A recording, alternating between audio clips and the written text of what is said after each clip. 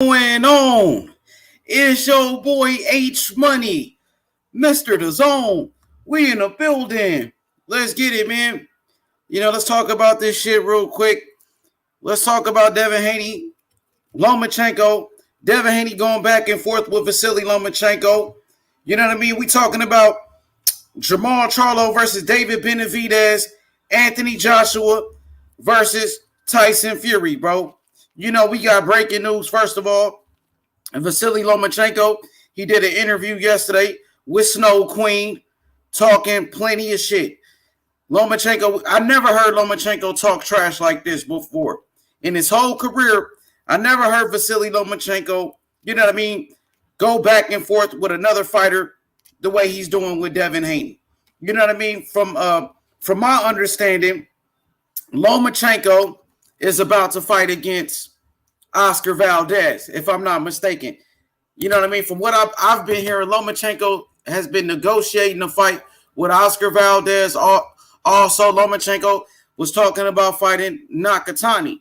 You know what I mean? But we all know that Devin Haney has been negotiating a fight with Jorge Linares. We all know Devin Haney been waiting for a big fight. Nobody want to step in the ring and give Devin Haney an opportunity. All of these other fighters walking around here ducking Devin Haney. Ryan Garcia, who's the mandatory, hiding behind the WBC. You know what I mean? Ryan Garcia absolutely wants no smoke with Devin the Dream Haney, bro. You know what I mean? Everybody hit that freaking like button right now.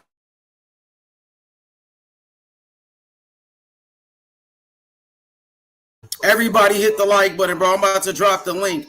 Let's talk about it right now, bro. It's H Money, Mr. Supreme, back again with another one. Mr. The Zone, you feel me? Let's talk about it. You know what I mean? What about Jermall Charlo finally speaking up? Jermall Charlo finally letting his nuts hang. Jermall Charlo says he's going to knock out David Benavidez. So let me get everybody's thoughts on this. Let me drop the link. I always drop the free smoke link. Leave a comment. Tell a friend. Share the video. What up, Roopski? Danny the Great, what's popping? Let's talk about everything. Okay, Virgil Ortiz, Maurice Hooker. I like this fight right here. I like Maurice Hooker. He's training with Bo Mack. He got the same trainer as Terrence Crawford. But, at the end of the day, I think Virgil Ortiz is a young lion. I think Virgil Ortiz should be the favorite to win this fight. Virgil Ortiz, tremendous knockout power. Virgil Ortiz, 16 wins, 16 knockouts. He has, some of the best knockouts in the sport of boxing right now. Virgil Ortiz is a knockout artist. And one thing that I would like to say, Maurice Hooker doesn't have the best chin. I see Maurice Hooker go down plenty of times. You know what I mean? We see Maurice Hooker get stopped by Jose Ramirez at 140 pounds. And we all know when you move up in weight, you going against bigger and stronger punchers, bro. You know what I mean? I would say Virgil Ortiz got more power than Jose Ramirez. I honestly will say that. Virgil Ortiz is a knockout artist. I like this fight, but I'm leaning towards Virgil Ortiz on this one, bro. I got my money on Virgil Ortiz. I like Maurice Hooker. I like the team. This is nothing against Maurice Hooker. But if I had to put my money on this fight, I'm going with Maurice Hooker. I'm going with Virgil Ortiz. Of course, Maurice Hooker has the experience advantage. Virgil Ortiz, a very young fighter. You know what I mean? But how much would the experience play as a factor? Because we know Lomachenko had more experience than Teofimo Lopez. And Teofimo Lopez still beat Lomachenko. We know that Sonny Liston, he had more experience. We all know that Sonny Liston, he had more experience than Cassius Clay, Muhammad Ali at the time, and Ali still stopped him. I think Virgil Ortiz is a special fighter, bro.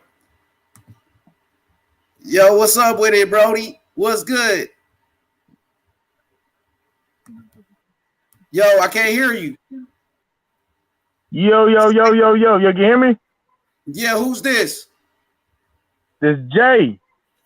Jay, what's up, Jay? Who? Jay from Instagram, man. You already know what it is, man. I've been on the show. I don't know who this is. You said who it is? Jay. You remember from Instagram? You sent me the videos I've been missing. Oh, for real? What's your Instagram, bro? Jason Giles. Oh, Jason 50. Oh, Jay Giles. This Jay Giles. Yeah, nigga. I didn't know it was you, bro. I haven't seen Jay. Usually be Jay Giles. You know, it's like, man, so many people named Jay. What's good, though, Jay Giles? How you feeling? What's up, man? I just want to apologize on the air and for everybody to let y'all know how loyal I am to H Money. I apologize to you, my brother. You've been sending me requests day in and day out about the show, and I haven't been able to get to you, man, because I've been going through some things, you know, me and the wifey, and, you know, it just feels good to be back on H Money's show. You know what I mean? I love this show. I feels good to be back. You know what I mean? It's been a long time coming. All y'all who haven't subscribed, like this channel, please do, man. You don't know what you're missing. This is one of the realest channels on YouTube, man. It feels so good to be back, H Money. Thank you so much, my brother. I appreciate that, Jay Giles, man. What you been up to? Watching boxing and agreeing and watching H Money, trying to catch up on you, man. Trying to catch up. I got so many episodes. I got to catch up. Trying to catch up. For sure. We got new media today. USA Boxing. Coach Malachi in the building. He said, H Money Boxing, what's good, fam?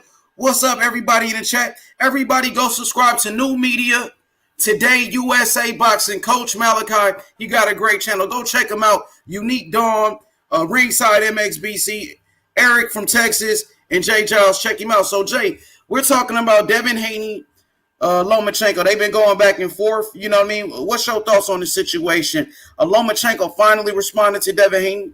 Lomachenko, you know, called Devin Haney a coward, disrespecting Devin the Dream Haney. You know what I mean? So let me get your thoughts on this. You know, remember, Devin Haney was the mandatory for Lomachenko. Lomachenko decided to vacate the WBC world title. Speak on it. Let's go. Talk to me. Oh, I'm about to cook on this. I am about to cook on this. Straight up. Mr. Lomachenko. Mr. Lomachenko coming out of Russia, Ukraine. Now, you called out Devin the Dream Haney, who's training out of Vegas right now at the moment. Now, I want to know to all the Lomachenko fans, after what Teofimo did to him. No, what? As a matter of fact, H Money, to all the people listening in, what did Teofimo and his daddy say at the press conference after he beat Lomachenko? Who was his biggest fight again? Devin Haney. Okay. I think I still got that video. That's with H Money clarifying y'all. That's with H Money clarifying y'all. Let me play it for you. H Money clarifying y'all. I'm going to play it for you. Shout out to New Media Today, USA Boxing, with another super chat. Yo, Coach Malachi, thank you for supporting me. Thank you for the donation, my brother. I appreciate that. So let's play what Teofimo Lopez Sr. said after the Lomachenko fight. Nostradamus, pick one fight. What is the mega fight in the sport? Teofimo Lopez versus who in a couple of years or next year? I don't even know. Devin Haney? I would say Devin Haney. Thank you, Mike. And there you go. You heard it, bro. I surely did, my brother. I surely Talk did. to me. What you thought about that? That's what you were talking about, right? Yes, sir, it is. Yes, sir, it is. That's exactly what I'm talking about. That's why H Money Show is one of the best boxing shows on YouTube. That's why. Now, to everybody listening in, I'm aggressive and I'm angry about this because Teofimo claimed that he was the best of the best. He claimed this and he claimed that. He thinks he owns the WBC linear. He literally thinks he owns the legitimate WBC title. He owns the WBC French fries from McDonald's title. Okay? The WBC legitimate, real title belongs to Devin the Dream Haney. Now, as far as Virgil Ortiz or George or Jorge Linares versus Devin Haney, come on, y'all. Y'all know who beats them two. When it comes to Devin Haney, come on, man. Why everybody playing stupid? Let's be real about this shit, man. Excuse my language. I'm just trying to listen to the show. Excuse my language. Come on, man. Devin Haney versus Teofimo Lopez versus Shakur Stevenson versus Gervonta Davis need to happen while Devin Haney's at the best of his game. Y'all who listening in are some real live haters, bro. Y'all some real live haters because y'all know what I'm saying is the truth. Y'all know what H Money's the truth. Y'all some real live haters, man. Excuse me, H Money. Let me cool down, man. Now it's free smoke, man. You know, feel free to express yourself. We got another super chat from Samuel Shaw. He says, salute H Money, just passing through, showing support. I appreciate that, Samuel Shaw, with another super chat, man. Thank you for your donations to the channel, my brother. Appreciate that from the heart. From the heart, baby. So, yeah, so now let's talk about what Jay Giles just mentioned. You know, after Teofimo Lopez, he beat Vasyl Lomachenko, his father, his trainer. Teofimo Lopez Sr. said Devin Haney is the biggest fight for his son. But now, you know, a couple months pass. Now they trying to downplay Devin Haney. Now they're saying, oh, Devin Haney ain't beat nobody, Jay Giles. That's their whole argument. Oh, Devin Haney needs to prove himself. If that's the case, if you feel like Devin Haney ain't beat nobody, why would Teofimo Lopez Sr. come out and say Devin Haney is the biggest fight? You know what I mean? It's the biggest fight in the lightweight division. Now all of a sudden he ain't beat nobody, but then you ask Eddie Hearn for $10 million to fight Devin Haney. So you want $10 million to fight a guy that you said ain't proven, that hasn't beat nobody. That's what you're doing. So let me get Jay Giles' thoughts on that real quick. Y'all hear H Money. Y'all hear him. I ain't even got to say nothing. Y'all hear him, bro. Dude, Teofimo Lopez is not the champion that he says he is, bro. He's not the man to bring back lineage to the Mexican heritage. To all of you Latinos listening, if you think Teofimo is actually the man to bring back Mexican lineage, y'all must be real high. Y'all got to be real high. Real high. Smoking on that good shit. There's only one Mexican right now that I could see bringing back lineage, and that's David Benavidez. Sorry. Call me what you want. Call me a racist. Call me what you want. David Benavidez is the realest. So you like David Benavidez? You a fan of David Benavidez? I love me some David Benavidez. Love me some David Benavidez. I'll break it down from what do you like about David Benavidez? David Benavidez is 24 years old. He fought Floyd Mayweather at what age, Money? At what? Say it again. He fought Floyd Mayweather at what? Canelo fought Floyd Mayweather at what? 25. Did he not? I think Canelo was 23 when he fought Floyd. Oh, no, he was 23. I'm tripping. He was 23. You're 100% right. He was 23. He was 23 years old, calling out the best, fighting the best. David Benavidez has been doing what? Calling out the best. He hasn't been fighting the best, but he's been calling out the best. He fought Anthony the Dog Durrell, bro. Anthony the Dog Durrell, and knocked him out in a ninth round knockout. Busted his eye up. Now he wants Jermall Charlo. He wants to make history. Devin Haney is doing what? He's been calling out everybody at 130 to 135. Has he not, H Money?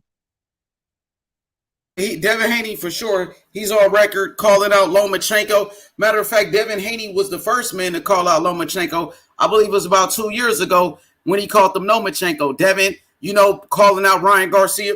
Ryan Garcia, who's the mandatory to face Devin Haney for the WBC world title. Ryan Garcia just fought a title eliminator against Luke Campbell. Campbell. Yeah, so he could become the mandatory to face Devin Haney for the WBC world title. But Ryan Garcia and his team is trying to do something else. Now, I just talked to Bill Haney recently, right? I talked to Bill Haney on the phone yesterday. So we talked about, what Mauricio Suleiman had said recently. Mauricio Suleiman did the interview with Boxing Social on YouTube, right? Mauricio Suleiman said Devin Haney and Ryan Garcia have agreed to fight later when it's fans allowed. I mean, first of all, now fans are being allowed to fight. So, that excuse is out the window. On top of that, we know that Devin Haney and Ryan Garcia you know what I mean, got history with each other. We know that Devin Haney faced Ryan Garcia 6 times in amateurs. This is a fight that everybody wants to see. Boxing, we need big fights in the sport of boxing. You know what I mean? Ryan Garcia on the same network as Devin Haney. They both fight on DAZN. DAZN wants this fight. I'm here to tell everybody that DAZN wants to fight between Ryan Garcia and Devin Haney. Devin Haney wants to fight. Eddie Hearn wants to fight. Eddie Hearn is the one that said, Ryan Garcia, if you're not going to fight Manny Pacquiao, if you're not going to fight against Gervonta Davis, why not fight against Devin Haney? We want this fight. DAZN wants it. So I don't understand what Mauricio Sulaiman is talking about. You know what I mean? He's not a promoter. Mauricio Sulaiman is not a matchmaker. So what is he doing talking about Devin Haney and Ryan Garcia? They have agreed not to fight, bro. That's not your job. You're the president of the WBC. You've been doing a horrendous job when it comes to, the sanctioning body. You haven't been doing a good job.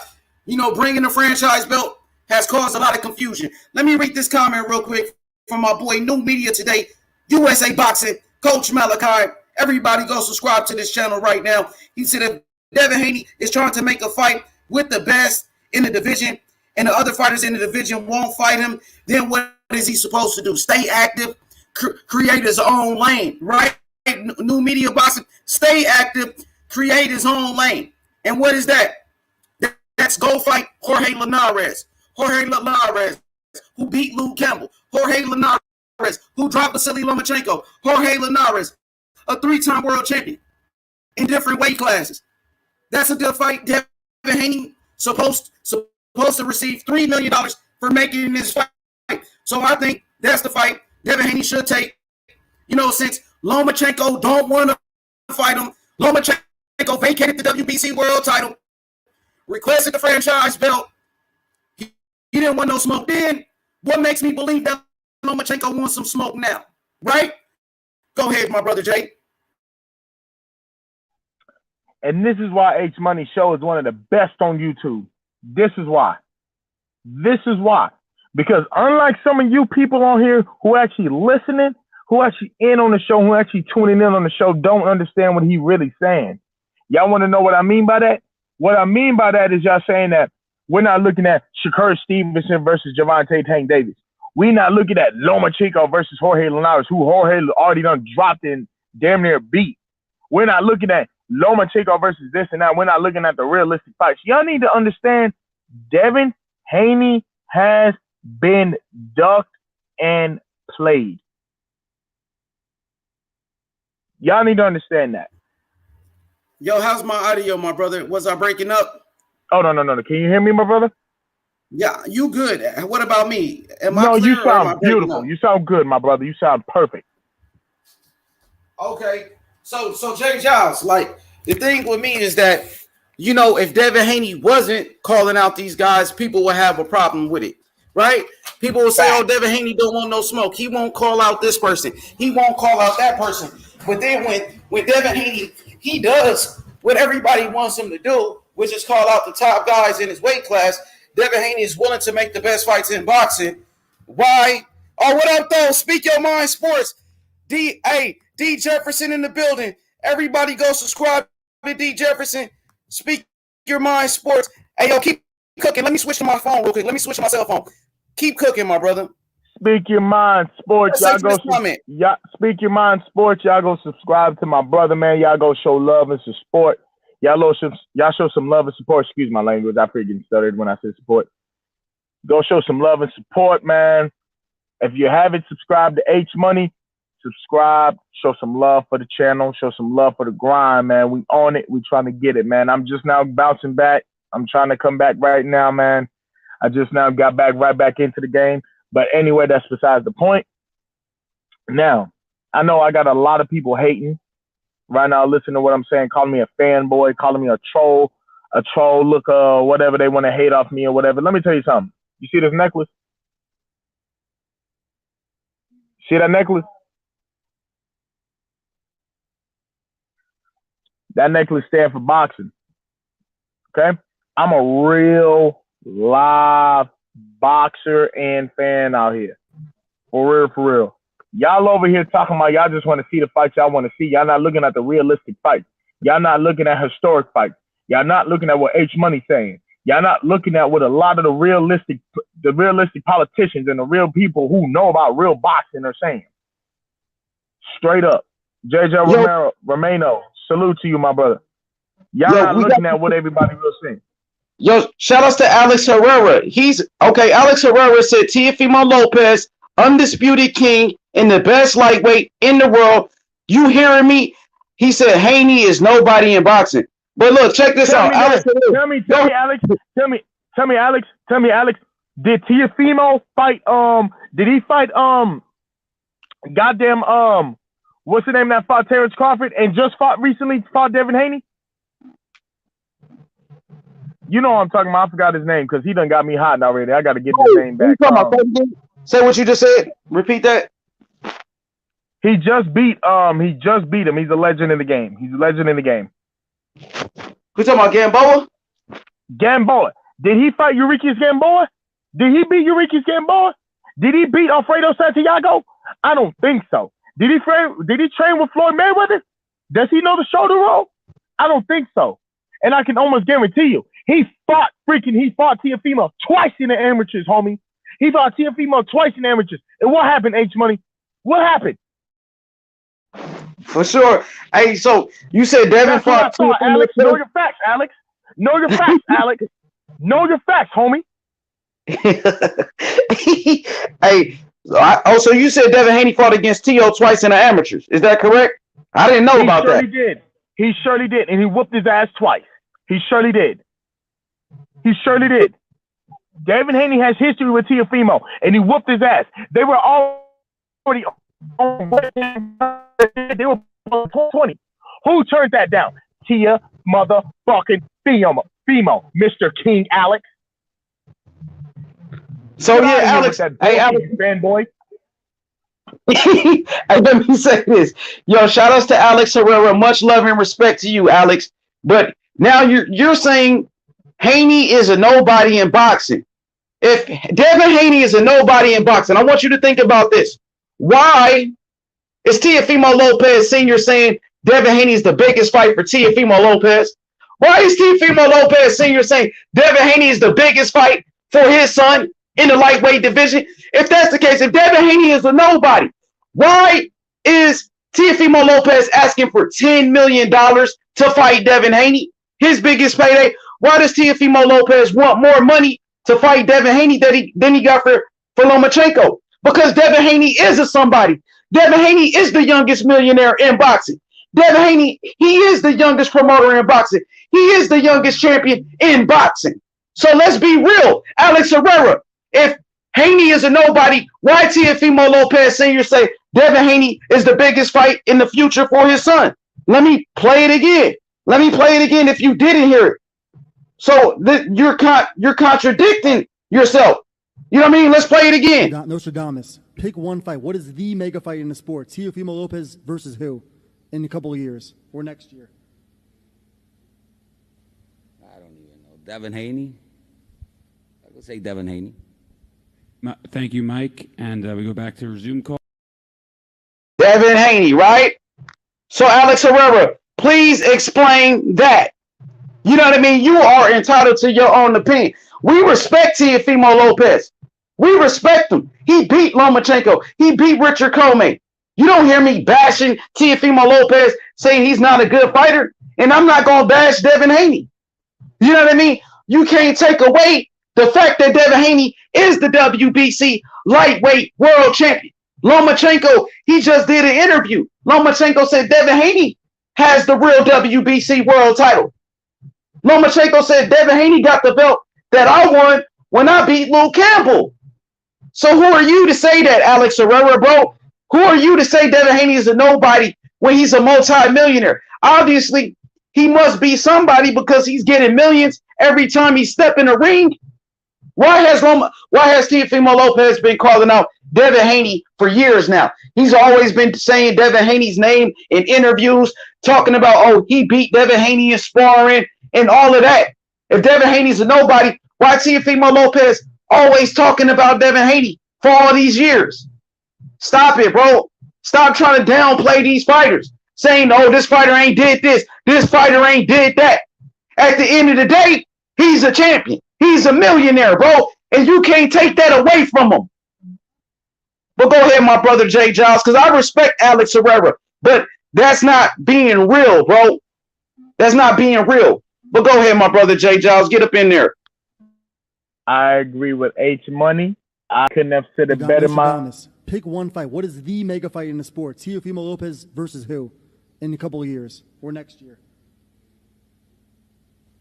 I don't even know. Devin Haney. I would say Devin Haney. Thank you, Mike. And we go back to resume call. Yeah, my bad, bro. I don't even know how it played again, but you know, with us. You know what I mean? So yeah, hey, finish what you were saying, my brother. I'm sorry about that. Go ahead. Finish. No, you're okay, H man. I'm actually glad you played that again. I'm actually glad you played that again because Alex needs to know the truth. You know what I mean? I respect you, Alex. I mean no disrespect to you, my brother. I mean no disrespect to anybody that's watching or you know anything like that. I mean disrespect. It's just that you guys gotta understand we gotta be real about this. You feel what I'm saying? We gotta be real about this. Alex, I respect what you're saying. Box conversation with Reggie Owens. What's up, my brother? Salute, my brother, man. But y'all go follow that channel, man. Box conversations with Reggie Owens. Y'all go follow, y'all subscribe, y'all show some love, man, for the grind, man. But anyway, for sure. Yo, we got the sweet you, Alex. Yo, my bad, Jay. We got the sweet science examiner Tank in the building. What up, Tank? What's good, my brother? What's going on, brother? Can you hear me, H Money? Yes, we hear you good. What's good, okay. Tank? Man? Tank, we talking about first. We're talking about Devin Haney versus Lomachenko. We know this fight should have happened about a year ago when Lomachenko was the WBC world title, but then he petitioned for the franchise belt and he vacated the WBC world title. Now we got a back and forth between Devin Haney and Lomachenko. Also, we're talking about Jermall Charlo, David Benavidez. David Benavidez been calling out Charlo. Yesterday, Charlo did an interview with Brian Custer from Showtime. And Jermall Charlo said he wants that fight with Benavidez now. Jermall Charlo said he will knock out David Benavidez. So I want to get your thoughts on these topics as well. Yes, sir. First and foremost, salute to H Money Boxing and his platform as it gets better every day. Salute to, I'm sorry, what's your name, brother? The other brother in the panel? Jay Giles, my brother. Salute to you, my brother. Jay Giles, salute to you as well, and everybody in the chat. First, let me touch on the topic of Vasyl Lomachenko and Devin Haney. Yes, I did watch the interview that he had with Snow Queen LA, and he was talking about the context and what happened with the quote unquote negotiations between himself and Devin Haney after their Twitter going back and forth on the social media. He says that there has been no offer on paper to him, and you know, more or less he accuses Devin Haney of lying about the entire situation. And so, you know, as far as that's concerned, the only thing we have to do is wait to hear from the other side and Bill Haney, because Vasyl Lomachenko says that Mr. Haney talked to his management team. So I'll leave that where it needs to be until we get some clarification on that. My thing is this, as H Money pointed out, Vasyl Lomachenko, you already had an opportunity to fight Devin Haney before he even fought Teofimo Lopez. So at this point now, after you got your second loss as a professional, you are engaging in dialogue with Devin Haney, while Devin Haney is already set, in negotiations to talk a fight with Linares. I find it kind of, I find it bad form on Vasyl Lomachenko's part and Javier Fortuna's part, because they all of a sudden come out of this witness protection program after they both had opportunities to fight Devin Haney in the past, but they've coming out and then all of a sudden they're talking about Devin Haney avoiding them, or insinuating that Devin Haney is avoiding them only after Devin Haney decides to step up his competition, which is what everybody has been asking for, and he's trying to make a fight with Jorge Linares, which is the fight that when Bob Arum was asked, who does Devin need to fight in order for Devin to get a fight versus Teofimo Lopez, Bob Arum himself said Jorge Linares, a fighter of that caliber, or Jorge Linares. So it makes sense that Bill Haney would step up into the putting on that executive hat full time and go about making these fights that are people have been asking Devin Haney to make. But now that Devin Haney is in the process of making these fights happen, now people are complaining and saying, well, Javier Fortuna said this and Vasyl Lomachenko said that. And I just think that is disgusting, and that people are actually trying to hold Devin Haney to that, when they all of these people said that they were okay with Devin Haney making a fight with Linares, and they look forward to that fight. You know what I mean? And all of a sudden now that he's in the process of trying to, dot the I's and cross the T's to a Haney Linares fight, these guys who had opportunities to fight Devin Haney in the past are now coming out saying, hey, what about me? What about me? Well, you can get next. So how come I don't understand how come they're not just asking for, okay, when you take care of your Linares business, after that business is taken care of, fight me. I don't think anybody would complain. Devin Haney's been wanting to fight these guys, so I don't see Devin Haney trying to avoid fighting any of these guys after he takes care of his business that's on the table. As far as you said, what was the other thing? I'm sorry, H Money. I believe you said Charlo and Benavidez, correct? David Benavidez. Yeah, Charlo, he responded to David Benavidez yesterday. Charlo said he wants that fight now. Charlo said he's going to knock him out. So I want to get your thoughts on Charlo really letting his nuts hang and showing people what Lions Only is all about.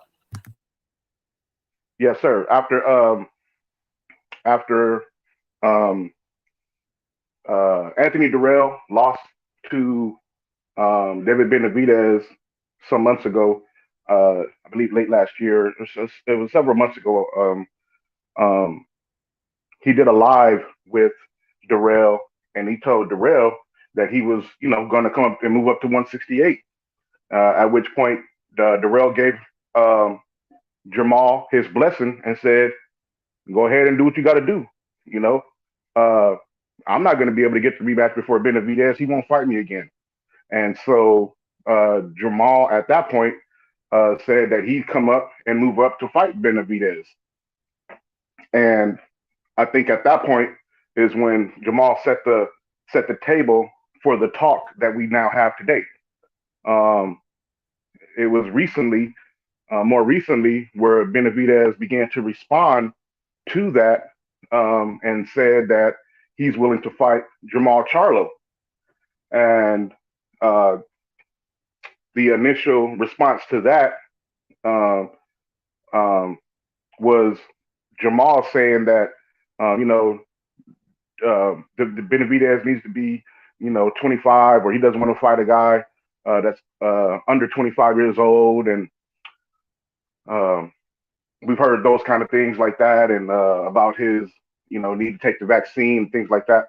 But there's no telling how much of that was he said in jest, you know what I mean? And being facetious in nature, or whether he was serious or not. I will say this: we do have a precedent for fighters not getting the credit for winning fights of guys when they are under 25, as we saw, or as we still see with Floyd Mayweather. People won't give him his proper credit for beating Saul Alvarez, because people say Saul Alvarez was 23 years old when he fought Mayweather. So I could see Jermall saying, well, be 25 so that I can get the full credit. But like I said, we don't know if he was saying that in jest. You know what I'm saying it just as a joke or not. Or was he, halfway serious? So recently, like you pointed out, he went on an interview on the Last Stand podcast with Brian Custer and spoke about it when Brian Custer asked him flat out about David Benavidez. And he did say, make the fight happen, and he'll knock him out. I believe he said within 5 or 6 rounds or something, or rather, right? So with that being said, that is the Jermall Charlo that we've become accustomed to. That is the Lions only Charlo, Team Charlo, the Charlo brothers that we've come accustomed to. And so I think that if he wants to fight, and David Benavidez wants to fight, once Charlo moves up to 168, I think they should make it happen. Now, I don't know about doing it now or next or a timetable when it should happen. But once Jermall moves up to 168 and he feels that he's comfortable at the weight class, then I definitely would like to see that fight. For sure. I mean, do you think the fight can happen next, or you think they're gonna build that one up? I think they'll build it up because although people know who Jermall Charlo and Jermall Charlo are, they're mostly known by only boxing fans and specifically in the regions of Texas. But out here in Cali, a lot of the Charlo brothers have a large fan base. I went to the Tony Harrison versus Jermall Charlo fight weekend, and it was a nice turnout, and people were very supportive of Team Charlo out here. So, and actually, I know another brother who's on Lions Only, who fights out of Southern California in the Empire. Shout out to Stickman 147. So there's K Wiz Green. Salute to you, King. So there's a fan base for the Charlos in California as well, but it still is a fight that needs to be promoted because people are still getting to know David Benavidez, who also has fought in California. I think I saw him first fight when he was a teenager on the Andre Berto versus Victor Ortiz 2 card live in LA. So he's a guy who's about 24 years old, and I think that they deserve a fight that can match where boxing fans feels this fight should be at, which is a big fight for the two of them. But I think that both fighters deserve a nice payday, and they deserve all cameras and all eyes on them. And in order to do that, they deserve for it to be built up with the built-in storyline already in place. For sure. Hey, you cooking, my brother Tank. Yo, what up, Dark Wolf? What's good, bro? Yo, what's up, man? Can you hear me, dude?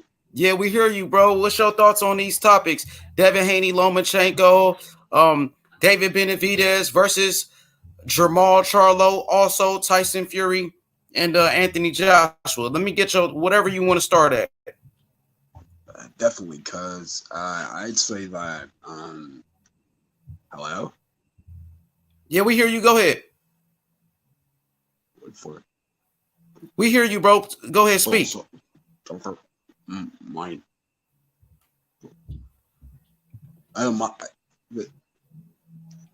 Yo, go ahead, bro. Let me hear you. What you got to say? Oh, you fell off. What the fuck? But yeah, hey, Tank, man. Lomachenko was talking a lot of shit yesterday. Tank, how's my audio? You hear me clear? I hear you loud and clear. You're not even breaking up at all. Okay. But yeah, he was. Yo, Lomachenko was talking a lot of shit yesterday on that interview with Snow Queen. And for me, it's like, I never seen this side of Lomachenko before, right? Because remember in the past when Devin was that mandatory, right? Lomachenko had nothing to say about Devin Haney. When Devin Haney was calling him Lomachenko, why he didn't respond in when Devin was his mandatory, right? Yeah, I think. Oh, okay, my bad. I thought you was asking me. You good? Keep I going. think I think that part of that is because it's one thing when you have to talk through an interpreter, right?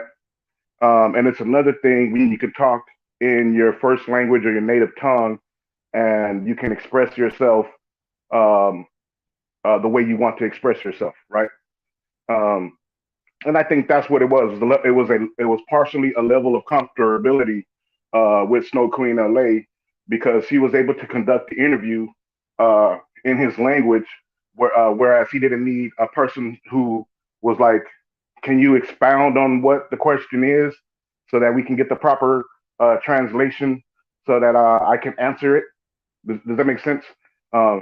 He was able to just freely um, articulate his perspective. And so, um, I think that had something to do with it because he was able to, you know, be comfortable, like I said, and articulate himself in an eloquent manner because he knew that he was talking to somebody that he didn't have to wait on a translator to explain to him what the question was in a nuanced way and back and forth. And likewise, she was able to keep the conversation flowing because uh, she was able to respond to his direct responses to her questions.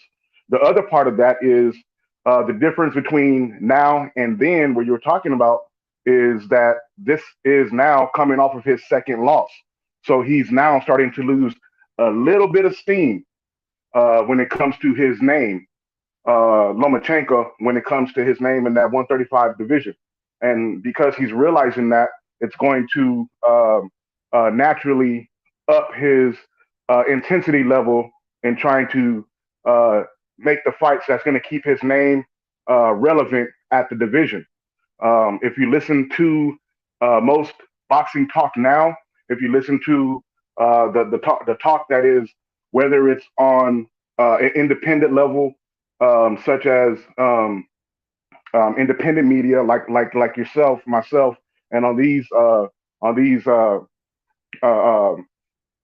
digital airwaves versus the mainstream media like ESPN, Fox Sports, DAZN, uh, Showtime, etc. Um, you'll start to notice that they're leaving Lomachenko's name out of the discussion when they start to talk about the 135-pound division. You hear Teofimo Lopez, you hear Devin Haney, you hear Gervonta Davis even, who's only had one fight at 135, and you hear Brian Garcia's name. Those are the four names that you are constantly hearing being named at 135, and off of his second loss, Lomachenko has now fallen out of many of these conversations, and I believe that bothers a fighter of his caliber who has the confidence that he has in himself, and now he is doing his best to lash back out. And what better way to do that than to get more comfortable in your quote unquote expression of how your trash talking is. You know what I'm saying? So I think that all these things play a part in there, and have now come together and made for a perfect storm to where, you know what, we might very well be on the cusp of finally getting a fight between uh, Devin Haney and Vasyl Lomachenko. Yo, what up, JFL? What's good, my brother?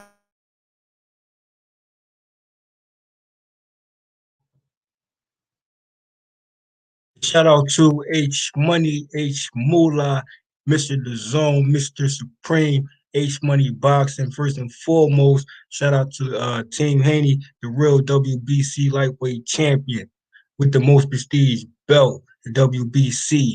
Shout out to Devin Haney. Yo, so Jay, what you think about Lomachenko finally responding to Devin Haney? Like I said, this fight could have happened about a year ago. Now, now Lomachenko finally responds. So do you think Lomachenko really wants to fight, or is he, or is he just capping, or is he just running his mouth, or does he really want to get in the ring with Devin Haney this time? I believe it's all cat.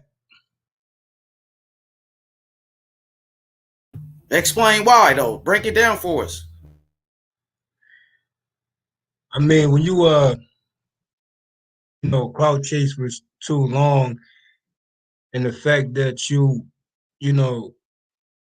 drop a belt that you wasn't trying to defend, it just goes to show you what lane where he's still at mentally. You know what I'm saying? So it's just endless cap. Like the comment says, JC in the comment section, yeah, it's just more cap just to keep his name circulating. And like the brother said on the panel, how Lomachenko is just now being vocal, but we could say Lomachenko also getting that Triple G treatment. And no one barely mentioned Triple G name as much as Lomachenko. So now, things will start getting vocal more, but for me, it's just continuing what they left off at. And people going to accept it or not. See, I'm waiting for it signed, sealed, and deliver. And we know that Team Devin Haney is free smoke. So who's going to step up? For sure, for sure. Yeah, absolutely, JFL. Like I said, this fight with Lomachenko, it should have happened a long time ago, man. You know what I mean? I'm happy to see that Lomachenko finally, responding to Devin Haney. You know what I mean? I'm feeling like, where was this energy when Devin Haney was your manager? Where was this energy when your team requested the franchise belt? You know what I mean? Because this whole mess started because Lomachenko requested the franchise belt, vacated the WBC world title, the real belt, and then Teofimo Lopez, when, he was fighting Lomachenko, he did the same thing, petitioned for the franchise belt, because at that time, remember, the franchise belt, it wasn't transferable. He wasn't able to win it in a fight. You know what I mean? So with that being said, this whole mess started from Vasyl Lomachenko and Teofimo Lopez. He did the same thing as Loma requested the belt. You know what I mean? I respect Vasyl Lomachenko. Let's make that clear. I think Lomachenko, very good fighter. You know what I mean? A future Hall of Famer. You know what I mean? I respect him for taking that Teofimo Lopez fight as well. I respect Loma for fighting Lopez. I respect him for that. But what I don't respect was those excuses Lomachenko made after he lost. After Lomachenko lost to Teofimo Lopez, now it seemed like, you're really desperate out here. You're desperate for attention. You know what I mean? You're acting, I never seen this side of Vasyl Lomachenko before. You know what I mean? It's like he's having an identity crisis. You know what I mean? So at the end of the day, we can make the fight happen. We could definitely want that fight. Bill Haney, he has expressed his interest in fighting Vasyl Lomachenko, but don't start talking once Devin Haney is negotiating with Jorge Linares. All of a sudden, once Devin Haney gets, I believe, a $3 million offer to fight Linares, now you want to talk. Now you got something to say. You know what I mean? I'm disappointed in Vasyl Lomachenko in that fact. Shout out to my boy Toby Bartlett right there. He said, H Money, salute my brother. Hope you're good, bro. Salute to the chat. Yo, salute to you, Toby Bartlett, representing that UK, man. Much love and respect to you. But with that being said, man, it's kind of hard for me to believe what Lomachenko is saying at this point. I would say this. I would say this though. Like skill set wise, Lomachenko, they call him the Matrix for a reason, right? Now I'm trying to give him more credit if he takes the Devin Haney's fight, due to the fact that it's a long overdue fight and is a credible matchup to get back in the mix. Win, lose, or draw, it's still showing that he steps up and take on all challengers, which Teofimo chases Lomachenko. So he answered that call. But unlike Lomachenko, who's quote unquote chasing fighters, but don't get in the ring with them. So that's kind of backwards to me. Yeah, absolutely. So now I want to get the Sweet Science Examiner. I want to get your thoughts on Lomachenko fighting Oscar Valdez next. There are some reports out there that Lomachenko he's been negotiating to fight Oscar Valdez. What you think about that fight? I think that when you have the name of Lomachenko, it makes sense that you can kind of skip certain steps. Historically in boxing, we've seen that. When you have a certain name, you can kind of skip certain steps, and when it comes to the normal proceedings and how to make a fight. But with that being said, Vasyl Lomachenko decided to allow for his franchise belt to be transferable, and in doing so, you relinquish your power to be able to move freely up and down in the weight classes to challenge for the other WBC titles. And there's other fighters who are at 130 pounds that have either worked themselves up the rankings to get a shot at Oscar Valdez, or are other champions at 135 and other sanctioning bodies that are looking to unify and become unified champions at 130 versus Oscar Valdez, like Gervonta Davis. So I think that those fighters, or like a Gervonta Davis, should get a chance to unify before Vasyl Lomachenko is allowed to just walk on down there after a loss and try to negotiate a fight with Valdez. That's just my opinion and my thoughts on that.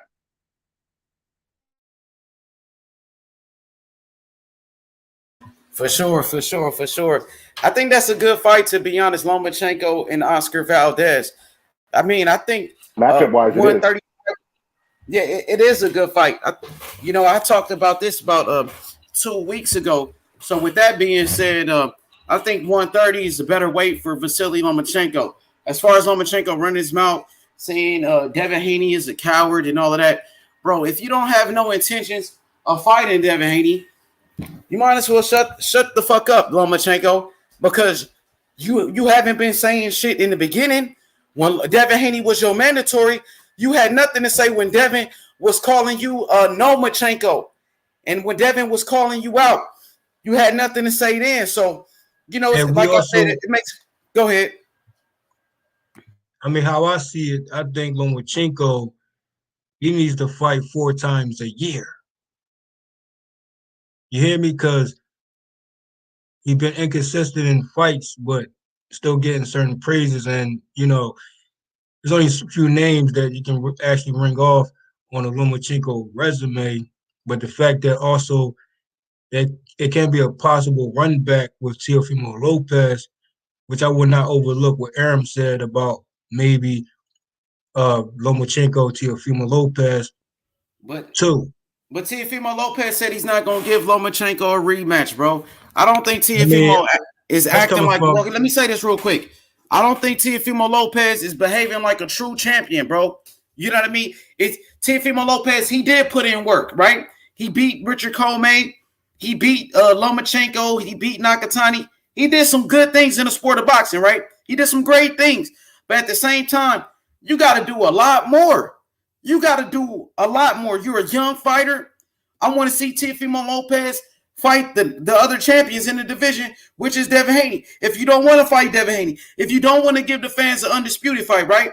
Why not give Lomachenko a rematch if you're Teofimo Lopez? I mean, that's being a champion. That's being a real champion, bro. Run backs, rematches.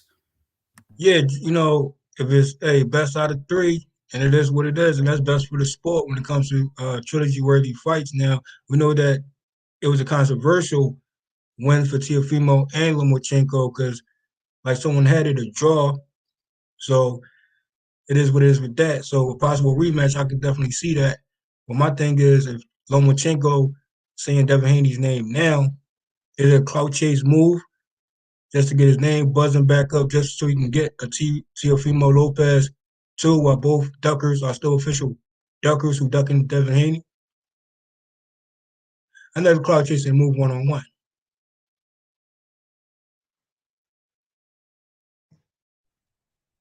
So who's going to step up? Is it going to be Teofimo Lopez or Lomachenko? Like I said, Devin Haney versus Linares, that's a credible fight. So I'm good with that.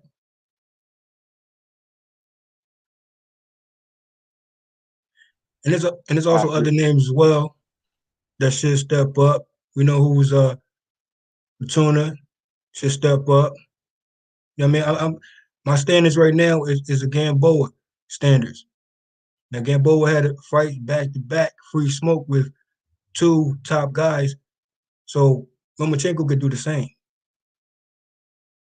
So what you think about Lomachenko versus Oscar Valdez, though, JFL? Oscar Valdez coming off a big victory, just knocked out Miguel Berchelt. Who you favor in that fight? Oscar Valdez, Vasyl Lomachenko? Because I think that's what's going to happen next. That's what I think Lomachenko is going to do, drop down to 130. Devin Haney running, he ran Lomachenko out the division. Lomachenko had to go to a different weight class because of Devin Haney. Speak on that for me.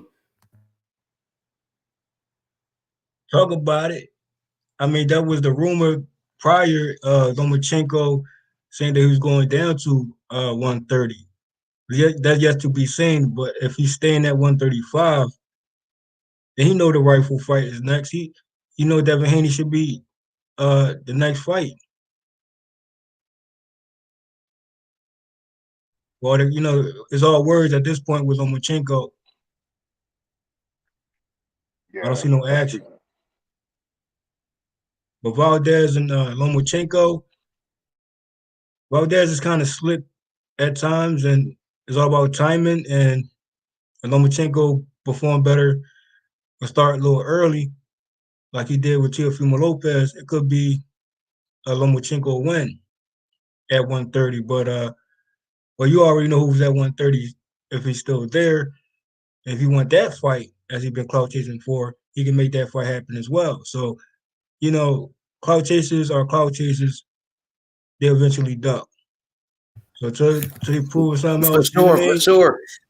They on that duck list. Yeah, Loma, man. I want that fight, Devin Haney versus Loma. I wanted that fight a year ago, bro. If we can get it now, I'm all for it. I know Bill Haney said he want Lomachenko. I know Eddie Hearn interested in that fight. Bob Arum said that he's interested in making that fight. You know what I mean? But right now, like I said, Lomachenko is negotiating to fight Oscar Valdez. Oscar Valdez is a big name in the sport of boxing. Oscar Valdez is a star now. He's a star after his performance against Miguel Berchelt. Everybody watched that fight, bro. You know what I mean? With that being said, all roads. H-Money. Go ahead. I'm sorry, I'm going to cut you off. My bad. Continue, bro. Go ahead, bro. No, you got it, bro. Now go ahead, bro. I ain't meant to cut you off when you was going to say. All roads, bro. So let the viewers know. Yeah, all roads. You know what I mean? It looks like all roads leads back to Devin Haney. You know what I mean? The missing piece of the puzzle. The missing piece of the puzzle. When you want to talk about Undisputed, everybody's so excited to see Undisputed in the heavyweight division between Tyson Fury and Anthony Joshua. But these same people won't keep that same energy for Devin Haney versus Teofimo Lopez. People are talking about Teofimo Lopez as the supreme champion. Why Mauricio Suleiman never used that word supreme? All of a sudden, everybody using a supreme champion. Come on, bro. You guys sound silly, bro. You know what I mean? Let me say this, bro. Let me say this. Once I start calling myself Mr. Supreme, then everybody want to say Teofimo Lopez is the supreme WBC champion. First of all, nigga, y'all made that term up. There's no such thing as a supreme WBC champion. You guys are trying to, you know what I mean? Trying to justify the bullshit of the WBC. Now, I want to talk to my brother Tank, the Sweet Science Examiner. Go subscribe to his channel right now. So, Tank, what's your position on the WBC and Devin Haney at this particular moment? I think that the WBC has a lot of cards that they are responsible for being on the table in regards to a lot of the issues that a lot of people have with specifically the 135-pound division. But there are more divisions that they are at fault for being either inconsistent or being inactive when it comes to things that they should do. For example, H Money, you brought up earlier that Ryan Garcia and Luke Campbell fought in a title eliminator to decide who was going to be the mandatory for the WBC lightweight world championship belt that Devin Haney holds. Devin Haney was in attendance at that fight that night. Excuse me. And when that fight ended, Ryan Garcia was the one who had his hand raised. Yet the WBC has not come out and said, "Hey, this is the fight that we need to make."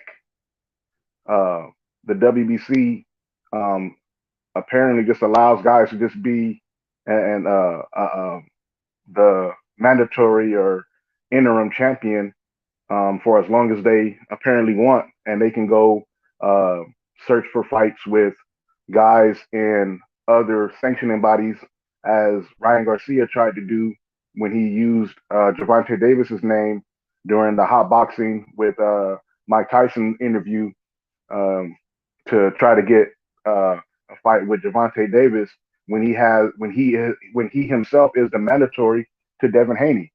Why are you moving around Devin Haney when you have your first legitimate world title shot at your fingertips? You're talking about Gervonta Davis, who's the WBA champion at lightweight, and you have the WBC champion who you just fought to become his mandatory. Then after that, you then start to talk about Manny Pacquiao in an exhibition bout, who was also a WBA champion. You know, these guys are not even in the same sanctioning body. I think that the WBC should have immediately intervened and said, "Look, Ryan, you just fought. We just gave you the spotlight to shine using our sanctioning body's banner, and you're talking about WBA fighters. Go fight the WBC champion." I think that's what should happen.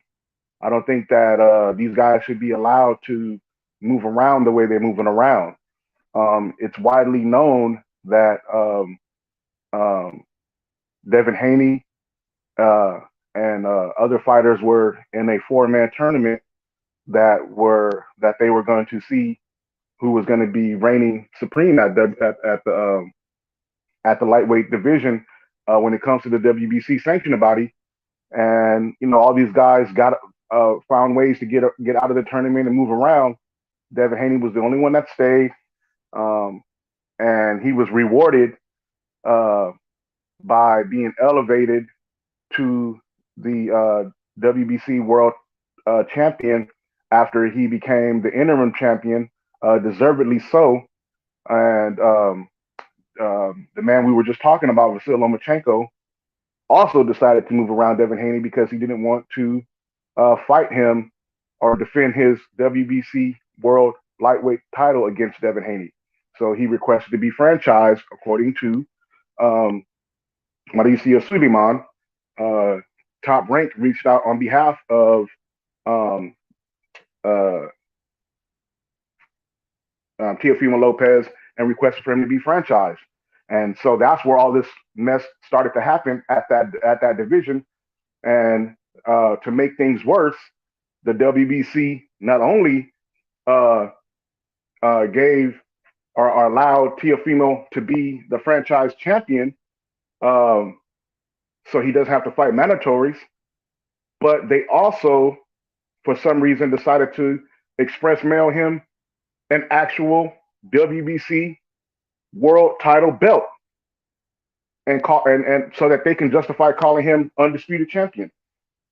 And that you causing even more confusion because I asked Bill Haney myself, did not the WBC do the exact same thing with Devin Haney? And he said yes, they have the certified letter to prove it. That the WBC has given Teofimo Lopez the same belt that they gave Devin Haney. The only difference is Devin Haney was rightfully working his way up to WBC rankings as he was supposed to be doing, and Teofimo was, he went the IBF route to get his. Nobody can honestly say that Teofimo beat the WBC World Lightweight Champion. He beat the WBC lightweight franchise title holder. He didn't beat the WBC World Champion. So how come he has the WBC World Championship belt? But they won't talk about that, right? You see all these pictures that Teofimo Lopez has taken. He's taken pictures with 2 WBC titles. One of them says franchise, and the other one is just the WBC World Title belt. That is all 100% the WBC's fault and the WBC Board of Directors' fault because they are the ones that cause the confusion by doing this. And so, to me, they're the only ones that can correct the problem. It is not on Devin Haney Promotions to correct the problem. It is not even on Teofimo Lopez's Team Lopez to correct the problem. It is up to WBC to rectify the situation that they created. Yeah, you make some great points, though, Tank, because I do see Teofimo Lopez walking around with 2 WBC belts, and he's always showing off 2 WBC belts. One is the franchise, and then, like you said, the other one, you said that's the same exact belt that Devin Haney has. Is that correct? Yes, sir. And Bill Haney said Bill Haney says he's gonna get his lawyers on that. So he's not. That's why he's not talking about it in the public. He's gonna get the lawyers to look at this because that's how can you be collecting sanctioning fees from both different fighters for the same damn championship? And the proof is already out there because Teofimo Lopez recorded himself with the actual certification letter from the WBC. Had he not done that, they wouldn't get any proof that the WBC sent him a certified letter which certifies him as a WBC World Lightweight Champion. At the same time, they did the same thing with Devin Haney, sending him a certified letter as the World Champion of the WBC at the lightweight division. You can't do that. You know what I'm saying? So Bill Haney's gonna approach it like a businessman, like he's supposed to, and he's gonna handle it behind the scenes like he's supposed to, and let that take its course. And he's gonna focus on the business at hand, which is let Devin continue to be the champion that he is. I don't like all of the people who are saying throw the championship belt in the trash. Devin Haney worked for his position. All right. Devin Haney went through the tournament. Devin Haney went up the WBC rankings. Devin Haney has made the WBC lightweight title defenses. Teofimo Lopez to this day has not defended anything for the WBC at the lightweight division. That's why I consider Devin Haney the real WBC lightweight champion because he's defended the title on more than one occasion. So the term email is just a shortened version of electronic mail. Well, express mail, that's how which is what I believe Teofimo Lopez, he was express mailed this other WBC world title. Well, how come nobody's calling that an email? How come nobody's calling him the email champion? Because express starts with an E as well. So if Devin Haney's the email champion, then so is Teofimo Lopez when it comes to the WBC.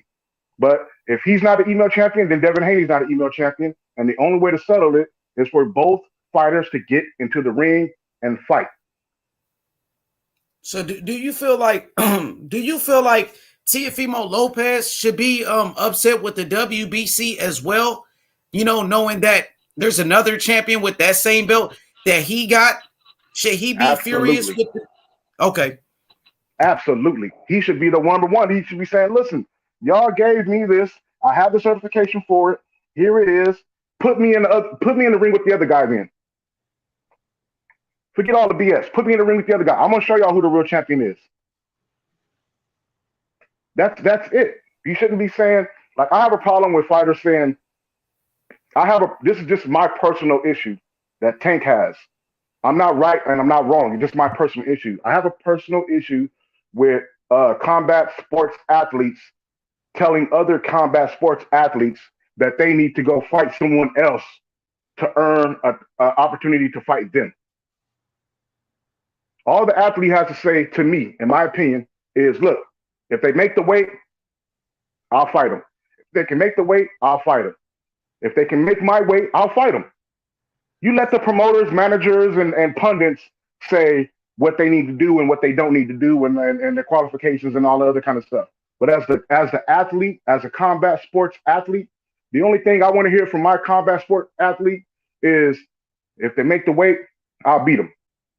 Why are you telling everyone else, athletes that want to fight you, what they need to do in order for them to fight you? I don't like that. One more question. So, do you feel like Teofimo Lopez is a part of the problem because he did request the franchise belt? That he is the one that sent out an email to win a franchise belt from Lomachenko, knowing that that if he petitioned for the franchise belt, if he got it, he changed boxing. There was Teofimo Lopez that made the franchise belt transferable. So he changed the rules because of his request for that franchise belt, right? So now he's in a position where he doesn't have any mandatories for that WBC. He's in a position where he doesn't have to defend that WBC franchise belt. You know what I mean? So is he to blame for requesting the franchise belt? Or if you was in that same position, right, Tank, would you do the same thing to strip Lomachenko of everything? Because, he was in position to take everything from Loma. So do you blame him for requesting the franchise belt for trying to pretty much take everything away from Loma? From what I understand, that was part of his team doing that, requesting a franchise title, and partly this is all hearsay. This is hearsay. He said, she said type stuff that I heard, that it was done because how they were playing hardball with the money, and they didn't want to. One, they were playing hardball with the money, and also they were not willing to give Teofimo Lopez a rematch. So all of those things came into play, and that is partially why the request for him to have the franchise title transferable came into play. Like I said, that is all hearsay. That is not something that I'm going to give you where I heard that from and things like that. It's just what I heard, right? So that's one thing. It had to do with him not being able to get the rematch. Many people that were in the know, some people at Top Rank didn't think that he was ready for a Vasyl Lomachenko fight and didn't think he would win that fight. And so that's why it was put into play. And it was a shock to them that he even won it, to some people. That's just what I heard. But to answer your question, I don't think that's why he's the problem, because he requested the status of franchise. Because I think that the WBC, in my opinion, seems to be getting ready to put the WBC franchise title as their equivalent to the WBA super title. I see no difference in those designations. For me, the real champion is the champion who has to fight the mandatories. The super champion does not have to fight the mandatories, and the franchise champions do not have to fight mandatories. And I feel like the WBC, it looks like they're trying to maneuver their franchise belt as their version of the WBA super belt. And it's just at its infant stages, and it's being done as a test run at this moment to see how public scrutiny comes back, to see how the fighters deal with it, see how the other sanction bodies deal with it, and see how the media takes to it. So I think they're taking all that data in at this moment. The reason I think that Teofimo is the problem is because Teofimo, when asked about fighting these other guys, he keeps making comments that sound like he's not interested in fighting the other guys that people are naming. People are specifically saying, Teofimo, are you going to fight Lomachenko again? Right away, he said, no rematch. They didn't want to give him a rematch. I'm not going to give him a rematch.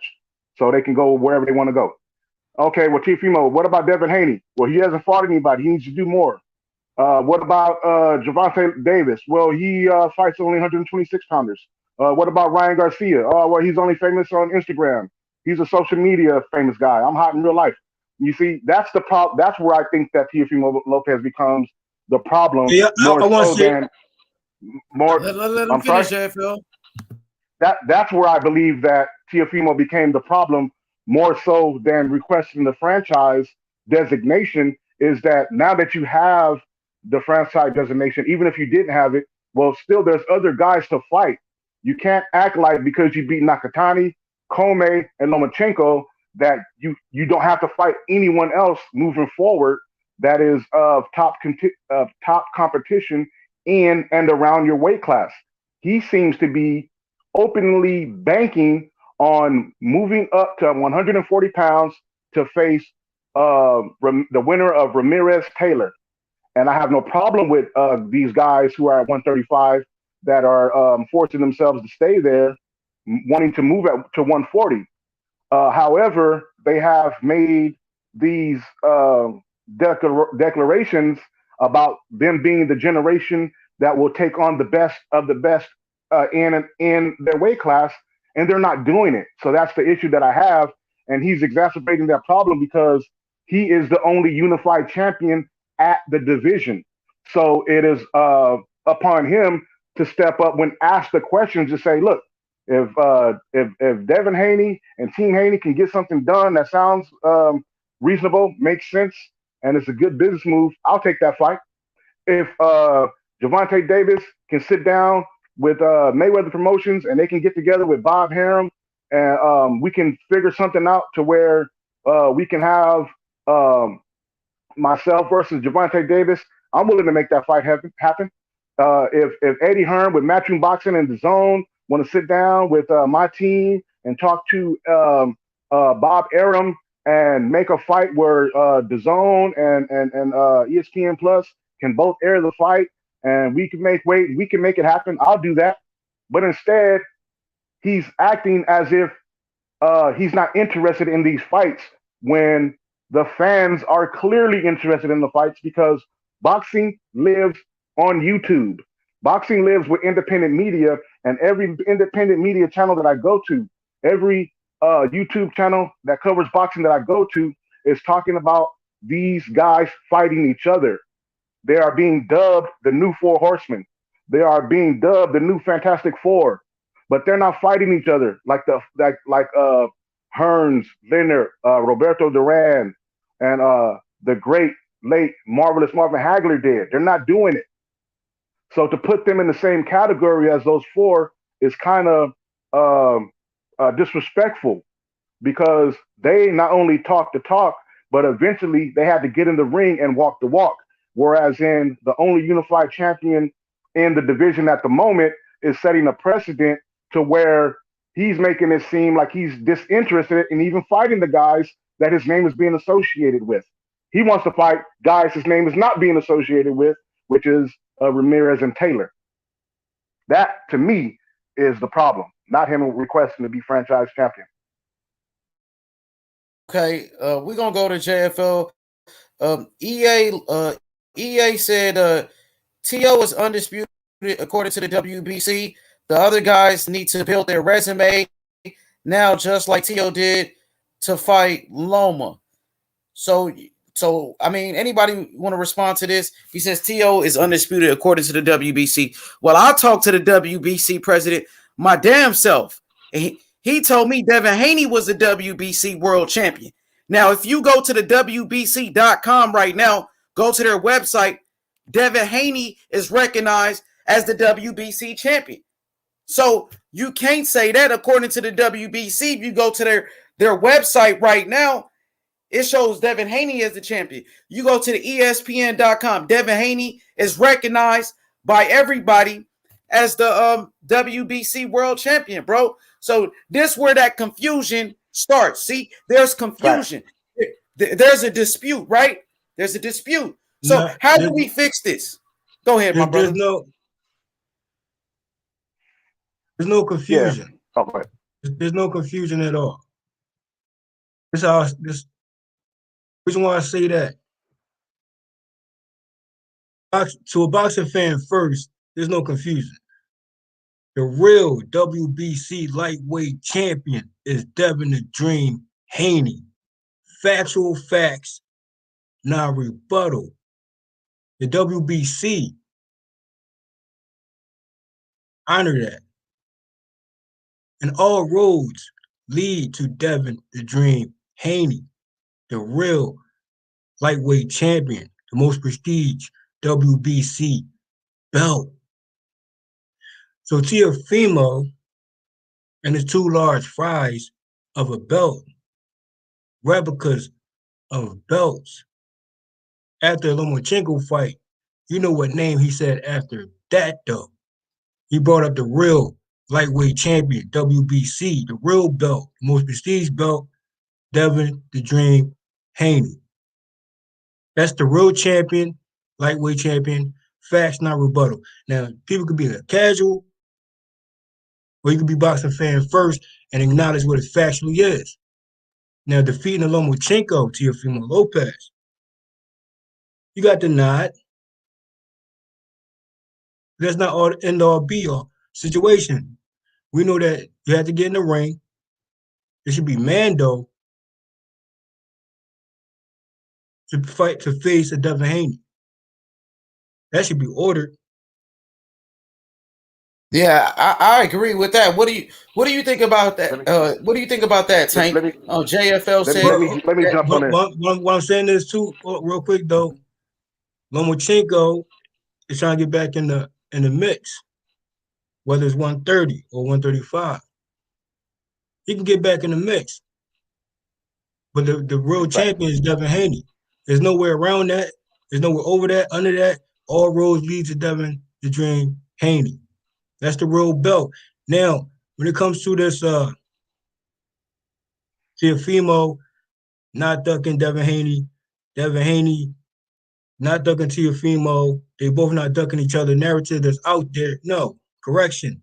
There's a ducker and there's a fighter who's about free smoke and who says step up and let's get in the ring and let's unify these belts and let's make it happen. You're next, Teofimo Lopez. That's coming from a Devin the Dream Haney. Now, opponent-wise, resume-wise, Teofimo, your box rec is what it is. Devin Haney, box rec is what it is. There's still credible fighters there, but he shouldn't say that Devin Haney hasn't fought no one or on a certain level. That's just ridiculous. That's just casual rhetoric. And just take, you know what I'm saying? Just because you had the opportunity to fight Lomachenko, and you went your route, you pre-planned a duck to go your route to face Lomachenko, and eventually you said, okay, I'll get in the ring with Devin Haney. So if you're a real champion, stand on your word. If you're a real champion, you'll face the real champion, which is Devin Haney with the real WBC belt, period. Non-rebuttal. Yeah, especially so back and forth talk is getting pointless now. We know what lane Teofimo officially accepted. He accepted his duck. He put a duck on his head. So he official duck, and he's on a duck tree. And he said 3 to 5 years. Yeah, he did say 3 to 5 years. I got that video right here. Duckers, that's Teofimo Lopez, who is official duck. Now, you want a champion for official duck, then that's on you. But I'm with 10 toes down, the real lightweight champion, the most prestige belt, WBC, Devin the Dream Haney. Facts, though. Let me play it real quick. Let me play the video. About whether they love you or hate him and love you, it doesn't matter.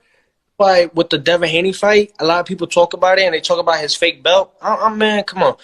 I just don't want to push that fight. You know why? It don't bring the revenue that that it should. Because I'm going to be doing a lot of lifting, just like I did with the Loma. The only thing that helped me with the heavy lifting that I did with Loma and the promotion was the belts that he had and the amount of prestige, like the pedestal that they all put him at. But when it comes to Devin, I got to think about it. Devin has not a long way. He got like maybe 3 to 5 years to get to that point to where we can make that fight happen. Now, how dumb is that? How ridiculous is that? Teofimo Lopez, you official duck. Don't even fix your face to even say some ridiculous stuff like that. See, you know what I'm saying? That you face Lomachenko. Lomachenko boxer ain't like that, bruh. Like, what is like Lomachenko?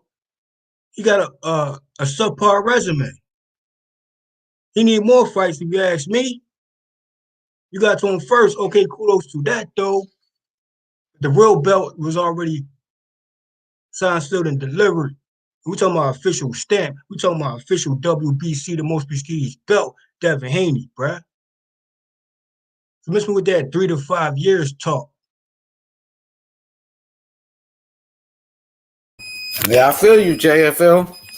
You know what I mean? Just I like to think I respect Teofimo Lopez as a fighter, but I don't think he's he's acting like a real champion at this time. I mean, are you really giving the fans what they want? There's the a fans champion. Let me finish. Let me finish because the fans champion, bro. There's a champion and there's a champion. Devin Haney's the real champion. Teofimo is the champion. That's the difference. And the belt is the difference as well. Yo, let me say this though, because like I said, Teofimo Lopez, he's not giving the fans what they want. The fans want to see Devin Haney versus Teofimo Lopez. We didn't want to see Teofimo Lopez fight against a George Kambosos. You know, it was a chance. They had an opportunity to make that fight. Instead, Teofimo Lopez, he was colluding, he was bullshitting around, he was wasting time. You know what I mean? He wanted to fight Kambosos from the very beginning. Now, the fans wanted to see him fight against Devin Haney. The fans wanted to see Teofimo Lopez give Lomachenko a rematch. He didn't give the fans what they want. So that's the only beef I got with Teofimo Lopez. That's the only beef I got with him.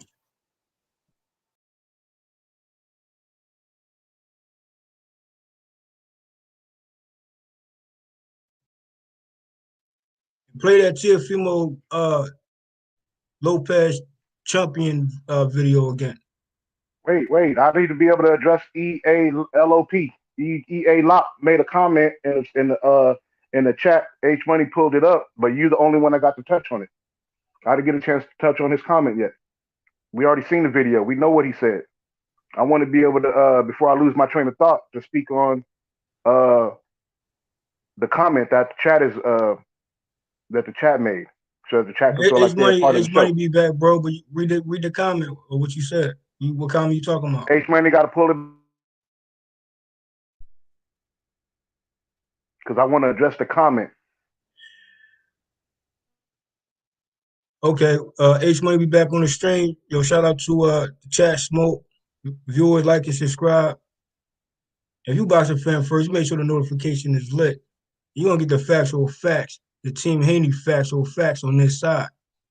Period.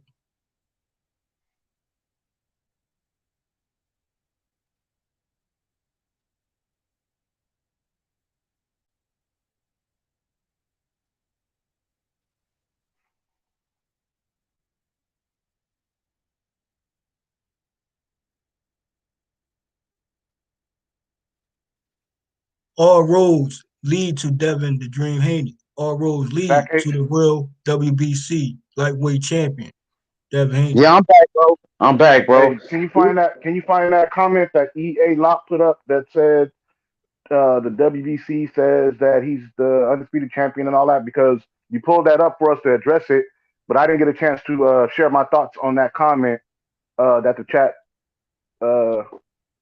put out there, and I want to address it. That was actually Hold up, Phil. Let me read this comment real quick. He said, "Franchise equals super belt." You just made that up, bro. Who made that shit up? The WBC never referred to their franchise as a super belt. Mauricio Suleiman never said franchise equals super belt. You made that up. EA or whoever you listen to made that up, created that term. WBC super belt don't exist. There's only WBA super belt, bro. Because now you're lying. Now you're capping. But go ahead, my brother. Go ahead, Tank. I'm gonna pull it up. Okay, but that's what I was saying as well. Is that the WBC to me seems like they are positioning their franchise belt to be the equivalent to the WBA super belt, because the super champion in the WBA is not beheld to face mandatories just the same way as they're trying to do with their WBC belt. They're trying to have it. They're trying to make it to where the other sanctioning bodies recognize the WBC franchise designation the same way as the other franchises recognize the WBA super designation. I believe that that's what they're doing because it's more money in it for them in the long run. I don't believe that the super belt or the franchise belt should even exist because they both were brought out of thin air. There was no super champion when Mike Tyson fought for the WBA world title. These things came up because of Lennox Lewis. Lennox Lewis was the first one, I believe, to implement the WBA super idea, if I'm not mistaken, if history serves me correct. But I want to address that comment by EA Locke because what's the comment? What does the comment say? So I can pull it up. It says he said that the WBC is calling him the undisputed, and guys need to build up resume or something like that. And I want to address it because I don't want him to say that's not what I said. You know what I mean? I want to address what he wrote and address it responsibly. So he doesn't say, well, Tank, that's not what I said. No, I'm saying you can respond to it. I know what I can do. I'm waiting on my brother H-Money. Yeah, let him respond right now, JFF, before we forget. T.O. is undisputed according to the WBC. Well, guess what? The WBC doesn't dictate what undisputed is. All right? EA Lock. The WBC does not dictate what undisputed is. The WBC speaks for the WBC, but the WBC, and when it comes to undisputed, has to fall under the same guidelines as all other sanctioning bodies, and together they determine what an undisputed champion is. Now, the second part of that statement was the other guys need to build. He put build, but I believe he meant build their resume now, just like Tio did to fight Loma. Now, let me address that. The other guys need to build a resume. Okay, well let's look who the other guys are that they are saying that Teofimo Lopez that they are interested in Tio Lopez fighting. They said Devin Haney. Well, guess what? In terms of his resume, he's built himself up to become the WBC World Lightweight Champion, according to the same WBC that you said is saying that Teofimo Lopez is undisputed. So Devin has built up his resume to become the WBC World Lightweight Champion. So that's checked off the list. The other person is Gervonta Davis. Well, according to the WBA, Gervonta Davis had put himself in a position to become the 135-pound WBA World Lightweight Champion. The only reason he's not the WBA Super Champion at the lightweight division is because Teofimo has that title. So the only step that Gervonta is missing on his resume is to fight Teofimo Lopez. He's the WBA lightweight champion, and Teofimo Lopez is the WBA super champion. So that checks that off. He's done enough to award himself a fight with Teofimo Lopez. Now, the other fighter is Ryan Garcia. Ryan Garcia, right? He's the only one that doesn't have a world title.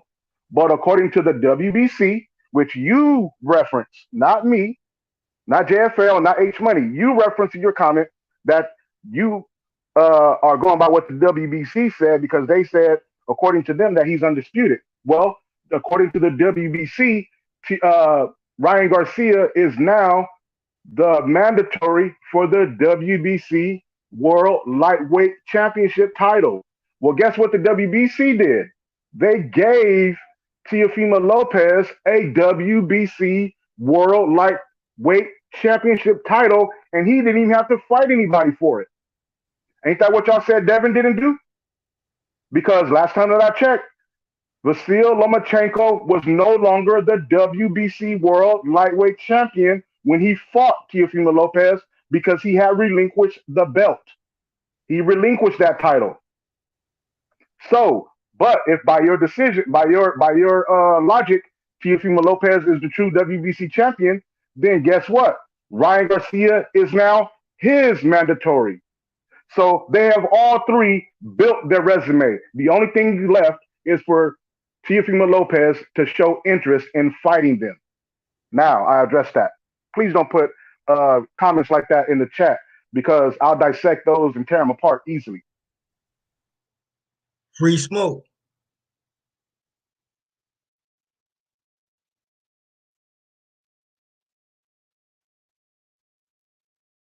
Cooking, dog.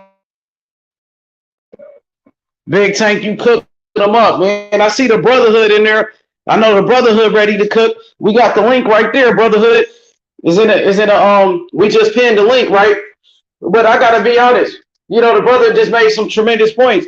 Now, people are going around saying WBC franchise equals super belt. Why the WBC never said that, bro? You guys are creating terms, you know, trying to justify this franchise.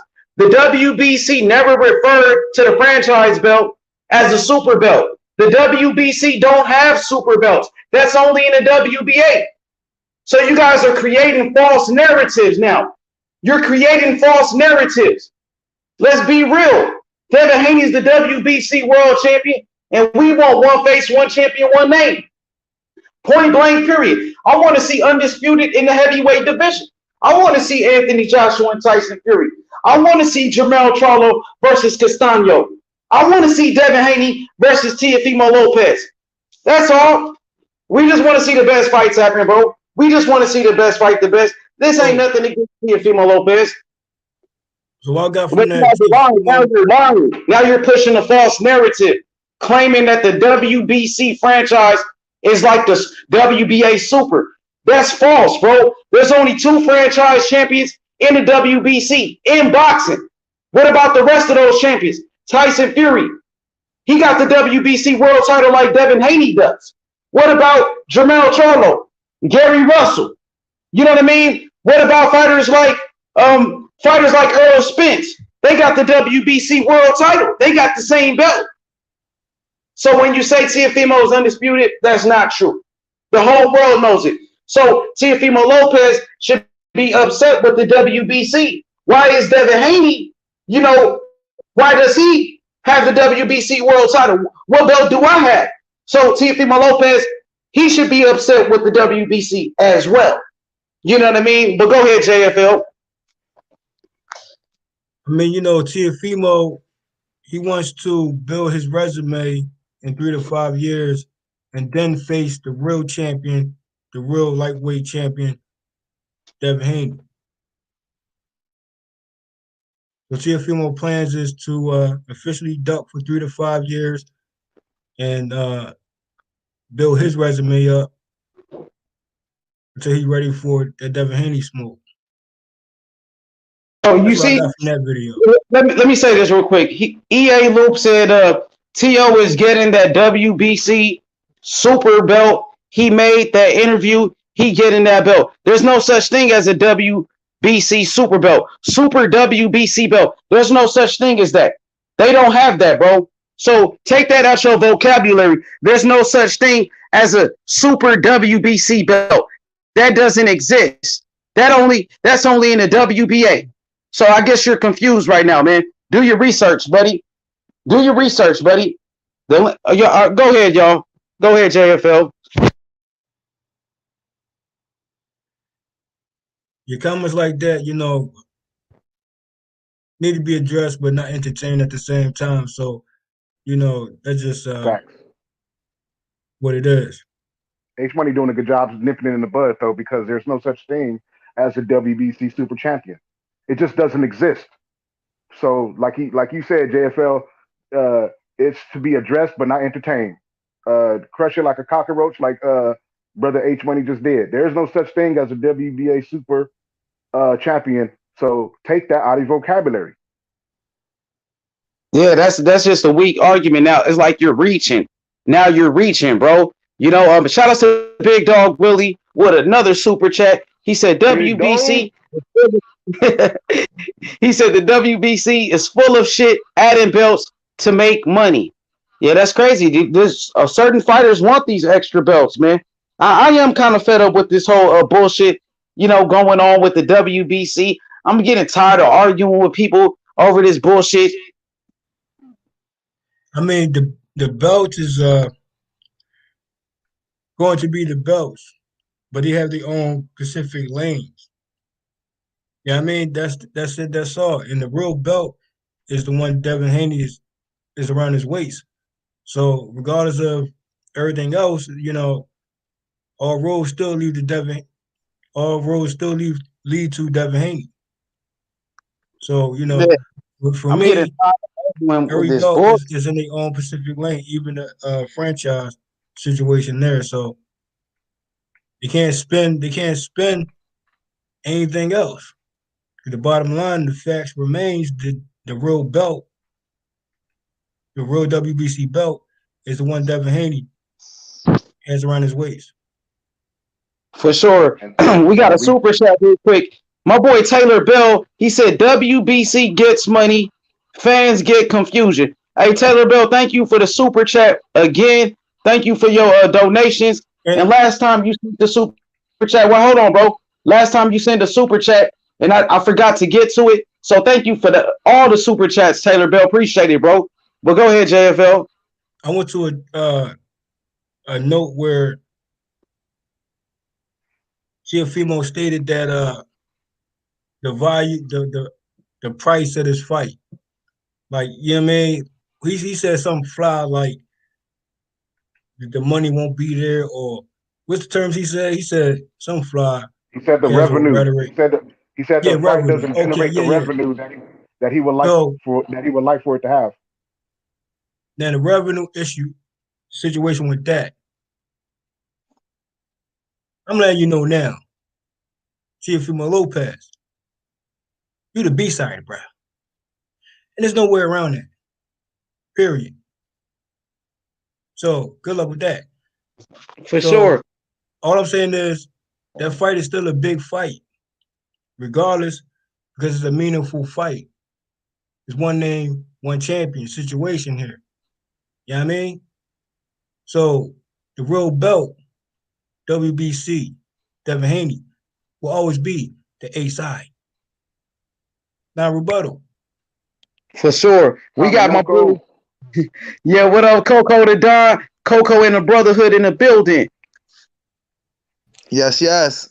Thank you for having me, H Money. Hey, yo, it's your boy, Coco the Don. You know what I'm saying? What's going on, JFL? Still undefeated. The Brotherhood, you know what I'm talking about. I enjoy everything from your channel, The Brotherhood. I know they like to hate on you, but you got to keep it real with the people. So that's what we're here to do, keep it real with the people. And my man in the middle, I don't know you, Hey, the Sweet Science Examiner. Check him out on YouTube. Okay, the Sweet Science Examiner. Well, it's my pleasure to meet you, sir. You know what I'm talking about. Nothing but Coco the Don. Yes, sir. I just want to touch on this. My problem is the misinformation that certain YouTube channels causing this cancer and causing these confusion for the for these fans that come to YouTube to get informed. You know, at the end of the day, we have a responsibility to keep it factual. You know, like my brother JFL would say, factual facts. You know, at the end of the day, you know, they got all these made up words like the supreme champion, the supreme belt. You know, it's that's not good for anybody. That's confusing, you know, the fight fans that need it straight up.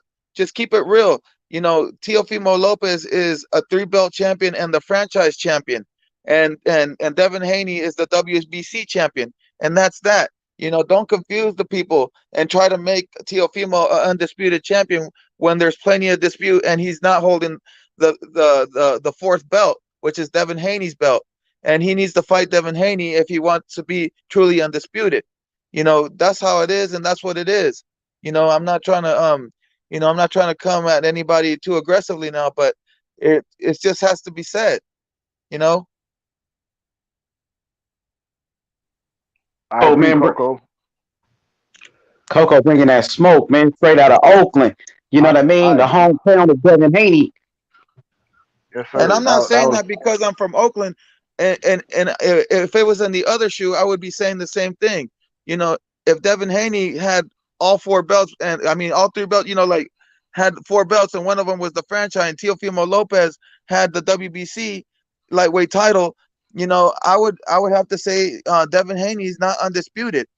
You know, and as far as I'm concerned, as long as the other federations and other sanctioning bodies don't recognize that franchise belt as the official world title, then that's null and void. Trying to see, that's the thing. You're trying to push Teofimo Lopez into a stratosphere that he's not in.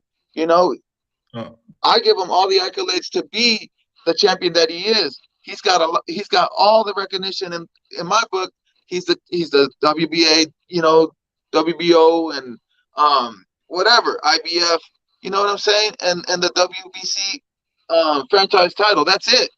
You know what I'm saying? So at the end of the day, I want to give him his credit, but it's hard to give him credit when you got certain channels pushing these false narratives and confusing the fight fans that come to YouTube to get informed.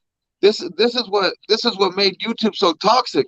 This is why it's so hard to go around and enjoying boxing content from different places, because all they're doing is trying to push their fighters to a different stratosphere and continue these lies, you know, and that's what turns people off the sport, you know, because then you got people misinformed running around thinking that, you know, Teofimo Lopez is undisputed.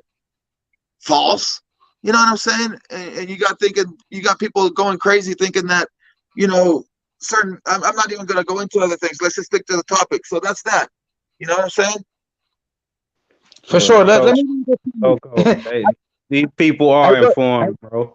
Don't Brother, fall for that tactic. I want you to address this comment. Let me read it because Anderson said I keep skipping his comments. So let's read it. He said at the beginning of the fight, the commentator said for the first time in history is 4 belts for undisputed championship. He said, watch the fight again. Loma versus Teofimo, email champion supporter. So, I mean, I don't understand what you're talking about because that was on ESPN. And ESPN, they was promoting that fight as undisputed, knowing that there was another champion, Devin Haney, with the WBC world title. So, of course, ESPN, they were false advertising that fight, bro. But go ahead, brother. You could address that comment if you want to. You right, man. I can't say it no different than you. That was false advertising. Of course, they gonna pretend that 2 ESPN fighters is fighting for all the marbles. You know what I'm saying? That it's gonna only look good for them, regardless who wins. You know what I'm saying? So we know damn well these same people who try to discredit Devin Haney for being a champion. What's the first thing they say? They say, who did Devin Haney beat to get the belt? Nobody. He just got it through email. Well, let's look at it in Lomachenko eyes. Like, who the fuck did Lomachenko beat to get the franchise belt? Can anybody answer that question? Nobody. He requested it. Okay, who did Canelo beat to get the franchise belt? Nobody. It was supposedly the elevation sensation. So they both got elevated to get belts that they didn't have to fight for, right? And That's right. that's the same reason they discredit Haney and Charlo, because they got elevated for belts that they ain't have to fight nobody for, right? But who fought up the rankings to get their position? Haney and Charlo. I didn't see Lomachenko and Canelo go up the WBC rankings to fight for a franchise belt. They went to fight for the same belts Haney and Charlo got. Am I correct? Yes. Exactly, man. So if we want to sit here and call certain people email champions, then that same thing fucking applies to Lomachenko and Canelo Alvarez, because they didn't fight nobody to get these belts. They got that shit via email too. So let's keep the same energy, man. And when Canelo go for undisputed at 168, what WBC belt is gonna be on the line? The one he just won, right? The same one Haney got, right? Yeah, I think that Canelo doesn't even want that franchise belt anyways. I think he's not even claiming that thing. You know, that's what I'm saying. That's what I'm saying. Like, if that belt was relevant, then Canelo would have that same damn franchise belt right now at 168. But no, people sitting here, they sitting here praising Canelo for going after undisputed, when one of the belts he got on the line for undisputed is that same WBC belt that Haney and Charlo got, right? So they want to say having the WBC franchise is undisputed. But at 168, they want to say that having this so-called regular WBC belt is going for undisputed too. So the fans got to make their minds up and stop all the dick riding, man, and creating narratives just to suit they favorite fighters and shit like that. Because Lord knows the franchise belt only existed at two weights. Every other weight class in the whole boxing, the whole sport of boxing, they going off of that regular, what they like to call nowadays the regular WBC belt. They trying to call the franchise the super belt. But what the fuck is this so-called super belt at every other weight class outside of middleweight and lightweight? Right. It don't exist, bro. It's fake shit, bro. This ain't nothing but fanboys trying to push a narrative, and dick ride every decision the WBC makes because their favorite fighter is involved. Period, bro. That's right. There go the champ right there. Speaking of the champ, you know what I mean? There go the WBC world champion Devin the Dream Haney. You see where he at? He's in the gym. In the gym where he lives. That's how he gonna do T.O. He gonna drag his ass all around the ring, just like that. This is what he does. This guy is a dedicated pugilist, and he stays living in the gym. He comes out for air. He has a little bit of fun, but the majority of the time that we see Devin Haney, he is perfecting his craft, getting stronger, or finding ways to get better. And that's the mark of a true champion. The mark of a true champion is you don't rest on your laurels. You always find ways to get better. You don't just say, I'm great. You say, I'm great, and I can be even greater. There's fighters that are on the all-time great list, and I want to put my name there.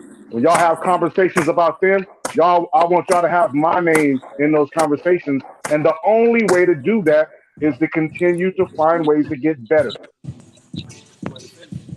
There go the champ. Let's go, Dev. Let's go, Dev. And why this dude keep calling it the Supreme Belt, bro? Who came up with that bullshit? Salute, Mr. Haney. Yes, sir. BH the Great. What up, Trill? Trill Bill in the building. Oh, Bill live. We're on our second workout today. We just cruising. We ain't starting. Yeah, back with Kobe and Shaq. We just cruising. Hey, BH, we cooking right now, man. You know, I'm just being honest, man. You know, Yeah. people are creating false narratives. No, I just They was say, saying because I couldn't, because no, yeah, yeah, no, I go gotta ahead, Tank. My bad, Tank. Go ahead. like crazy, man. Yep. Yeah, I was gonna say, H Money. The guy said that listen to the call between Lomachenko and Teofimo Lopez, as they said that fight was for undisputed. Okay, well the ESPN pundit did say that. The ESPN commentator did say that. But guess what? The ESPN graphics department did. The ESPN graphics department at one point in time put up a graphic that said Vasyl Lomachenko was undefeated. That doesn't mean it was right. And they Exactly. also put like they put for unification. I also saw unification on there. So they were all over the place with that ESPN broadcast. But his thing is he's trying to make it seem like because the ESPN commentator made the statement that it's a true statement, where in fact that we've seen ESPN make false statements before, even if it's their graphics designer saying that Lomachenko was undefeated, when we saw Is it Orlando me or the Flores mic? beat him before. Yeah, yeah. Hear you. I hear you, Tank. You right about that. Yo, BH, man, Loma, finally responding now, man. You know, the man had a chance to fight Devin a long time ago. I just want to know where was that energy when Devin Haney was calling him Lomachenko a year ago? I didn't hear Right. a word from Loma back then. Yeah, I mean, it's even been longer than that. It's even been longer than a year ago, But for the year from the time where he got the belt from Luke Campbell, you know what I mean?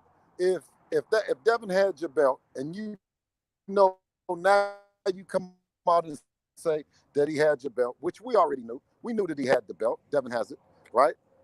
Why not say something that whole time? Why not say that that's what it is, right? Even after that, right? I can go so far as to just say within the last couple months, after he lost, this is the first time he said something. If Devin had to ask for you and ask why you so quiet, then you say something. Then I talked to Eddie Hearn, right? We reach out to Aegis Clemus, right? Nothing. Then you say that you talk to Jorge Linares' people, and you hear that they done signed the contract, and now you come on and say, send you the contract. I mean, it's a whole lot of games being played, but the rubber met the road, man. Right? That's just what it is. Hey, Can I ask you a question real quick? man. When you guys Let's went keep. on Mike Tyson's hot boxing with Mike Tyson, is it true or is it not true that Devin Haney stood up and showed the DMs of him asking Lomachenko for a fight? Did he not do that? Now, when he did that, did Lomachenko and Edris and all them reach out to you at that point? No. Oh, okay. No, it's just the only time that he reached out after they had their Twitter spat, between both of them. They were getting at each other. And Loma fell into it because Loma said, well, he would then be ready. So then I reached out to Aegis Clemus and found out that he doesn't even call any shots. That they can't make it happen. They ended up saying, go ahead and talk to Bob. And we know when Bob wants to make anything happen, we know what Bob does. Bob gets out and talks. So the one thing that we heard Bob say is that Bob wants to be in the Devin Haney business. He's with putting on a fight with Devin. Not right. with Loma. So you did reach out to Aegis, as Lomachenko did say he went to Snow Queen, LA's boxing, her Ice Queen boxing channel, and he said that Team Haney did not send out any paperwork for him to sign or address in terms of a term sheet. Can you address that for us and clear up that from your side, Bill? Dev, take care of this for me. All right. Did you hear my question? Hold Hold on, No hold on. problem, no Let me problem. just step out of here. I just want to just grab a water. Okay. Yeah, Bill, this Tank, the Sweet Science Examiner again. So, Okay. you said you reached out to Egas, right? So Lomachenko recently he went on Snow Queen LA's boxing channel, and he said that Devin Haney Promotions they did reach out to Egas, but there was no paperwork sent in terms of any kind of term sheet or any kind of preliminary contract in writing on paper, and that he then took that to he said he then took that to Egas. Egas said that he hadn't heard from you guys in terms of any paperwork being sent, and he said that Egas then went to Top Rank, and they had said that there was no paperwork sent and there was no reaching out from Devin Haney Promotions team. Would you like to clarify that from your So let me ask you perspective this so then. that we can have So some why? clarification on that? Okay, great question. But so why didn't he say that he reached back out to us? He said Loma. He told Loma, and Loma went to Twitter. No, Lomachenko said that this was all after the Twitter. All this happened after the Twitter Okay, rant. no, After the okay. Twitter So rant. so then again, I said I reached out. He said that I reached out to Egas Klimas, right? And Egas Klimas told me that he had nothing to do with it. That we would have to reach out to Bob Arum, right? So we reach out to Bob Arum, and Bob Arum, during the time that let me see, how many days was it? Probably like 2 or 3 days, maybe 2 or 3 days after they did the Twitter thing. The reporter asked Bob Arum, have you heard about Lomachenko and Devin? He says, oh, that's a great fight. That's a great fight that I'd like to make soon as Devin is off of the zone, right?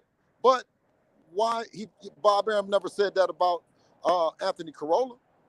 He never said that Anthony Joshua need to be off of the zone.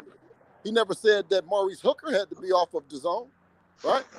So what makes him say that? What makes him say that? How many fighters have he said that need to be off their promotional companies to make a fight happen that he's saying that his fighter wants? Facts, bro. And also, I believe George Kambosos just fought Lee Selby on the zone. He just sent George Kambosos to the zone to fight Lee Selby, and Pulev to fight Anthony Joshua. And he's not saying that Errol Spence needs to leave Al Heyman and PBC or Showtime for them to make that fight either, Bill. Absolutely not. But when it comes down to it, just like he said before, he said he complimented Floyd Mayweather and said Floyd Mayweather is in the boxing business. He's a smart man. I mean, where Devin is training at is not probably from his office, probably about a mile and a half, right?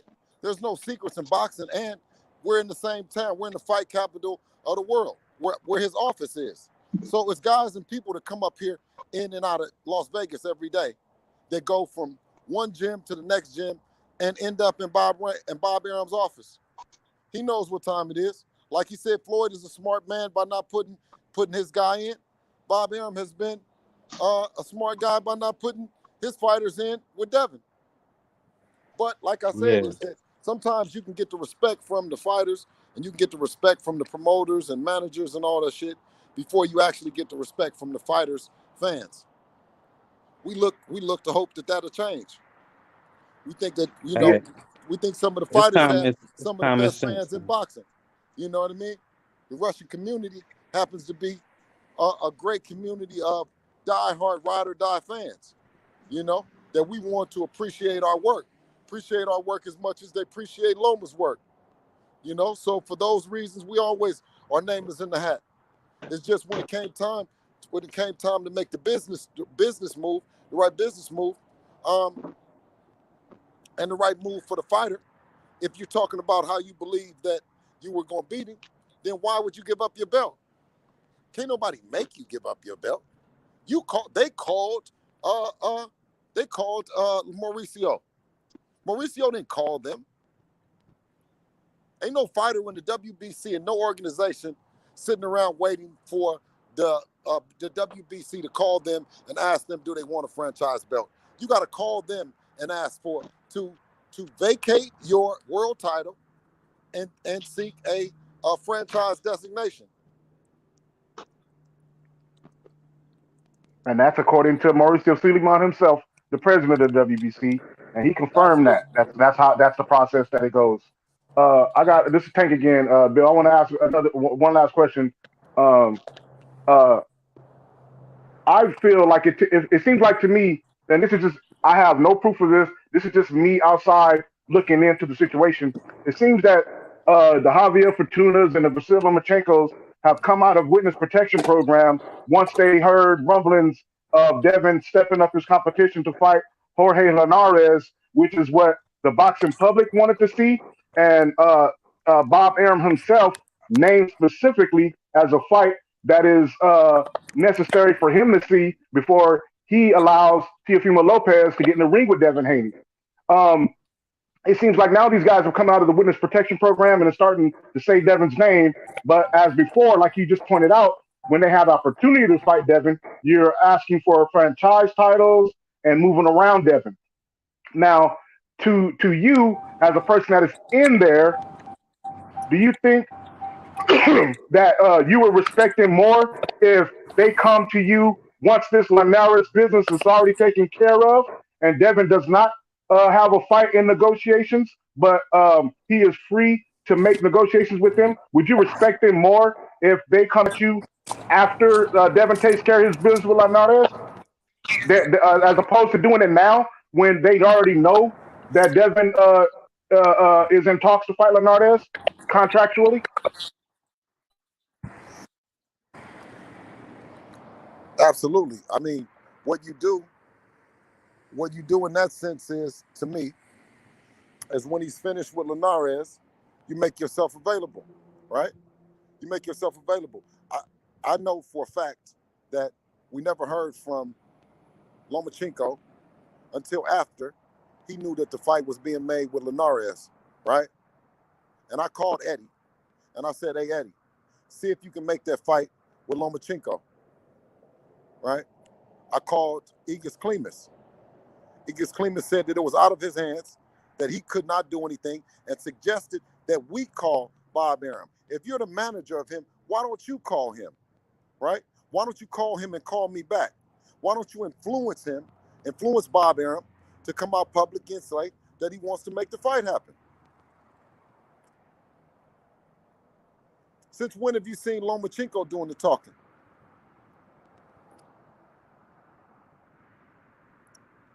Facts. Exactly. That you got a great point right there. I never seen Lomachenko talking like this.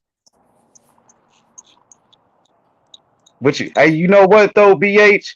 I got my boy Coco the Don on the panel. He's official Team Devin Haney. We got JFL on the panel. This is the home team. You know what I mean? This the home team right here. Yo, JFL, man, what you got to say, JFL, about Lomachenko and Devin Haney? Hey, I'll say this. Salute to Trill Bill collecting belts out here. You hear me? Lomachenko, like I said, if he's willing to step up, all I know is, Devin Haney's going to continue to defend, and apply that pressure in my Coco the Don voice. Whoever's next up is next up.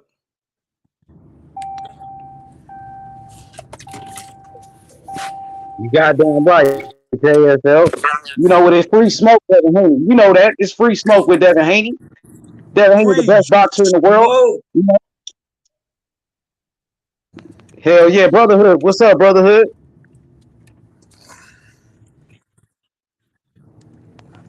What's up? I just clicked on the link when y'all was talking about the WBC thing, man. I just wanted to chime in on that or whatever. And I think I said my piece, man. Lord knows Lomachenko got a goddamn restraining order against Devin Haney, bro. Devin Haney can't come within 100 feet of Lomachenko without going to jail, bro. Lord knows.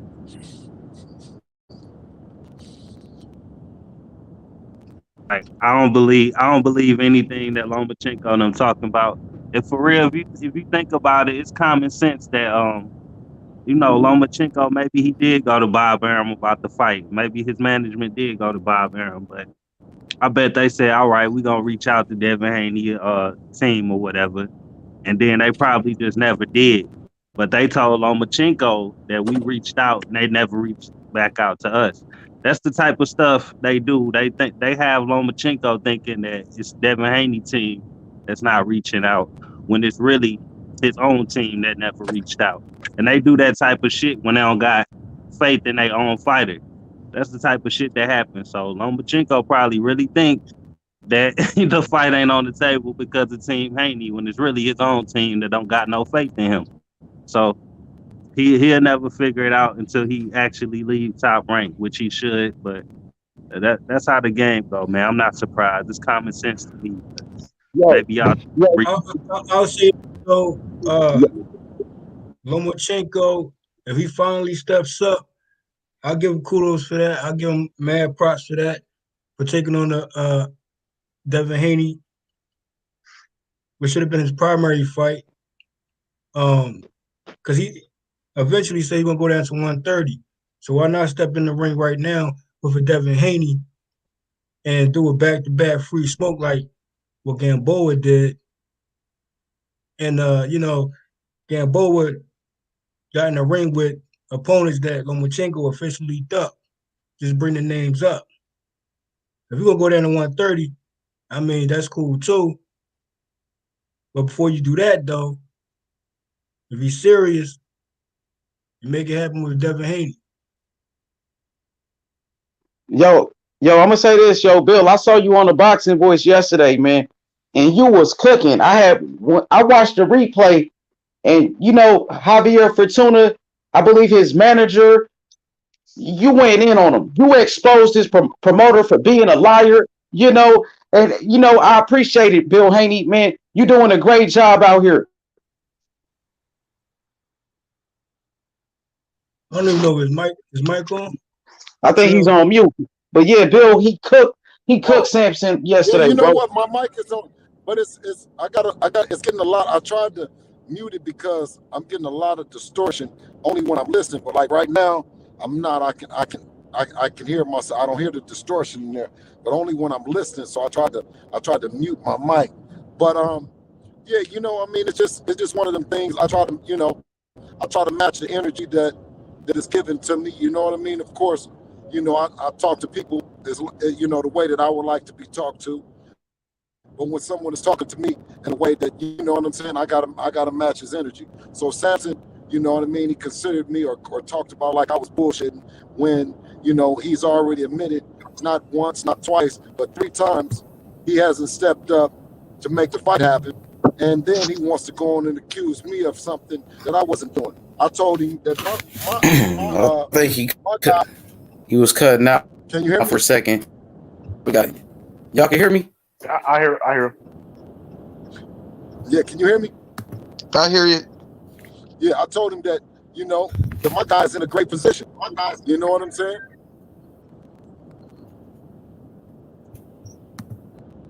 Can you guys hear me? Facts though. Yeah, we Yes, hear sir. you, Go ahead, Mr. Haney. BH. Give me 10 minutes and I'm about to be at home and I'll call you guys right back. And then that way I can finish cooking. I know y'all keep cooking. I'll call you right back in 10 minutes. I'll be through the gate. Con. For sure. There you have it. Exclusive content on H Money. You know what I'm saying? H Money Boxing Channel. Exclusive training video of the champ. You know what I'm saying? Throwing that medicine ball against the wall and pulling them weights. You know what I'm saying? That hard work and dedication, that example, you know what I'm saying, of a real champion that's still hungry, that's out there putting in the work. You know what I mean? Every day, nonstop. Like Mr. Haney said, it was his second workout today. That's what it takes to be the champ and remain the champ. So I salute Devin Haney and I salute Mr. Bill Haney, man. I appreciate For sure, that. Coco. So, Devin Haney, of course, from Oakland. That's your hometown. We know about great champions like Andre Ward, who came out of Oakland. What does Devin Haney mean to the city? And what does he mean, possibly being the next great fighter from Oakland, like Andre Ward, carrying on the legacy of Andre Ward, you know, and also even his relationship with Floyd Mayweather? Well, we have high hopes, you know. We're waiting, you know. The only problem is we can't get these fighters inside the ring so Devin can shine. You know, I find it really funny that as soon as Devin Haney has a fight coming up, you know, all these potential fighters want to come out the woodwork, you know, and Lomachenko all of a sudden trying to put his name out there like he about it. But you know, Lomachenko, he never been about it. He always been trying to tuck his tail between his legs and present himself as a fighter that was overrated and was never the champ to begin with. In my eyes, I felt like he was a little bit manufactured. If I'm as far as I was concerned, you know. So I had Teofimo going in there. I picked Teofimo Lopez for that fight because I knew that Lomachenko wasn't the goods. So what do you think is going to happen with Lomachenko if he even dares to step into the ring with Devin the Dream Haney? He's going to get, you know, pardon my language, but he's going to get whooped, you know, straight up and down from pillar to post, you know. So I got a question for you. Do you give Lomachenko credit for fighting Teofimo Lopez? Yeah, he underestimated Teofimo Lopez. He was on his high horse, and he thought that he was the next becoming a Muhammad Ali, listening to everything what everybody was saying that he was the greatest fighter pound for pound, you know, up there with the greats. But you know, he had his reality check. You know what I mean? And Teofimo Lopez, you know, he had him spooked. You know what I'm saying? What's his name? Lomachenko was scared to engage.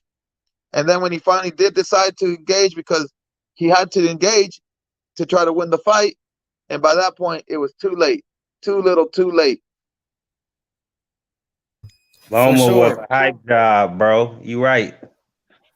He's a good fighter though. I ain't gonna say, you know, he was overrated though, brotherhood. I will agree when they say he was better than Pernell Whitaker, and people said he was the next Ali and all of that. Yeah, that was overhyped, but he still is a good fighter. About, bro. That's what I'm saying. That's part of the hype. That's what makes you a hype job when you don't live up to the standards that the people hyping you up set. That's what make you a hype job. If he come on, we know at this point he ain't no fucking Ali, right? So that's all it takes. I mean, certain comparisons shouldn't be compared to. Like, that's just outright disrespectful. And Lomachenko just have his own style. You know what I mean? Not really. Nah, he really don't, bro. That was part of the hype too. His style, what I'm saying is Vasyl got the same damn style, bro. And so does Usyk. So does voice. Usyk, you know what I'm saying? People act like he invented another wheel or some shit. Yeah, I hear what you're saying, but what I'm saying is Lomachenko, he just have his own unique style.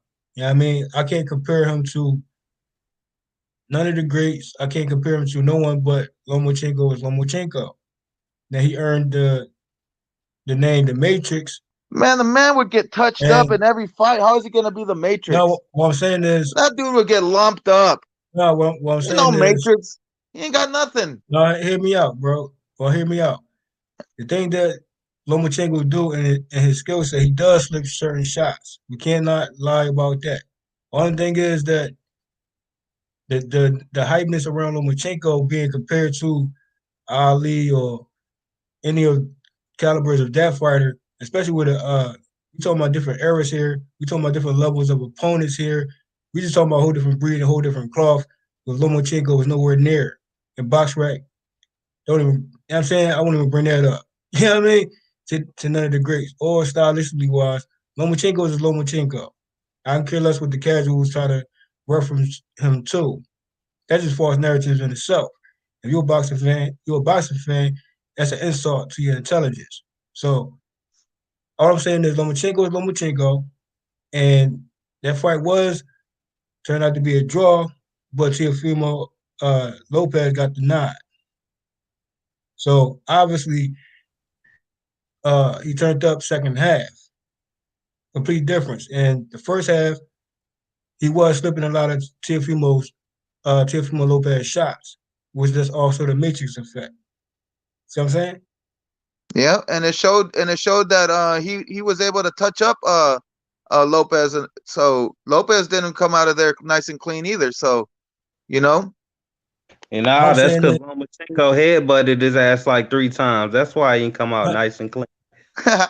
Lomachenko had that one particular round, there was no headbutt from Lomachenko. So some people might say Lomachenko headbutt the shit out of him. You ain't see that? You said who headbutt who? Lomachenko was headbutting the hell out of Lopez, bro. Nah. Lomachenko was getting desperate. Lomachenko was desperate. I seen that part. That part right there was an uppercut, bro. No headbutt. But you can recap yourself. I mean, that's up to you. But what I'm saying is, it was a good notion of a fight. But my thing is, if you think about Teofimo, you would think that that's just for one, he ain't defeat Lomachenko with the real belt. That's number one. So that's just another, you know what I mean, opponent that's in the ring, that's sharing the ring with Teofimo Lopez without the most prestige belt. So for me, that's just another opponent that's in front of him. It turned out to be a draw, but Teofimo got the nod.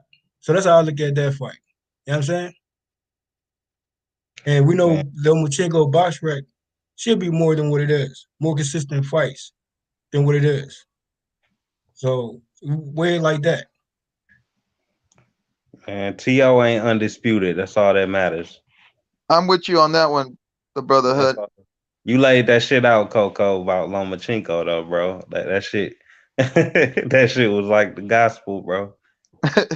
Hey, exactly. You know, it's the truth. It's the truth. It's what people need to hear.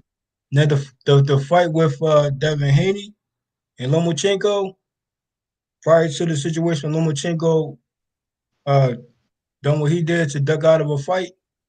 Now that would have been for the factual WBC most prestige belt.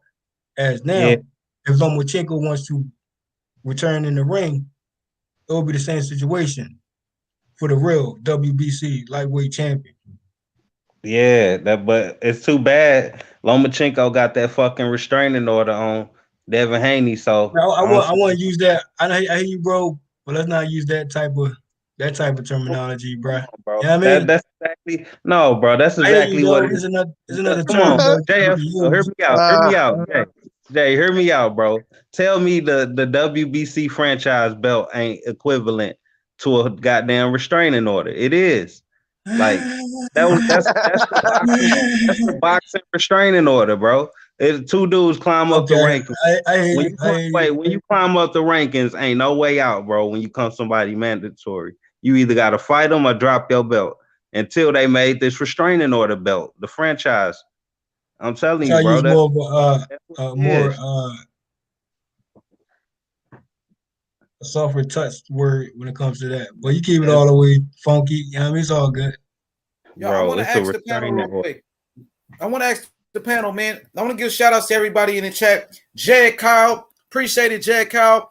Toby Bartlett, Pigeon, Pink Panther, MMA champ, Anderson, Lisa Bells. You know, appreciate everybody. So I want to, if I forgot you, I apologize to anybody else. I want to talk to you guys about David Benavidez and Jermall Charlo real quick. Jermall Charlo has accepted the challenge from David Benavidez. Jermall Charlo said he will knock out David Benavidez. So give me your thoughts real quick, the brotherhood. Jermall Charlo letting his nuts hang, letting him know it's Lions only, that Charlo is a dog. And Charlo said he will knock out David Benavidez and he want that fight next. Go ahead, brotherhood, and pass it to Coco and JFL and my brother DJ, and Tank again. Let me get a little bit of that H money. Yeah, go ahead. Start it off. I'll go ahead, Kyle. Start off. Let me start this off. So first and foremost, H Money needs to apologize to Jermall Charlo. and it's no longer Ducks only. Let's get back to Lions only. That's all I gotta say. Yeah. Crow only. Take that crow. No, I'm H. gonna say this. I mean, talk is cheap though, because Charlo said he need to take a vaccine. He got to be under 20. I mean, older than 25, and he made all these excuses. So just because he said that, I don't know what to believe, because he say a lot of shit. And like I said, if he don't get the vaccine, he ducking. Now what? He ain't ducking. Get the vaccine, he ducking, bro. And you better turn 25 quick. I'm gonna think he ducking, bro. It is what it is. He gotta meet the requirements. Nah, Benavidez, the boogeyman. Charlo been running. Charlo watched this fight against Ronald Ellis. Now Charlo think he could beat him. I got money on Benavidez knocking out Charlo. Let's get that clear. Hopefully Charlo stand on his word. Because like I said, he say a lot of shit. Is he gonna back it up? Because talk is cheap. Wait, let Kyle finish though. I want to hear what he got to say about this. I just want to say something real quick to Bro Hood. Instead of, I know the restraining situation, that's the word you use for the term, but I like to hear you say, you know what I mean, or Lomachenko has a restricted access to Devin Haney, like something like that. Restricted access, that sound better than restraining order. Stream purposes, bro. I'm just saying, trigger words. Yay. We'll continue, bro. Yeah, let's stay on this Charlo smoke, because Charlo been making excuses, bro, like Teofimo Lopez. So now he said he gonna fight him. All right, now let me finish. He said he gonna fight him. So now I want to see him move up to 168, because yesterday he was saying I'm a 160 pounder. Now he just seen him fight, so he think he could beat him. Let's see if he really gonna stand on his word, or is it still Ducks only? Ducks only promotions. Yeah. Yeah, you know what? I agree with Charlo 100%. He will knock him out. I think Benavidez is too young. He walked like a fucking zombie out of Call of Duty or some shit when he walking up on you, bro. Like, he don't got no head movement. You seen Ellis was putting hands on that boy. Go ahead and let Charlo put hands on you like that early in the fight and see if you don't be looking crazy by the 4th round. Your eye gonna be closed up, nose gonna be busted. Come on, bro. You can't do that with Charlo. He gonna hit you with that bomb like he hit Lomachenko with, and it's gonna change the fight. Bro.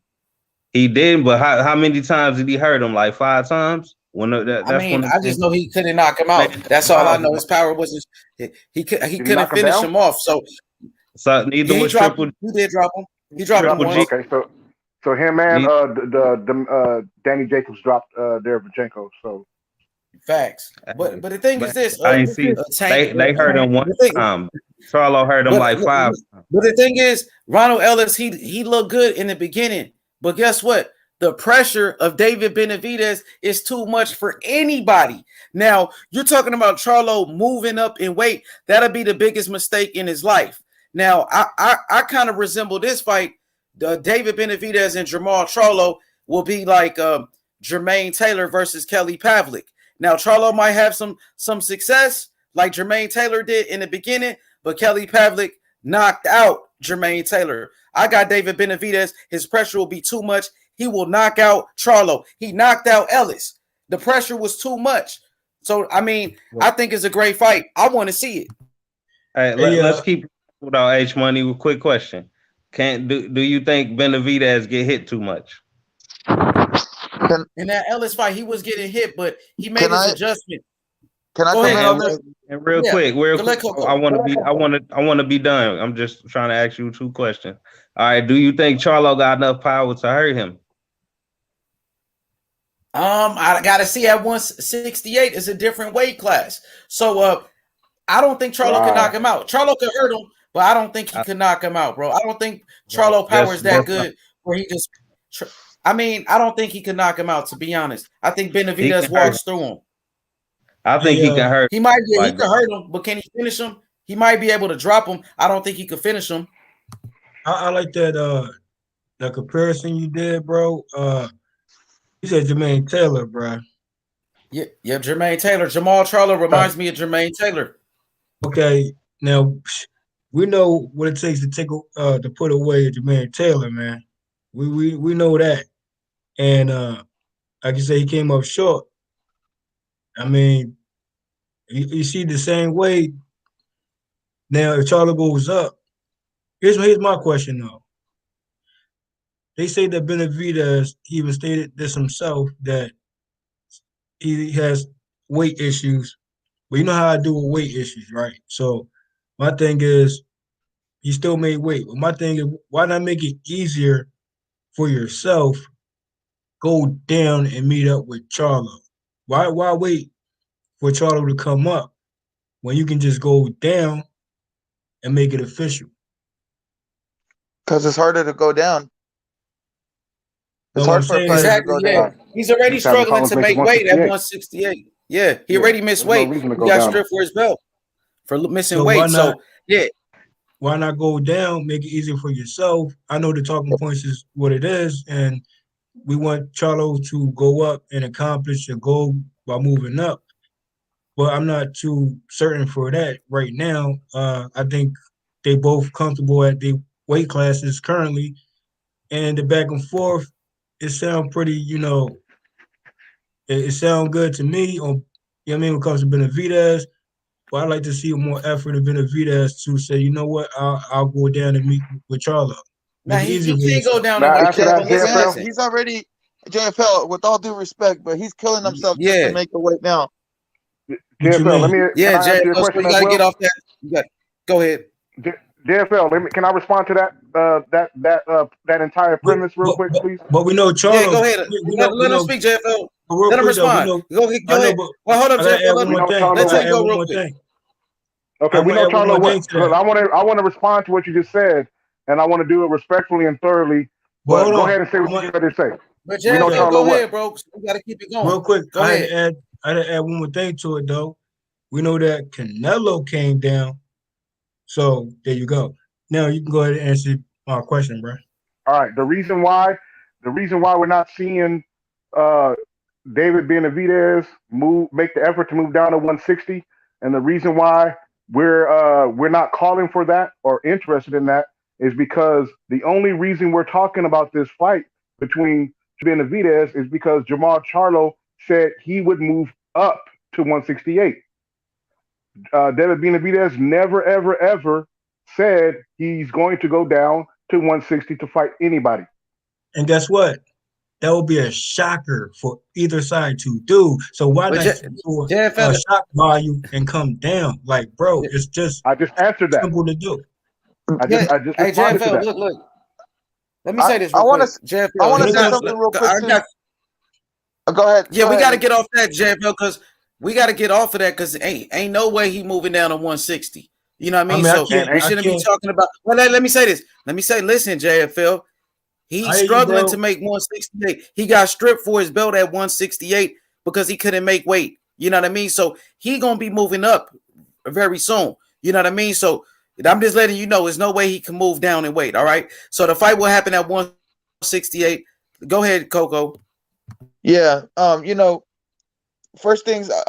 Let me just touch on a couple of things and then I'll pass it on. Benavidez had to go to Big Bear, cut away from his family. He killed himself in this camp to dedicated himself to make this weight for this last fight.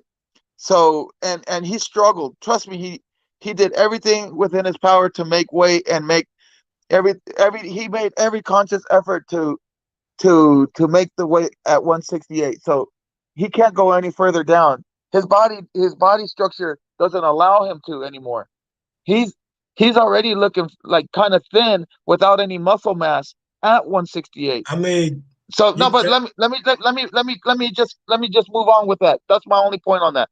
Now I know what you're Yeah, saying, JFL. we gotta move on from this topic. So now Well, let me because just now you now know, I want to go say ahead, go ahead.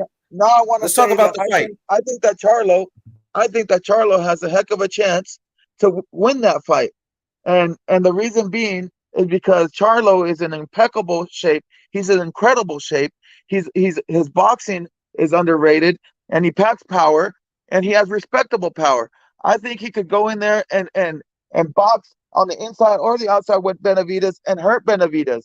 I think Benavidez is a little bit too getting too much praise on the way he comes in. I see a lot of flaws in his he's very careless in the way he comes. sometimes he's overconfident and he comes with his arms down and very nonchalant and trying to intimidate his opponents with his machismo, and that's not going to work with a crisp puncher like with Charlo. So that's all I wanted to say. I got Charlo for the sure. fight. For sure. You got Charlo. I got Benavidez. Who you got in that fight, JFL, Charlo or Benavidez? Who gonna win? I mean,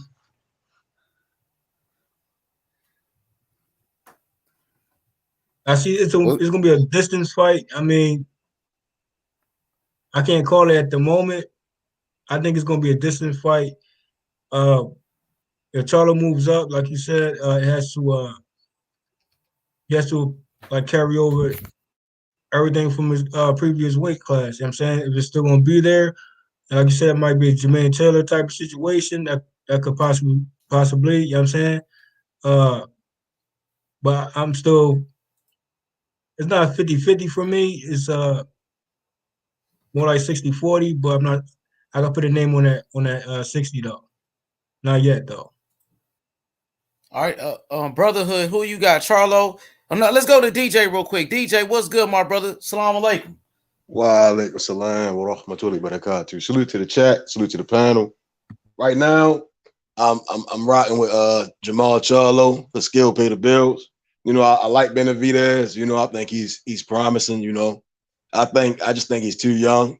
I think after Jermall schools him, you know, I think if Jermall can perfect that right hand, if he comes into that fight with that right hand perfect, he gonna knock him out. You know, I think that's the only thing he's been lacking in the majority of his fights is that straight right hand and just shooting it and just landing it. That's the only reason he's not getting his knockouts. And he doesn't really sit down a lot. He's just boxing most of the time. And Benavidez, he's just going lumber forward, you know, just trek forward like he's a Sasquatch and walk into a straight right hand. It's gonna put him down. You know, but I think Benavidez, he could bounce back after that and just, you know, start taking his boxing more serious, you know. It's just because he made weight for Ellis, you know, and Ellis is a sparring partner for Jermall Charlo also, as he is for Canelo. A lot of people will admit that, you know, and that's really all Ellis is a sparring partner who's gotten a couple wins. And we see now that when he got in his big step-up fights, he's not showing up. I really don't think the Ellis fight was a good fight to judge David Benavidez off of, especially with Benavidez not making weight and losing his titles on the scales. You know, it's to see him getting there with a guy that's always making weight, always coming in great shape is insane to think that he's just going to all of a sudden, you know, be skill ready to beat a guy like that. You know, just to think he's going to walk forward and beat that guy up is insane. That's like thinking somebody was going to do that to Floyd in a sense, not trying to compare Jermall to Floyd, but you know, it shows every time. If I'm always in shape, you barely in shape, you know, you coming in the weigh-ins looking like a crackhead, damn man, you know, it's going to be a problem for you. You know, not me. All Jermall going to do is put on like 7 pounds, turn that into muscle. You know, he already got the skills. All he's going to do is just keep on working on his skills. That's his main focus. David Benavidez is going to have to be focusing on weight. It's mental. It's going to be all mental. And I favor Jermall in that fight. Dang. Okay. What about you, my boy, Major Key Boxing? David Benavidez versus Jermall Charlo. What's going on? It's your boy Major Key Boxing in the building. What's good, y'all? How y'all doing? You chill with that, bro. Nah, you good? Come on, man. Oh, come on, man. Why you always talking, JFL? You just said you couldn't JFL, even give chill, a bro. prediction. We talking about boxing, bro. Oh, yeah, Nah, go ahead, man. bro. I'm sorry. You got it. My bad. Go. Come on. Yeah, go. I'm sorry, Major Key Boxing. Yeah, hey, Major Key. David Benavidez versus Jermall Charlo. I got you. I just ran into a little, you know, something in the road. But okay, so I actually think that it's an intriguing fight. I would like to see the fight, but I also see what you have, and it's not just because it's your channel, bro. Because you're not give you the pushback if I felt like that. I feel like Jermall got that very crafty 1-2, but I feel like Benavidez got a 10 on him. So that's the whole thing. If he couldn't knock out Lomachenko or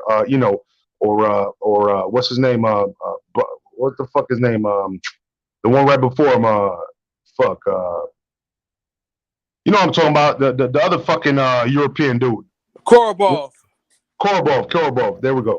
I So thought if he could have Korobov knocked out, outboxed him. I thought Korobov won that fight against Charlo, to but be that's honest. my point. But he couldn't knock out either one of them, right? So how do you think that he's gonna knock out Benavidez, right? Because he's got a basic. He's got the basics though is like excellent. His basics are excellent.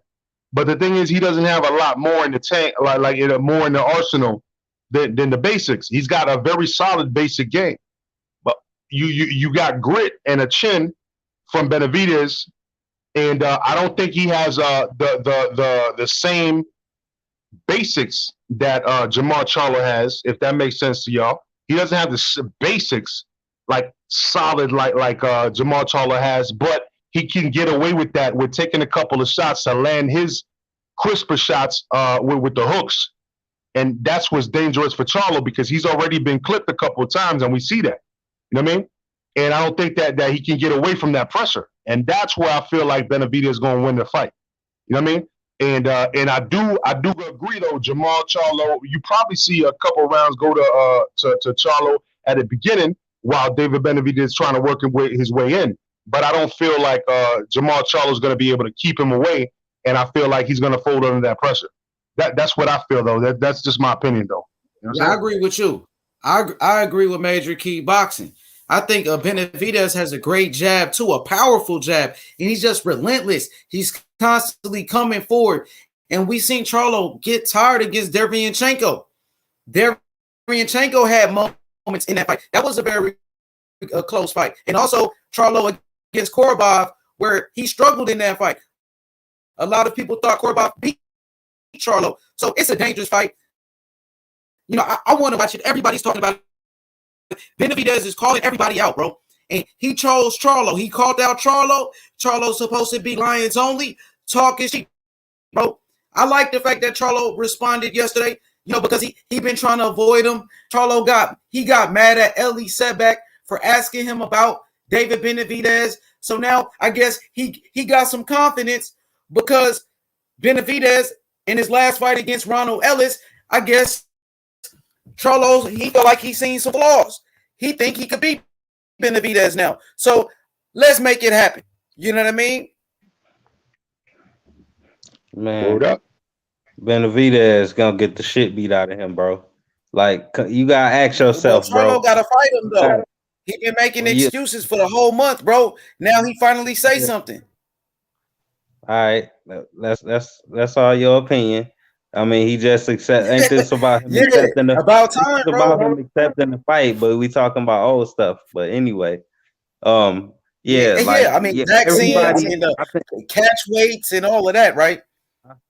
I hear you, bro. That was him. He said it. I didn't say that. I'm trying to talk about the fight. Catch weight, bro. Hold on, wait. I'm trying to talk about the fight, not the politics, man. Let's talk about the fight. Okay. How much Charlo was saying? I got you. That's what I'm saying. But can I ask a question? Who's a better body puncher, Benavidez? Come on, bro. Can I finish? How much punishment Benavidez is gonna be able to take, bro? I think we can all agree that he gonna take punishment early in the fight. Yeah, y'all don't think Charlo got explosive enough power to carry up to 168? Like, let's be serious. Anybody questioning his power at this point, you got to be fucking insane. Like he could have knocked out Derevyanchenko. I'm questioning his power right now. I'm just saying, bro. When it connect, it's gonna hurt Benavidez, and he gonna get to Benavidez because he ain't got no fucking defense or footwork. And Jermall Charlo showed he got pretty good high guard defense, bro. Well, listen, he showed he got pretty good defense versus Derevyanchenko. Like he did more head movement than usual. And look, Benavidez ain't got what it takes to trouble Charlo, bro. All the people that Charlo had trouble with was southpaws. That's what he had trouble with. People don't catch on to that. Korobov was hitting him with that straight left. He a southpaw like Charlo. That's what he had problems with. Trout was hitting him a lot. Trout was hitting him a lot. He a southpaw, bro. That's just what it is. I can tell you this, your brotherhood. Let me say one thing, brotherhood. I'm gonna say one point because Charlo has never faced anybody like Benavidez. Where Benavidez he faced somebody like Charlo and Anthony Durrell. You know what I mean? And No, destroyed Anthony hell Guerrero. no. Yes. Hell You know no. what I mean? Charlo ain't here. He's not proven at 168. This will be his first fight in the weight class. 168 is a different animal. Now Charlo been fighting against bums like a motherfucking Dennis Hogan. You know what I mean? No disrespect to Brandon Adams, but Brandon Adams, he wasn't the top guy. Brandon Adams came up from 154. So Charlo been fighting lower competition at 160. He got outboxed by Korobov. Now, you never seen Charlo against somebody like Benavidez. Benavidez got more power. Benavidez is a better body puncher. Benavidez got a better jab than Charlo. This is a dangerous fight for Charlo. If I'm So why Charlo, I did won't take the fight. Benavidez? I'm just saying. Hold on. Why did Benavidez have a rematch with Ronald Gavril then? If he's so great, why did he have a rematch? I'm not sure, bro. I'm not sure. It was early in his career. I got to look into it, but I know he's undefeated. I know he beat that so dude. I know that he won that fight. So it was early in his career. He was too young. He didn't know what was going on. Why Charlo didn't give So now you agree. Now you agree. You could have said Now that. it sound like now it sound like you agree. Korobov outboxed Charlo, bro. Why Charlo didn't give Korobov a rematch? Agree. It sounds like you agree with Charlo No, I'm age just saying, requirement at this point. Charlo been in a close fight with Korobov. You didn't say nothing about that. I thought Korobov won that fight. I just talked about it. I said he had trouble with southpaws. If you watch his fights, that's the only thing he had trouble with. I guess he can't fight. He ain't used to fighting southpaws. It's not something that it's just always something that's gonna make him look. Benavidez gonna knock out Charlo, bro. No matter what you say, Benavidez knocks out Charlo. He ain't got no defense like bro. He gonna knock Charlo out. Bro, does Korobov fight anything like Benavidez? Who you ever know walk down Charlo and not take fucking punishment? Styles make fights though. Benavidez got a lot gonna of punishment, bro. He gonna get his head knocked left, right, like a fucking. I like Charlo. Before I dip out, H-Money. I like Charlo. Yeah, I'm sorry. Can Go you ahead. say it's a 50-50 knockout on both sides? Nah. Charlo don't have power like that, bro. Charlo, he couldn't knock out Dervianchenko. Hell nah. See, now you just lying, bro. Now you just lying. It's the truth. What am I lying about? If you gonna question anything, God's gonna be his power. Wait, what you say, DJ? He couldn't even knock What down you say, Tank?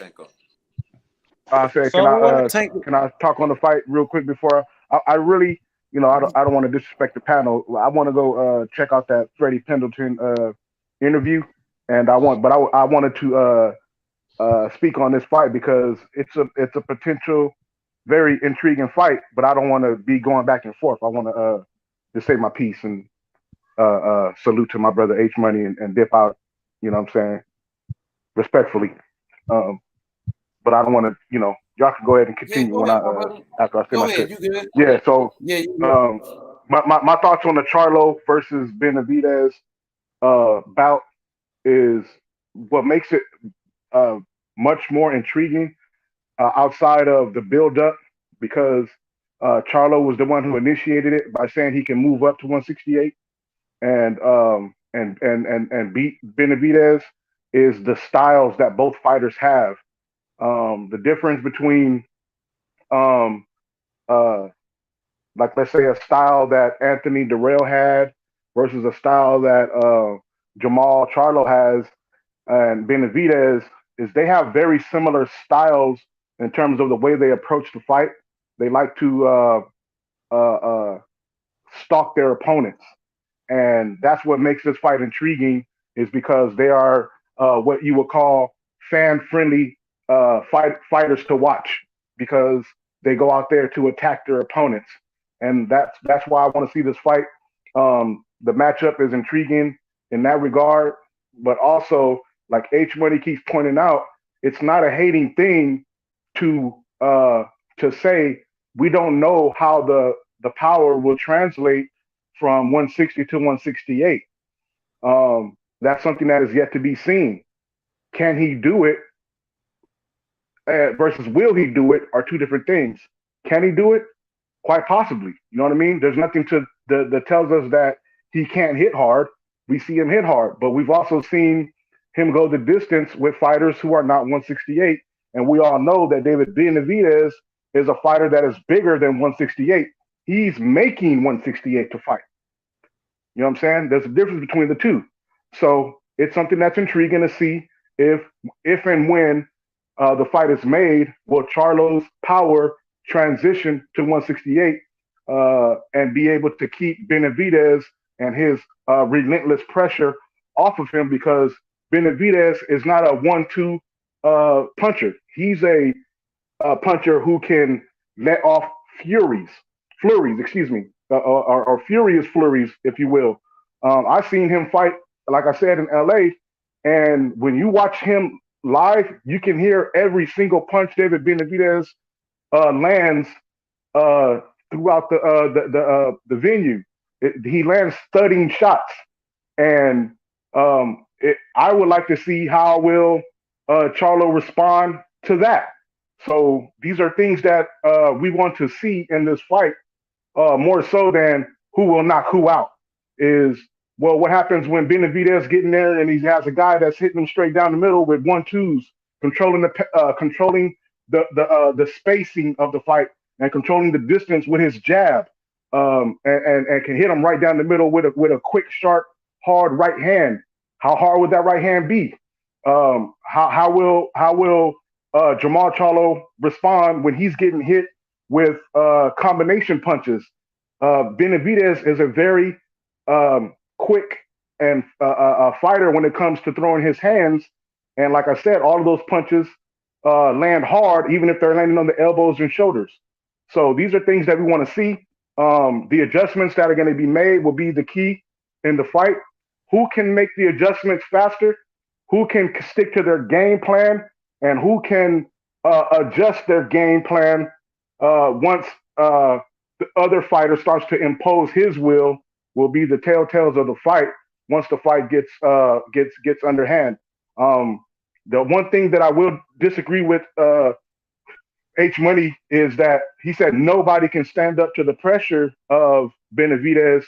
The only fighter that I see that might be able to is Demetrius Andrade, because of his ability to move laterally and change his angles defensively and offensively on the fly, using his feet as his first line of defense. But Charlo doesn't fight like Andrade. So it's going to be interesting to see how he uses his high guard defense and his ability to slip punches versus a guy who can throw a bunch of combination punches accurately in David Benavidez. It has a 50-50 potential. And I'm going for Jermall Charlo because I want to see bigger and better things. I don't think that a loss for Benavidez will hurt him as much as a loss for Charlo would hurt him in terms of the public eyes. Neither fighter will be hurt by a loss, in my opinion, but in the public's eyes, they tend to dismiss the African American, the Black American fighters when they lose one or two fights more so than any other fighter from their nationality. That's just what we see in boxing. And so I think that a loss for him will hurt him more, but I am going for Charlo. With that being said, even though it has 50-50 potential, if I had to lean towards one fighter or the other, I probably lean, maybe like 52-48 in favor of Benavidez or 51-49 in favor of Benavidez, only because of the unknown, which is I don't know how Jermall Charlo will transition from 160 to 168, and his punching power and his style will translate against a fighter the size of and the activity of, in terms of his pressure and stalking ability, as David Benavidez. But with that being said, I'm gonna let y'all brothers go ahead and cook because y'all been cooking. But I want to dip out because I'm a fan of Freddie Pendleton, and I want to check him out and see what he got to say real quick. Salute to H Money. H Money, you've been inviting me to your panel since you rebranded your show and kicked it off again. I was honored to be able to join your panel and to be a part of your panel, because all the brothers that I'm hearing and listening to today and I've seen coming in and leave are people that are on here almost every night, and they cook with you. And so salute to all y'all kings, salute to all y'all in the chat. Peace out. I am Tank, the Sweet Science Examiner, and I appreciate y'all time. For sure. Appreciate that, Tank. Yeah, thank you for coming through, my brother. Everybody go check out the Sweet Science Examiner on YouTube. Subscribe to his channel. So we got DJ Saddam. DJ Saddam, what do you think about this fight? David Benavidez, Jermall Charlo. Who wins the fight and why? And what do you think about Jermall Charlo finally responding to David Benavidez? Charlo said he wants to fight. Charlo said he will knock out Benavidez. So give me your thoughts on this whole situation. Man, there are so many points that I want to touch on, but I also don't want to take too much time. But I think if Jermall is still having problems with southpaws, that's on him. He has been trained by Ronnie Shields for the entirety of his career, and he has been in the same camp with one of the most elite southpaws of his generation, with Erslandy Lara. I don't know how many rounds they have sparred together, but they must have, done a lot of sparring sessions together. So for Jermall to not be able to deal with southpaws, that's, I think, a sign of a bigger problem to begin with. When it comes to his knockout power at 160, in recent time, the only fighter he knocked out was a genuine 154-pounder in Dennis Hogan, who is still fighting in 154 and is going to fight Tim Tszyu, I think, soon, the Australian, Kostya Tszyu's son. And Brandon Adams, too. He just fought and upset this Ukrainian prospect in 154 as well. Now, I'm not blaming Jermall for the competition he has faced in 160 so far. That's not his fault. He has been frozen out in many ways, except he had the opportunity to fight Andrade and he didn't. But, look, if he is finally calling out for the fight, if he is finally taking the fight, I think that's good news. And of course, Charlos have built their reputation on power, which really actually underestimates their boxing skills, that are also quite impressive, especially the jab of Big Charlo, I think, is hard to match pound for pound, I would say. On the other hand, though, he is going to say he's going to knock out David Benavidez. But, let's stop this narrative right here. We don't have to go along with that. We don't belong to Team Charlo. We don't have to hype him up in this way. He doesn't believe it himself. He has to say it, of course. He's calling another fighter out. That's a little much. I'm not saying that, they both have a chance to knock each other out. I don't think David takes him out easily either. He might knock him out too. But I think this would be actually a very good fight. I would say it's a 50-50 fight. I think it's a great show of spirit for Charlo. Great show of what he's made of. Stepping up to 168 and facing David in his first fight. That would be quite a statement in and of itself.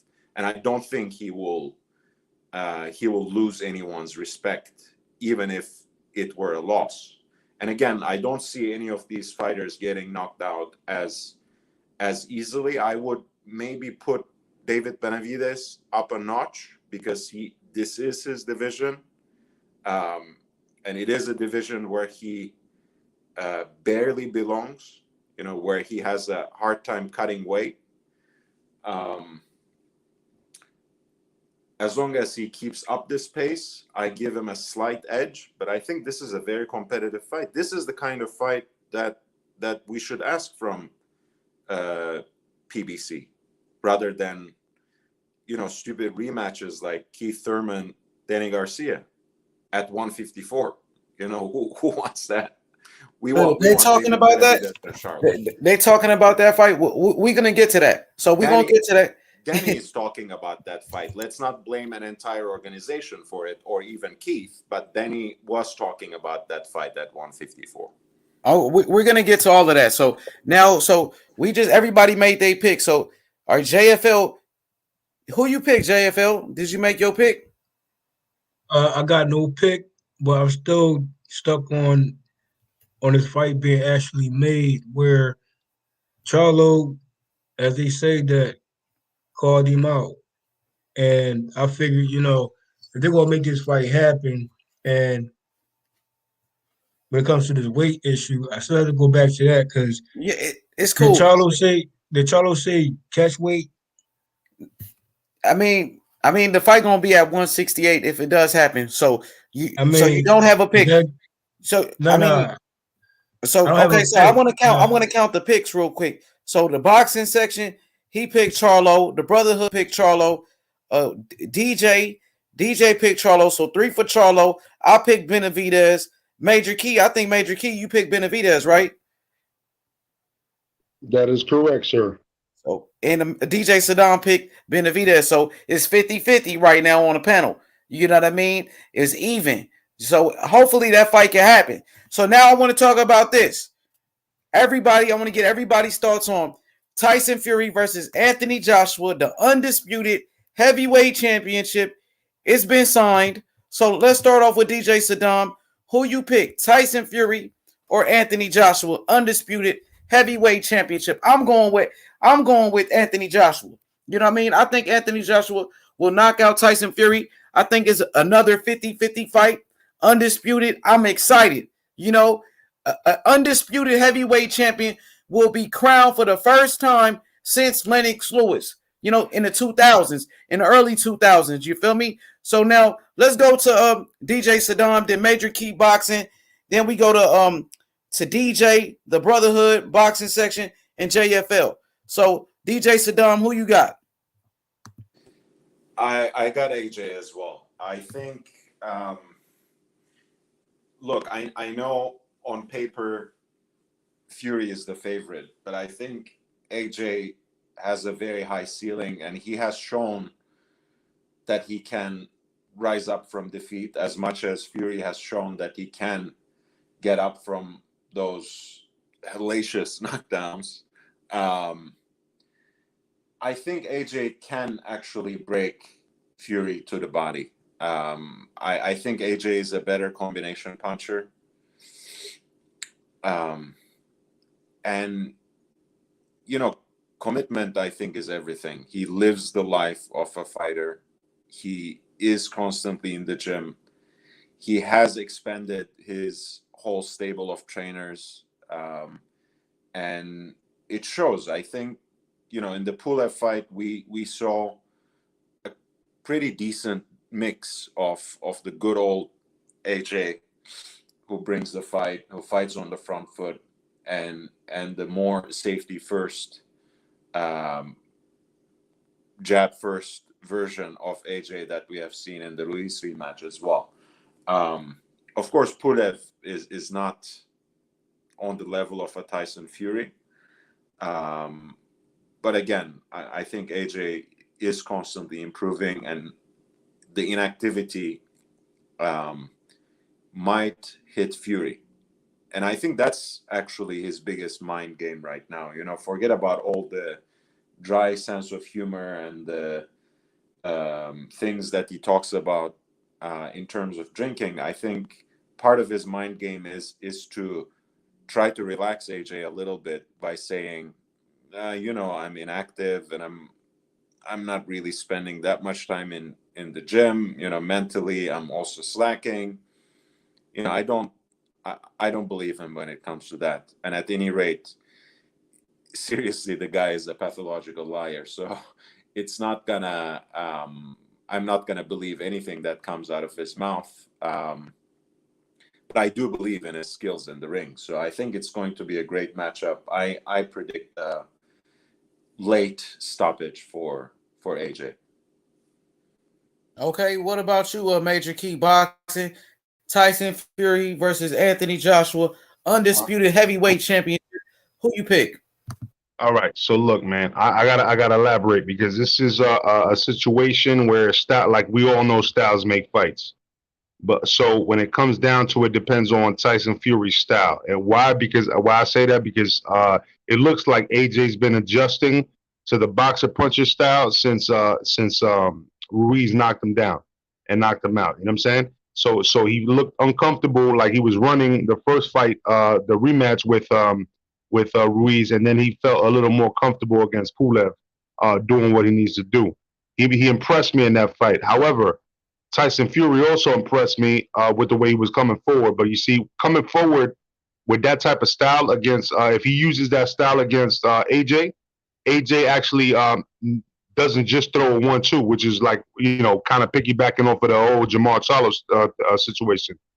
We're talking about somebody that knows how to throw combinations. You know what I mean? Now, I have Tyson Fury with a bit of an advantage, but a close advantage. I would say 55-45. The only reason why is because AJ is not used to fighting somebody that tall over him. He's used to being a taller guy.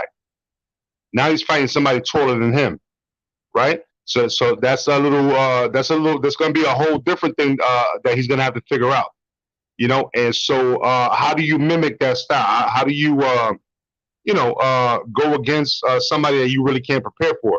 How many people are going to be sparring with you that are 6'9", that light on the feet, that can move like that? It's not a lot. You know what I mean? So how can you really prepare for that fight? So it gets a little questionable. So I'm gonna give the edge to Tyson Fury, but I like AJ's chances based on the last fight. So I feel like if he gets him, if Tyson Fury gets reckless and comes in, AJ is going to be able to clobber him. But at the end of the day, the odds are, to me, the odds are against. I don't care what the Vegas bets say. The odds are against AJ in this one, just because of the fact that Tyson Fury is a slick boxer, taller. You really can't prepare for that. You said you got AJ? No. I got Tyson Fury 55-45. Close Okay. fight. Almost 50-50, but I got AJ. I got Fury on that one. With a loose percentage. Okay, what about you, JFL? Who you got? Tyson Fury versus. I got a draw. Break it down. How the fight gonna play? Break it down for me. Fight by fight, round by round. I think if AJ utilizes foot movements, it's going to be a fast-paced type of fight if Fury allows it so. But if AJ control the pace of the fight, be on the back foot for majority of the fight, and then, walk Fury down the rest of the fight, I think it can go to 12. And if he can just survive Tyson Fury tactics, then I say, he'll come out with a draw, something like that. Of course, Fury will have some type of success, but he will tend to be on the outside and keep his mid-range distance. I don't think he's going to get close in or that close to an AJ. So that will benefit AJ close range. So Fury going to play it smart and play it mid-range in a distance fight. So it's going to be AJ going to have to walk Fury down, but I don't see AJ doing that off the bat because he fill out rounds. AJ is a slow starter. I'll say similar to the Ruiz fight. Not the first one, but the second one. But had to engage this time around. For sure. Okay. Kyle, the boxing section. Who you got? Tyson Fury, Anthony Joshua. Is this before or after the Wilder trilogy? I wasn't asking you about Wilder. No, the question was about Tyson Fury, Anthony Joshua. When they fight, who gonna win? That's all. That's all we was talking about. This ain't got nothing to do with Wilder. All right. Okay. All right. So does Tyson Fury get to have loose ass gloves? You know what I'm saying? I think it was. We're just still on topic, bro. Just the fight itself. I think if it's even playing field, I think Anthony Joshua can beat him. I think the tactics that he used against Deontay Wilder by laying on him, stuff like that, I don't think that suits well for him versus Anthony Joshua. I think Anthony Joshua is he's strong enough. He already has the weight on for that kind of fight. So I think Anthony Joshua can beat him. I think it's gonna be a close fight. If Anthony Joshua doesn't beat him, then I think it'll be a draw. I like that breakdown, Kyle. That was beautiful right there. So the Brotherhood, you know what I mean? The Brotherhood, who you got? Tyson Fury versus Anthony Joshua, undisputed heavyweight championship of the world. In the perfect world, no cheating involved, and none of that stuff. Anthony Joshua will win that fight by stoppage or something. But since we in the real world and we know what Fury is, we know how he get down. You know, I got Fury winning that fight with his dirty tactics. He gonna run for most of the fight, hit and hold and shit like that. Headlock. I might gouge your eye out. Who knows, man? You never know with Fury. That's how I think it's gonna go. At best, I see Joshua getting a draw, just so they force the second fight, and then Fury winning once again with his cheating tactics. Yo, so we're going to DJ, brother DJ. Who you got? Tyson Fury, Anthony Joshua, undisputed heavyweight championship. Right now, I trust Sugar Hill in the corner of Tyson Fury. You know, I think if the AJ that fought Dillian White and the AJ in the 5th or 6th round against was it the 4th or 5th against Klitschko, if he shows up, it'll be interesting. You know, I think he had to come forward and slip punches and make the fight interesting. But I trust Tyson Fury's experience and his skill set to kind of wear down AJ and possibly stop. I think Tyson Fury might stop him around the 7th, 8th round. Okay, so we got DJ. He got Tyson Fury. We got major key boxing with Tyson Fury. The Brotherhood, you pick. Who you pick? Fury. Fury. So 3 for Fury. The boxing section, who you pick? I think you picked AJ, right? I think you picked AJ. I picked AJ. That's 2. DJ Saddam picked AJ. So it's another 50-50. JFL said a draw. So which leaves us with another 50-50 fight right there. You know what I mean? So now we can freestyle. We could talk about anything. Since we talking about Tyson Fury, Anthony Joshua. Okay, the boxing section he brought up Deontay Wilder. Okay, Mad Dog H in the chat said he got AJ. So now I heard Deontay Wilder might be receiving some step aside money. Brotherhood, you want to speak on that and we could pass it around? I mean, I don't got much to say about that. It's just hearsay. I don't know. Max Kellerman know what the hell he talking about. So, I mean, you could pass it around. To be honest, I don't care if he getting it or not. I just know if Fury wanted to fight. Kellerman said that. Yeah, he said that, but like the point is Fury don't want the fight. That's all that matters. You know what I'm saying? We making that very clear at this point. He don't want the third fight, no matter what. So some people are gonna take that by saying Wilder took step aside money. Some people are gonna say that Wilder really never wanted the trilogy. If he's taking step aside money, you know he's supposed to be in litigations and arbitration, but you taking step aside money. You know, either way, I think if Wilder does take the step aside money, that's good. Get some more money, and he could just retire. Get about 10 million. No, Yeah, go ahead. step aside It's money freestyle is now. Now anybody right. can hop in. Anybody can hop in whenever you want to. So go ahead. I just want to say this, man. Look. Honestly speaking, what's been talked about as far as the arbitration was it was financial. It wasn't really about the any type of cheating or anything like that. So still to this day, you know what I mean. To this day, you know what I'm saying. We still ain't got no proof about that. So even though back in the day you know you could call a dude a cokehead or whatever, you could call a lot of people cheating. Most people say that most people are cheating in boxing and baseball and whatever sport you want to talk about.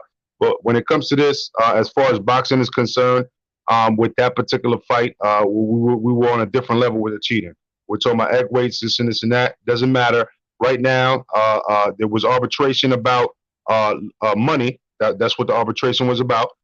And at this point, we have signed 2 fight deals that's signed, period. Fury himself said, yes, I would like to fight him afterwards. He said that out of his own mouth. So, you know, Fury likes to talk, but not like everybody else. You know, these younger opponents at the lower weight classes talk a lot, but they don't really back it up. When we're talking about this weight division, Fury tends to say something, and even if it's delayed, it always happens. So I have no doubt that we'll see the trilogy. Would I want to see the trilogy? Absolutely. I want to see the Wilder fight, but anybody going to tell me that after that last fight that the undisputed is less important than that? Nah, bro. You're fanboying to say that you don't want to see an undisputed. You know what I mean? So you know what I mean? Because if you got your ass whooped, then you don't. Then you want to see undisputed. That's why. That's how. I want to go for undisputed too. I agree with you, Major Key. I want to see undisputed. If Wilder could get some step aside money in the process, that's good. So Major Key, basically, you said the litigation and the arbitration was all about some money. So is that the step aside money? That's what they was doing. Yeah, because they had to pay him because of the whole financial thing. Because even though he waited too long. You know what I'm saying? Because of his injury, he waited too long or whatever. You know what I'm saying? That he still had a good case to say you still had me in the plans, and so they just kind of like said, okay, well, all right, we'll pay you this, but this is more important. You know what I'm saying? So that's really what he was in arbitration for. You know what I'm saying? Trying to like not to sue, because arbitration is when you deal amongst each other. You know what I'm saying? Most businesses have that, where you arbitrate within each other. You don't have to go to a legal source to actually go into the courts. You arbitrate amongst each other. You know what I'm saying? And that's what it was. I would say this, though. Okay, go ahead. I would say this. You can't breach. You cannot breach. So therefore, trilogy is set in stone regardless. Oh, it's no trilogy, bro. They signed. Nah, what I'm saying is, bro. No, listen. I hear that. I hear what the talks are. What I'm saying is, Wilder will revenge a loss that was a cheating tactics that result in his loss. So that run back is set in stone, regardless of what is out there. It's going to happen. So they can have this undisputed. So just make sure the step aside comes with AJ or Fury attached. Yeah, well, Wilder takes step aside money and retires from boxing. That's what I want. Somebody that maybe he fights and somebody beats his ass. I hope not, because I want to see Wilder like come back. I would love to see that. To be honest, man, you guys, you gotta understand. I've been rocking with Wilder for a minute, but he got his ass whooped, bro. I'm just one of those dudes that's not fanboy. Listen, a cheater is a cheater. You want to be a fanboy of a cheater, bruh? Then support the cheater. I'm not a fanboy of him neither. I'm a fan of boxing. If you want to call me a fan of anything, it's boxing. We know there are other boxers who fought other cheaters. They result in getting a run back. Okay, so the trilogy is already set in stone. You can't breach that for one. So you want to have this undisputed. You got a 2-fight deal right now. AJ, so I don't know what you're talking about. You got a 2-fight deal right now. You have this situation. Bro. You know the step aside. Hold on. It's already Don't there. cut me off, Glenn. Hey, Glenn, don't cut me off. The fight been signed, man. He's right. The fight was signed. Listen, signed or not signed, it's still a situation where Wilder. But it is signed. It's not about signed. Wilder, it's AJ, signed. listen, bro. Listen clearly, bro. If you hear what I'm saying to you, bro. Whatever it is, a step aside money or a step aside whatever the case may be, it's going to include AJ or Tyson Fury still. Facts, though. Exactly. You usually give people step aside money, step aside temporarily, not. So it's got to be something. Same way they doing with Uzi. They trying to give him step aside so he get shot later instead of now. So we shouldn't be acting like he's aside to not ever fucking fight either one of them when it comes to Joshua and Fury. And plus, it's other news on top of the news. Y'all keep saying the fight is signed. Yes, it's signed, according to Eddie Hearn and Frank Warren. But at the same time, they said the fight could be off if they don't find a date. If they don't find a date in the venue in the next 30 days, so it still ain't set in stone. It's set in stone. It's been signed, bro. So we should be Bro, excited. bro, It's been signed. wait a minute. No, You we just should skip be over excited. everything I just Let me said. finish real quick. Let me just say this. We should be excited that we got an undisputed fight. You know what I mean? I mean, brotherhood, it seemed like you're not happy about this undisputed fight being announced. Bro, why does me telling the facts about the fucking situation mean I don't facts want it? because I don't look, Saudi Arabia already put up 70 Let me million. say, I'm gonna say it one more time. This is fucking fact. They said if they don't have a date or venue in the next 30 days, then the fight could be off. How many times have they already flipped? Let me finish. Before the 30 is up. How many times have they already flip-flop on this fight being close to done? And all of a sudden it's not close to done. Damn, can I finish? The zone, the Saudi Arabian prince that built the I don't care stadium, what bro. you're talking about. I'm just laying out the facts, man. I'm just because laying you're out not the facts. making facts. I'm just laying out the facts.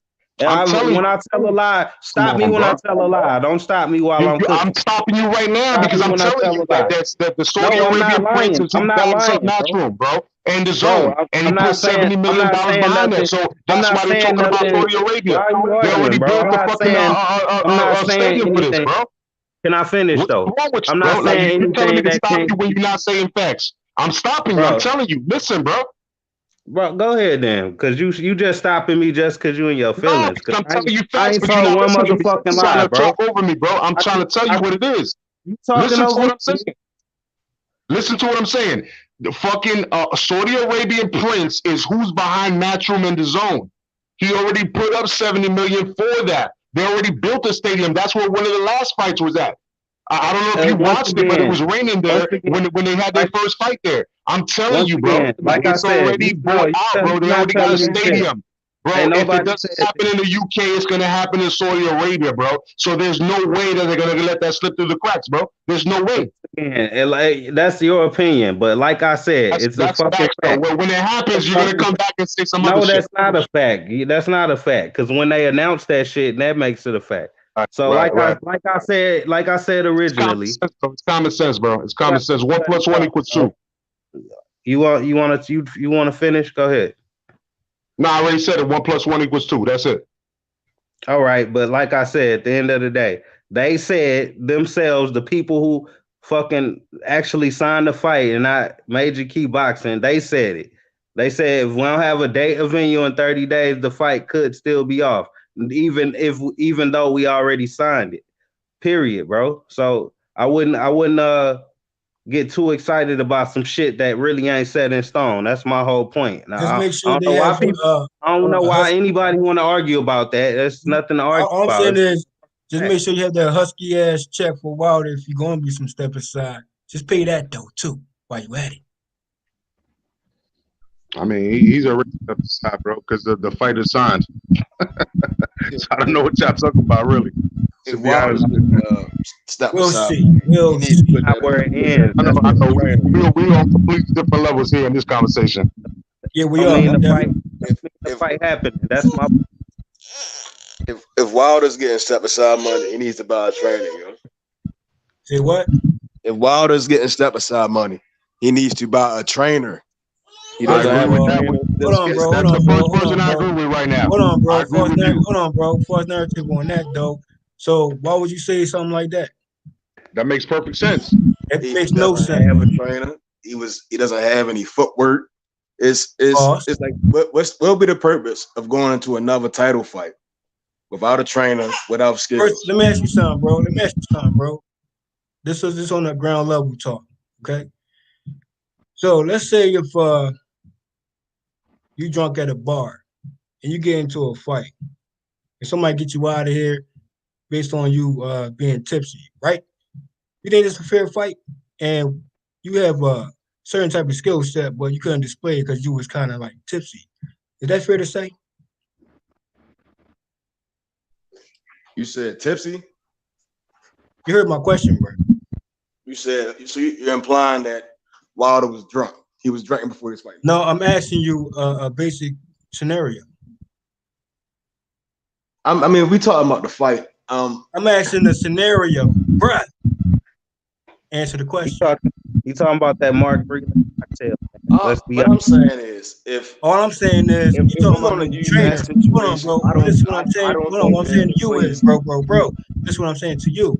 50% Wilder, who never quit, and also Wilder displayed his skill set on previous fight, even the fight before, and 40 fights in, all-around fighter Wilder. So in this particular fight, don't let it over exaggerated cheater. that's You're trying to discredit a skill set of a Wilder based on a cheater. I'm not. So come again. What new trainer are you talking about, like bruh? it is. In a situation when I watch Wilder versus Fury, when I watch Wilder versus Fury 1. Are you going to say what the commentators say? Are you going to acknowledge what the commentators say also in that fight, bruh? Let me ask you a question. Are you going to acknowledge what the commentator also said in that fight? He what? Are you going to acknowledge what the commentators also stated in that fight, bruh? What they state? They said this. They said, Wilder is not looking as his usual self. Did you get that though? That's I understand that. But if we're gonna say right. Okay, so you was put up here. Okay, I know where you're standing. That's the facts. Wilder needs to go press charges. Wilder don't need no new trainer. Wilder skills. Let me let you know something, bro. That's what a man. Hold on, bro. Let me let you know something, bro. Hey, bro. I hear what you're saying. Okay, whatever you want to say, charging up. Listen, we already know this already at foul at play. Listen, Wilder already stated what I'm saying to you is, hold on. What I'm saying to you is, bro. What I'm saying to you is, bro. A man gonna get them type of charges out of boxing. Okay, listen, bruh. You get what I'm saying to you you is Wilder. Listen, bro. You can keep rambling, bro. You want to make it worse for yourself, okay? And your tipsy supporters, Peter supporters. So what I'm saying to you is Wilder's an orthodox style. Wilder has offensive style. Wilder has the savage move style. Wilder's a good dude. You know, I respect what he's saying for knowledge. But I'm saying, if Fury cheated, Wilder he should press charges and get dude out of boxing. An example for young fighters. Bro, don't cut me off, bro. I ain't trying to get you loud where I'm at right now. That's my opinion. If he's saying he was role model, bro. You know, anything else? You a cheater supporter. You want to tell me if a dude out here drugging you, he got weight then he need to be out of boxing. That need to be an example made. Especially saying he has evidence. We need to bring the evidence so platforms can support. I'm saying this. Hold on. Hey, JFL, it's time to move on, bro. I'm here to say this. The fight has been signed already. Wilder's getting step aside money. Wilder just did an interview on Instagram with Sam Watson's son. And Wilder didn't say anything about cheating. He didn't say anything about gloves. He didn't say nothing. So he's moved on. It's time that you move on to this undisputed fight. You know what I mean? Wilder getting some step aside money.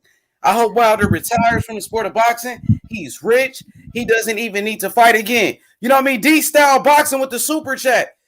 You know what I mean? Dang, I missed the super chat. I'm back, D-Styles. D-Style, thank you for the super chat, my boy.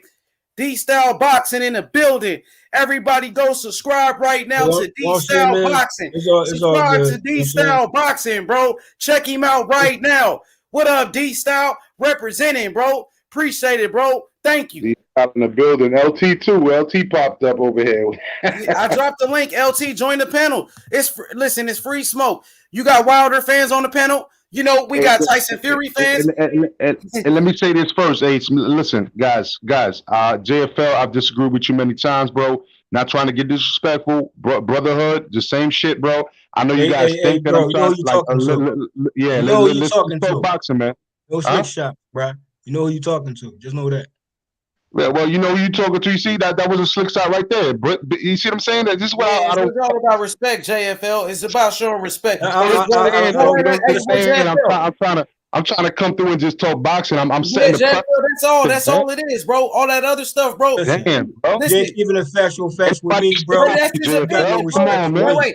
Go ahead. Let Glenn cook. Go ahead, Major Key. Go ahead, bro. All I'm trying to say, all I was trying to say is I was trying to make sure if everybody jumped on the panel, let's keep it like kosher right here, bro. But ain't nobody scared of you, JFL. I'm talking to you directly to tell you that I know we've had problems in the past. You don't need to keep rehashing that shit every single time, bro. You know what I mean? Like, just leave it alone, bro. Like, let's talk about. Bro, all I'm saying is, let's move on, JFL. Deontay Wilder knew Tyson Fury had got caught cheating before he took the fight, bro. He knew Tyson Fury was a cheater, and he still gave Tyson Fury a rematch. He knew Tyson Fury tested positive, but you still gave him an opportunity. That was Wilder that said Tyson Fury was his brother, that he loved Tyson Fury and gave him a kiss after their first fight and said, Fury is my brother. That was Deontay Wilder that was over there laughing with Tyson Fury. So if Fury is such a cheater, if we hate Tyson Fury so much, why Wilder was over there hugging him and kissing him saying that's his brother? So let's stop it. Once he lose, then we hear, oh, he's a cheater, this and that. But nobody was saying he was a cheater before that. Facts remains, a cheater's a cheater. I'm not even commenting on that hug and kiss and shit. He did do that, bro. That was Wilder being friendly with Tyson Fury, bro. Anyway, Nobody bro. said nothing about Fury being a cheater I'm gonna keep it on topic, bro. I'm gonna keep it on topic. Cheater, bro. When it comes to Fury, bro, it's the truth. Hold on. When it comes to Fury versus Joshua, bro, don't get your hopes up acting like all of these rumors and shit is like factual, bro. Period. That's what we was talking about. I'm gonna get back on subject. Max Kellerman don't know what the fuck is going on. How he know Wilder getting step aside money? Why should we believe him? He might know something that we don't know. Like I said, just because the fight signed don't mean it's gonna happen. Period. So my question for you is: Wilder took step aside money. Did he really want the third fight? If Wilder took step aside money, did he really want the third fight? Your question going on? You believe it. I'm just asking. I hear you. But that question is not even like worth answering because you believe in Max. No, I don't believe. We gotta figure out. We need facts. Bro. I know. I'm just asking you a question, bro. You asking me a question based on what though? Did Wilder really want the third fight if he took step aside money? That's just a question. If that's what I'm saying. I'm not going back and forth on no ifs. When we know what the fuck going on, then I answer that question. Bro, I'm here to ask all the hard questions to everybody. The fight is signed though, so that's what we know. The fight is signed, bro. Yes, we don't know if the fight is happening though. That's my point. But why would they sign it? Why would they sign it in the first place? You're talking about venue, right? Y'all want to assume that it's happening because it's signed. Besides the venue and date that you have 30 days for, right? This is your last stretch of information here. Your last hope, right? Besides that, the fight is on, right? The fight is on. So what else do you have to say? Keep your fingers crossed. Didn't the date and venue stop fucking Wilder versus Joshua from happening? Oh, Wilder didn't want that fight. He turned down 120 million. I'm asking a specific question, man. You going off? I'm just being honest. He turned down 120 million from the zone. Exactly. He could have made that fight happen. Then Eddie Hearn himself. He turned it down and gave Fury a rematch. I'm saying Wilder said, "I took less money to give you a rematch." That's what Wilder said. Why you don't want to talk about the facts? Didn't Eddie Hearn say? We are talking about. Didn't Eddie Hearn say that fucking how we gonna sign the fight when they don't have no date or venue? Didn't Eddie Hearn say that shit about the fight? You're actually not talking about facts because you're talking about hypotheticals. What ifs if it doesn't happen within 30 days? Now it's hypothetical.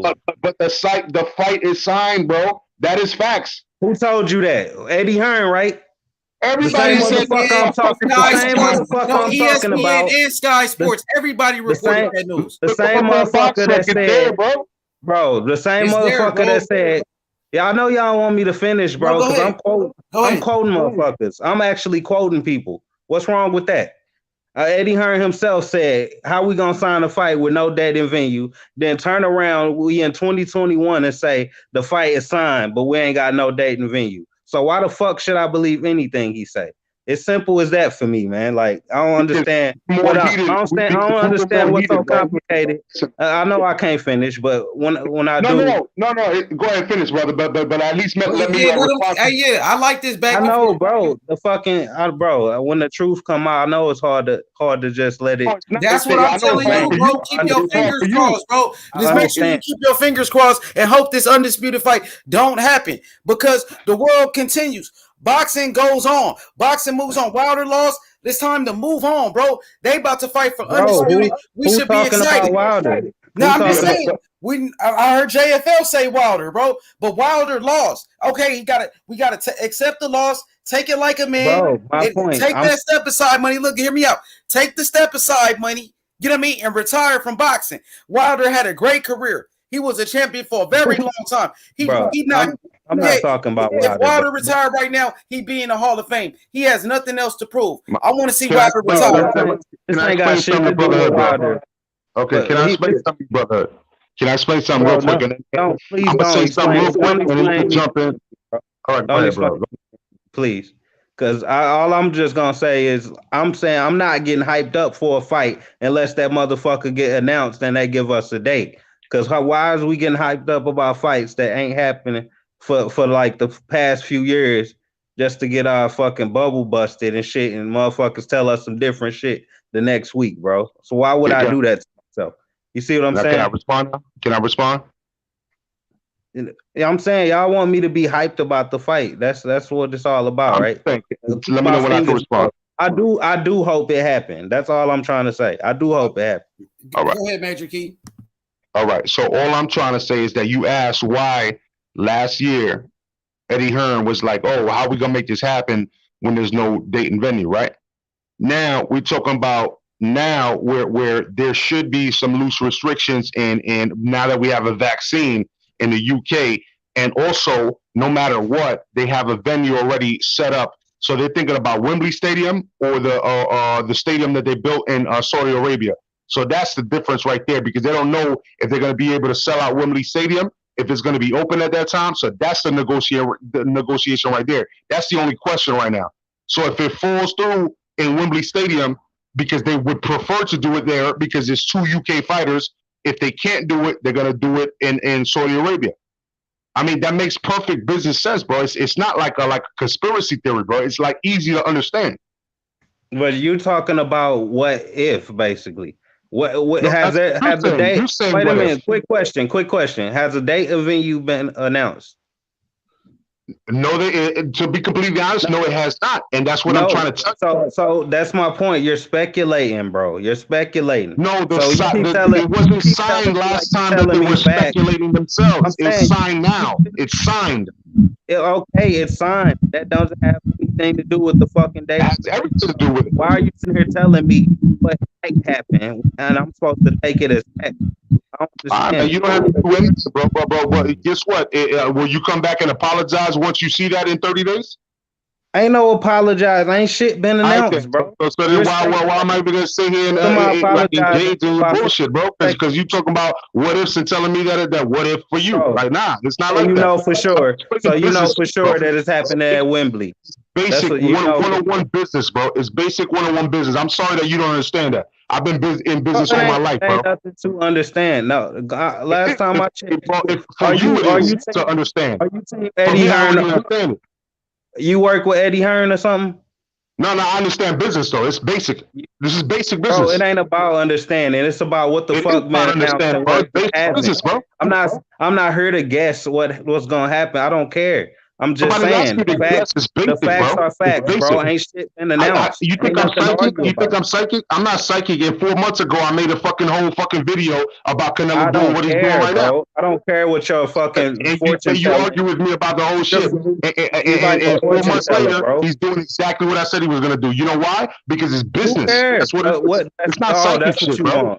You want a cookie for guessing.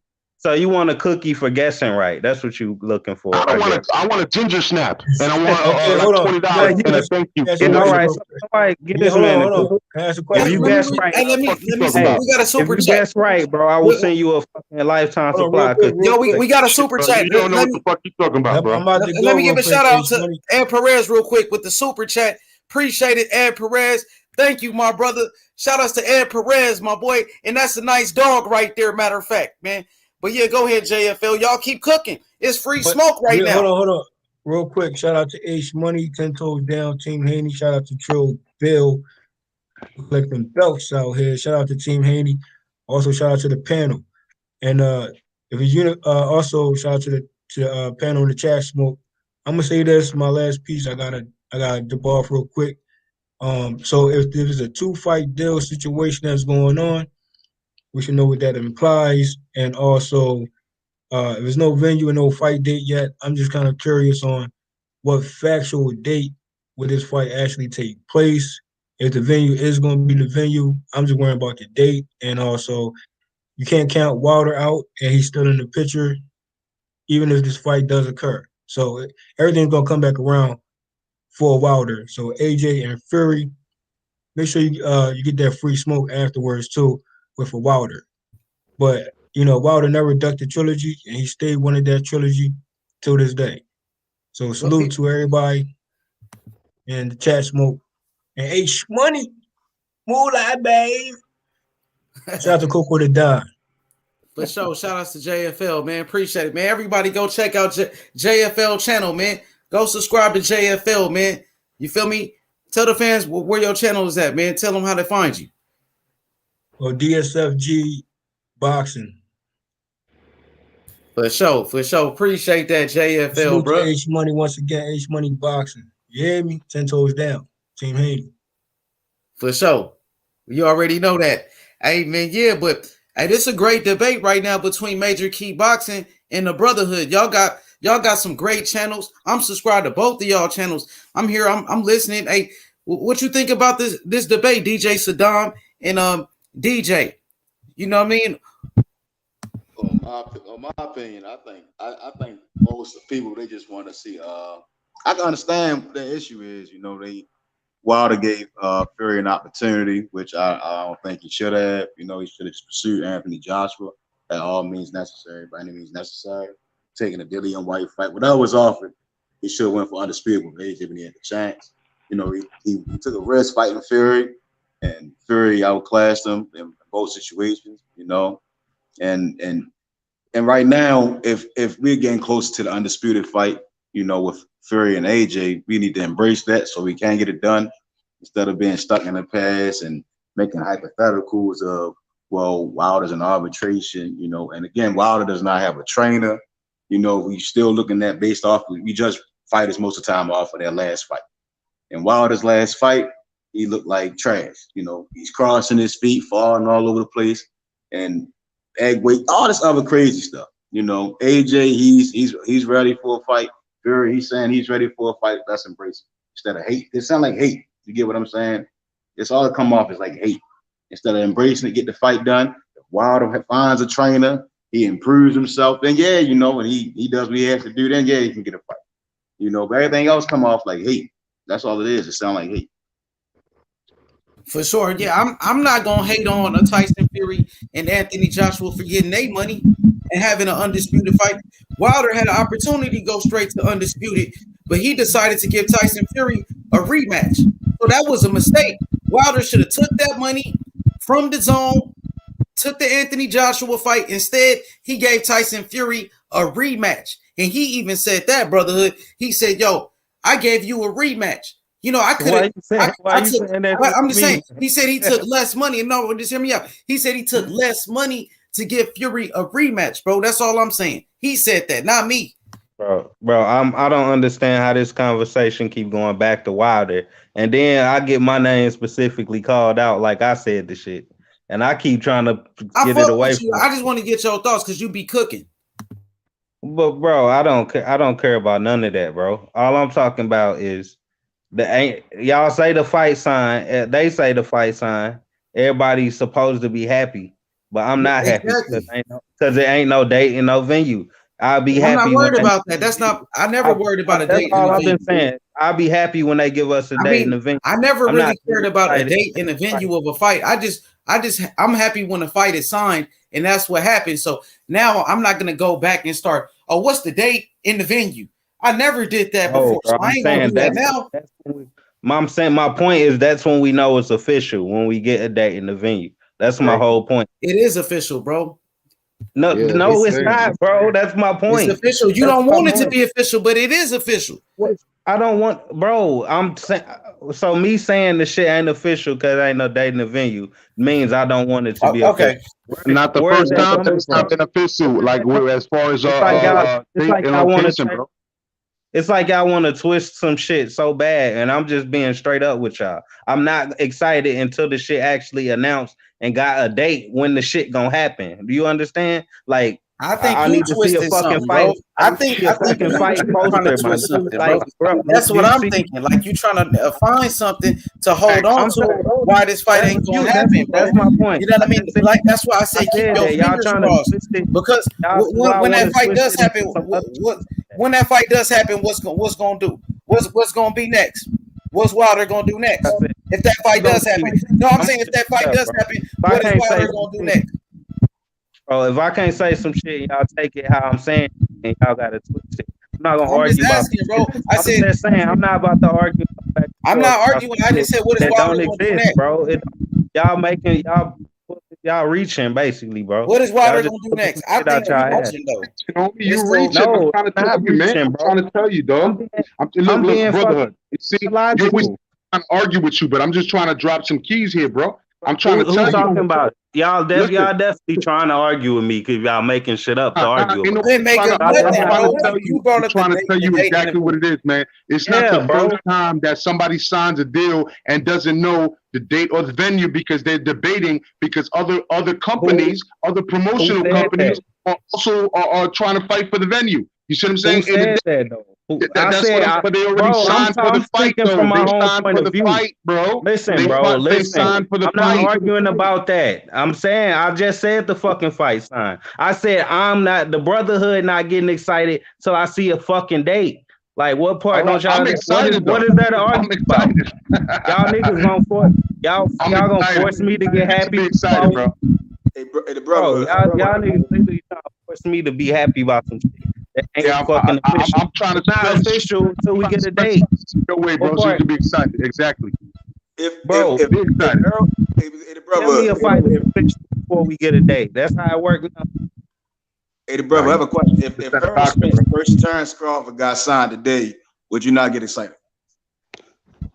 I know who will get excited. If Errol Spence versus Terrence Crawford got signed tomorrow, tonight, in the next 5 minutes, would you not be excited? I wouldn't be excited till I get the same shit. Give me a date because that shit all crumbles when and the shit, even when you get a date, this shit could be canceled and pushed Bro, I back. never heard you talking about a saying? date You until see what now. I'm saying, bro? Shit change I'm every just saying day. I never heard you start talking about dates and venues until this fight was announced, bro. And I never heard people signing for a fight without having a date and venue either. So can we say it's normal, bro. different on both sides? Actually normal. Bro, not that I know of. Like I said, bro, it's simple. When I get a date, I'll be excited. I don't know what's the problem with that. Yo, what's up, Ben Israel? What's good?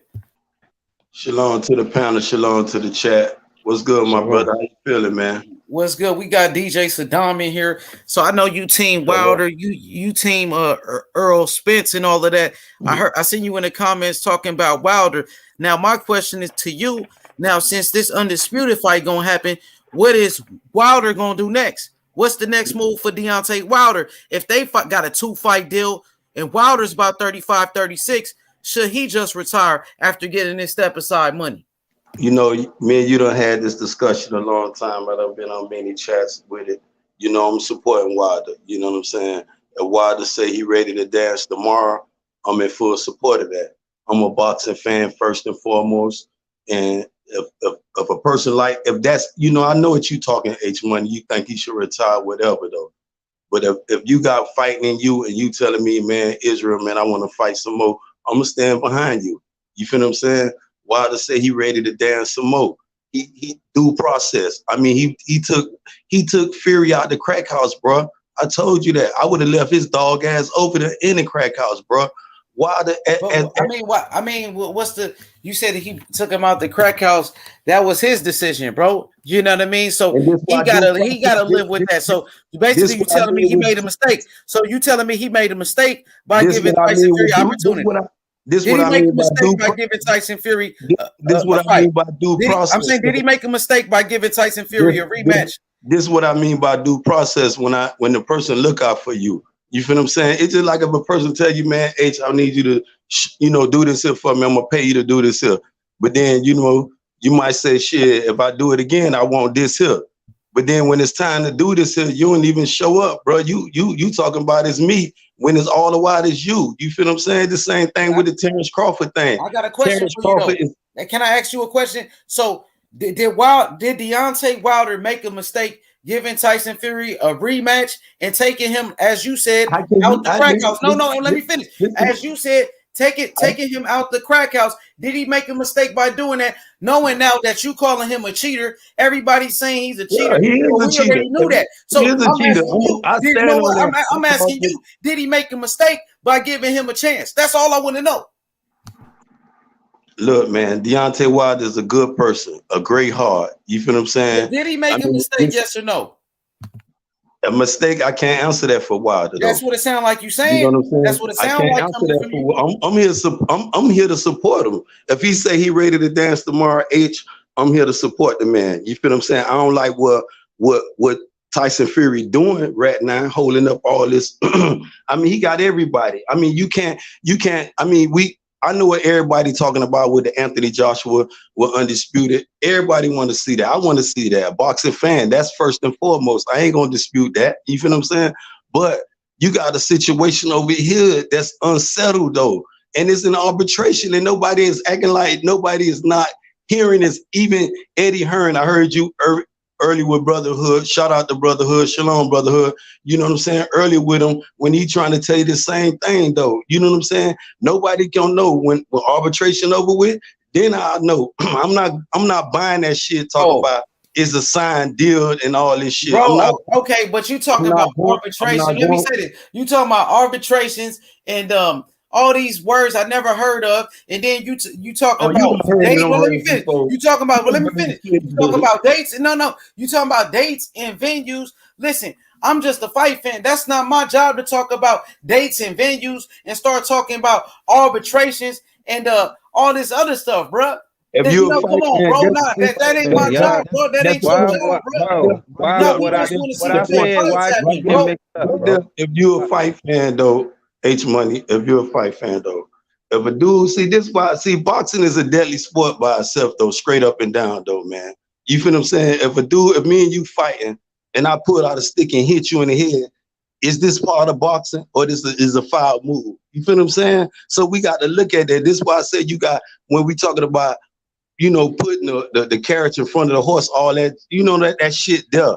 You feel what I'm saying? I ain't going for it till I see it, until it's signed, sealed, and delivered. Then I know. You know what I'm saying? That's what I'm telling you. Can I say something real quick, man? Can I say something? Yeah, go ahead, Matrix. Go ahead. Let me finish. Then you can go. Then I address the champ and I ask him, "Down, champ." You know what I'm saying? But until then, I'm standing on Wilder though, bro. I ain't buying none of that. I don't believe Bob Arum. Definitely don't believe Eddie Hearn, because he'll change. I don't know if him and motherfucker Bob Arum laying in the bed together right now. You know what I'm saying? I don't know, bro. Nobody don't know right now. It got friends is ready not speaking to each other behind this shit right now. I'm not going for that, man. If these dudes want to fight, it's time to fight, bro. But I know. I think it's funny. I'm gonna support Wilder. Wilder want to fight though, bro. Yo, Ben, I'm gonna say this. Yo, Ben Israel, I'm gonna say that. I just find it kind of weird that I'm hearing real brothers, real niggas talking about arbitration and litigations. You know what I mean? If that's what I'm just saying. I find it hard to believe. Let me say, I find it hard to believe that my real niggas out here talking about dates and venues. We know the fight been signed. Let me finish. I know the fight been signed, bro. I'm happy that it's signed, my nigga. Give me that John Hancock. Give me your John Hancock. Give me this signature. That's all I need, bro. All that other stuff, bro. Wilder gave him that. Wilder gave him that, and in return, he owed Wilder that. Ain't nobody owe nothing, bro. This is a cold world, bro. This is a dirty world. You know what I mean? Nah, bro. You gotta move on, bro. Go ahead, Major Key. No, what I'm about to say is, look, man, look. At the end of the day, it sounds like he understands, but he's using it for the flip position, right? You understand what happens in the hood. Everybody's getting hustled. You know what I'm saying? You said yourself, like, hey, I'm not buying that, right? I'm not buying that. But if it's already signed on the dotted line, and when it came to arbitration and all this bullshit that came in the past, and there's no litigation against all of that, like with everything that you just said, right? There's no proof at all. You're just talking, right? And so Major you want to hold on. I'm not done talking. Hold on. I'm not done talking. So you're using all of that as leverage for your conversation, but yet nothing is proven that you're saying, because what's proven is that there's signals on the fights, a 2-fight deal. I'm sorry. You can't. No. Don't try to cloud out what I'm saying. What I'm trying to say is, don't water it down. I'm trying to tell you exactly what it is. There's signatures for the fights, a 2-fight deal, and that is what it is. And there's been a year, more than a year, for you to have proof or evidence and signatures on any kind of real litigation or arbitration, right? And all of that had anything to do with what we would hear about in a real professional setting when it comes to boxing. But there's none of that. You know why there's none of that? Because it's all on YouTube. That's all it is. And you believe it, but you believe it, so you got sold. So it's 3-card money that got you selling your soul, giving you $20 up. But on YouTube, you got sold. We didn't. See, it go verse ways though, Major Key though, bro. I hear your point, right? See, like you telling me I got sold. How you know you not getting sold? You feel what I'm saying? Is it like a lot of people out here until you a boxing fan too, Major Key? I ain't gonna take that away from you, a boxing fan. You got the first look. If this is a signed deal, where's the date? You got to remember, this the same person told you December the 5th he was gonna have a date then, bro. You feel what I'm saying? As a boxing fan, I'm tired of this shit though, bro. All these, I'm standing on Wilder. I'm gonna stand with that. I ain't changing my story, my nothing. I'm standing with him on 100 though. But if you saying I'm being sold, why you not being sold? Why is not official June or July, August? If you give me this here, if you give me this Major Key, then I say, okay, I can hear what you saying though, bro. Now give me that. Tell me what day, when this date is signed, what date is on though. Then I say give me a date. For most of the YTBC, I'm gonna keep it 1 million with you. You're not gonna make me hate Deontay Wilder with your rhetoric, bro. I'm not wanting to hate him. I want you to Wilder. I'm not trying to change you. With this bullshit, bro. I'm asking you what date though. You telling me no. I explained everything that I explained, and apparently you didn't listen to anything that I said. Because you're still coming with this angle. So you're not gonna make this like Deontay Wilder just because you want to spit rhetoric, bro. I'm not gonna dislike. I've been pushing Deontay Wilder for the longest. I'm gonna keep pushing him, and all this shit that's happening, bro. I'm not changing that. Now you changing. A lot of people hate him though, but I'm not one of them. I just want to know a date though, man. I'm standing on Deontay Come Wilder. on, bro. Now you want to know a date. I never heard you talking about I just want to know a date. Now you trying to hold on to something like no. You have to, let me say this. Let me say this real quick, Ben. Can I say this? You gonna cook. You gonna cook. Let me say this. Ben, I hope you got your fingers crossed because you so trying to hold on to this date in the venue thing, bro. The fight gonna happen. Get over it. It's time to move on, my nigga. Put a smile on your face, nigga. Nigga, now listen. Nigga, let me say this. Nigga, put a smile on your face, nigga. You know it's one on my face because you know how I'm living, bro. You know it's one on my face. You got me into this shit, though. Hey, shout out to H Money, man, to everybody in the chat, though, bro. But you know what really got me caught up, though, H, though, man? When you talk about a cheater, though, in the game, though, man. If a person don't you knew he was a cheater first, and you still gave him a shot. So why would you fight a cheater? No, I'm asking you. Why would you fight a cheater, first of all, and then give a cheater a rematch? Why would you give a cheater a rematch, bro, and help out? Like you said, take a man out of. Well, let me say this. Let me finish. Because why would you give a man an opportunity who's a cheater in the first place, and then give him a rematch for less money? Turn down. You took less money to give a rematch to a cheater, and said the cheater was your friend and gave him a kiss. No, I'm asking you. I'm asking you real quick. Why did he give the cheater a kiss and say the cheater was his brother and that he loved him? That's what make him a good man, though, I guess. Well, a fucking cheater. You just said he a cheater. I'm done, bro. I'm done. I said he a cheater. This is what I'm telling you. I ain't changed my narrative. I said he a cheater, and I would have fired everybody on my motherfucking squad, bro. And I stand on that, bro. I ain't just said that. It just ain't no new thing, bro. Man, you done talk 100 hours about this, H. Come on, man. You know all the way I stand. Anybody could say, oh, I know where he stand at. You can quote me on everything, bro. Come on, man.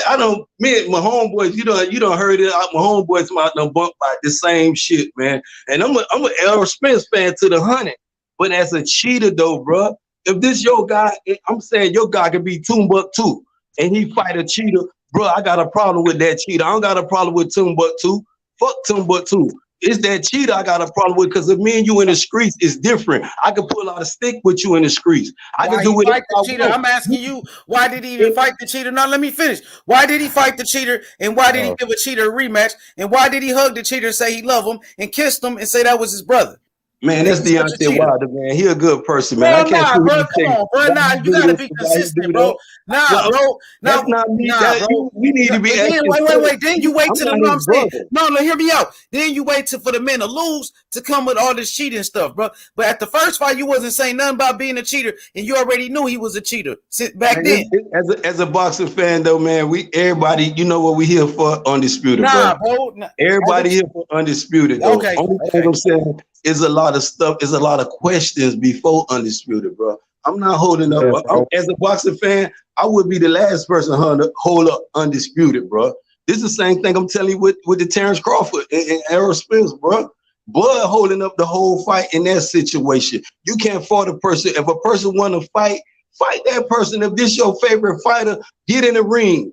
I know EJ want to bump. I know Devin want to fight. You feel what I'm saying? I know Wilder want to fight. I know these guys want to fight. I'm standing behind them, not just saying. I know David Benavidez want to fight Charlo. David Benavidez, I told Charlo, bro, that's a good ass fight, bro. Oh, I got a question for you. Why is Wilder out here kissing Tyson Fury? And he said he loved him. Harpo just said it. Harpo put the comment. He said he kissed that man and told him he loved him. He did. And I'm gonna give you a biblical quote, and you never told me biblical. Jesus kissed Judas, and he betrayed him for 30 pieces of silver. No, we talking about Wilder kissing Fury. Why did Wilder kiss Fury? Wilder betrayed Tyson Fury? It's right there. It's right there, though, man. It's clear as day. It's clear as day. Major, can I see it for yourself as a boxing fan? Let me ask you something. He deceived the whole boxing world, bro. I want to skip past all the bullshit, bro. Because so anybody that don't believe that this fight is happening, you trying to say they just Wilder fans? They just want to see Wilder. I would say some hating going on. So us not believing Eddie Hearn lying ass and Bob Arum lying ass means we haters, even though these motherfuckers done lied to us millions of times before. That means we haters. Numerous of times, bro. Eddie Hearn ain't lied to me once about Devin Haney. I'm asking a simple question. Eddie Hearn ain't lied to me once about Devin Haney. I know that. He's been standing up. What you said? We talking about Devin Haney. I'm actually cool with Eddie Hearn. We talk about Eddie Hearn. Don't move. I'm just cool with Eddie Hearn on this side. Don't move the goalpost. We said we talk about Deontay Wilder. We ain't talking about I'm not talking about Wilder. Cool with Eddie Hearn. That's my point. That's what I'm saying. We're not talking about. I'm not talking about Wilder, bro. The reason I don't think this fight happened until that motherfucker got a date don't got shit to do with Wilder, and I'm tired of your motherfuckers making it about Wilder or calling me a hater or a Wilder fan just because I don't think this shit happening.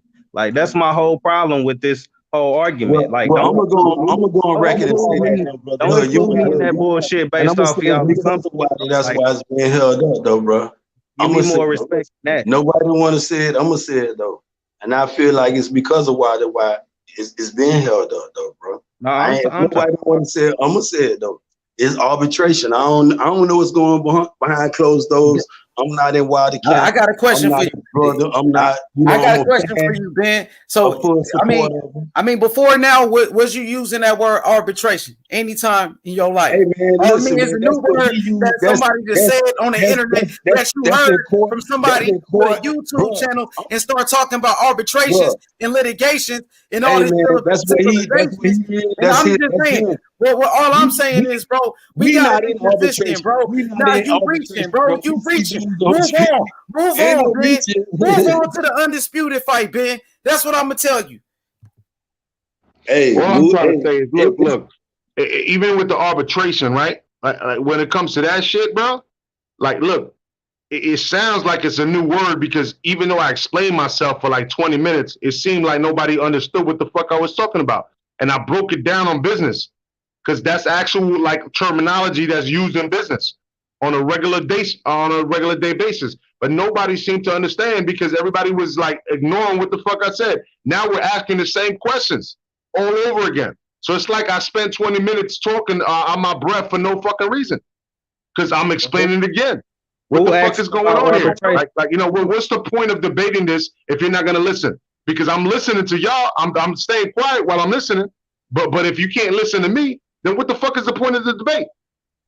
Though that's what I'm trying to figure out. What is the point when first of all, my whole point ain't even about Wilder. Maybe Ben Israel's is, so maybe it's. But you said why everybody bringing up Wilder? You talking about Wilder right now. We were talking about AJ and Fury.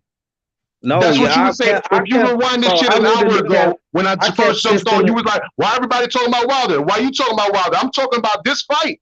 I'm talking about Wilder because y'all talking about Wilder. No, you talking about Wilder because I was just talking about the fight. You just got done talking about Wilder. You're doing the same thing that you said everybody else doing. The world doing. We boxing fans, man. Let's everybody just take a drink right now and just. You know, this is what the world talking about, though, bro. Let me want to chop it up about arbitration. Go ahead, bro. Before everybody take it the wrong way, though, bro. This what? No, I don't take it personally at all, man. Like it's boxing, bro. You know what I mean? Yeah, though. This is what I'm saying, Major Key. Everybody want to see this. As a boxing fan, you want to see it too.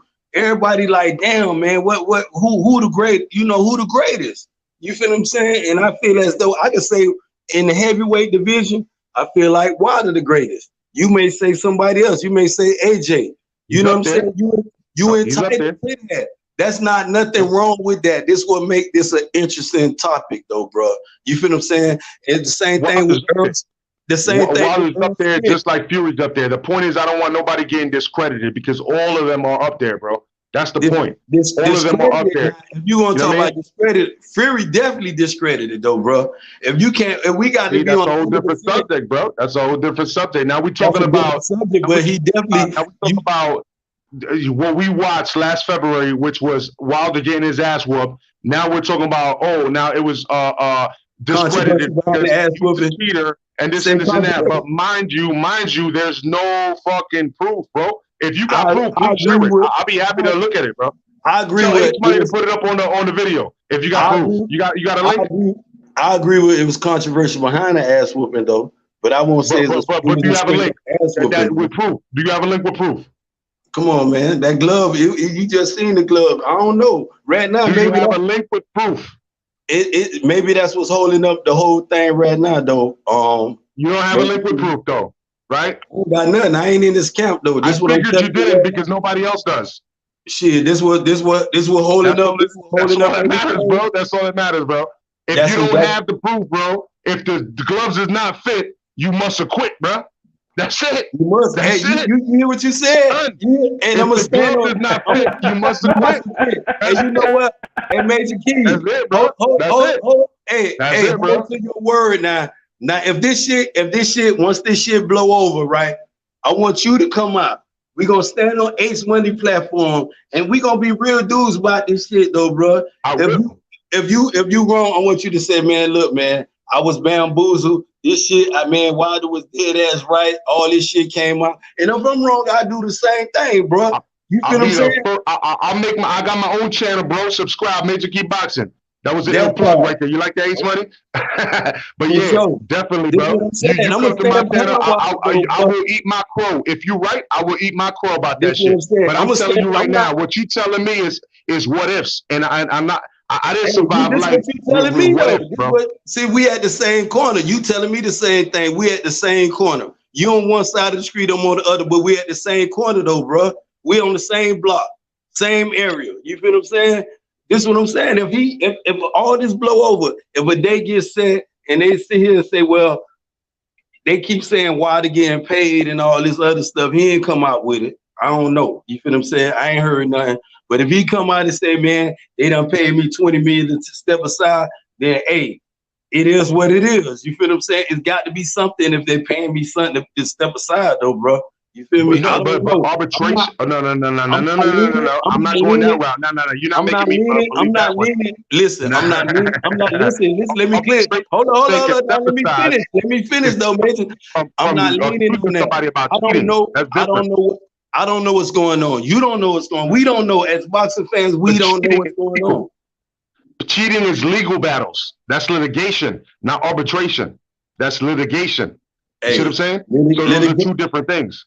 Hey man, it's in both of them. Let me tell it, bro. Cause I'll beat his head in if he cheated on me, bro. Cause you know what I'm saying. As a boxing fan, though, bro, this show I don't know who your favorite fighter, Major Key. You never told me. Canelo. Now, oh God, dog, man, you got red flags all the way, man. Red flags? By you telling me that you got red flags, what the fuck are you talking about? Man, my dude ain't never. You telling me who the fuck you are by saying that? EJ never felt no drug test, though, bro. EJ never felt no drug test. Ain't nothing questionable around him. Hey man, we talking about resumes here, bro. You talking about red flags, bro? And me and you don't wanna talked get about that this, and you conversation know with what? me, bro. And you know what, man? Because you're gonna wake up tomorrow regretting that you had a conversation, bro.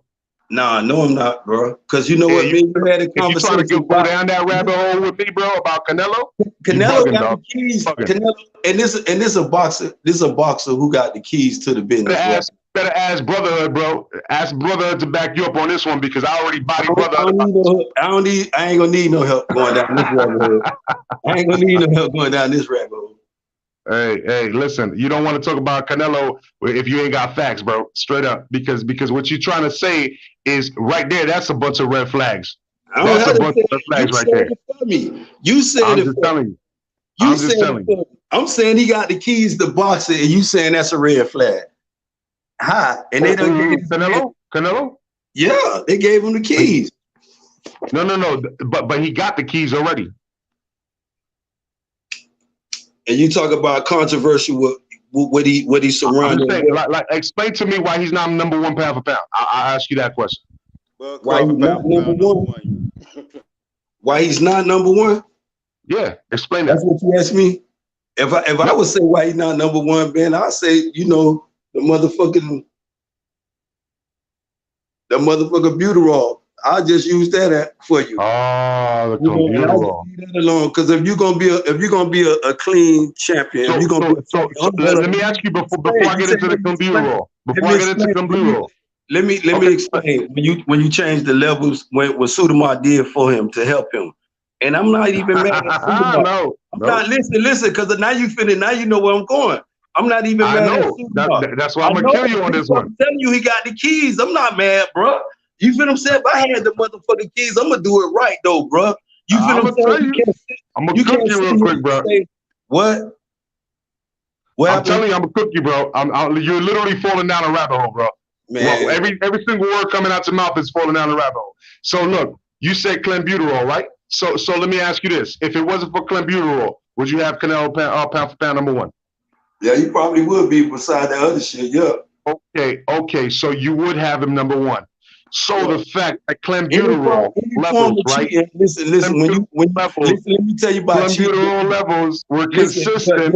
Computer, I said that one thing, and I'm standing on that. Hold up. Consistent with tainted meat, and the fact that they changed the levels because they still did put him on suspension for 6 months, but then changed the levels, not because it influenced or helped them, because they said, guess what? Yeah, it wasn't really a realistic goal because it doesn't enhance performance.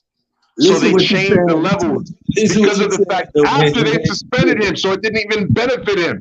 It was just the fact that moving forward, it doesn't enhance performance, bro. It's just like every other game in fucking sports, bro. Like football, basketball, everything, bro. Yo, I'm gonna say this. Yo, Ben. It's like your argument is everything. Oh, this guy is a cheater. It's like now you're using that same thing with Hey man, listen, Canelo. man, a cheater. Let me just finish, bro. Let me just finish, because now I see that you're doing that same thing with Canelo. So it's like you discrediting these fighters. Let me finish my point. You gotta let me finish talking, bro. Let me finish, because it's like now you're doing it with Canelo. But if they doing drug testing, right? They know these guys been caught before, so they're doing drug testing, bro. and they're they're not cheating, bro. They're not cheating. You know what I mean? So what do you have to say? Why do you got to keep bringing it up when they got caught? They did. What side of the fence you on, bro? What side of the fence you on? No, I'm saying. What side of the fence you on? I'm asking. Hold up. Hold up. Let me finish, bro. Ben, hold up, bro. Hold up. Listen, bro. You every time he a cheater. He a cheater. When they got drug testing, bro. Come on, now stop with the games, bro. They're doing drug testing once. Bro, once a cheater, always a cheater, bro. I'm tired of y'all excuses. What the facts are, let me finish. The facts are, bro, Tyson Fury and Canelo Alvarez both failed drug tests and got suspended for them motherfuckers at the end of the day. So if Ben Israel want to discredit them for the rest of their career based on that, he got the right to do that, bro. Y'all can get the fuck over it. I know dude just admitted it. He a Canelo fanboy, so what do you expect him to say? Wait a minute. Let me finish. I've been quiet. That's that bullshit narrative, bro. What's wrong? Let me finish, bro. Let me stop. Everybody, come on, Major Key. What the respect? No. Everything's straight respect, bro. Y'all calm down. Let me say this. Bro. Though, man. If your dude cheating H Money, come on, man. Listen, bro. They're doing drug testing, bro. You didn't say that about Roy Jones. No, you didn't say that about Roy Jones Jr. When he got caught. He got caught taking steroids, bro. No, wait, let me finish, bro. Hey, Ben, hold up, Ben. Wait, one at a time, bro. One at a time. What I'm saying is, when Roy Jones got caught taking steroids, you didn't keep that same energy. When he went up to heavyweight, wait up. He went all the way up to heavyweight and beat John Ruiz for the heavyweight championship, and you didn't say nothing when Roy Jones moved up to heavyweight. Roy Jones is retired right now. Same energy for all the fighters that tested positive, bro. Look, if that's your excuse, he was a terrible cheater. You wasn't saying that when Deontay Wilder, when he fought Tyson Fury in their first fight, you wasn't calling him a cheater. You just started saying all this cheaters, bro. He knew Tyson Fury was a cheater. Nah, bro. They are testing Canelo, bro. He's getting drug tested, bro. This is what I love about H Money. Shout out to brotherhood. This is what I love about drug tests or not, bro. Yeah, they did. We all know that, bro. Okay. Well, stop bringing up other fighters. We talking about these two that failed drug tests that y'all mad at Ben Israel for discrediting. And even though he got the right to do that, because why? Did Ben Israel force the motherfuckers to fail a drug test? I don't think so. So quit blaming him. Why did Wilder fight Fury? Why did Wilder fight him? Why did he fight him? Can I finish? Quit blaming him and blame the fucking fighters. Hold the fucking fighters accountable, bro. Don't get mad at him. That's what Wilder and who else we talking about? Everybody else that fought Canelo. I don't remember them motherfuckers drug test. I don't remember Triple G failing drug test. Y'all get mad at the wrong motherfucker. And be mad at you just said I was a fanboy for saying Canelo was number one, but yet who you have number one? Because obviously I can pull your fanboy after that. Errol Spence. If I got to finish my sentence, if you want to tell me who my number one pound for pound fight is, Errol Spence Jr., bro. Hell no, bro. Man, hell no, bro. Come on, man. Terrence Crawford, bro, ranked higher than him pound for pound. Terrence Crawford ranked above him. He ain't even above Terrence Crawford, bro. He around here trying to sell that WBC belt instead of fighting for him. He trying to sell that motherfucker. Come on, Terrence Crawford, a 3-division world champion, undisputed champion, bro. Canelo, a 4-division world champion, bro. Canelo, a 4-division world champion, bro. You went from now you talk about how many Canelo. divisions Errol Spence is? How many divisions? He's a 1-division world champion, bro. He was born right there in the West. Exactly, he gonna conquer that, and he gonna move up. He gonna move up. No, Terrence Crawford been undisputed, bro. At 147. Listen, he's not going to 154 to fight no Harrison. He's not going to 154 to fight no Jared Hurd. He's not going to 154. And if Jermall Charlo was to go back to Ronnie Shields, right, and Earl stayed with Derek James, he's never going to fight Jermall. Never in his life. It would never happen. Jermall would knock him the fuck out. That's guaranteed. It's about we don't have that question. This the business part that they ain't talking about that we talking about. He going to prolong as long as he can that 147. Jermall said he's retiring at 154. And it's just the facts of it. Man, you tripping, bro. I mean, it's You must be Terrence Crawford. What he do? You must be Terrence Is he gonna go up to 154 and call anybody out? Hell no. Yo, let's let the reasonable guy. Let's let yo Saddam, you still in here, man? Let's let the reasonable guy kind of calm this down. Saddam, you still here, bro? Yeah, DJ Saddam and my boy DJ, they both up in here. So Yeah, let's go. I could get up for a minute because I think this shit is ridiculous, bro. I'm here. I'm kind of exhausted, but what are we talking about? Man, they talking about I guess somebody said Earl Spence is #1 pound for pound. All day, every day. Kill that whole argument. Fuck pound for pound. All day, every day. Errol Spence is #1 pound for pound, or Errol Spence is your favorite fighter? Definitely. There's a difference. Saying someone is #1 pound for pound and saying someone is your favorite fighter. Pound for pound, and listen, pound for pound, and my favorite fighter. Well, you can't call them a #1 pound for pound if they haven't even conquered their own division. If they haven't fought the best competition in their division, which is Bob Crawford, how can you call them #1 pound? Ben, let him talk, Ben. Ben, let him talk. Who is the best? Bro, Ben, let him talk, bro. Nah, it's his turn, he bro. asked the question. Nah, wait, let him go. Go ahead. I said, who is the best? He just asked the question. I'm asking him who is the best at 147. No, I'm not even saying the best in that division. I'm saying to be the best pound for pound fighter, you must conquer the division. 1 second, man. 1 second, brother. Let him talk, man. So by that I mean there are now the unified champion, right? If you have told me that he is the best welterweight, I don't have a problem with that because he's the only unified champion at class. I respect that. I can have my own opinion. I can have my own favorite fighter, but that does not change the fact that Errol Spence has 2 belts and has fought better competition than my favorite fighter. But when it comes to best #1 pound for pound fighter, you expect that fighter to have completely conquered their own division.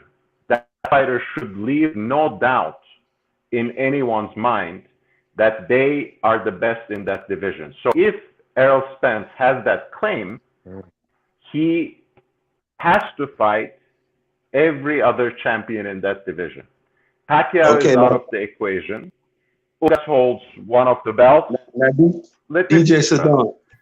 DJ Saddam. Let me finish, bro. Let me finish, brother. So he has to fight both at this point, both ideally Ugas and Crawford, to become undisputed and to have that claim to be the #1 pound for pound fighter. Then I can say Errol Spence is certainly in the conversation to be #1 pound for pound. Right now, if you tell me he's top 10 pound for pound, respect, because he's a unified champion and that's already quite an achievement. But to become #1 pound for pound without moving up or down in the weight divisions, you have to leave no doubt in the fans' mind that you are the best fighter in that division. Right now, that is disputed. So until he becomes undisputed, he can't be, by definition, #1 pound for pound fighter. Let me say this bit one time. Let me just say one thing, because Canelo been a 4-division world champion, unified champion. You got Terrence Crawford, a 3-division world champion, undisputed champion. Earl Spence is only at 1 weight class and he's only been unified. He only got 2 belts. So I mean, throughout his let me finish, bro. Let me finish. He's already 31. You know what I mean? So that's all you got to show me. I mean, he is a good fighter. He's undefeated, but there's more fighters that accomplish way more, like Terrence Crawford and Canelo Alvarez.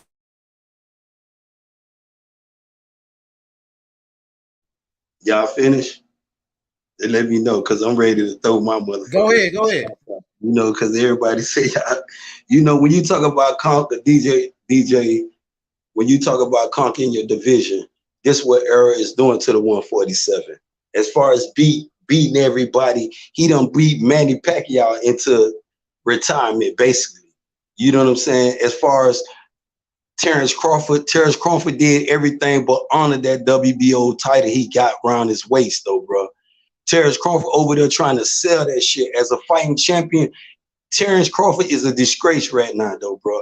And people may say, and I done got really, a lot of people say, oh, how you gonna say that? He's a 3 division. I know it. Like I said, I'm not taking nothing for what he did at 140, at 135.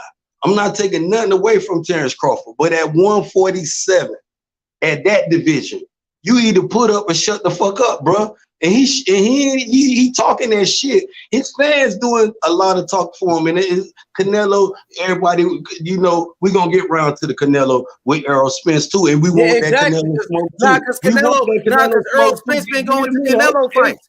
H, you just said give me a minute. We gonna get round to that Canelo, but we got unfinished business, like DJ said at 147. Because he said in order for Errol Spence to be that guy, he got to show him. But when you got these cowards holding these belts, and yes, I said coward, I used that word, instead of fighting, because when they use other people like Bernie to talk for them, instead of saying, yeah, I'll fight you, and if you whoop me, this is what I want in the ring. You know, all this, you could do all this here, but you holding up greatness. This is why we got fans disputing each other. This is why me and DJ at a dispute right now. You feel what I'm saying? Instead of being at an agreement, because his guy don't want to fight and my guy ready to fight. You feel what I'm saying? This is the same thing like I tell you about Devin Haney at 135. That dude there is ready to fight anybody. Same thing like EJ at 147. When we finish this here, and we're going to drag Terrence Crawford to the ring after this here. When we get through it, Ugas, I don't know, it's going to be some announcement when PBC announce their card. But when we get through with Ugas, Bud gonna have to put up or shut up, bro. And if you support Bud, you gotta tell him, man, go fight that dude. Stop sitting here and let that dude talk all that shit, man. Fight him. Now it's time as a fighting fan. If this was EJ, if I love Bud, if Bud was my guy, I'd tell Bud, look, man, it's time to whoop EJ ass, bro. He talking too much shit. I ain't finna be disputing with his guys, and I got a direct call with Bud.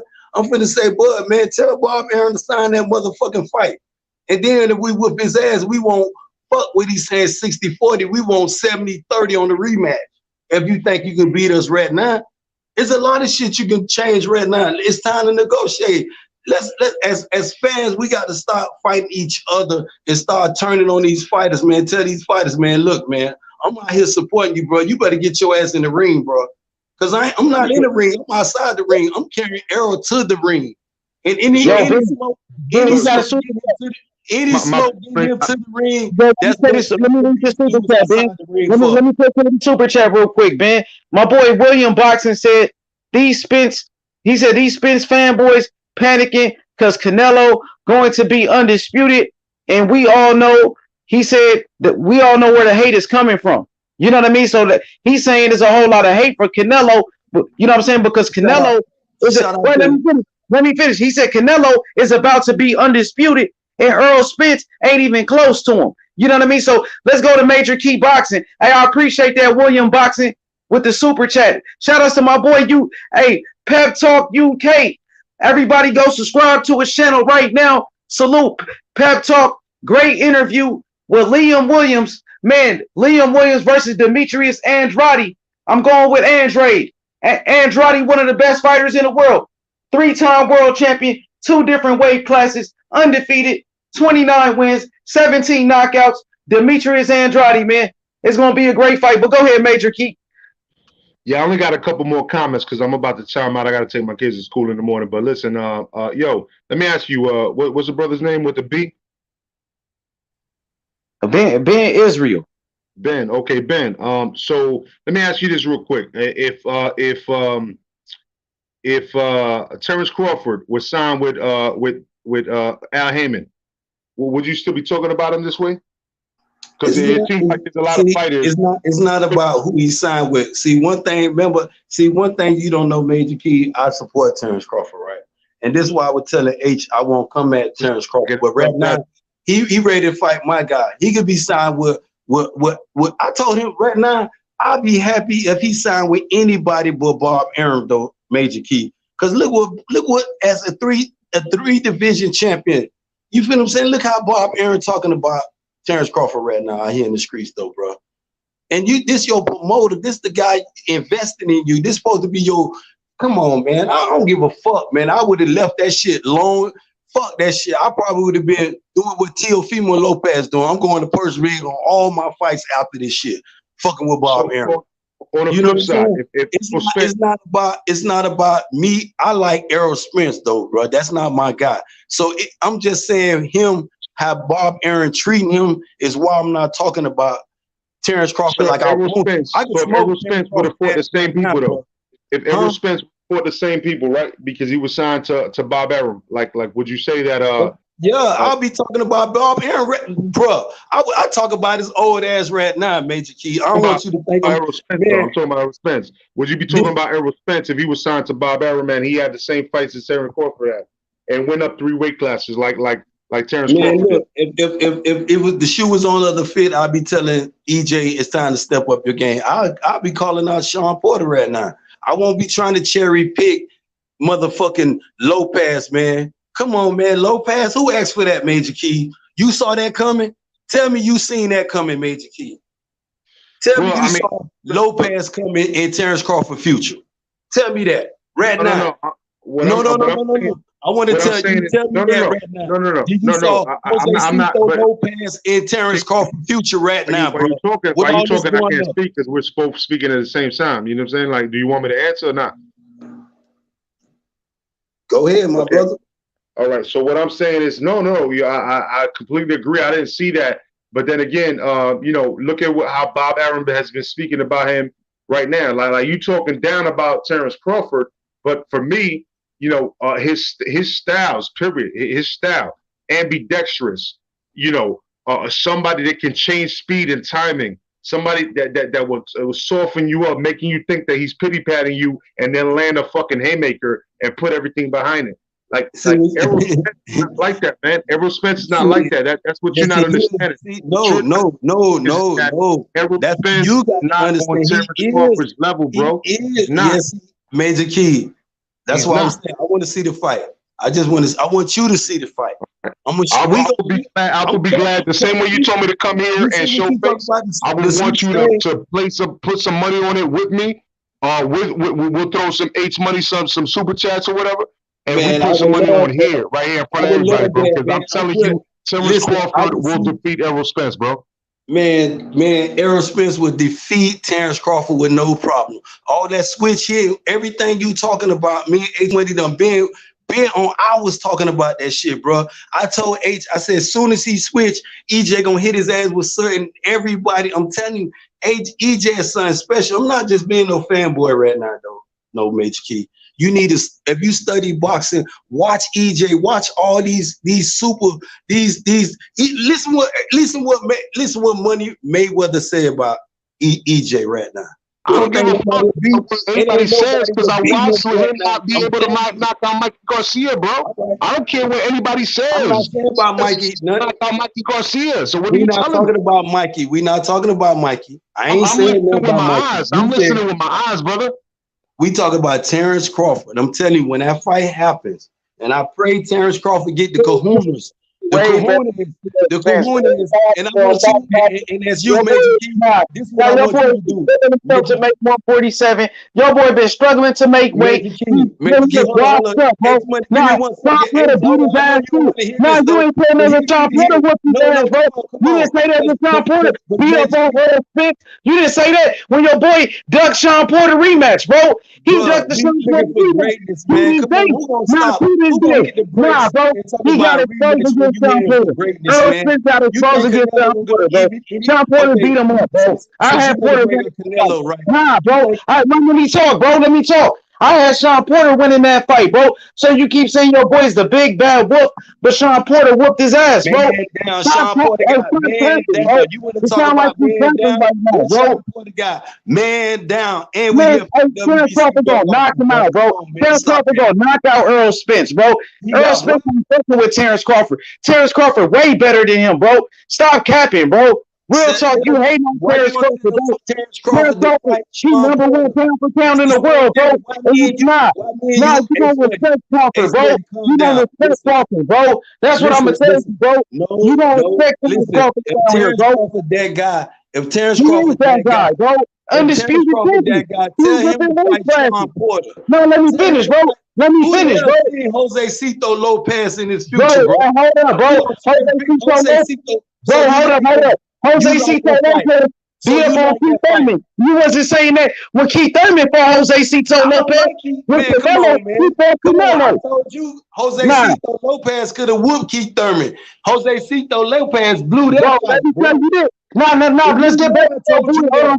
Jose Cito Keith Thurman for the kill, bro. Bro, you ducking Crawford, bro. All that ducking y'all doing, bro. Soft body Keith Thurman, bro. Man, you been talked about that, bro. Keith Thurman, bro, was an undefeated champion. He beat Sean Porter better. He beat Sean Porter better than Earl Spence did. He beat Sean Porter, bro. Nah, bro. Now you just said Terrence Crawford got to fight Sean Porter, but Keith Thurman beat Sean Porter before Earl Spence. Keith Thurman beat David before Earl Spence, bro. Why Pacquiao didn't want any EJ? Bro, you over here capping for Earl Spence, bro. Stop capping for this dude. Ain't no He's that guy. Sean Porter is that guy, bro. He won a fight, bro. That's not capping. That's a dude won a fight. This one boxing, man, you can get mad if it's not your.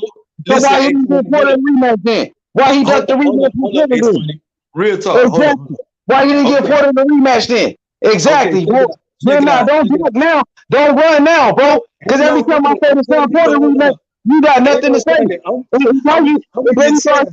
You even said Danny Garcia was a cherry pick, bro. Who did Danny Garcia beat at welterweight? Nobody. If you acting like Danny Garcia, man, we want Joe Boy. We want Terrence Crawford. You doing a lot of you need to tell Terrence Crawford when you be on look out. That's why we're talking about Terrence Crawford went through his fight. Nah, Terrence Crawford went through his fight, bro. Terrence Crawford went to his fight and called him out. We boxing fans. We see the fight. Tell him we want to see the fight. Nigga, Terrence Crawford, a knockout Earl Spence, bro. Knockout Spence all day. All day long. I got Crawford. And I'm better than anybody. Let's put money on it. Yeah, we can play whatever. It's free smoke. If you believe that H, you should tell Bud Crawford, man, go fight. You should tell your boy stop paying 20% on the low ball offer. He's ducking. He's ducking Terrence Crawford, bro. I'm not, bro. I had enough. How is he ducking, my nigga? How? Tell me. How? When he trying to clean up his side of the street. Low ball. If he made an offer, if he made an offer to Bud, how is he ducking? My God. He's gonna take the easy route if he made an offer. And he just came out on social media today. He just came out on social media today saying that you should have fight Hogan. Nah. Why he won't fight? Why is Earl so turn his attention to Bud? So it's gonna be on Bud. That doesn't even make sense. Getting outboxed and having going 12 with Benavidez on one leg. Come on, man. Get off the gas. What are you talking about? Terrence Crawford knocked out Benavidez. Are you crazy? Didn't Earl Spence go 12 rounds with Mikey Garcia? I thought he was going to knock out Mikey Garcia, and he went 12 rounds with him. Couldn't even drop him. Never even hurt him. Not even one time. Nah, bro, I didn't hit him. And then he said he was going to knock out. And then he said he was going to knock out Sean Porter. He said he was going to knock out Sean Porter, and he couldn't knock out Sean Porter, bro. He couldn't even drop David Garcia. On that Sean Porter. He need to get back with Blue Ray. He need to get back with Blue Ray, bro. That's what he needs to do. Because he's pushing to fight for the WBO to fight Bud. Because if Porter really wanted that rematch with Spence, he could push because he's number one in the WBO and he's number one in the WBC. He's choosing to go towards the WBO right now. So if he beats Bud, which I don't think he's gonna do, then he's gonna come back to that rematch. Nah, we all know what it is, bro. So Earl Spence said he's gonna take the easy route. He don't want to fight Terrence Crawford. He said the size of Bud is the one not taking it. Bud is not the one not challenging himself, my brother. Bud ain't challenging himself. Stop cutting me off, man. Stop cutting me off, man. Man, you know what it is. He said he's gonna take the easy route, so he don't want to fight Terrence Crawford. That's what he said. And Terrence Crawford went to his fight. No, Terrence Crawford went to his fight, bro. He went to his fight and called him out. And Spence running because he a dead man at 142. He's struggling to make weight. He ain't even the same fighter that he once was, bro. He ain't the same fighter that he was. Yeah, you're right. Hey, you're right. I heard some people talking about that same fight he once was. I heard some He's people showing talking all about. the sign language of a female with a period on, bro. That's Bro, what. I ain't gonna. Hey, listen, bro. What's your excuse gonna be? Crawford knock him out. Is it gonna be the car wreck or what's it gonna be the alcohol? What's it gonna be? He got to fight first, and Bud don't want to fight. Nah, I don't want to hear none of that, bro. What's your excuse gonna be then? Ain't no excuse because I feel that though EJ gonna knock his ass. What's gonna be y'all? What's gonna be y'all excuse once Bud pick up that third belt? When's the last time you got a knockout? When's the last time you got a knockout? When was the last time you got a knockout? Once he switched, answer me. When was the last time you got a knockout? Exactly. When was the last time you got a knockout? You don't want to talk about it.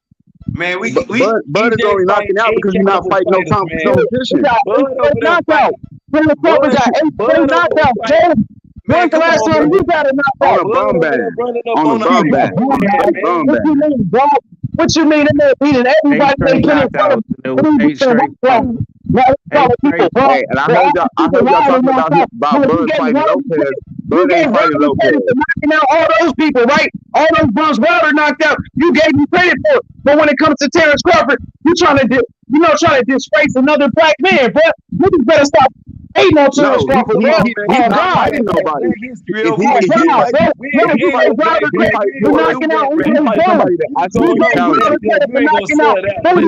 Somebody that's a challenge. You gave Wilder credit for knocking nothing but punching bags. You try to hate on Terrence Crawford, bro. That ain't gonna happen. I'm not hating on Terrence Crawford. I'm telling the truth. He's not fighting nobody, my brother. He's not fighting nobody. He's not fighting competition. No, he doesn't want to challenge himself. If he doesn't fight Porter, it's a dub. But we all know that he's going to end up fighting Porter. He's not fighting Lopez. Bomac already came out and said he's not fighting Lopez. He beat more champions than Porter to challenge himself. And that's why Earl Spence said he's going to take the easy route. Exactly. Because he's ducking. That's why. How is it the easy route when he's fighting the better fighter? He's fighting the better fighter. Who said that? He said easy. The better fighters, my brother. That's the word that he said. That's the word that came out his mouth. And you gonna tell me what he mean? Now all of a sudden you in his head, you know what he mean. When he said 20%. Here go another quote. You said 20%. With all of that, bro. Hear another quote. Here go another quote. Y'all hate every day, bro. I don't hear nothing about that black power shit. And niggas keep hating on Terrence Crawford, bro. I don't hear nothing about no black power shit. And y'all hating on Terrence Crawford. No, I don't hear nothing about no black power. And people hating on Terrence Crawford, bro. I'm done with that. I ain't hating on him, bro. It's the truth. It's what it is. Like, he's not fighting nobody, bro. You don't talk bad about any other fighter like the way you talk about Bud. Because he gonna knock out. That's not true. That's not true. Because I shit on Canelo. I shit on a lot of fighters. Not the way you do Bud. It ain't got nothing to do with his race. You talk way worse about Bud. Bro. Yeah, he undefeated, but he's bum bashing, my brother. He's bum bashing. He's not fighting no top competition at 147. One at a time, bro. Hold up. Did Earl Spence fight Kell Brook? He wasn't a bum where Earl Spence fought him, right? That's a different time. Earl Spence had to go get that belt. That's different. He just knocked out Spence had to go get that belt. Just like when Terrence Crawford fought Jeff Horn, he had to go get that belt. So that's the reason why he fought Kell Brook. Because he had to go get the belt. Kell Brook was already a shell of himself. He was already a shell fighter from the Triple G fight. We all know that. But he had to go get that belt. Kell Brook was about the belt. He can't bring that up. And Terrence Crawford showing up at his fights. He gonna show up at his next fight too. What you gonna do then? Call security on him? call the police on him up. Okay, so Call the look. police on another black man. That's what we gonna start doing, right? He showed up at that fight. He showed up at that fight, but he hit the door quick. Nah, He hit the door quick. He didn't want no smoke. Just He to hit try the to door say quick. I know for sure because I was there. I was there in the same section as Bud. He ain't no Man, fish, y'all he a not, duck. y'all not even listening That's to what he each other, is. bro. What the fuck? Man, how many He ain't no people? How fish, many he a people? duck. How many people on the panel think Jeff Horn beats Sean Porter? You know what's crazy? I know Cal Brook beat Sean Porter. See, you can't answer the question. I know. I know. Well, hold on. I asked the simple question: how many people on this panel think Jeff Horn would beat Sean Porter? I don't know. I ain't see it happen. I'm saying, can anybody answer that question? Just yes. Who? Just name who they think will win He that did fight. beat Manny Pacquiao though, so he got a chance. I'm just You saying, know, can he you got tell a me who chance you though. think that He fight got though? a chance, but I favor Sean Porter. He got a chance, but I Who you favor Porter. ducking? You ducking H? I just answered the question. Who wins? Cal Brook could beat Sean Porter. Jeff Who wins? Jeff Horn. I said I picked Sean Porter, but Jeff Sean Horn beat Porter would knock out he beat Jeff Manny Horn Pacquiao. in 3 rounds. He beat Manny Pacquiao. He got a chance. That's what I did. All right, so I got 2 people. We clearly know Porter. I think I think Porter bodies Horn the same way I bodied you on that AJ Fury conversation. Yeah, once again, we deflected, so they don't like that. See, they don't like No, the I truth. answered your question. He I didn't answered your wanna- question, and I gave you a great comparison. Yeah, that's whatever, bro. That's everything. But, yeah. But who anybody I don't think Jeff else? Horn no little guy. He's not no little dude. You know, Porter ain't going to just sit there and headbutt him. Jeff Horn go headbutt him back. They both fight. You see what I'm saying? And Cal Brook, he made that fight ugly with Porter. And Jeff Horn uses weight. Porter ain't going to just sit there and manhandle Jeff Horn. You understand what I'm saying? Jeff Horn would make that fight. He could stretch out to a split decision. You see what I'm saying? He's not no power puncher. And Pacquiao, like H Money said, he sat there and struggled with him. And it's not Porter's style. And we even seen with Ugas to sit there and box. He looks crazy trying to box. He's too short. Hey, I appreciate your expert analysis and everything. I believe. I'm just saying, but who you picking? Who you picking? I mean, yo, H, people said Johnny's Porter trying to was ask a for the bum link, and bro. Earl was going to knock him out before he fought Earl. And then because he roughed Earl up, now all of a sudden he's this great ass fighter. You understand? No, I do.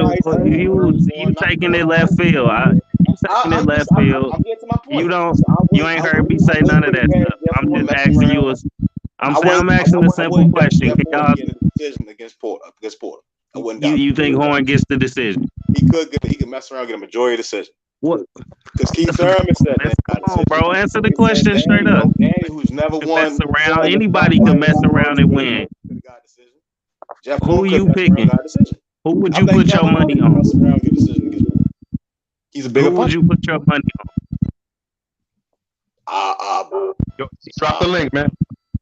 My bad. My money, I don't gamble, but I wouldn't doubt Jeff Horn. Come on, next caller. Boxing, I wouldn't doubt it. If Jeff Horn got a decision over Pacquiao, then Jeff Horn would have got a decision over Porter. Especially if Cal Brook beat Porter. All right, then. You just say you picking Horn. All right, I understand. I pick Horn. All right, it was simple as that, man. I don't know why y'all tap dancing, bro. It's like y'all hate Spence that much. Is that what it is, bro? It's before the Spence Porter fight, the whole world said Porter was a bum. He trashed. No. He gets in there and beats Earl up. Earl makes up an excuse saying he went in there to fight him. You are obviously focused on diehard Spence fans and their opinions because nobody would have brain thought Spence was gonna beat Porter easy. Nobody. Anybody who thought that was a fucking diehard Spence fan. And we all know that. So why do you paint this narrative like everybody thought that? No, we only talking about diehard Spence fans that thought that.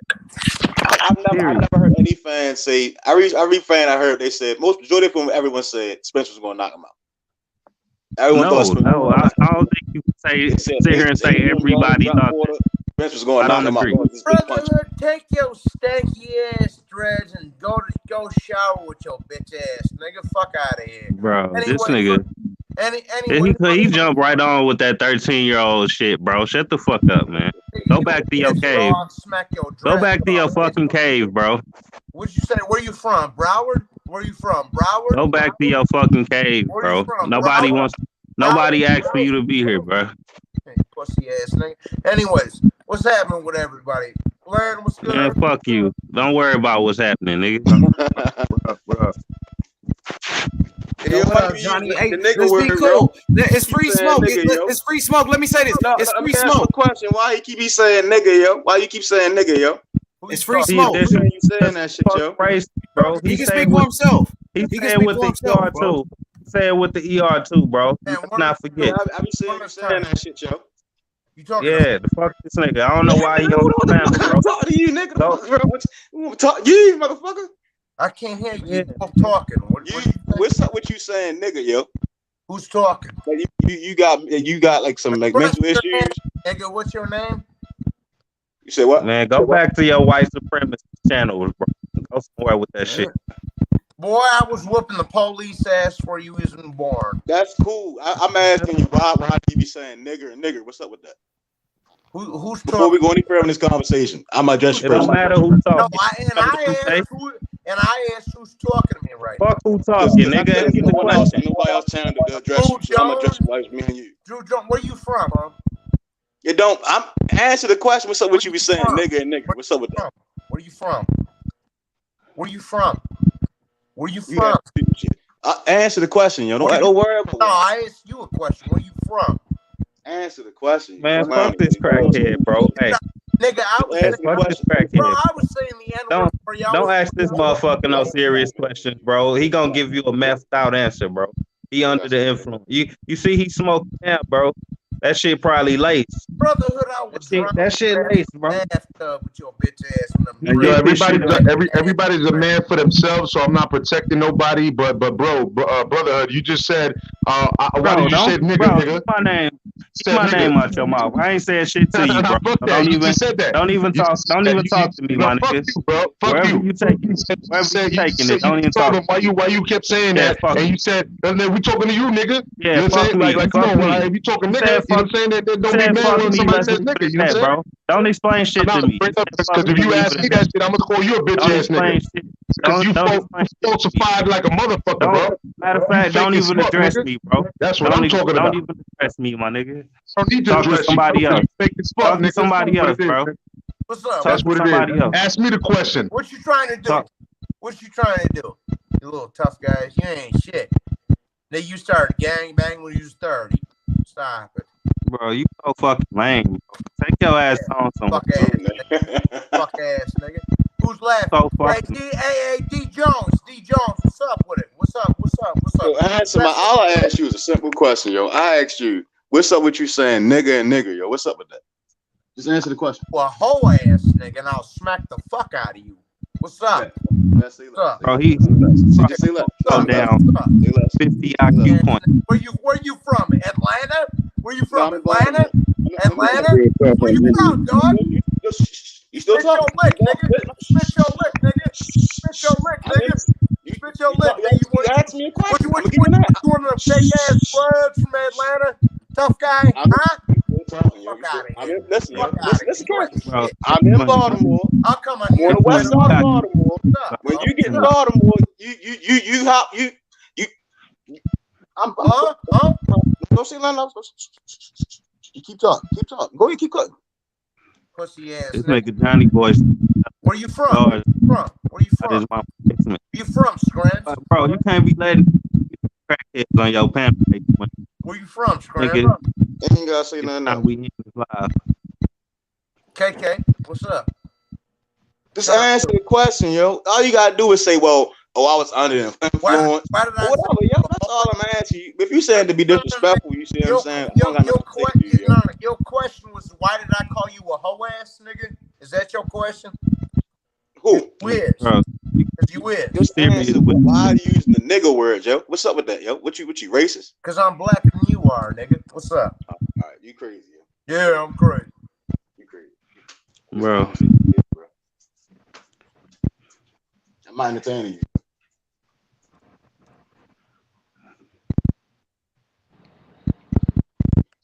What you was talking about, though, tough guy? Where's Drew Jones at? Come here. I'm not talking boxing with you. I'm not talking politics with you. It's fuck you for real. You know what I talk my settle, stomp yourself. I ain't trying to hear that. You ain't answered the question I asked you, yo. What did I call you? Nigga and nigga, yo. What's up with that, yo? Like, what that's not cool, yo. All you gotta do is give an answer. Everybody else can have a comment, a man conversation. You deflecting, yo. What's up, bitch? I ain't from the South, bitch. Everybody says nigga up where I'm from, So because you're a follower, so you think that shit cool? Huh? The fuck you mean, huh? You think that shit cool? I didn't say shit was cool. I said your mother sucking on my dick was cool. That's fine and dandy. You can say all Yeah. that shit you want. So Come on, daddy. Come on, daddy. Come on, daddy. You got the wrong ghetto white boy to be fucking with you. What's up? I don't care about none of that, yo. Yeah, you don't. I know you don't, because you pussy. Go home with your, hey nigga, go home with your kids, play Al Bundy and shit, bro. You ain't about that, nigga. You ain't about that. Fuck Bloods and Crips, wherever the fuck you from. What's up? What's up? What's up? What's up? What's up? What you trying to do? This is your brain on drugs. You say what? This is your brain on drugs. Yeah, I know. I showed your mother crack. That's why you fucked up in the head. What's up? All you had to do is answer the question, yo. I told you. I already told you. You hoe ass nigga. So you think that shit cool? Don't do drugs, kids. This is why you don't do drugs. Kids. I didn't say shit was cool. I'm standing up for myself, boy. Look, listen. Look. Hey, look. Nigga, what you drinking? What you drinking, bro? Look, nigga. What's up? Look. What you dip that cigarette in, bro? What you dip it in? Huh? I think it's drunk as hell. Smoke or cigarette smoke. You soft as fuck, just like the rest of your LDBC ass, goofy ass nigga. You soft as fuck. All y'all niggas soft as fuck. Bro, did you come here to talk boxing or what? I came here and slapped the fuck out of both of y'all. You and brother. Man, this nigga, bro. You don't even know who you talking to right now, yo. Oh yeah? Who am I talking to then? Who am I talking to? The father. The fuck. Fuck the five. What's up? Your father, motherfucker. Huh?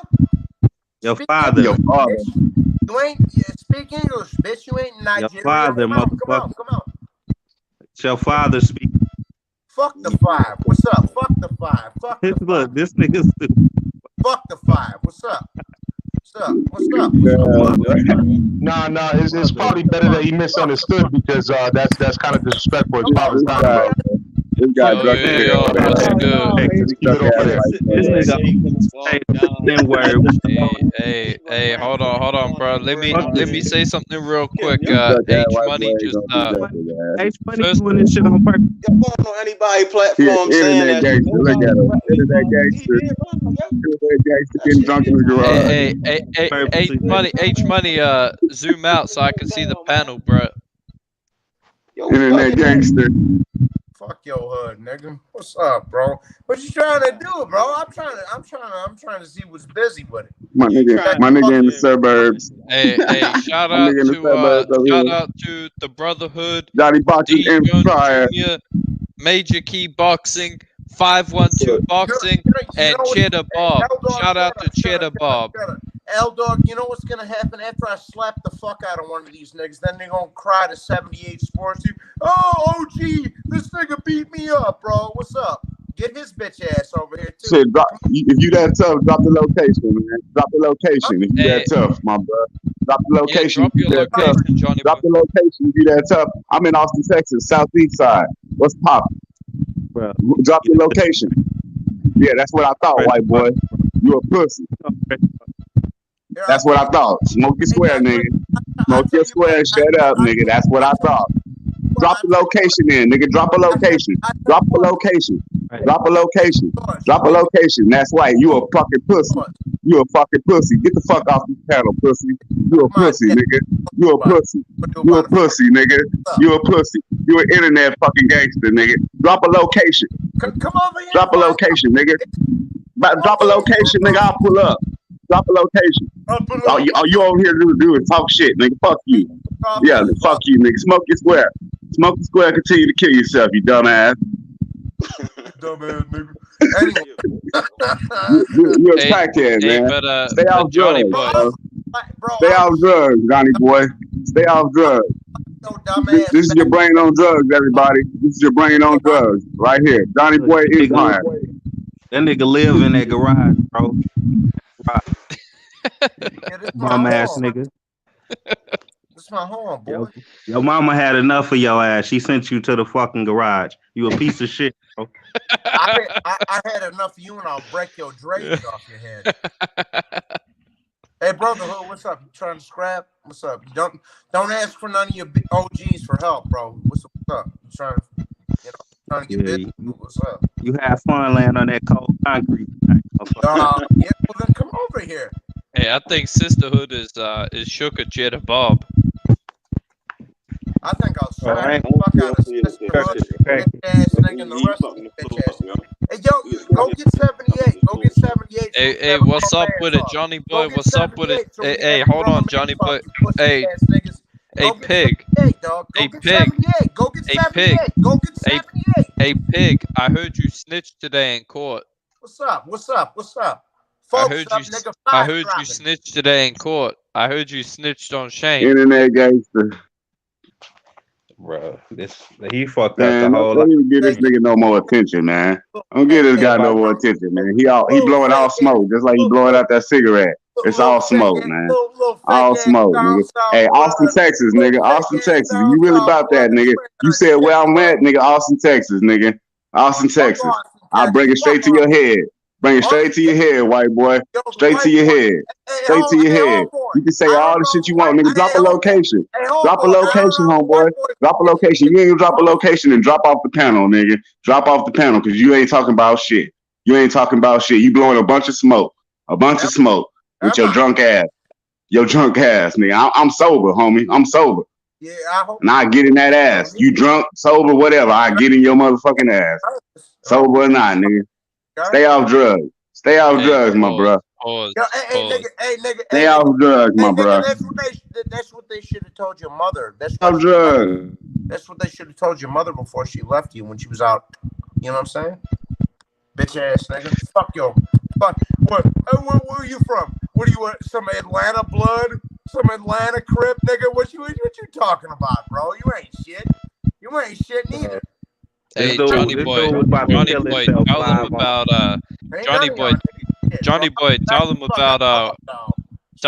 where you at. Tell them where you at, Johnny boy. Racine. We're about some Racine. Right. Call me when you get here. Call me. Nah, come on, Johnny boy. Drop your address, bro. I thought you know.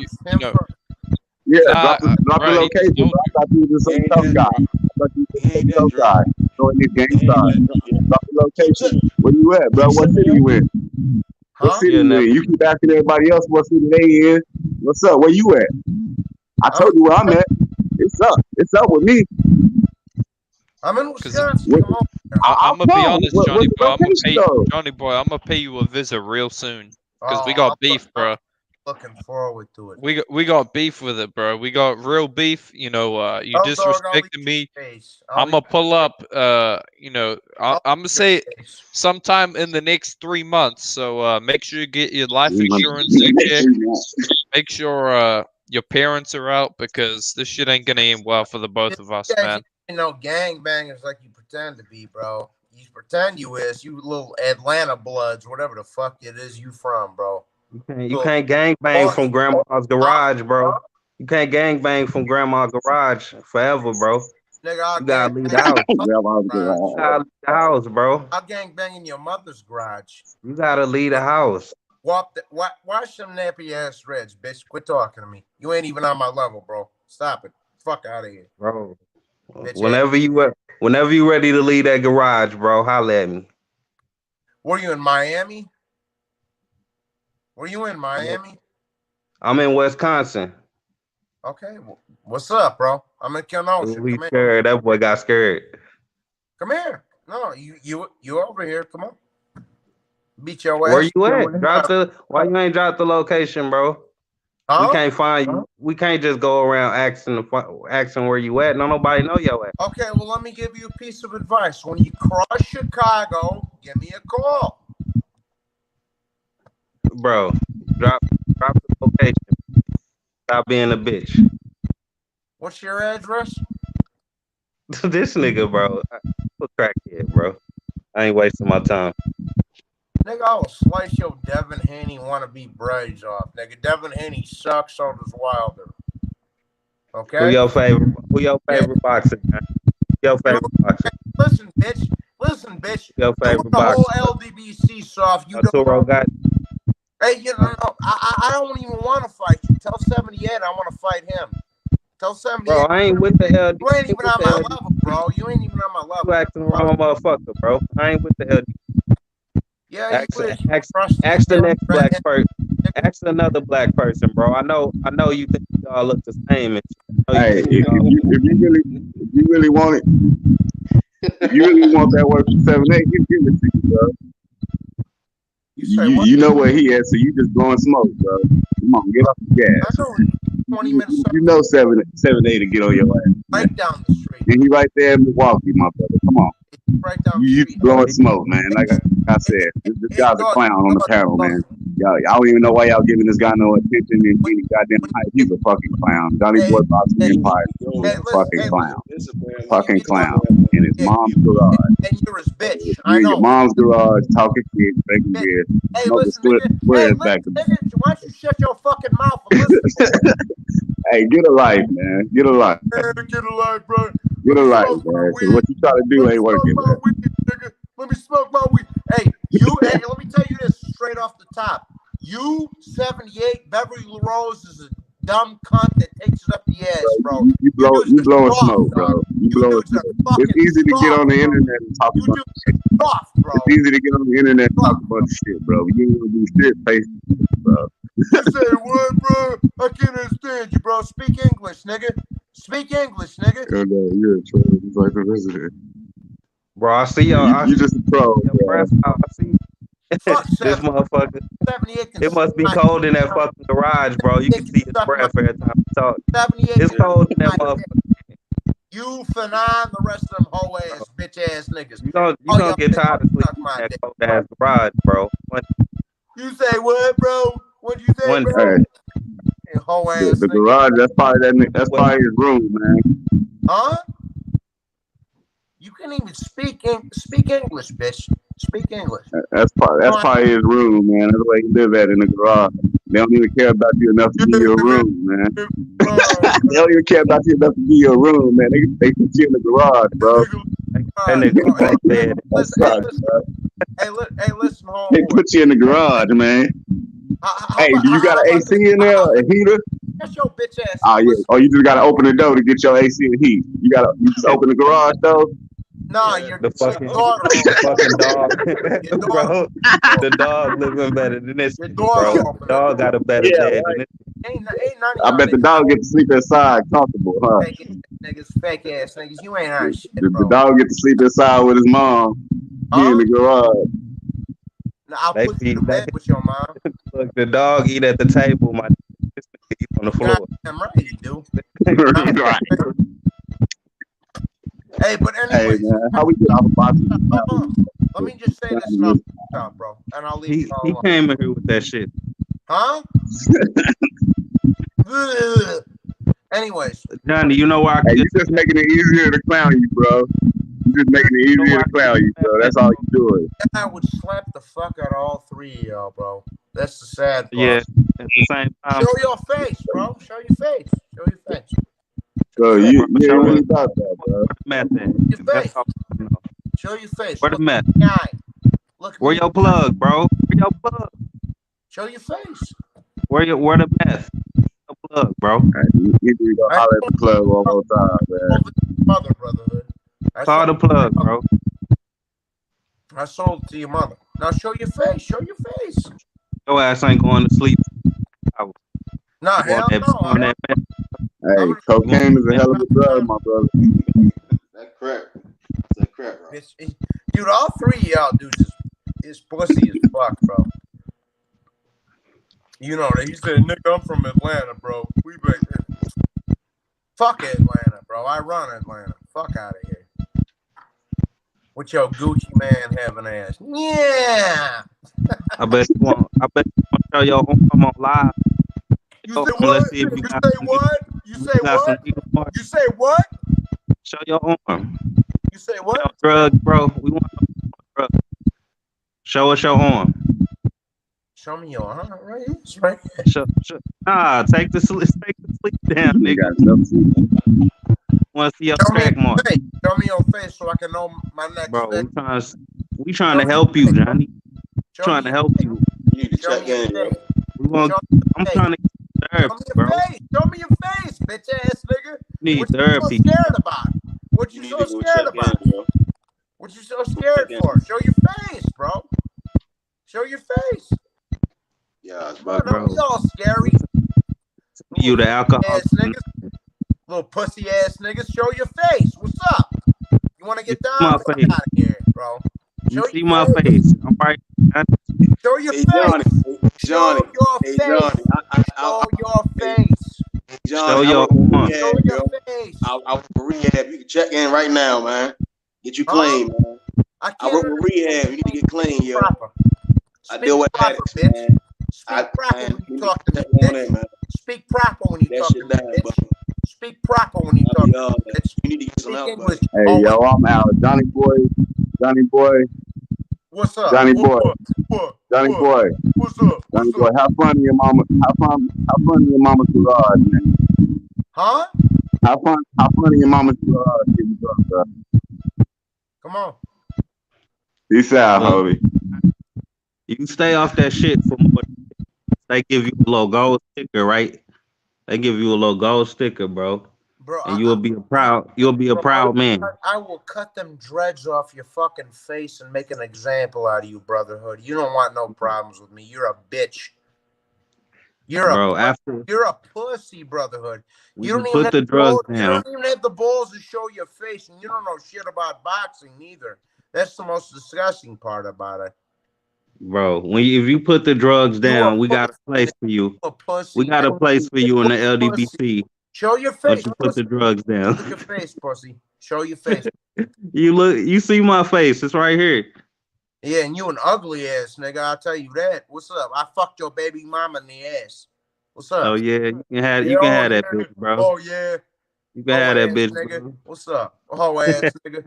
What's up? Come play in that blood crip shit with me and find out what happens. Come on. Johnny, you gotta put the drugs down, bro. You gotta do it, bro. You gotta do it. You been on YouTube down there about to kill yourself, bro. You gotta stop this, man. You gotta stop this shit, man. Yo, homeboy, I don't give a fuck what you have to say about me. I just want to scrap. You down to scrap? You gotta bring, your little gay ass fucking OGs with you. What's up? You trying to scrap? You trying to scrap? Bro, I'm gonna bring the therapist with me, okay? Answer my question. I'm gonna bring the therapist with me. No, answer my question, bitch. We're gonna get you. Yeah, okay. I'm gonna answer your question. We're gonna get you help, Johnny. We're gonna get you help. No, that ain't my. Don't worry.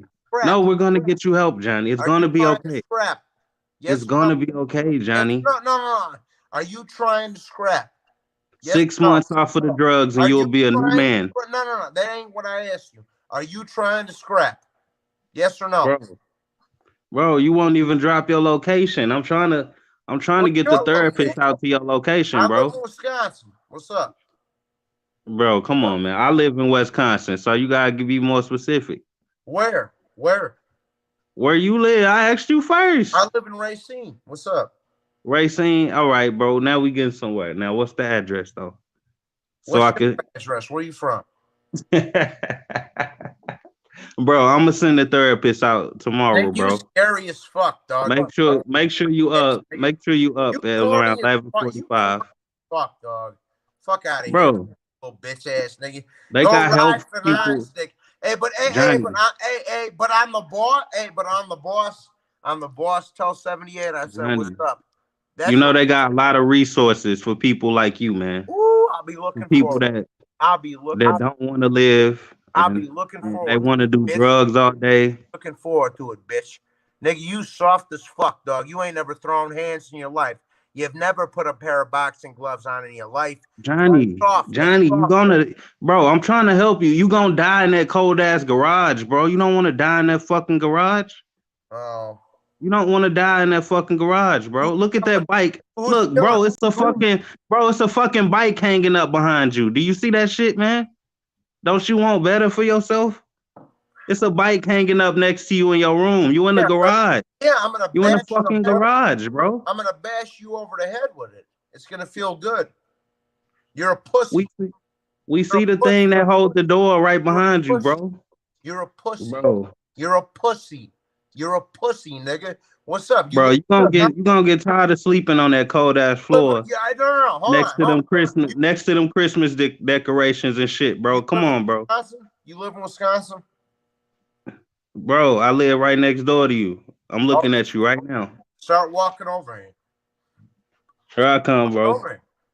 Here I come, bro. I'm tired of talking, Johnny. Here I come. Yeah, you hoe. I tried to help you. I tried to help you, bro. You a bitch, dog. I'll smack your. Bro, don't have a seizure on that cold ass floor. I'll smack you and your mother in the face with my dick. You fucking soft ass, pussy ass, wanna be blood, crip ass, Atlanta. My bed. Fuck out of here. My bed nice and warm, like your fucking garage, bro. Nigga, your hood soft as fuck.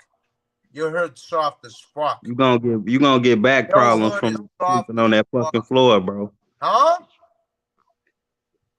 Yeah. Show your face, bitch. What's up? Show your face. Show your face. Brotherhood, you nappy ass, T-Pain looking ass nigga. What's up? Show your face. It's cool, bro. That's cool. I got the therapist on the way to your crib tomorrow. I'll be waiting on it, bro. You hoe ass nigga. I'll be all waiting. right, bro. I hope you accept the help, bro. I hope you accept the help. You ain't shit. Everybody pray for Johnny Boy. Subscribe to the Brotherhood. Pray for Johnny Boy. Do not let this man continue to be under the influence. Bro, keep sucking Wilder's cock. Whoever bought Johnny his last hit, shame on you. Because I know he can't fucking afford this shit. Stop giving this man drugs and embarrassing himself on YouTube and shit. Look at you, bro. I'll beat your ass, bro. Johnny, you look like shit, man. How about we You look like shit. How about Big Bank take Little Bank? Me and you fight. What's up? Bro. What's up? I'll give you some bank and you still want I asked you a straight question. You trying to fight? You live in Wisconsin, right? Yeah. Okay, so what's up? Let's scrap. What's up? Where are you trying to meet at? What's up? All right, bro. You know what? Give me your type your email address in the chat. We both in the same state. What's good with it? Where you at? Type your email address in the chat. Milwaukee, nigga, it doesn't matter. And then I'll send you my address. I said you my shit. Yeah, all right. You hoe ass nigga. You soft as fuck. Type your email in the chat. You first. Oh my God, you can't even do that, bro. You can't even do that, nigga. You little John looking ass nigga. I know where you live, bro. So you live over here then. What you talking about? You live on 85th, huh? You live on 85th? Goddamn right I do. What's up? Come over here. Okay. All right. I'll beat your ass tonight, dog. I'll see you soon, bro. I'll see you. Yeah. You fucking soft ass nigga. What's up? All right, the show is yours, bro. Yeah, go fuck your mother. That's a nice bike. That's a nice bike in the background, bro. Yeah, I know. I'm gonna beat you over the head with it. Come over here, bitch. You need to redecorate your garage. Come over here, bitch. Come over here, bitch. Come over here, All bitch. right, bro. Here I come. Yeah, all right. Fucking soft ass niggas. I eliminated this whole panel because they're all pussies. Hey, the show is yours, Johnny. Have fun. Yeah. Fuck out of here. Fuck out of here. H-Money, what's good? H-Money, what's good? Fuck out of here. Dude, don't be H-Money here. You got a real hood nigga over here versus these little goofy ass niggas over here, bro. Yo, Johnny, man. Hey, you know it's free smoke, bro. You know, I appreciate it, man. You know, I appreciate you coming through, showing support. You know, it's free smoke, you know. Fuck that, dude. You know, I ain't ducking shit from nobody. Yeah, I let it go. You feel me? I let everybody say their piece. You know what I mean? I let everybody say what they gotta say, bro. You know, it's free smoke. Johnny Boy is welcome, just like everybody else is. You know, go check. Wobble all y'all niggas. What's up, bro? Yeah, fuck out. Who you got a beef with though, Johnny? I mean, who the beef is with? Is it with you in the brotherhood? Who the beef start with? I mean, if he lives in Wisconsin like he says he does, yeah, let's rock. Let's go. So you willing to throw hands with him? A boxing match or a street fight? I'll throw hands with him tonight. You hear that, brotherhood? So Johnny Boy, he calling you out to a one-on-one fight. We can make that happen. Right. So, hey, so what's up? I heard you say 78's name. What's the deal with you and 78 and them? I don't fuck with 78.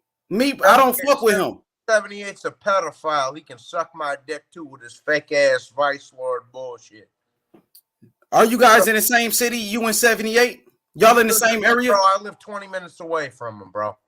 If he's got a problem, he already know what time it is. He can hit me up anytime, dog, and we can get down too. I ain't scared of none of these niggas, bro. I don't play that shit. Hey, so what's up with you and Drew Titan? He been coming up in the rankings. Fanon got. I ain't finna fight him. He's a police officer, bro. Nah, fuck all that.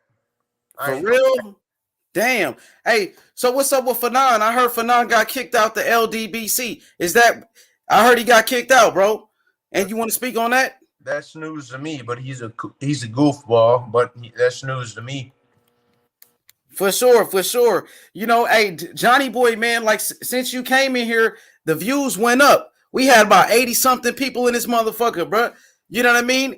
Hey, you are very popular in the boxing community. You know a lot about boxing. What people don't know is that I'm in Memphis, Tennessee. I know a lot of white guys just like Johnny Boy, bro. Memphis all day, bro. All right. Hey, listen, brother.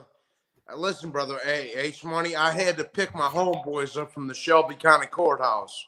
I know Memphis, bro. Memphis gets down. I already know, bro. Yeah, hey, Johnny, I know. No, hold on. Listen real quick, bro. I met me and Project Pat smoked a blunt back in the day. Like that are my niggas right there, bro. No disrespect. I didn't mean to say the N-word, but hey, Johnny, I understand. Like I told you, I grew up in Memphis. There's a guy named, his name is White Slime. I don't know if you ever heard of White Slime, but he be in the hood everywhere. And he a white dude. He say nigga all the time. You know what I mean? You know what I'm saying? So White Slime is in Memphis right now in all of the hoods, hanging out with all of the rappers, Pooh Shiesty, you name them. Moneybag Yo and all of them.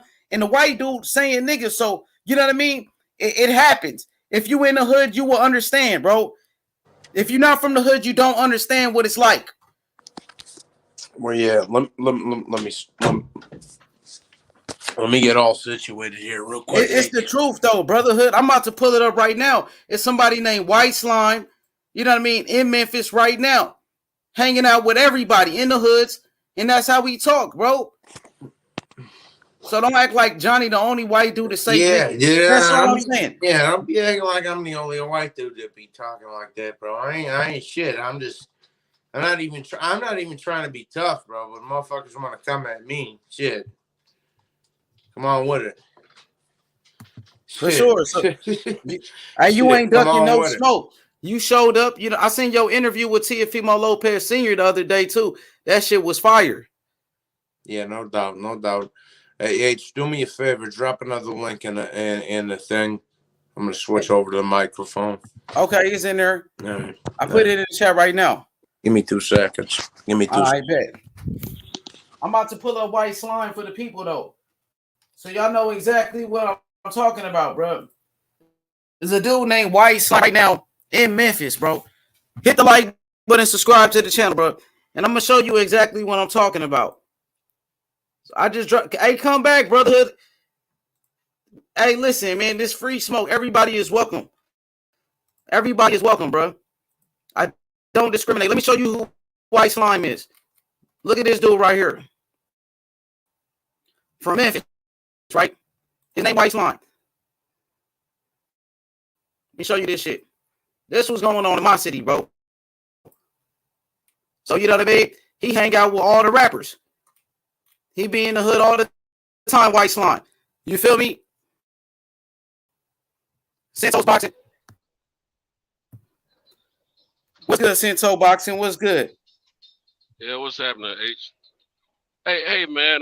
Man, you know, it just I got understand crazy real everything you're quick. saying. I understand everything you're saying. I know white cats that kick it like that, and they're accepted in the hood and everything. But this is not the hood, man. This is a national, well, basically international panel, man. I mean, it's no real need for all that disrespect between him and them. It's immaturity, in my opinion.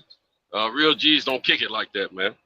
And every time I've seen this cat on a panel somewhere, he's beefing with someone. I don't know what his issue is, so I'm not gonna say it's his fault or somebody else's fault. I don't know, but I just think there's a way to get your point across without all that extra lingo that's unnecessary, trying to prove how tough you are. Because real tough guys don't kick it like that. Real G's ain't running their mouth; they just putting their work in.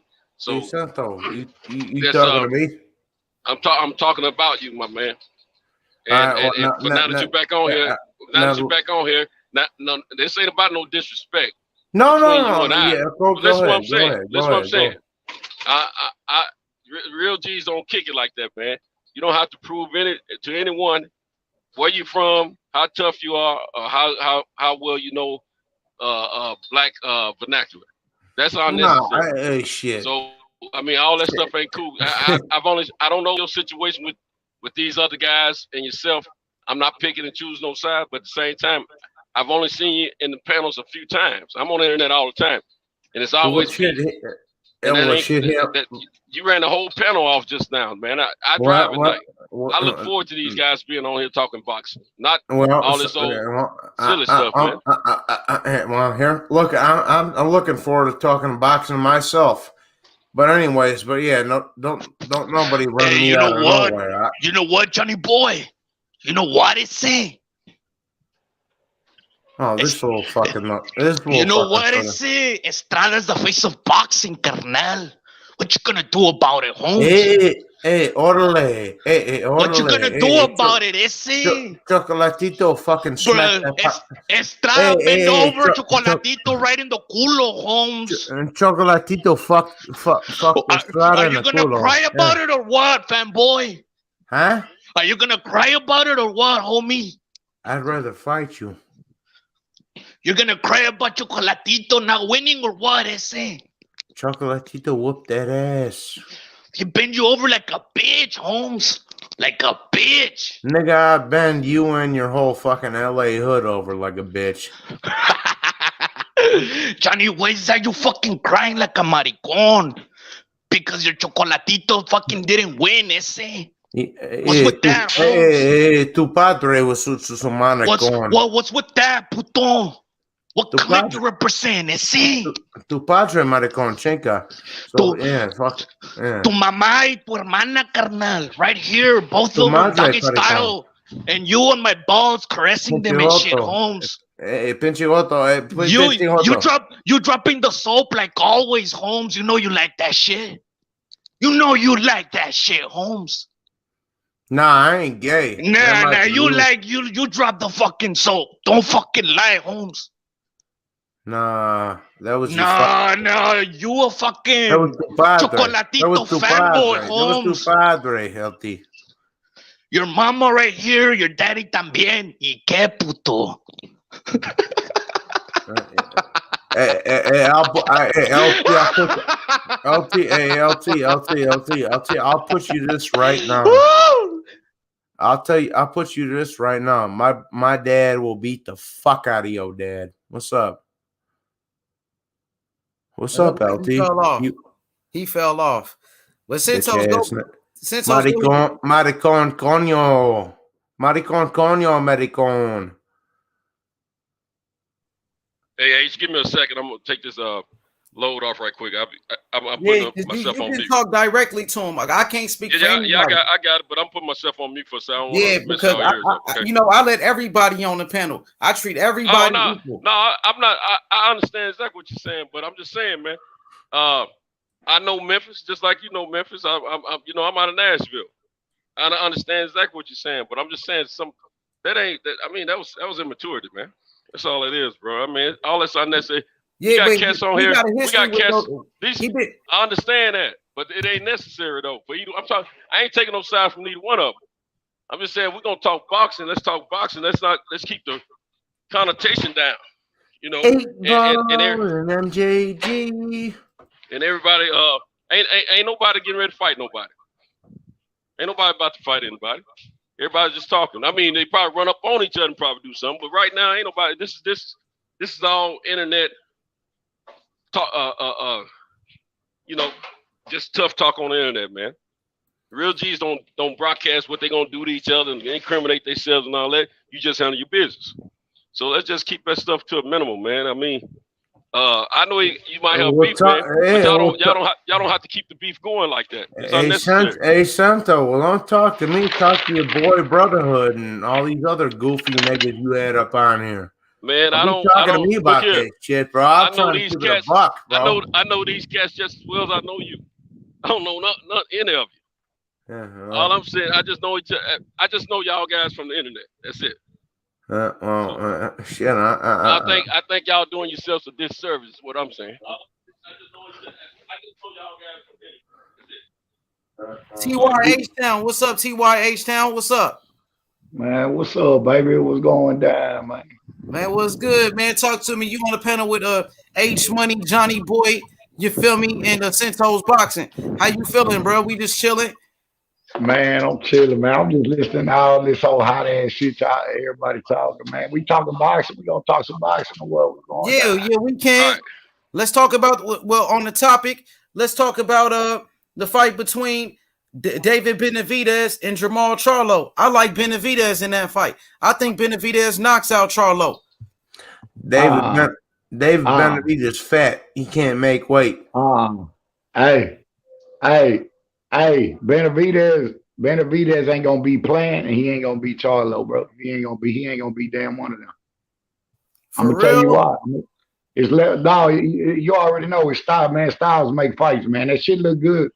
They say Plant ain't fought nobody, but the people that Benavidez is fighting, that style right there, man. That Mayweather look, man. You got that white boy fucked up. Plant can box, bro.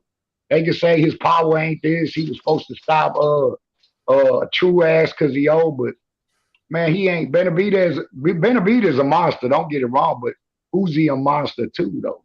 That's the point, man. It's on the level of competition. Bro, he ain't fought nobody. Hey, my man, you know what my man is saying is so true when it comes down to those two, Benavidez and Caleb. To me, it's a 50-50 fight.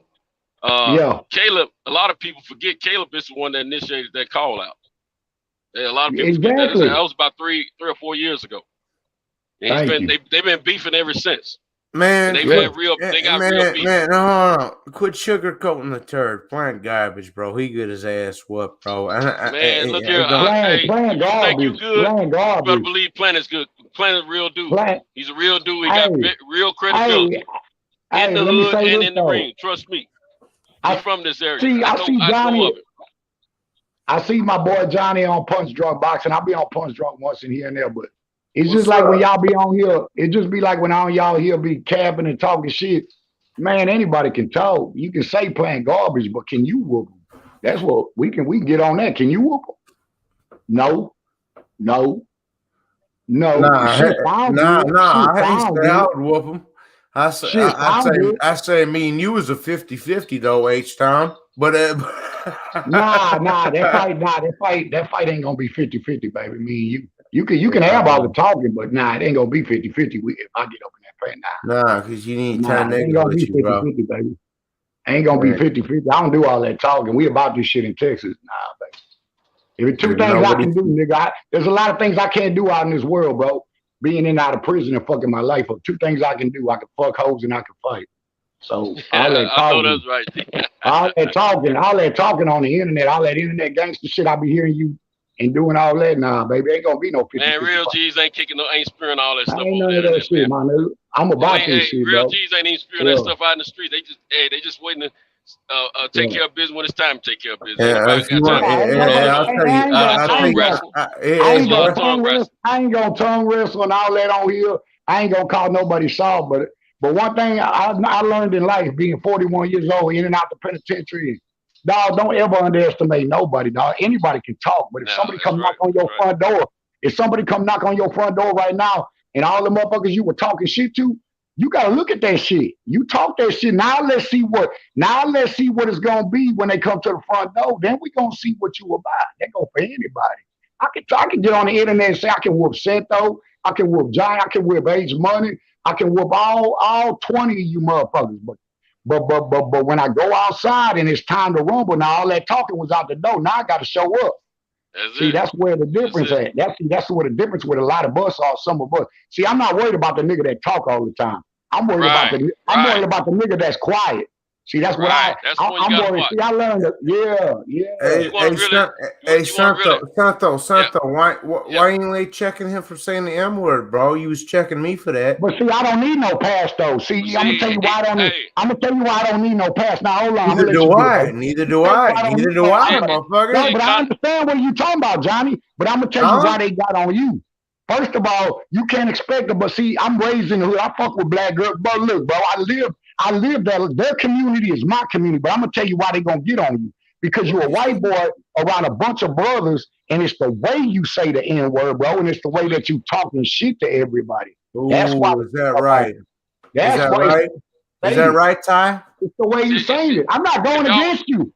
I'm not going against you, Johnny boy. I feel you because I go up in lies, and if I say the dumb ass up, bro, I mean, something to me. See, you don't want to let me talk. Dumb ass up there, motherfucker. Sit your ass down in Texas and smoke your blunt.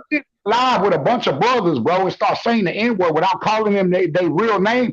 That's what they frustrated with. It's not about that you said the word. It's the way you saying it. You coming in with a bunch of brothers, bro, and you think you can just luxury say that word. That's why they getting on you, bro. Well,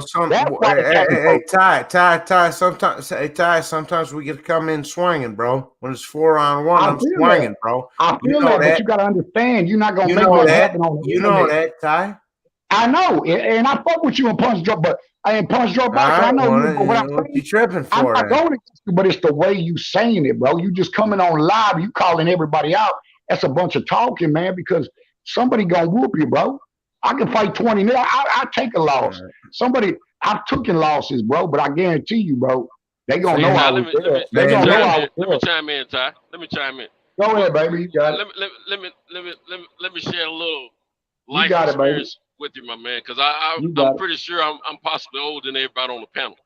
I've been in the penitentiary and all that kind of stuff too. You know, I'm from the hood. Blah blah blah. You ain't got to tell me. I already know. But what I'm trying to let you know, Johnny, when you're speaking that what word, you talking about me? Shit. I'm addressing you. Listen, when you speaking that word, it ain't that you speaking that word. It's the words that you choose. It's the connotation and the way you're sending that message out. The way you present it. The words that you use. If you speak, hold on, let me finish. If you speaking in a harsh tone, like you mean, let me finish. Let me finish. Let me say this right here. I'm gonna shut up as soon as I finish. Now you let me finish, and I'll shut up. You can say, Johnny, let him finish real quick. Johnny, ain't nobody trying to get on you. Trying to put some knowledge on you. I'm trying to give you some information. Jump on me and shit. When you're using that word, we all got white friends that use that word. I can't think of a brother who hasn't grown up been around some white cats. So get to the point. Cool, get to the point. Listen to me. When you talking fighting or you talking tough and you talking a little disrespect, even if they talking disrespect to you, leave that word out. You don't have to say that word to show you tough. Leave that word out of, because see, when it's a skin difference. Hold on. When there's a skin difference and you saying that word in a heated moment, ain't no skin difference.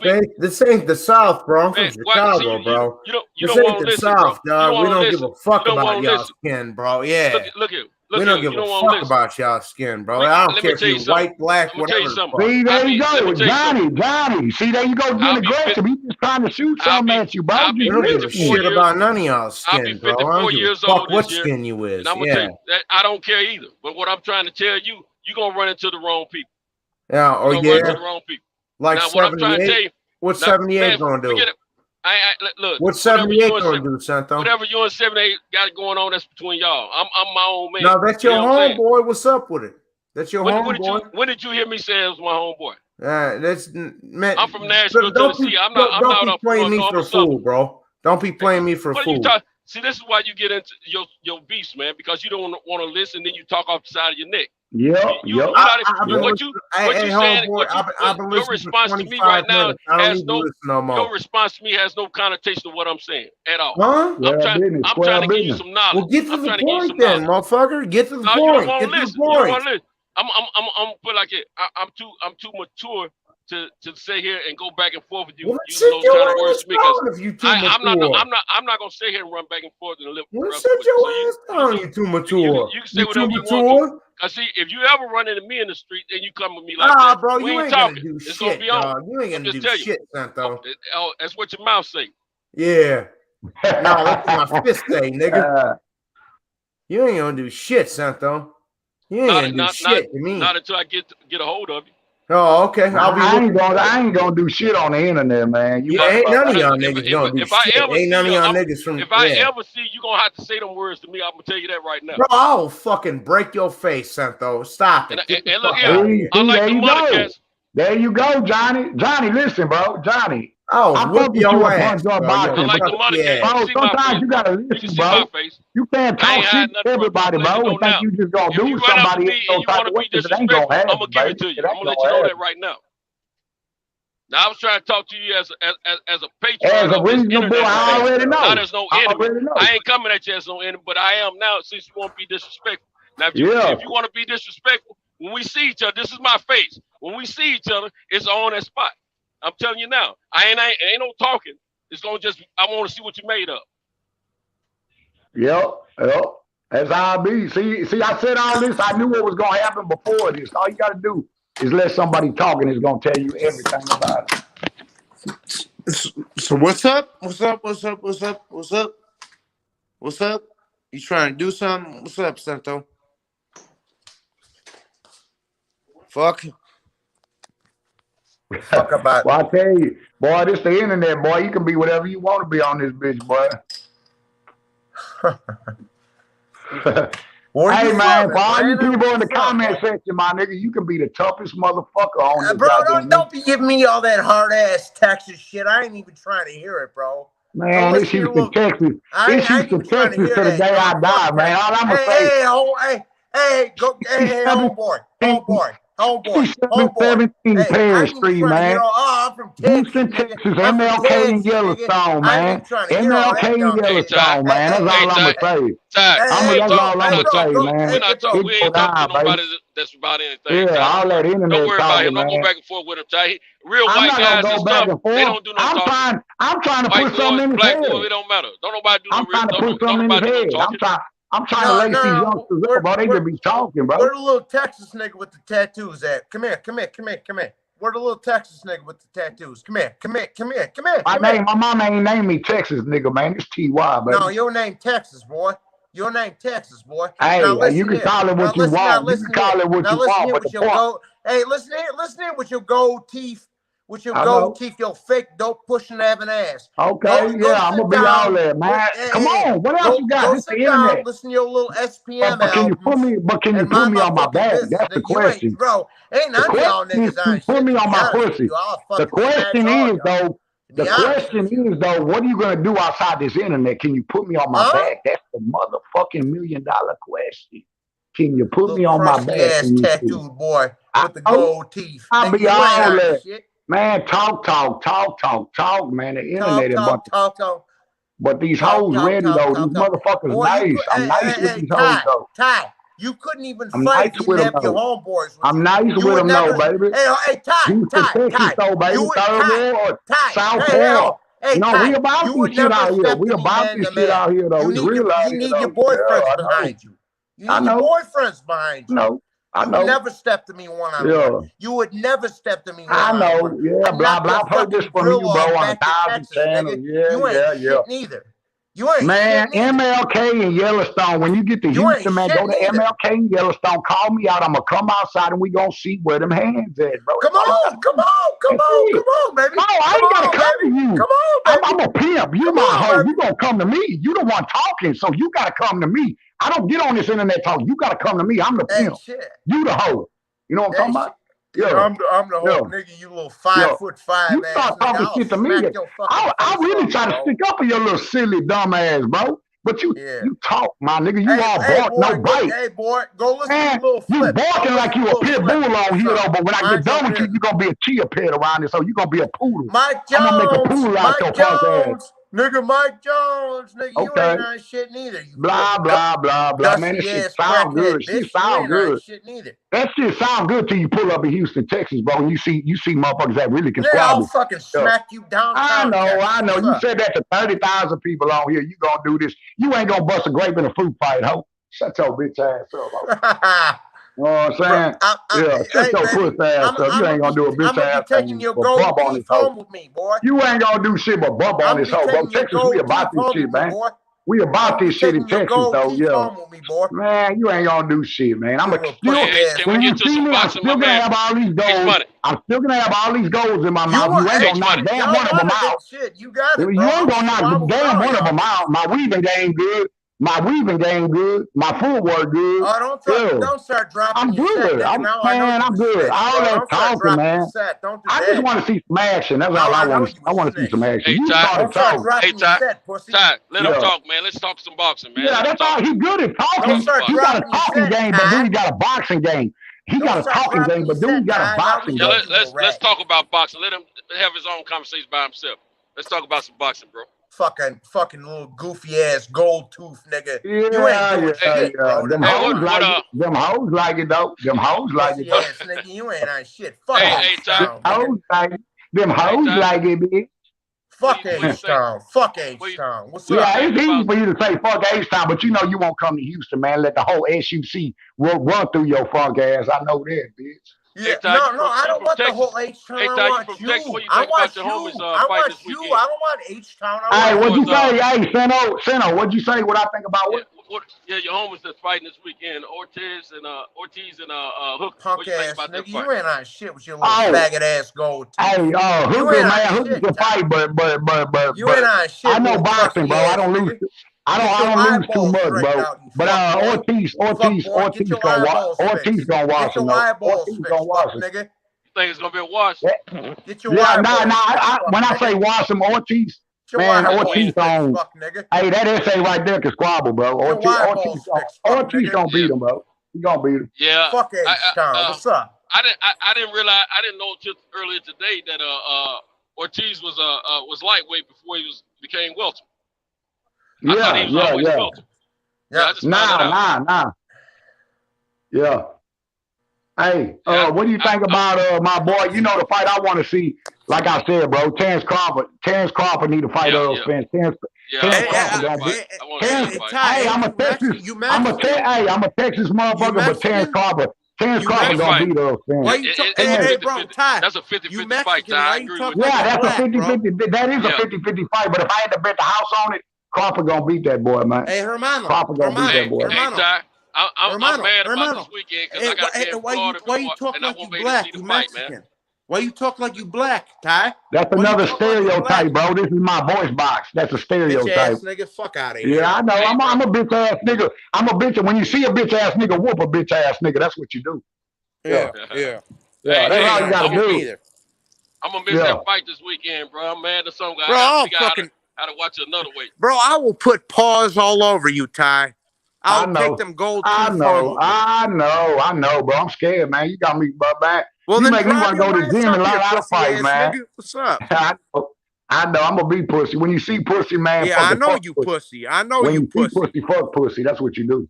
Listen to some of them Zero songs, nigga. You know you pussy. Yeah, baby. We got all the music in Texas, baby. Roll, Fat Pat, Kiki, Hawk, Pow Wow, get on your bitch ass, bro. All the white boys down here, we about that shit. Just know that. I'm Italian, bitch. I'll wash you.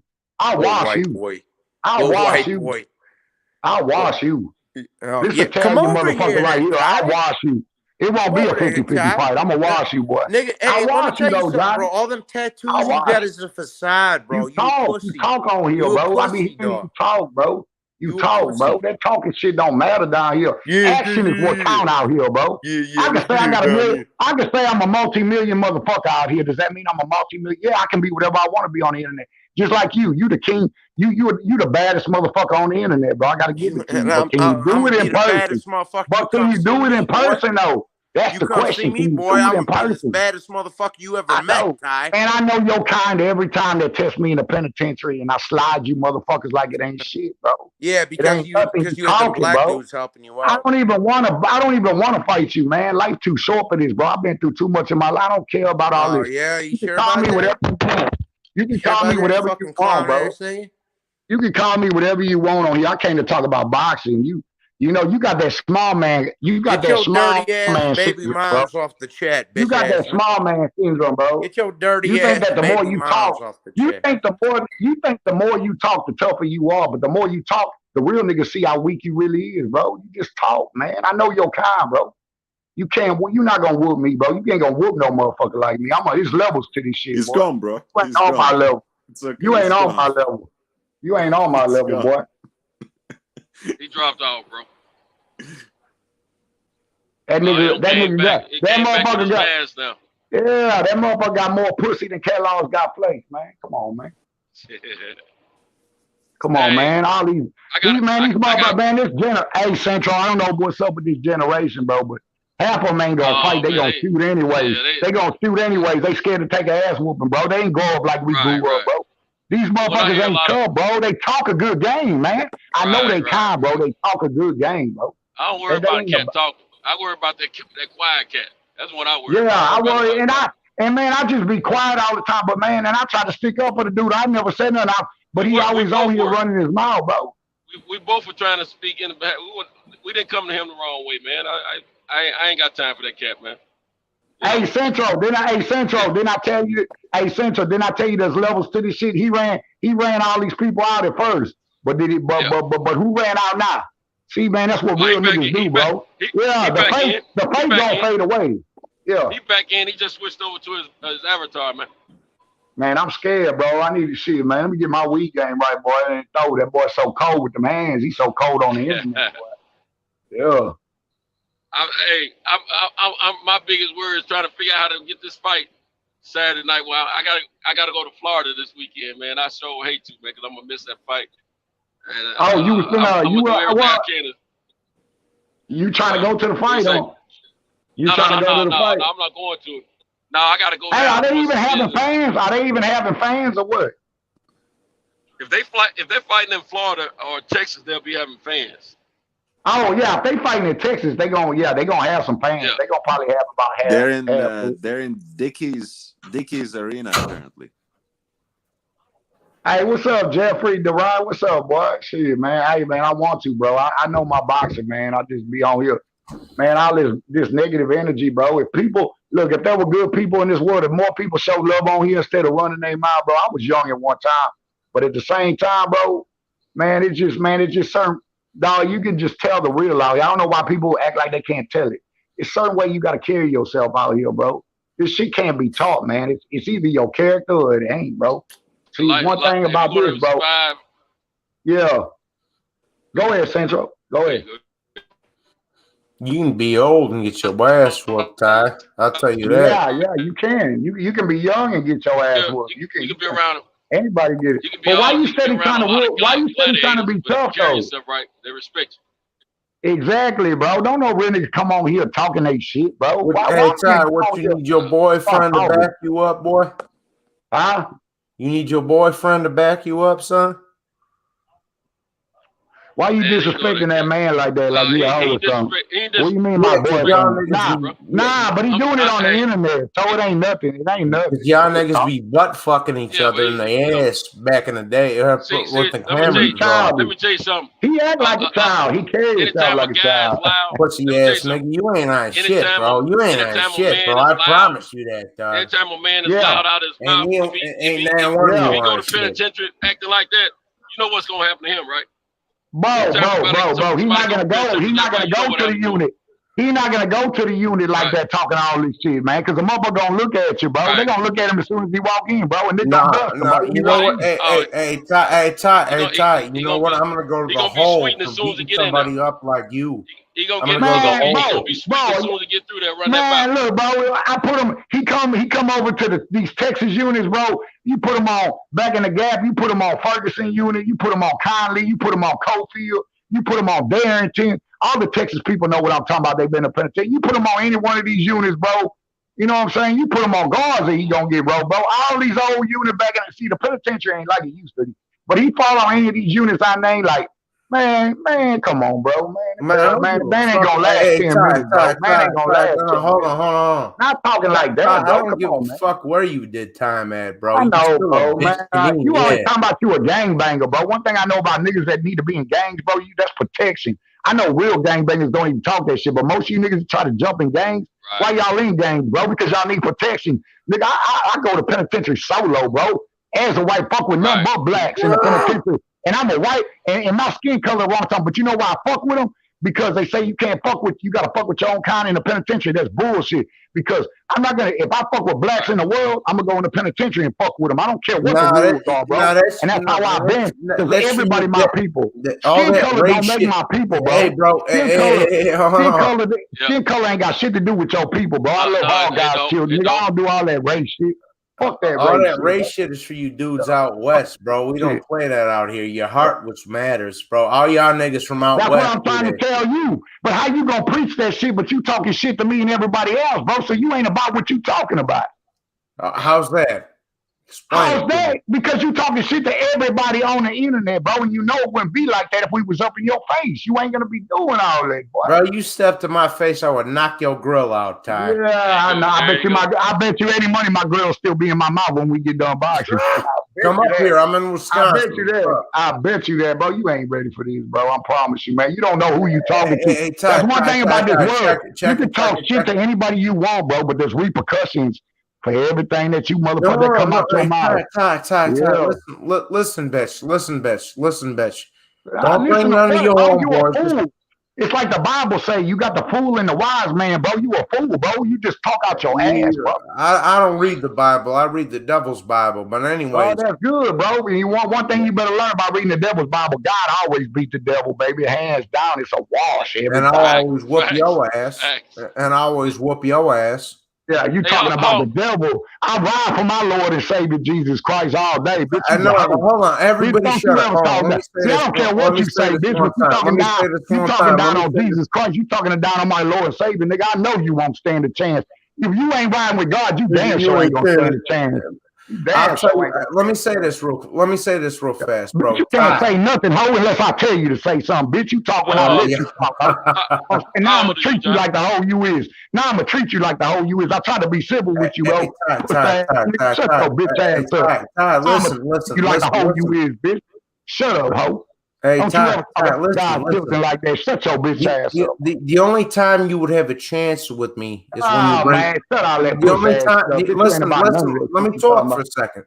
You talk when I say you talk, ho. Centro, should I let him talk right now? Should I let this hoe talk? No, he don't need to talk, man. Oh, yeah, all right. That's what I say. Well, bitch, shut up then, ho. You shut up. My boy said you don't get to talk right now, ho. Shut up. Anyhow, bro, hey Ty, I guarantee you, me and you, mano y mano, you're not fucking. You can't guarantee that. I don't want to hear that. You can't guarantee no win, man. You can't guarantee a win, man. You can't guarantee that. What you gonna do? Tell me how you gonna whoop me, bro. I want to see that, bro. Styles make fights. How you gonna whoop me? My footwork good. Nigga, I fight. You know what? I'm gonna show you what my post-up game is. Just like Caleb playing, bro. I got that soul style.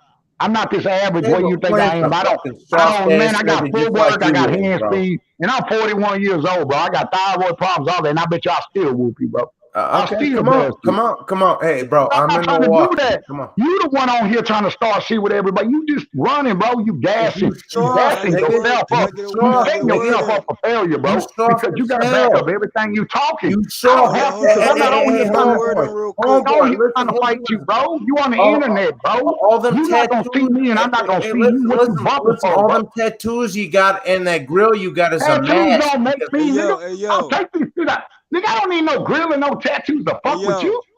Whatever, bro.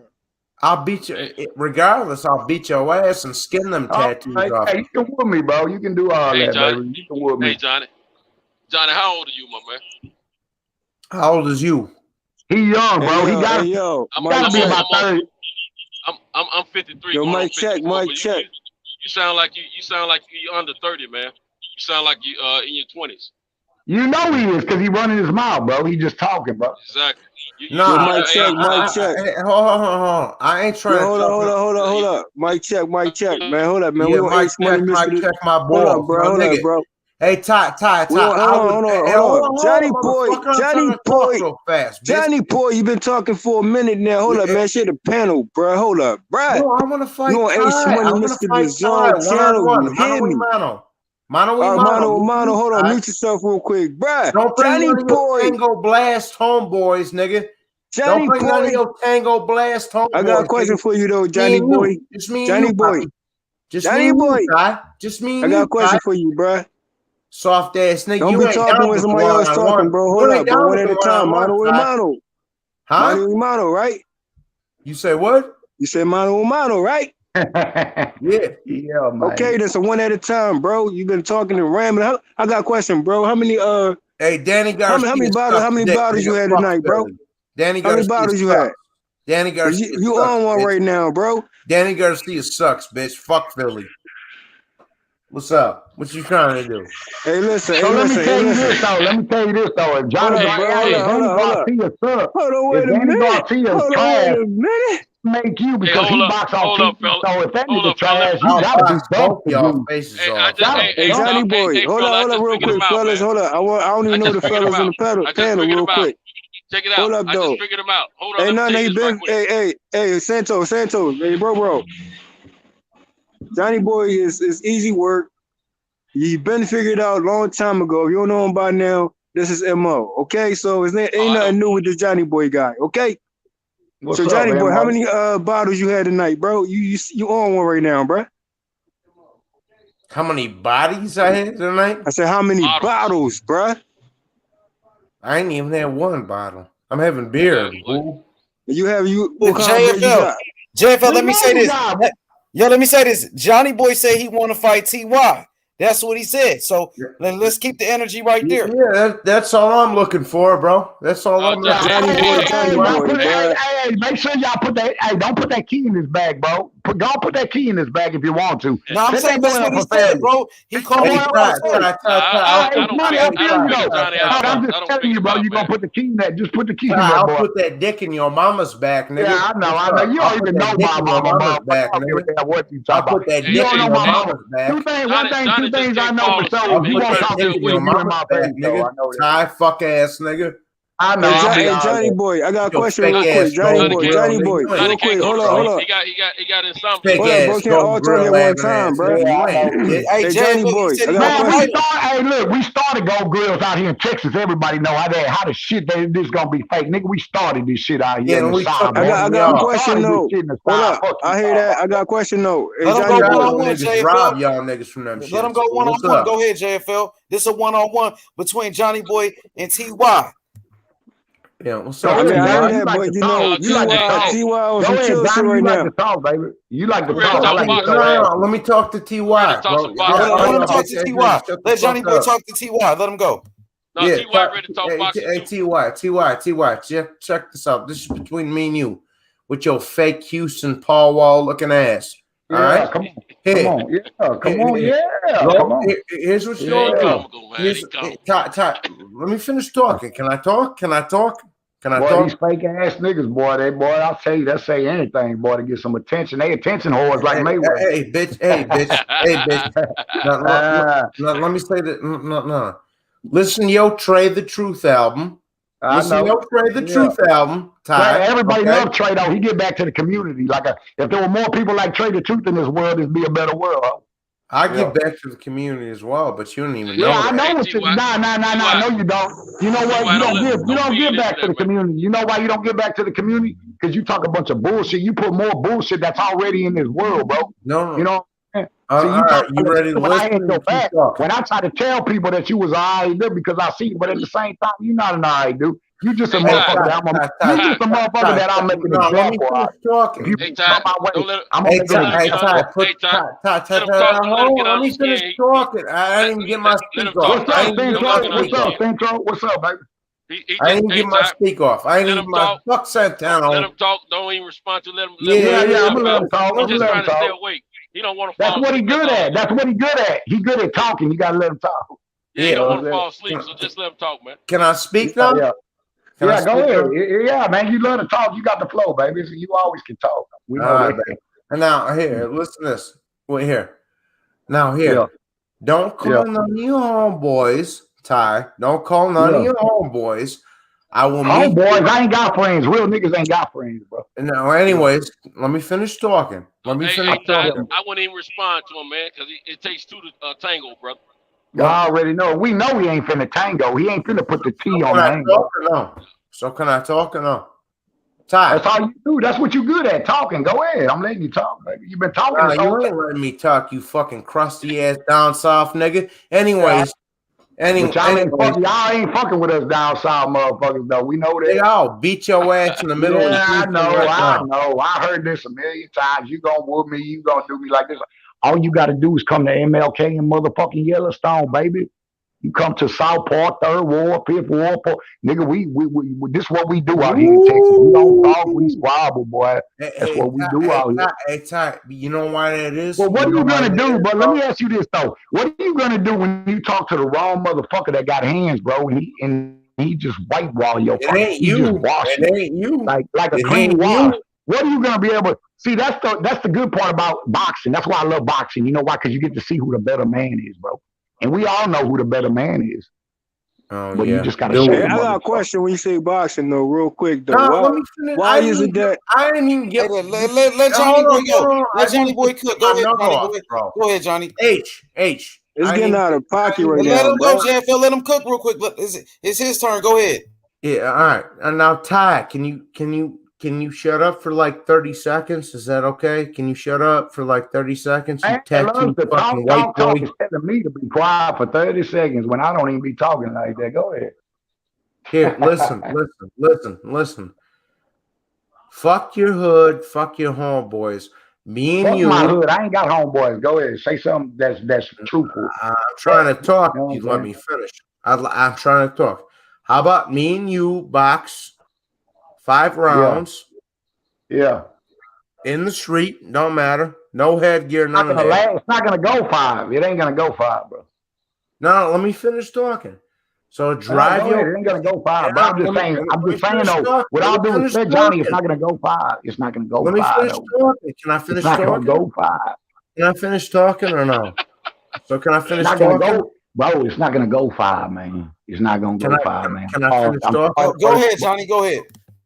All right. Crusty boy. Crusty fucking wannabe man. 5, man. Yeah, you little wannabe fucking Tango Blast ass nigga. Anyway, Blast. I'm not even Mexican, bro. What I'm blast? I don't do no games, bro. I'm me. I do me. I'm not in no gang. I've never been in the gang. Anyway, shut your bitch ass up. I know. Let me talk. Ooh, dude, lay off the meth, nigga. Let me talk. Anyways, lay off the meth, nigga. Let me talk. Anyways, your crackhead ass. Anyhow. Here, Ty. With your gold grill. Here, listen here. You talking about with my drug head ass. Bitch, I sold dope. I don't even do that no more. I was a drug dealer. Bitch, you a smoker, bitch. Don't you ever come at me like I'm a motherfucking smoker. Meth that ass, nigga. Crack that ass. I tell you work, bro. Get that shit right, bro. Talk to me like I'm a smoker. Anyhow. Man, when you coming to Houston? When are you coming to Houston? That's the question. So I can get back on this boxing talk because you ain't gonna bust a grape with cleats on, ho. When you coming to Houston, man? So I can go wash you in front of this internet. Bitch, when you coming out of here? That's all I want to know. It ain't going 5. That shit you talking about going 5 rounds, that shit ain't going 5. You ain't getting out the first, bro. Okay, now let me finish talking. So listen, H. Let me have the floor. Yo, what up, JB? What up? Look, tell this crusty grill ass nigga It's crusty because you can't afford one. Let me finish talking. Man, go drink that Hey, Bush yo, beer. I'm gonna be in the chat, man. You a crackhead, so we know you drinking Bush beer. Johnny boy out of pocket. Hold up, He's Jeff, let tripping. him You on finish. one, bro. Let him finish. Go ahead, Johnny boy. Take your crusty gold grill Texas fucking Paul Wall looking ass. All right, now here's what I want you to do. Bitch. Okay, you eat my dick, hoe ass nigga. That's what you do. Eat my dick, hoe, with a spoon, bitch. Put down. Now, here's what I want you to do. See that nigga, you see that motherfucking cat, my nigga. When you pull up in that Lone Star State, bitch, you better be ready. No caps off. Anyways. When you pull up in that Lone Star, bitch, you better be ready, because I'm a nigga, fuck Texas anyway.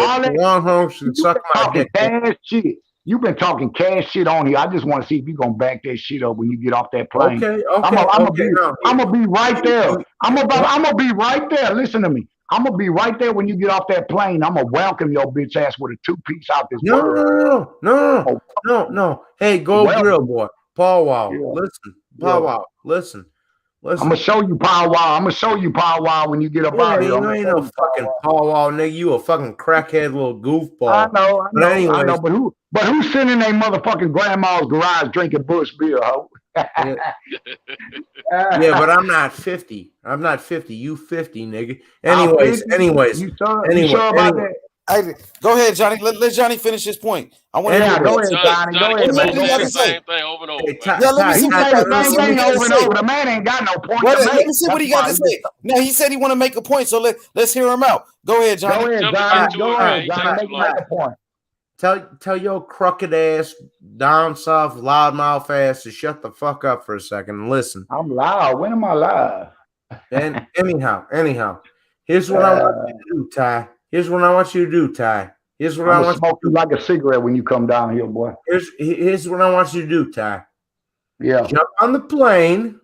You gotta jump on the plane. You the one talking shit. I'm not your bitch. I don't come to you. My host come to me. Get that shit your right. Wife comes to me. Your wife comes to me. I ain't got no wife, my nigga. I'm not a sucker that marry hoes, bitch. Mom's Get that shit right.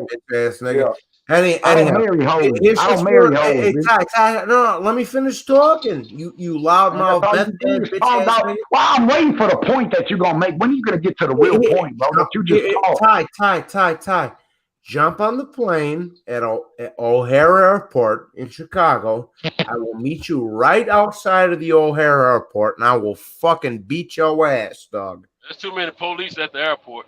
Yeah, man, he want to get saved. That's a catch-out move. That's a catch-out move, Sancho. That's a catch-out move. Then you already know.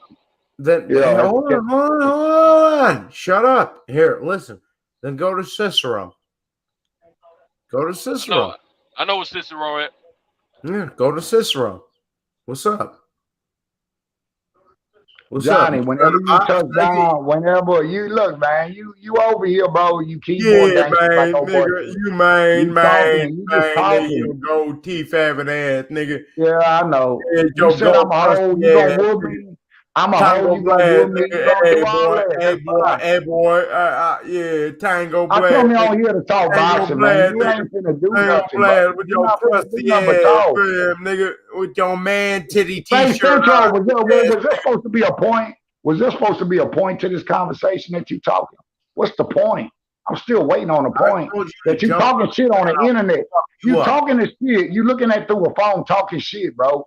You ain't gonna you're not gonna do nothing to me, bro. So what am I worried about? You to jump on the plane, I'll fuck you up. Bro. I really tried to look out for you on here when everybody was getting on your ass. I will fuck when everybody was getting on your ass, you start talking shit to me, bro. Like you really crusty ass nigga, wall sitting sideways. Boys in the days, sitting sideways. But look what this boy said. He said we hoes, but he know the whole song, though. So who riding dick? Nigga, your whole family soft, nigga. Yeah, I know. You don't know my family. Soft, nigga. Man, see, you a child. Don't know grown man shit your on here. Family soft, nigga. Your brother was soft, and your father was soft. Your father was soft. That's why he left you. That's why he left you. Man, Centro. Crack, you gold teeth having ass boy. Hey, talk some boxing with me, man. Cause man, this man ain't talking about shit, man. He ain't gonna bust it, bro. your ass with the gloves. I'll tell you This that. man ain't finna do shit, man. This boy ain't finna do a bitch ass thing. What's up? Come to Chicago, nigga. We'll batter I don't you. got. Why would I waste my time coming to Chicago for what? What points am I gonna get for proving to you that you's a hoe? Pussy, What am I getting out? No, you tell me what I'm getting out of by wasting my gas money and wasting my plane money to come out there and prove to everybody that you a hoe. You're a fucking that you a hoe. I'm entering a bad area. You're a fucking pussy, Ty. I know I'm a pussy. I am what you motherfucking suck on, bitch. Your father was a pussy. I know he was a pussy. Yeah, I know all that. You sound like a child though, bro. You sound like a little third grader going back and forth with your little playmate. Yeah. Well, how about I sound like a thug that'll beat your fucking grill in? Yeah, I know. You said you gonna beat about 20 motherfuckers up on here. We ain't seen you whoop damn motherfucker beside that keyboard that you press.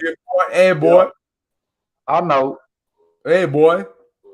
H Money, man. What's up with this boxing, man? H Money, what's up, baby? Yeah, what's up with me and Ty? What's up? What's up? Man, what's up, well, you know ain't nothing up with us because until you ain't gonna bust a grave. I told you ain't gonna bust a grave, man.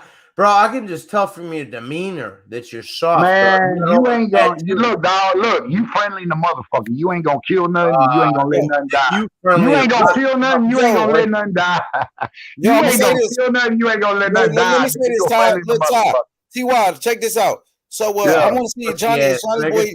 I'm gonna see what Johnny got to say. Let me see what Johnny got to say, and then we can get straight to some boxing. Y'all could debate. Yeah. Go ahead. Hey, you want to I ain't gonna say nothing no more. You want to debate talk all the boxing? shit he want. I'm gonna wait on you for the boxing. Hold up. Yeah, you want to debate boxing with Johnny boy? Let's get a one-on-one debate then. Oh yeah. I'll tell him some more knowledge. I already tried to knowledge this silly motherfucker. What you want to talk? What you want to talk? I'm gonna school him on boxing. I schooled him on life already. I'm gonna school him on boxing now. Yeah. I wish you would. So go ahead, try me, Ty. Try me on boxing. Try me on boxing. Okay, who gonna beat Terrence Crawford? Who gonna beat Terrence Crawford? Vasyl Ortiz. You a goddamn liar, boy. You better not bet your last dollar on that shit, because you gonna lose that. I bet my last dollar on me kicking the shit out of you. See, here we go with this shit, man. Come on, man. I'm a grown motherfucking man. You steady talking, man. This is a boxing channel. This ain't no internet. This ain't no internet boxing. If this was internet boxing, bro, you the champion. Take them, hey, bro. Take them gold teeth out your mouth. You ain't no gangster, bro. You're not a gangster, dog. No, you're not a gangster, bro. You're not a gangster, dog. You the gangster, bro. You the hardest motherfucker on here. You right. I'm not a gangster. You're a little meth head that runs around the alleys of Austin, Texas. You the gangster, bro. You the gangster. You're a meth head, bitch. I know. Yeah. You know you're a meth head. Bro. You know you're a meth head? Bro, I already motherfucking whitewashed you on every conversation on here, bro. How bad you want me to do? You don't even know how to speak English, you faggot ass, pussy ass nigga. You don't even know how to speak English. Say, Johnny, your gal pussy smell like hot dog water, ho. No, that was your mother. That was your mother, Ty. That was your mother, Ty. Johnny, let me ask you something, man. You know what I'm saying? What's up? Let's talk boxing, man. Who? Let me ask you something. Tell me something so I can school you on that. Who's your favorite boxer you feel ain't gonna get beat right now in any division? I'm gonna tell you who's gonna watch him. That's how I'm gonna show you. I'm gonna beat you on everything when it happens. Show me a potential fight that's gonna happen. If you know so much about boxing, I'm gonna tell you who's gonna beat him. Come on. What's the question? Speak English. I just told you, bitch. Take that, bitch. You got a hearing problem or something? Bitch, dog. You got dementia or something, my nigga. You can't hear, ho. You can't hear. I said, I'm trying to see what you know about boxing. I know what you know about talking. You talk a good game. Let's talk boxing now, because we know you ain't gonna whoop me. We know you ain't gonna whoop me because you're gonna be 0-1, motherfucker. So now we talking about real boxing. We ain't talking about this internet boxing you talking about. I said, who's your favorite fighter, or what fighter you talking about in the division that you feel ain't nobody gonna beat them? And I'm gonna tell you who's gonna beat them. Because I'm gonna watch you in every conversation we have. So who you like? Give me some of your favorite fighters, man.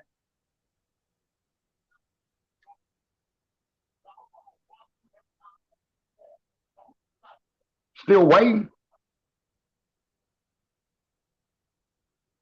What happened? This whole left?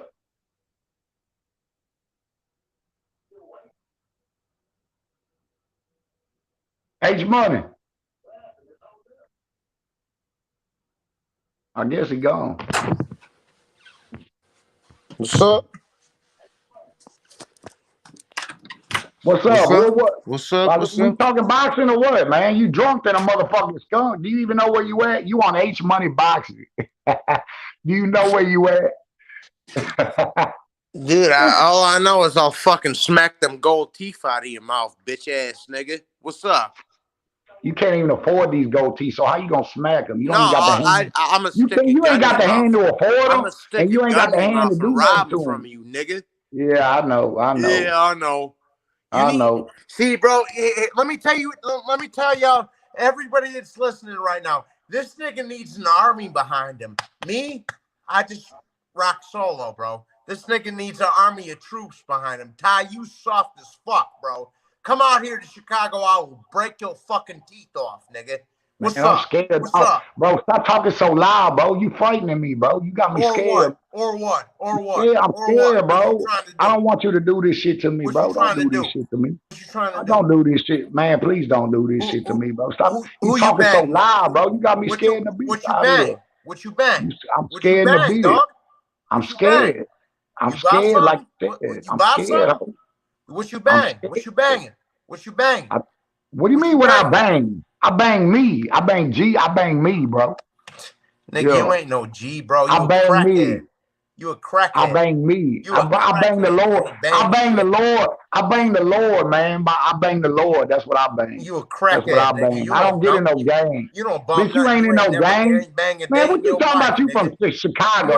Man, ain't no bitch. Man, ain't no niggas in Chicago, no gangsters that talk like you and act like you and carry themselves like you, bitch. You a disgrace to Chicago, bitch. You ain't about that shit, ho. You got pussy. Texas. You a disgrace. You got pussy. You got pussy between your legs, ho. You got pussy. Oh yeah. You got pussy, ho. You got pussy. Come over here. Find out. No, you the one I already gave. I already dropped the address for you, bro. You ain't talking about shit, man. You got H Money, man. We talking boxing or what, man? I don't got time, man. I'm too grown for this, bro. Like you ain't talking about shit. You on this keyboard, bro? Bitch, nigga. Yeah, I'm soft. I'll be all that, ho. You ain't talking about shit, man. Yeah, you ain't do that. What you say, meth head? What you say? H Money, when H Money, when y'all start talking about boxing, I'm gonna chime back in, bro. This hoe ain't talking about nothing. Pussy ass nigga, you ain't this on hoe shit. talk, man. You ain't on shit. Bitch, you a hoe. This nigga you ain't a on hoe, shit man. either. You ain't talking about nothing. Yeah. Man, this hoe on here running his mouth like he square business or something. Nah, hey, it's cool, Ty. Look, you know, hey, the fans, they entertained by it. You know, both of y'all brothers bringing that energy. Say, Central, what's up, boy? He throwing up his hood. Johnny Boy up, man? ripping his hood right now. Look, Johnny Boy throwing up his hood right now. So, you know, I'm not here to judge anybody. I can't judge anybody, bro. You know what I mean? So, I let everybody talk they shit. You know what I'm saying? Talk their shit. Hey, represent then. You feel me? That's all. Fuck H-Town. Fuck H-Town, baby. H-Town, baby. Texas, boy. What they know about these Texas boys, man? Fuck H-Town. I'm the boss. Fuck H-Town. I know. Fuck H-Town till you come out and say what you got with your boy? What you got your boy Central to help you out? Central, what's up, baby? What's up, boy? Hey, Ty. You got it, bro. Hey, look, when I was in Texarkana, Texas, I was doing my bit out there. That's when I got my first taste of kicking with some homies from Texas, man. Look here. What's up? When you when you ate your first taste of what? I got love. Ass niggas. What's up? I got love for you brothers down there in Texas, man. I got love for y'all. Hey, I appreciate you, man. I appreciate you, bro. Yeah. Hey, man, I got love, man. I got love for everybody. Yeah. Y'all niggas is soft as fuck, bro. Look, even though I've only visited a couple of cities in Texas, but I was able to be around a lot of cats from different cities in Texas, San Antonio, Laredo, of course Dallas, Fort Worth, Austin, Houston, St. Augustine. You familiar with the big case they had years ago in St. Augustine? Yeah, I did a bid with a lot of them cats that was on that case years and years ago. They were from St. Augustine. It was a case from St. Augustine down to Houston, I think. And A lot of them cats, man. Some of them were funny cats, man. Some of them some real G's. You know what I'm saying? Yeah, We had a man. great time. Hey, bro. Hey, we some of the loudest motherfuckers, man. This shit right here comedy to me, man. Oh yeah. Hey, this internet shit comedy to me, man. These cats. I told you can be whatever you want to be on the internet, bro. I'm telling you, boy. I'm telling you. Yeah, man. I dig Texas a lot, man. I need to get down there and really kick it though. Yeah. Hey, what you like? Hey, you like? You like the best years of kicking it. Hey, y'all got some beautiful women down there in Houston, man. Oh, you already know. Say one thing about them. One thing about them Houston, bro. They thick. Hey, they thicker than government cheese out here. They thicker than government cheese out here, bro. I went down there to look at a car for my wife, man, and they pissed me off though. I was at one of the Mercedes stores. You know, y'all got a bunch of Mercedes stores down there. The Mercedes store had me sitting there all day long because I was buying a little cheap Lexus at the Mercedes store. You know what I'm saying? Hey, I thought that Lexus was nice until I got around all those Mercedes. You know what I'm saying? But man, look here. They had me sitting there all day, man. I left that car down there, man. I said, shoot, y'all want me to buy it, y'all send it to me. Santano, stop acting hard. You can't even speak English, bitch. Speak English, bro. Motherfucker. Johnny, let me ask you something, bro. No, Johnny, don't ignore him, man. No, hold on, Central. I'm gonna ask him one question. See, I'm gonna show you. I'm gonna expose you for what you really are. You start hearing me and Central talking. You start saying we soft. So what you telling me is a hard motherfucker to you is whoever can bark the loudest, right? That's what you telling me, right? I'm gonna teach you something in life. This is my last lesson to your little dumb, silly, stupid self. So what you telling me is whoever talk the loudest and whoever say whatever they want to say, they hard, right? They hard, right? That's what you telling me, right? They hard, right? And I told y'all both, y'all ain't neither one of y'all hard, bro. Neither one of yous. But who trying to be hard though? Who trying to be hard? You is. See, I'm finna kill. I kill you in every conversation we have, bro. I'm tired of doing you like this. Like you keep saying somebody trying to be hard. Real niggas don't gotta be hard. Their presence already is known. So what the fuck are you talking about? Dude, you didn't even know nothing about That's what I thought. Hey, Ty, you know what? Anyway, Centro, back to you. Centro, what you like? Centro, what you like about the Charlos? You like them Charlos? You like them Charlos? Yeah. I dig Charlos. I dig them a lot, man. They pussy. Hey, them boys knocking. Hey, them boys knocking boys out with body shot, bro. Canelo don't want to see them. Canelo don't want to see them boys. Canelo a beast, but I'm telling you, man. Canelo can. Don't get me wrong. Canelo a monster, but he ain't fighting no good opposition. He ain't fighting no good opposition. I'm not gonna say Canelo's afraid of the Charlos. No, I ain't gonna say that either. I ain't gonna say that either. He don't want the smoke, though, he don't want that smoke, bro. You know why he don't want that smoke? Because look, I'm gonna be real with you. Charlo, Canelo can outbox the Charlos because he do got better boxing skills. But no, listen. But the problem with the Charlos is how you gonna get through the whole fight without getting hit by them motherfuckers. I'm gonna tell you something. That's the problem. And they both have a chin too. Hey, they both have a chin. Hell yeah, they got a chin, bro. They from Texas. What you think, Louisiana? My name is Cinto, man, not Santana. But you remember my 5-year-old grandson. Quit talking or no? Right now. You fighting your sleep right now. My grandson do the same thing, just like you do when he don't want to go to sleep. He fights. Hey, crackhead. Yeah. Hey, look, let me tell you something. Golovkin will beat the fuck out of Charlo. So what can would you put that Bush beer down, bro? Would you stop that shit? No, you don't believe that shit yourself. Would you put that Bush beer down? Soft, bro. I can't even take you guys serious. Triple G won't be Triple G won't be damn one of the Charlos, even if Jermall moved up to 160, bro. He ain't beating none of them. He got beat by oh boy, beat Golovkin. Devin. You goddamn right, he won that, man. Triple G didn't win. I love Triple G. He beat the mess Triple G didn't win that fight. They robbed that boy, man. They gave him. They gave him that gift decision because Lomachenko schooled that boy, man. He schooled him. I'm sorry, put them works on him, man. Man, he put them tatas on that boy. He put them tatas on that boy. I loved it too. The whole thing. Hey, don't get me started on Tank either, bro. Tank ain't fought nobody. He talked that shit talking about Regis Prograis, talking about let's talk boxing. That man talking about he'll whoop Regis program. You a goddamn lie, man. You talking about jumping up to 140 and you think you going then you talking about man, please, man, he can't fuck with man. You got Regis fucked up, boy. You got Regis. I'm gonna tell you something. I don't care who have the belts. In my book, Regis is the best and the toughest at 140, man. I don't care who has the belts. Tank ain't gonna beat Tank wouldn't beat Josh Taylor or Prograis, bro. I know boxing, bro. That man ain't fought nobody, bro. You know Tank ain't fought. He's scared of Lomachenko. He's scared of Lomachenko been calling that bitch out for 3-4 years. I disagree with you. Now I don't think I think it's his handler. I think it's his handler. Yeah, it is, but I agree to disagree that Lomachenko would beat Davis. I had to put my money on it. Lomachenko better, bro. I would say this. Tank got the power. Tank got the power. Yeah, but bro, he's fighting. If Tank don't knock Lomachenko out, Lomachenko wins. I agree with that. Yeah. You already know it's either gonna be a knockout or Lomachenko win by decision because Lomachenko gonna outschool him, bro. He gonna outclass him. Mayweather ain't gonna put him up against him. Tank can box though. He can Tank box. Can box. He's got a good. He has a great ring IQ. I agree with you. I agree with that. But he'll allow himself to eat too many punches on purpose. His level, but he got to step up his opposition, bro.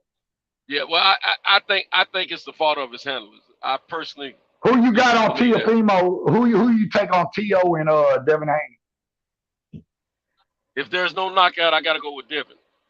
And I don't see Devin being. And I know H Money. H Money love because I used to hear H Money all the time. I know he loves some Devin Haney. I love some Devin Haney, but I got Tio. I got Tio in that fight. I'm sorry, bro. Everybody, man, I don't know why everybody don't see what I see in Tio, dog. Tio's fit, bro. I see it. I see what you're saying. I see what you're saying, but that's a good fight, bro. That's a good fight, period. I'm gonna tell you what I believe. I think Teofimo may already be real close to the peak of his man strength. But I don't think Devin is there yet. I think Devin is still gaining strength right now. Devin, let me tell you one thing that's real about all these cats. Devin has sparred Tank. He sparred Teofimo. He sparred him and Ryan have had amateur fights against each other. Yeah. And I think the reason no one is calling Devin out is because they all had that experience with him. Devin's a great boxer. And he is a great boxer, but they both Ryan and Tio. Yeah, he is. He can box. But Tio and Ryan both have said all Devin wants to do is box me all night. That's it. You know, they don't say nothing about the knockout or anything like that. They said box me. And they're not saying they beating him they say they feel like they'll beat him, but they supposed to say that. But when they say all he gonna do is try to box me all night, that tells me that they don't want to really mess with that right now. Because they know it's gonna be a hell of a boxing match. And they know Devin's not gonna be hurt easy. So I agree with you a little bit on it, but then I disagree. You gotta look at it like this though. See, the problem with Devin Haney fighting Tio is one thing. Tio can box, bro, just like Devin Haney can box. And Tio's gonna be able to take Devin Haney's punches. Now when Tio start landing on Devin, that's gonna be the question. See, you can't be biased. See, that's what the problem with boxing is. People like to pick on what color they are. They go with their color. No, you can't go by that. No, I'm not talking about you. I'm just giving examples of bias stuff. You know what I'm saying? You got people that the casuals that just pick who they like. But see, I like both of these fighters, but I'm picking because I know boxing, bro. And I know if it goes to a 12-round fight, bro, I just feel I just know Tio's gonna beat him, bro. Devin Haney can box. Don't get it twisted. That's a good fight. You know what I'm saying? The edge that Tio has, he's very athletic. That's the Devin is athletic, but Tio is athletic, and I think it'll be a great fight between the two of them. I think it's a. But see, this is where the edge go to Tio at.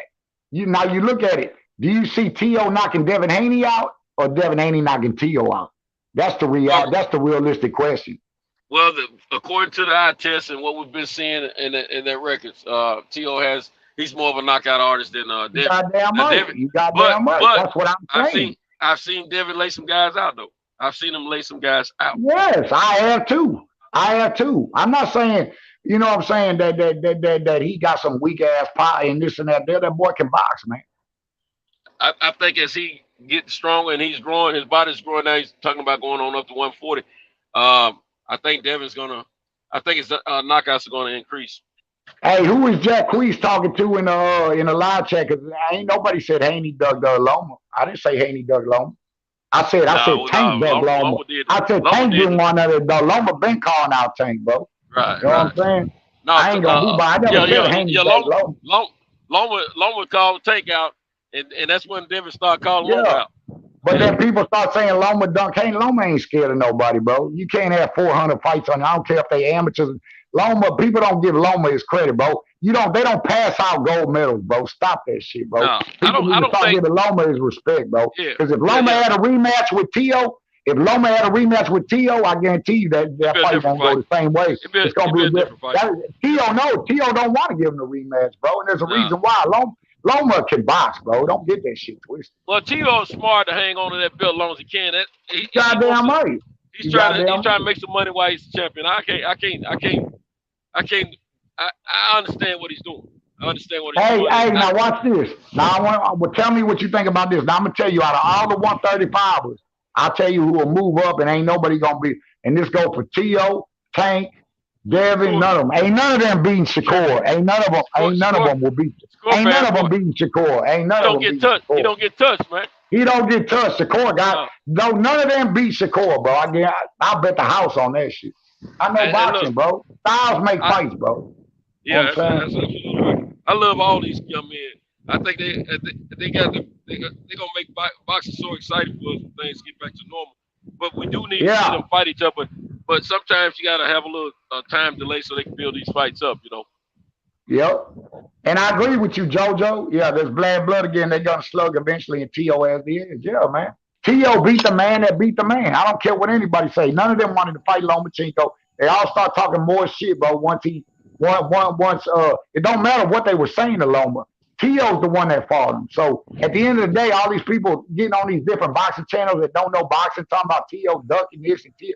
How the fuck Tio ducking when he fought the man that fought the man? Stop. Tio trying to stack his money right now, man. Yeah, man. Tio doing what he doing, bro. Man, Tio got something, bro. I knew he was special when I first seen him.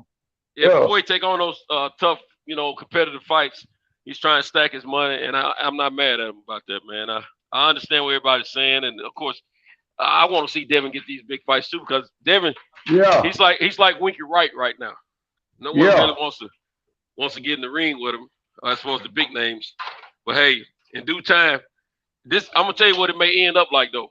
If this keeps happening, it might end up for him like Earl Spence, where tables turn.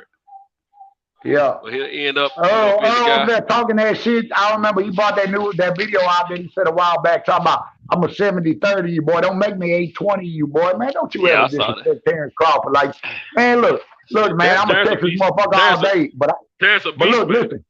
But like I said, bro, I'm not a biased motherfucker. I don't go with people because of this, because of color, because who I like. I go because I pick every boxing match. Like, I like to be right, and I know my boxing. Any match you get, I ain't gonna be biased. I'm gonna tell you gonna win, even if it's the fighter that I don't want to win, bro. If you sit there and if when Crawford fights Spence, I'm telling you, I'll get on here and eat crow too if I lose, which I lose once in a blue moon. You know what I'm saying? But I guarantee I'll be on it. Spence ain't beating Crawford, bro. I'm telling y'all. You're not, dog. That style right there, bro. You're not beating no dude that's orthodox, bro, and it can switch up. Spence, man, I'm telling you, bro, that fight ain't gonna go how these Earl Spence fanboys think it's gonna go. He gotta have a knockout to win that fight. Because Crawford stops everybody. See, that's one thing about Crawford. Why he's different than Spence. He a dog. He a dog, bro. He a dog. He go for the kill, bro. Exactly. Yeah. Everybody talking about he was too small for 147. Man, y'all because he looks skinny like that. Man, Crawford hit harder than all them motherfuckers. That's why he stopped them people. You tell me Earl don't stop them boys. Earl, they always say Earl too big for Terrence, but he don't stop nobody, bro. There's a boxer that sparred Terrence, and he sparred Spence. Yeah. Maybe a year or two ago, he did an interview on Trill Talk, I think. Yeah, I know what interview you're talking about. And he said Terrence set traps, and he said Earl can he can probably take you out without using a combination. Without using combination, yeah. He said he's got heavy punches. He said, but Yeah. Terrence got thunderous punches. Terrence got thunder, bro. He said he set traps and he set you up and then he take you out. And all these Earl Spence fanboys that be on these certain bias goddamn box, I be listening to them, bro. They all these it ain't a lot of people that know. That's why they say most people don't know shit about boxing. You listen to all these different channels and a lot of these bullshit LDBC, these racist motherfuckers. And I'm sorry, I love my black people. But all these LDBC, bro, I'm gonna tell you, I don't fuck with them, bro. They be on this racist bullshit, and I ain't with all that whole ass shit. I come to talk boxing. Just like this clown motherfucker that get on here and start talking this shit, bro. And you not finna bust a grape in a fruit fight, bitch. You ain't never gonna see me. I ain't gonna see you. Man, ain't no chance. Yeah. What are we talking for, bro? You tongue wrestling, bro. He revealed himself to me, so yeah, but you can peep that, dog. You can peep a real motherfucker from. I mean, yeah. You know what's understood between me. Well, it don't even got to be explained. But back what you were saying though. See, one thing, the difference between Crawford and Spence is, bro. Crawford got the dog to get you up out of there. And when Spence don't stop nobody, like he didn't stop Mikey, he didn't say that. What does he always say? Oh, I could have got him out of there if I would have pressed. If you could have got him out of there, why didn't you get him out of there? That's what everybody says when they don't stop nobody. Oh, well, I could have, if. Nah, man, ain't no ifs. If you could have got him out of there, you would have got him out of there, bro. On up out of there. But Spence a bad motherfucker. Don't get it twisted. He a bad motherfucker. No doubt. But I tell you this. Appreciate you, Sergio, man. I know my boxing, bro. I'm telling you. When Kell Brooks, before him and my man fought, everybody said, well, he fight Kell, I'll give him credit. Knocks the man out in the 4th round. He stops him. He knocks him out. You already knew there was a built. My bad, I ain't gonna cut you. You knew there was a built-in excuse. You already knew there was a built-in excuse. They're gonna say Triple G punished him already, and Earl Spence. Yeah, you already knew that. They forget that Earl didn't start the damage. Triple G like started the damage. Yeah, and he was whooping Triple G's tail left and right, all the way around the ring before he had to stop. Now I'm gonna say this: out of all 3 of his losses, the best impact on his loss was Terrence Crawford's, in my opinion. And I'm gonna say for this reason: he actually stopped him. The other 2 stops, he took a knee in the other two. You goddamn right. You goddamn right. In this, so. Hey, what's the first thing they said when Terrence stopped him? If you listen to all these, look, what they say? Oh, he was already damaged for the fight. He didn't want. Nah, it's that motherfucker just hit a different way, bro. That's what that is.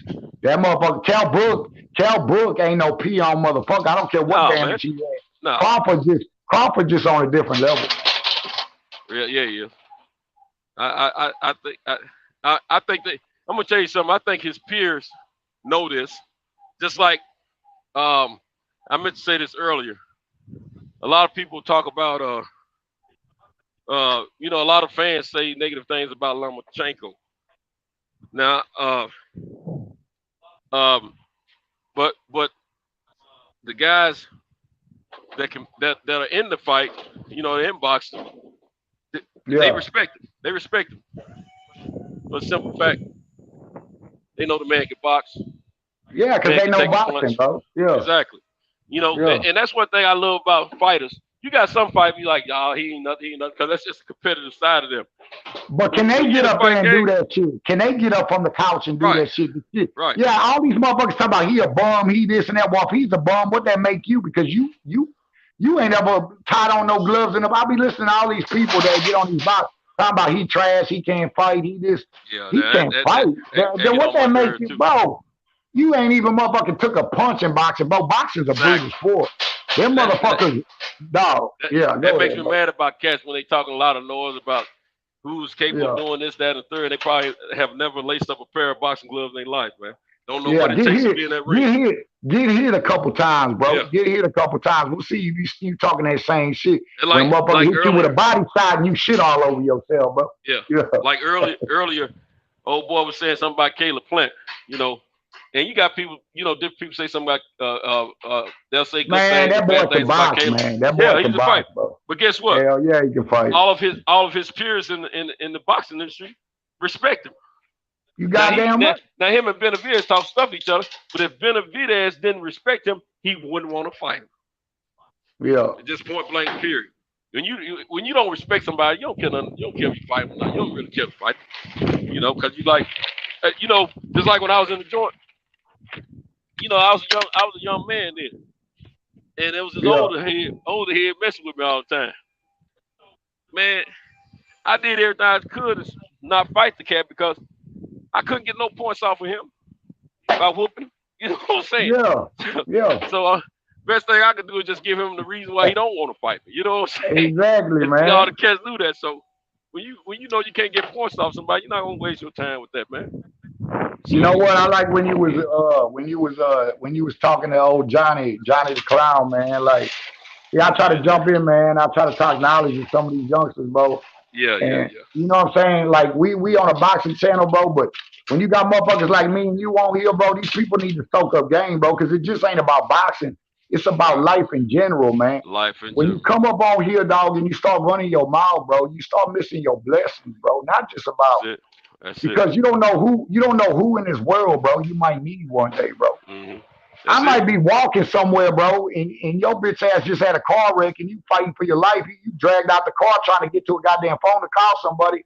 And the same motherfucker you was bumping your guns with on the internet, my nigga, I saved your life. Right. And I still save your life even though you talk shit to me like that. You know why?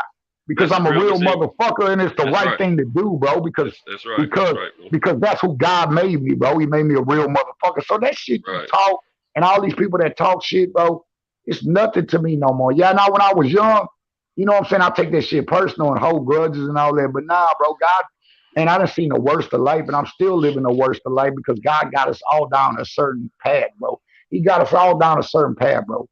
And when I meet people like this that just steady talk out their ass and drinking and talk, you know what I'm saying? The only thing I can do to you, bro, is try to give you wisdom, bro. If you don't do nothing with that, if you don't run with none of that, then, bro, you ain't never going to evolve in life, bro. You just going to be, because no sin goes unpunished out here, bro. So everything that you do out here, you going to pay for it. That's what I was trying to tell this dumbass boy. You know what I'm saying? But I'm not mad at him, bro. He just got to be better. If you want to get better, you got to do better, bro. You know what I'm saying? He's excited. Well, I know H1 said they had beef, him and those cats he was chopping it up with, but at the same time, certain things, certain conversations, I mean, you don't have to say certain things, act a certain way just to get your point across. I never been that type of cat, man. I'm always when I'm trying to get my point across somebody. Once I say what I got to say, I'm done talking, man. Ain't no sense wasting all that energy, man. Get yourself worked up for nothing. I'm gonna reserve my energy so when I do fight, I got all my energy. Thank you, bro. Yeah. And I'm gonna put it and that's that's what I was telling him, bro. Like, you don't know who you dealing with on here, bro. You got there's one thing about this world, bro. You don't know who you talking shit to, bro. You don't know who got what. You don't know who got what hangings, bro. You just running your mouth to people on here, bro. When it's time to get up in that paint, dog. Exactly. Man, if you ain't got yourself a BB, bro, you shit out of luck, boy. Exactly. And the thing about it, some people can move around how they want to financially. And some can't. So you never know when somebody gonna pull up on you, man. So you never invite somebody to a fight if you're not ready to be about that. You know what I'm saying? Yeah, because one thing I don't do is just like boxing, bro. One lesson in life, I never underestimate nobody. But that's what I tell them, bro. Don't you underestimate me, bro. Because one thing I know. I've seen the smallest guys take the biggest guys out, man. And that's always, you know what? That's always been me because I always been small all my life, 155 to 170. The only reason I got a little bit more weight on me is because I got thyroid problems. You know, I deal with a lot with thyroid. You know, I don't know if you know what it is, but yeah, man, it's an everyday struggle, bro. All that shit. But my mom used to have it too, man. And man, it's shit a motherfucker, man. But yeah, man, it's a monster. God rest the soul, man. I'm sorry to hear that, bro. Appreciate it, man. But yeah, man, it's a rough deal. Hey, let me tell you something. You remind me of something just then. When I was out there in Texarkana, man, we was at a powerlifting contest and all that, right? Yeah. And one of the guys, he was about 100. He was about $145 at the time. We were all young cats, you know. But this guy, he was real silly. You know, he was comical. Good dude. He's out of Dallas. Real comical. I'm trying to think of his name, man. If I hadn't started talking about it, I could tell you his name. But anyway, Well, his last name anyway. But anyway, it's real comical. But every now and then he'll drop you some jewels. You know what I'm saying? And something he always told me, well, that's another piece of the story. I'll tell you that in a minute. But anyway, this cat, man, was like a $145, small guy. I forget how tall he was. He wasn't very tall, probably 5'4", 5'5". Well, he probably 5'6", I guess. I don't know. See, I'm 6'2.5", so he was 5'6", 145. Yeah, something like that, man. I bet you that boy hit like he. I bet you he hit like he 220. Well, go ahead. Yeah, he might. I don't know. He never had he didn't have any enemies there. Everybody liked him. Yeah. This cat won the powerlifting contest, man. For real? He was pound for pound the strongest dude on the compound. I'm telling you, I've seen it, bro. Yeah, hey, the crazy. smallest dudes, bro. He inspired the me. smallest He dudes inspired with me the big biggest motherfuckers I've seen in the penitentiary with the biggest. Go ahead. Yeah, he inspired me big time, man. Big time. Go ahead, finish. Brother, I didn't mean to cut you off. Go ahead. And then, no, you fine. And then another, what I was gonna say a minute ago, like I said, he was real comical. He had jokes all the time. But one time, something he told me and some other fellows, man, it was a group of us. He told us, he said, "Hey, fellas, let me tell y'all something." He said, now he was trying to get folks' head right on this black-white thing. You know what I'm saying? He said, "Let me tell you something." So do I, bro. I do it all the time. Yeah. Go ahead. And we should. He said, "Let me tell you something." He said, "We can say whatever we want about white people. We can say whatever you want about black people." He said, "But I'm gonna tell you one thing I learned from white people." He said, "They can hate one another's guts, but when it's time to do business, they'll sit down at the same table and make that dollar together, even though they hate each other." He said, "Brothers hadn't learned to do that yet," and which is true in a lot of situations, man. We haven't learned to. I know. Your sit down community is my. and put our Your differences to the side community is and my work business community. out. Yeah.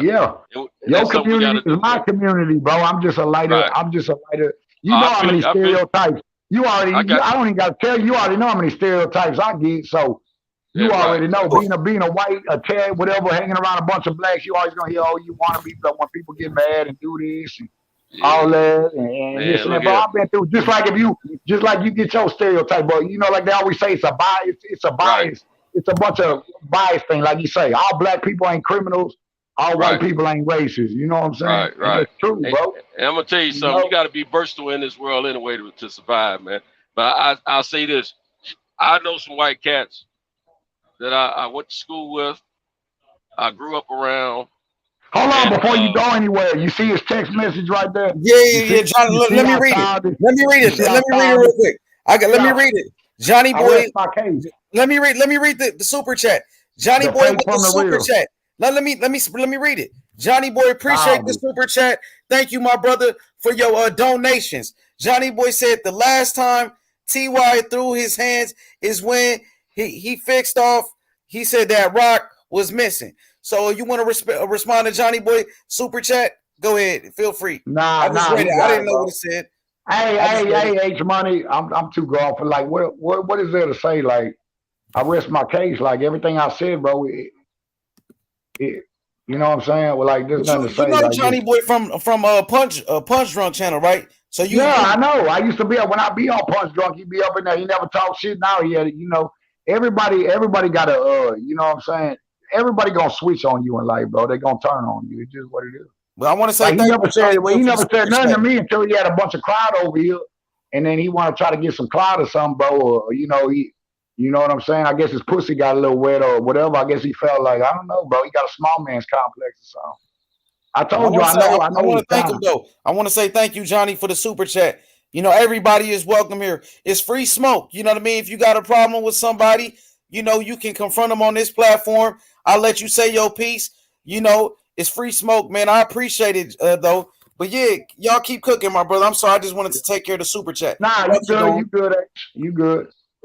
Yeah, it's free, man. He ain't lying. It's free smoke, man, on the internet. Let me just clear that up. But back to what I was saying. You know what I'm talking about?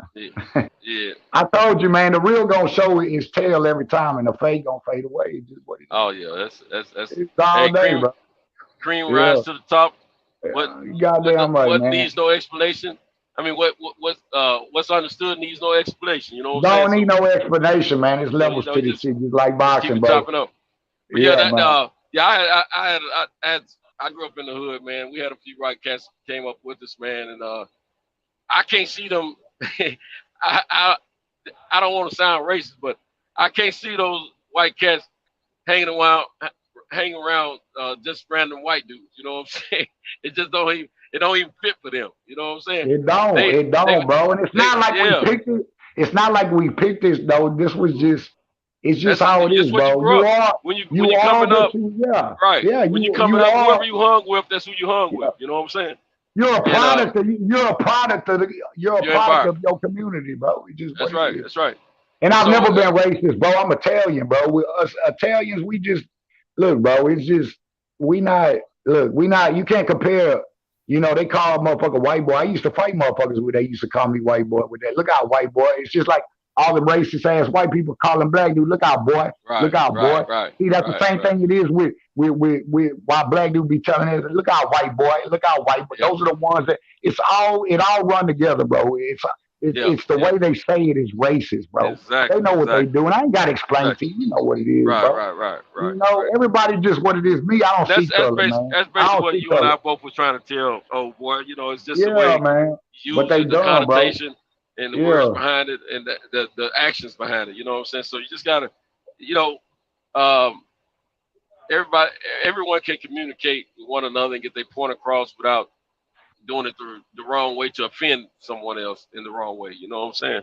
That's what it's all about. You know, because I mean, you can sit down and talk. You can have mixed races of people in the same room, and they all can be speaking the same lingo, and no one is upset about it because simple fact, we understand we understand what we mean to one another, and we have an understanding of the connotation of what we're saying to one another, and there's no malice behind what we're saying, and we know that. But if there's if you don't know a person, and they experience certain words and stuff, then you question whether or not they mean harm or not with the words that they're choosing. So then you got to address it accordingly. You know what I'm saying? But it's not necessary. You know, you can still look here. You can talk crazy to a guy or a woman and mean just as much venom toward that person without cursing them and without saying derogatory stereotype adjectives. You know, using those things toward them. I've done it for years, I didn't mean to cut you off. Thank you, Sal. Thank you, Sal, man, for the respect. I appreciate you, Sal. As far as you, Johnny, man, all I can tell you, bro, you know what I'm saying? Your brain is about the size of a motherfucking goddamn motherfucking pea, motherfucker. You know what I'm saying? I don't know what to tell you, boy. Like, look, man, I know you trying to act hard and all this shit, but let me tell you something, man. You just make yourself look soft. You softer than that toilet paper that's sitting in my motherfucking restroom. Matter of fact, hold on.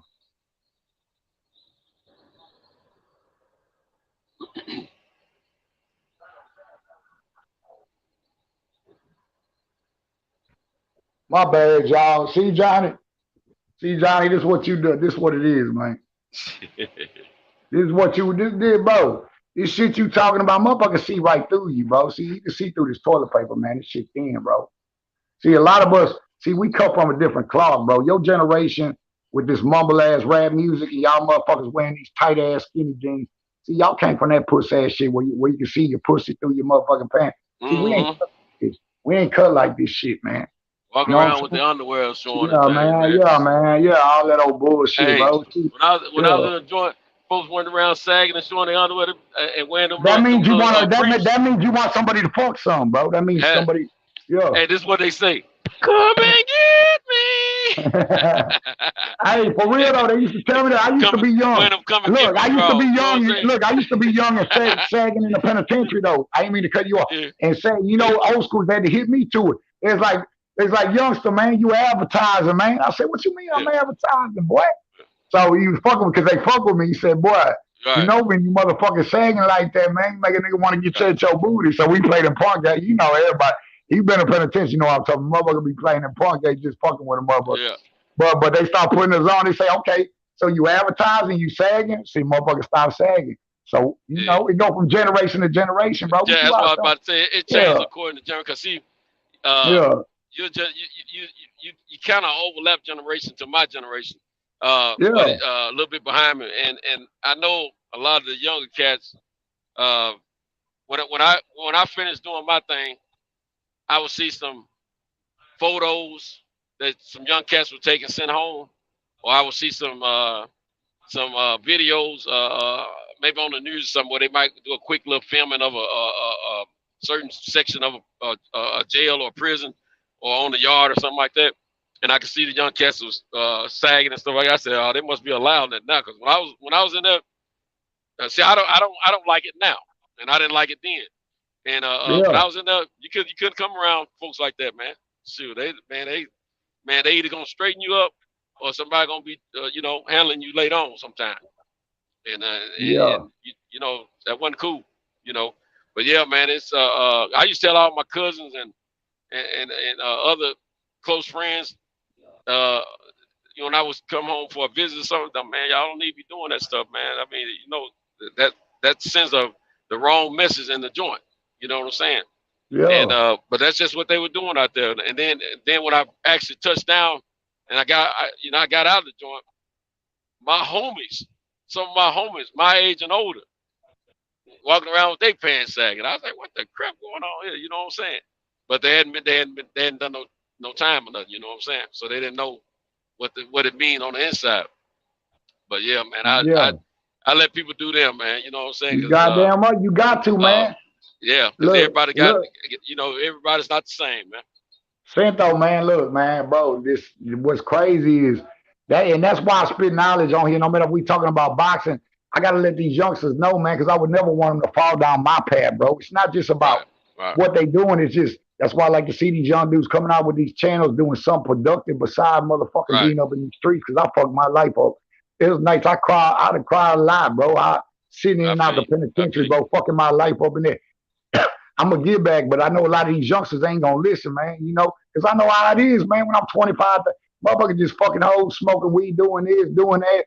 Now get talking shit, talking out your ass, bro, until somebody humble you, bro. Because motherfuckers gonna humble you, bro, in everything, in ways of life. I don't care if it's boxing, if it's anything, bro. You know what I'm saying? You got to be smart, bro. If you don't use this shit up here, man, I go for all y'all in the comments. If you don't use this, man, and you ain't got that man up in your life, bro, it's already tough out here. Look what's going on in this world. They want us to hate each other. They want us. They want us. That's why people be up on here arguing and talking that cash shit. Yeah, I like to fuck around and joke and roast your bitch. I can do all that. Ain't nobody gonna roast me. I can do this shit all day. But see, I ain't even, different days I got different moves, man. But when you catch me on that fiery day with these clowns up in here, man, I'll roast them all one by one if it comes down to it. Anytime they like H Money said, it's free smoke. But I'm mostly be on a knowledge tip right now because I got to give back, man. I got to let these boys, keep doing what y'all doing. But you can't, when you got these clowns like this dude, bro, over here just dry talking shit. Like you dry talking shit. Like motherfucker coming over here trying to put you on some game. And you talking shit, trying to get points off me, thinking you gonna motherfucking roast some motherfucker like me, and I'm trying to help your silly ass. So now you make me take it to another level, and you wanted me to do you on H Money channel like this. So Ty, you don't. Hey, Ty, shut up when I'm talking. Shut your whole ass up when I'm talking. Or what? Ty, you don't. Santo, like I was saying, Santo, back to you, bro. Like I was saying, this is like ESPN.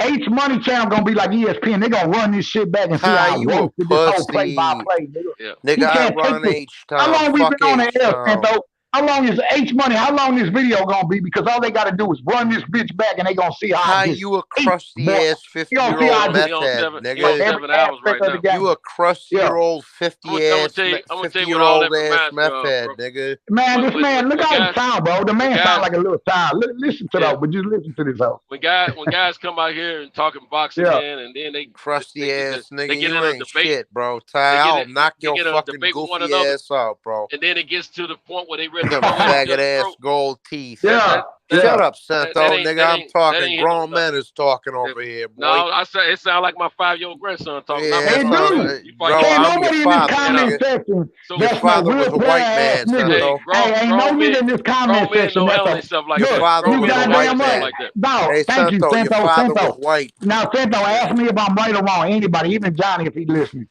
Can no motherfucker in this comment section say you will fuck with a nigga like this in the free world, bro? Because if you fuck with a nigga like Johnny in the free world, this nigga will get you killed, bro. Bro, I'll beat the shit out of both of y'all niggas. Y'all both of y'all niggas. Johnny sound like I'm gonna tell you who Johnny is. Y'all do a crime, Johnny tell it. He's a snitch. He gonna tell, man, a nigga like this gonna tell everything. Nigga, I went with cats like this that snitch when they on talk me. that much, you can't trust them to hold both water. y'all niggas ain't shit to be honest. I know he's can't hold. something. Hey, Santo, that bitch can't hold a cup of water. Both of y'all ass, bro. To be honest with you. Yeah. Santo, see, it I'll ain't beat about your helping him no more, bro. See, he already lost that with me one time. See, Santo, listen to me. I'm gonna say this real quick. I'm gonna let you have it. Hold on, Santo. One thing with me, bro.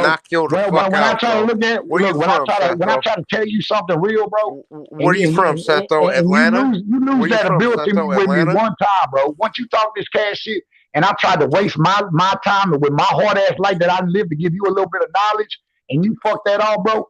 It ain't no coming back from that. Now I'm just gonna fire your ass up and just stop talking. Just go hit the meth. There's no sense in me roasting him already more than I roasted him today. So all they gotta do is play back this video, bro. The man got dealt with. I dealt this boy.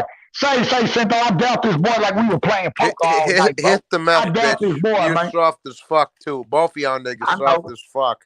Johnny, when I see you, this, I gotta give you this though, Johnny. When I see you, bro, I gotta give you this, boy. It's so big. Hey, Johnny, hey, Johnny, you got something to write with? Yeah, get that whole pen.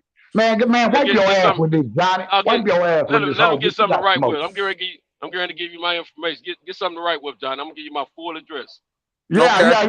Santo, don't do that, man. The bank ain't nobody gonna show up. When you go outside, you gonna see the sun. That's it. He good. He ain't gonna show up. I'm gonna give my full address. I'm gonna give my full address. That nigga gonna get the brakes. That nigga gonna get the brakes beat off him. He gonna get the brakes beat off him when he show up over there. Don't get that man beat up. All right, 13 Perkins Street. Man.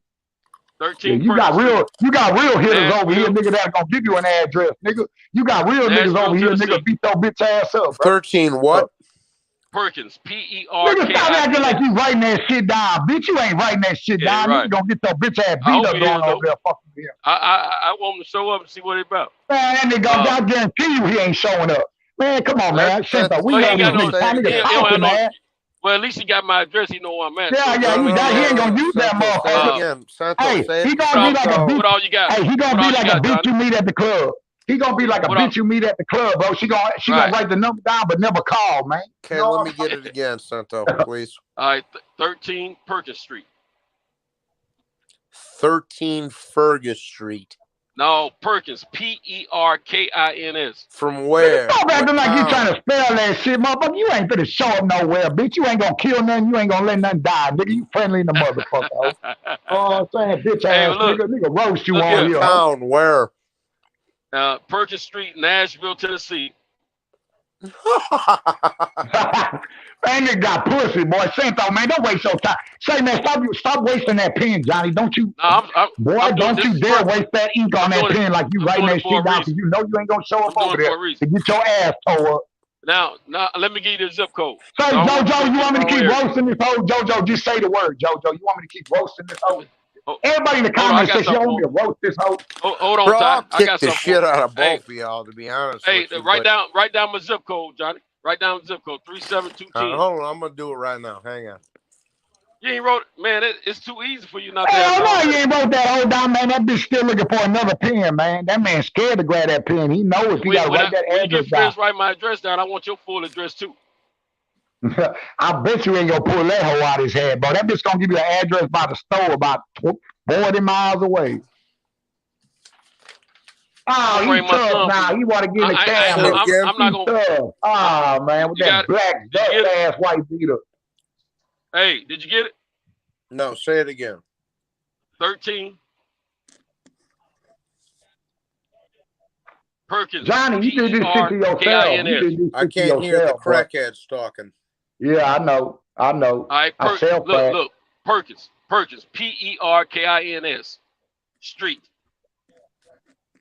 What town?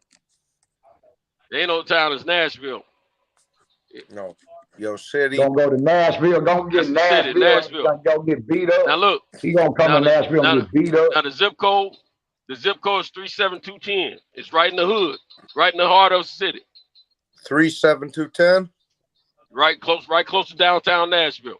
I'll come to see it. Don't worry about it. Now, you out of place. No, give me your. You out of place. You out of place, though, fake ass white boy. You out of place. Bitch, you ain't no motherfucking square business white boy. He don't drop off and then give me his address. Oh man, my son, man ain't gonna do a bitch ass thing, man. That man ain't writing shit down, man. That man ain't no motherfucker. You ain't about that shit. Hey, look here, I wouldn't even waste my time with my boys that handle that before I even get a chance to get to. Man, Cinto, I feel you, bro. Man, that man over there looking for a pin, man. That man looking for a way out, man. He's like a boxing fight, man. He been getting punished for 7, 8, 9 rounds. That boy he's looking for somebody to throw in the towel to get up off his. I'm gonna nickname him Bishop now. That's my grandson's name. My 5-year-old. That's one that fighting sleep. Well, business, man. Yeah. See, man, everybody, y'all getting star quality right here, man. You know what I'm saying? Square business, man. I know it's better than Mayweather and McGregor. That's what T.Y. do. That's what happens when you get real motherfuckers up in here like me and Cinto. We gonna make all your critics go up. That was my job to come in here and make H Money channel look good. Y'all right. I should make my own channel because I'm built for this shit. I'm made for this shit. But I'm all about motherfucking loving my people, man, even if they ain't my people. Because that's just what a motherfucker I am. I done seen the worst, bro. I don't like to see people come up in here and waste life, man. You could die tomorrow, bro. And then when you go to judgment day, God gonna ask you, why you up in here talking shit to all my people? What are you gonna tell them then? You gonna tell them, fuck you, God? You gonna tell them all that shit, Johnny? I'm gonna beat your bitch ass? You gonna tell them all that? Nah, you ain't gonna tell them shit, nigga. You gonna bow down on your motherfucking knees like you'll bow down if a nigga come over there and beat your bitch ass up. Oh, shut up. Let me tell you something. Just like you were saying earlier, and I reiterated, anytime you've been through something in life and you've survived, you're supposed to be a blessing on someone else's life, man. That's what the Lord is using us for. He's using us as a vessel to help guide some other people, you know, and you know, get them on the straight and narrow, man, and keep them from falling in our footsteps, man. Everything I've done since I've been home from the joint already, Joe Quinn. I'm listening to you, you know what I'm saying? Yeah. I made sure none of my kids follow my footsteps. You know what I'm saying? And I don't want them to because I don't wish that life on. I don't even like to see animals tied up, caged up, or none of that stuff. You know what I'm saying? Because I don't feel that it's appropriate for mankind to be caged in and locked up and all that type of thing. You know. However, some people do some things they need to go get a little time for, you know, and sometimes getting a little time helps make you a man, you know, but at the same, and it can save your life in another sense, you know what I'm saying? Because I'm gonna tell you, I believe me getting some time saved my life. I really do. And I believe that. And Cinto, I feel you on. Cinto, I feel you on that, bro. Because man, some of us been through so much shit, bro, that these people in the comments said they can't even feel this shit, bro. But they, you know, but that's why some of us are here, bro, because we've been through it. What y'all think y'all been through, bro, they ain't been through a motherfucking thing, bro. That's what I'm trying to tell you. I done lived this miserable life, bro. I can barely get through the day sometimes, but I keep on fighting, man, because I'm strong and it's God willing. But that's why I try to talk to people and tell them, bro, you ain't got to be like this. Right. Don't ever give up, brother. Keep doing what you're doing, man, and the Lord will keep blessing you. And I'm going to tell you another thing, to add with what I was saying. It didn't only save my life. It saved a lot of other people's lives, too, because, and you know, I could have been out here, man. I know good well I've saved some folks' lives. I know me and these folks know that for a fact. I put it that way. You know. You don't know nothing about folks. What you banging, Santo? I need your address. You want my phone number, bro? Bro, when you gonna talk about something productive, bro? Talk about something, bro. Hold on, let me give him my phone number too. Yeah, don't give him to him. He ain't gonna use it. He can have my stuff public, man. 615-479-2956. You can call me right now, and I bet you I answer. Now I need your address and your phone number. Or you need at least your address. Where you from, though? Nah, fuck all that, man. Don't nobody want to talk to you, man. Fuck all that friendly shit, man. You heard what he said. Give him the motherfucking address, bro. I know Give you him the have. motherfucking address. Shut up with all that whole ass shit you talking about, that friendly ass shit. He said what the address is. Fuck all that, where you from. I gave it to you 7 times. Full address. 7 times. I can't know hear you your have. crackhead buddies talking in my ear. Yeah, I know. Yeah, bitch ass. I know you know. Beat your bitch ass up, ho. Hold on, man. Let me go get something to drink. What all you got on paper? What all did you write down? Oh, here. You want me to write it down? Now read back what you wrote down. Hold on. What's your number? I'll write it down. You don't give me orders. No, read back my address. Read my address back. Read back what you wrote down. I got you. No. You ain't write it down, man. I ain't fooling with you, man. I'm about to crash. So I know it. I know you remember my grandson. I keep telling you that. Bishop. You say what? You keep reminding me of my grandson, Bishop. You fighting your sleep. I knew that's what you were doing. Oh, bro, you ain't have no grandchildren. You about to have one when I fuck your daughter. But Yeah, I hear you, bro. I hear you. Do your daughter have kids yet, Santo? Or does she need a real man? You would never know. Yeah. You would never know. Neither would you. You ain't gonna never know what these. But what's going? I can tell you what's going to happen to your daughter when you have one. If you don't have one, she's going to end up with a brother. I can tell you that right now, just because of your disrespect for people. Yep. What's wrong with that? Were you racist? Yep. You racist? You're exactly right too. No, I'm not right. racist. I'm not racist, but the way you carrying yourself on it, that's a punch. I've seen a lot of people get punched that way. They carry themselves like you have, and don't wish that their child end up with a person of another race, and they end up with a person of another race. You sure about that, bro? Because half my family. Hold on. I'm positive. Santo, let me tell you something, Johnny. One thing about you, people in this comment section that fuck with you, they ain't gonna tell you about yourself because they got to keep the money coming because you on their channel and whatever people that you fuck with. But at the end of the day, my nigga, everybody in this comment section know you ain't no real motherfucker, bro. Just look at the way you. Just look at where you carry yourself, break your bro. Fucking teeth. You're a bitch, you doing, bro. This shit you doing ain't player, my nigga. You couldn't fuck with a motherfucker like me in a free world. You couldn't. I will say this though, Ty. He is a little bit entertaining. He is entertaining. Why do you think I'm on here? I love this shit. These boys clowns, bro. These boys make me have a brighter day that I'm going through. The hard shit that I go through every day. I'm good, bro. I love this shit. And I'll tell you both this. Let me finish. Hey, nobody care about what you gonna tell them, motherfucker. Okay, no. Listen with your crack meth head ass. I know. I don't even smoke motherfucking crack or meth. I sell it to dope fiends like you. Oh, shut up. Nah, that was your mama sucking. Bitch, like I'm a smoker or something, ho. From H-Town, bitch. That was your mama sucking. Fuck H-Town. Your mama was I know. You can say fuck all that all you want, motherfucker. But you ain't gonna come down here with that bullshit. I know that. You ain't gonna come up here with that bullshit. You right, I'm not gonna come up there with you. Why would I come up there? I don't fuck with you. You a hoe nigga. I'll fucking smoke your ass. But anyways. Bitch ass nigga. Fuck, I'm gonna fuck with your open Taylor face ass up. What's your name? Cretin? Oh, fake ass Woody Harrelson, our white man can't jump looking ass. You know what I'm saying? This chin look like a kickstand. Ho, shut up. Ho, I roasted you for about 2 hours on here. Ho. Meth boy, settle down. Meth boy, settle down. Man, that's how you know he smoked meth because he can't get meth boy, settle down. Now listen. No, Cretin, what's your name? I got 13 Perkins Street, Nashville 37210. Yeah, SSB. I'm the hottest motherfucker. I'll make this motherfucker hot.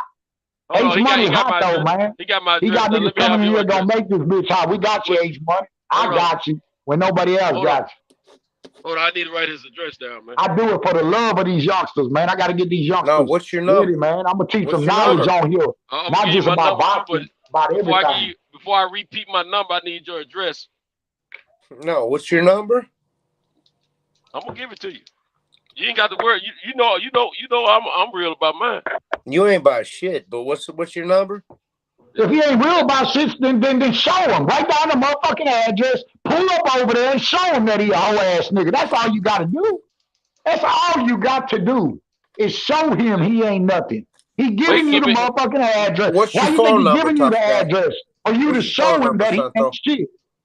And all you gonna do is crumble up that piece of paper and throw it in the trash. Your meth boy. I'll get it to you in a minute, but I need that address though. You'll get it. Give me your number. Nah. Fuck all that. You'll get it. Hey, that's future. That's future tense, man. Give him the motherfucking address. No, when you give me your address, I'm gonna definitely give you my phone number. The whole world watching you, Johnny. The whole world watching you, Johnny. Don't you kiss that pussy now. You've been talking this cash shit now for 3 hours. Your mama's pussy, yeah. nigga. I know. Blah, blah, blah. But I bet you won't come down and talk about my mama.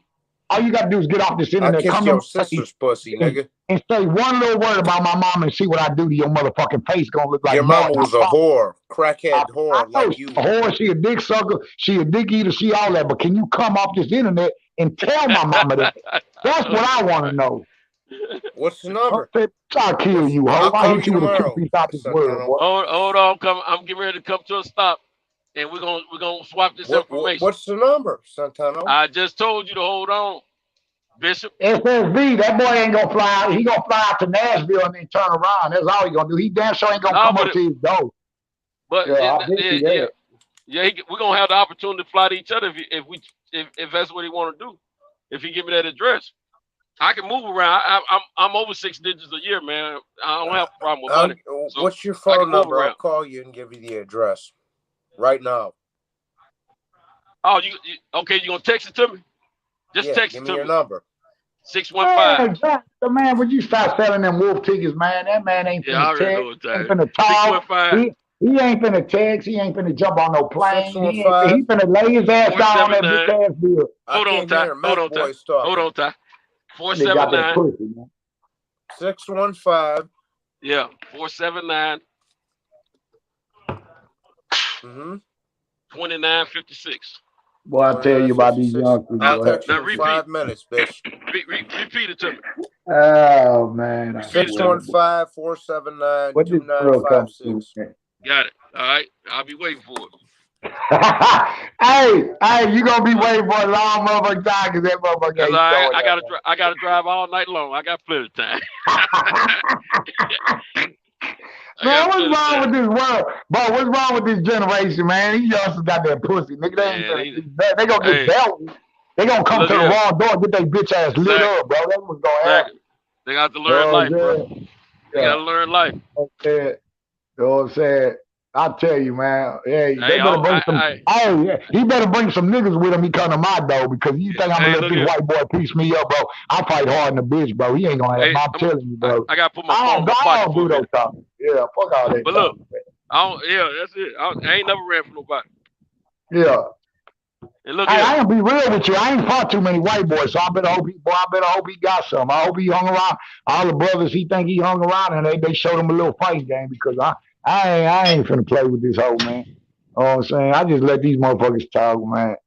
But man, bro, I make this motherfucker, man. Look, man, H, I got you, H, man. Look, bro, these boys, man. Hey, H-Man, you might need to share some of that, some of them super chats with us tonight, man. We got you popping right now. Yeah, man. You know T.Y. gonna get this whole problem, man. Yeah, and my boy Pinto, man. What's your I want to know, T.Y., what's your name in the chat so I can give you a wrench? T.Y., what's your name in the chat? Man, you know what? I'll be on here a couple times, but I don't even think. I think my shit is it might be T.Y. DeSanders. Leave a comment real quick in the chat so I can give you a wrench. All right, what do I can know exactly who you is. You know what I mean? Go to the comment. No, I mean go to the live, like the video, and leave a comment in the comment section, like where everybody else. Can I do it while I'm still on here? Yeah. I'm not. I think you press chat. Do I press chat? Yeah, go to chat and leave a comment where everybody else is at. Where SSB and them, Ronald Finkley and stuff. I'm gonna drop the link in case Johnny Boy want to get back on. But yeah, hey, so you said you about to come to a stop. For me, I'm already at my stop. Okay, hopefully Johnny can get back on here and y'all can chat. No, I already gave my information. He's supposed to be texting me his address. Okay, so that's what we waiting on. Yeah. For sure. Everybody hit the like button, man. Subscribe to the channel. We got 55 people in the chat. You know what I mean? I think we about 50 people away from 6,000 subs. No, 40 people. We 40 people away from 6,000 subscribers. So, you know, 55 people in the chat. Let's get to 6,000. On the way to 6,000. Shout out to Ronald Finkley in the chat. Oh, the brother fell off. Come back. Come back, T.Y. What up, Cinto? How many subs did you gain tonight? I don't know. It was a lot, though. This show was crazy. Yeah. Man, you boy something else, man. I'll tell you, man, he remind me of my grandson for real. When he gets sleepy, he just come up with anything out of his mouth. He can start something with anybody, just stay awake, you know what I'm saying? So, yo, I want to ask you, Cinto, yeah, who you pick between Anthony Joshua and Tyson Fury for the fans that didn't hear your prediction? Let me get your prediction real quick. Well, I think the only one that's really capable of getting the other one out of there is in a realistic sense, in my opinion. I think I'm rolling with is that me? I'm here. No, that's T.Y. T.Y. came back. Okay. I'm rolling. If it's a boxing match to go 12, I can't go against Tyson. I ain't going, man. Fury the truth, man. Everybody be hating on him. Yeah, Tyson Fury is definitely the best heavyweight boxer out there. You know, hands down, man. They can say whatever they want to and all that kind of stuff, and I understand. But I mean, keeping it real as a sport fan. I mean, as a fan of the sport and a real boxing fan that's followed boxing for the majority of their life, you can't, take the hate out of it and tell the truth. The man can't. He's the best heavyweight boxer in boxing right now. As far as boxing now, knockout wise, because of knockout, I'm going with Joshua. Now, that doesn't mean that Joshua cannot box him though. He can if he can hurt Tyson. Because one thing that Joshua was pretty good at is throwing combinations, opposed to Wilder. Hey, my bad, Central. I want to tell H Money real quick. I put before I got knocked off. I put what's up, H. So that was me that put what's up, H. If you got to go back up in there. So I don't know what my name is. I had to look again.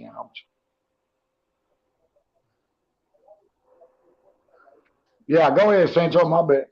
Yeah. So, if it's a knockout, I favor Joshua. But at the same time, Joshua is capable of throwing those combinations, and if he can hurt Tyson and hurt him more than once throughout that fight, we could be in for an exciting fight in a 12-round match. But if he can't hurt Tyson enough to deter him some, he's going to lose in a 12-round fight. But if it's anything shorter than 12 rounds, I'll be willing to. My mind is fixated on Joshua. For sure. Anything shorter than 12 rounds. Yo, T.Y., I don't see your comment in the chat. What did you write? I put what's up? Yeah, I don't see it in there for some reason. Let me do it again. You write a few comments. Write a few. Say right. I don't know. I'm gonna put H time, baby. Yeah, for sure. For sure. Yeah. So I mean, so you got Anthony Joshua Santos. That's correct. Anthony Joshua. Oh, you got Joshua for sure. Me too. I agree. I think Anthony Joshua gonna win, but Tyson Fury, he got a chance too. Tyson Fury, he's coming off a big victory over Deontay Wilder.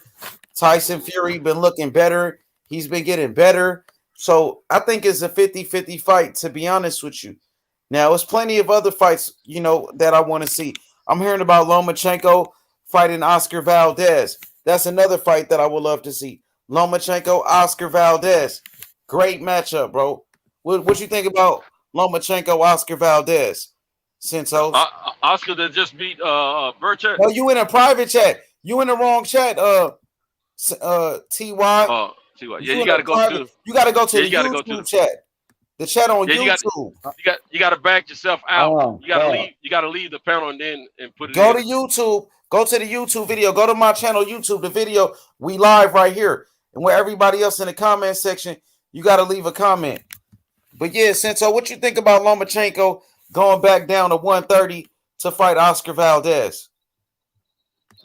No, it ain't no disrespect to Oscar. I think he's very competitive. He can compete against Lomachenko, in my opinion. But I don't like to see when fighters go back down in weight, man. I really don't. I like them to stay where they are, either go up and compete on those levels. Because see, this is where I look at it. If I'm fighting at this level and things get a little rough for me, and I feel like I have to drop down a level, it means I don't feel confident that I can take care of the business at the level that I was at or ahead of it. Going back down, it's all, to me, it's like you got kids, right? You got these 10-year-olds, and then you got these 15-year-olds.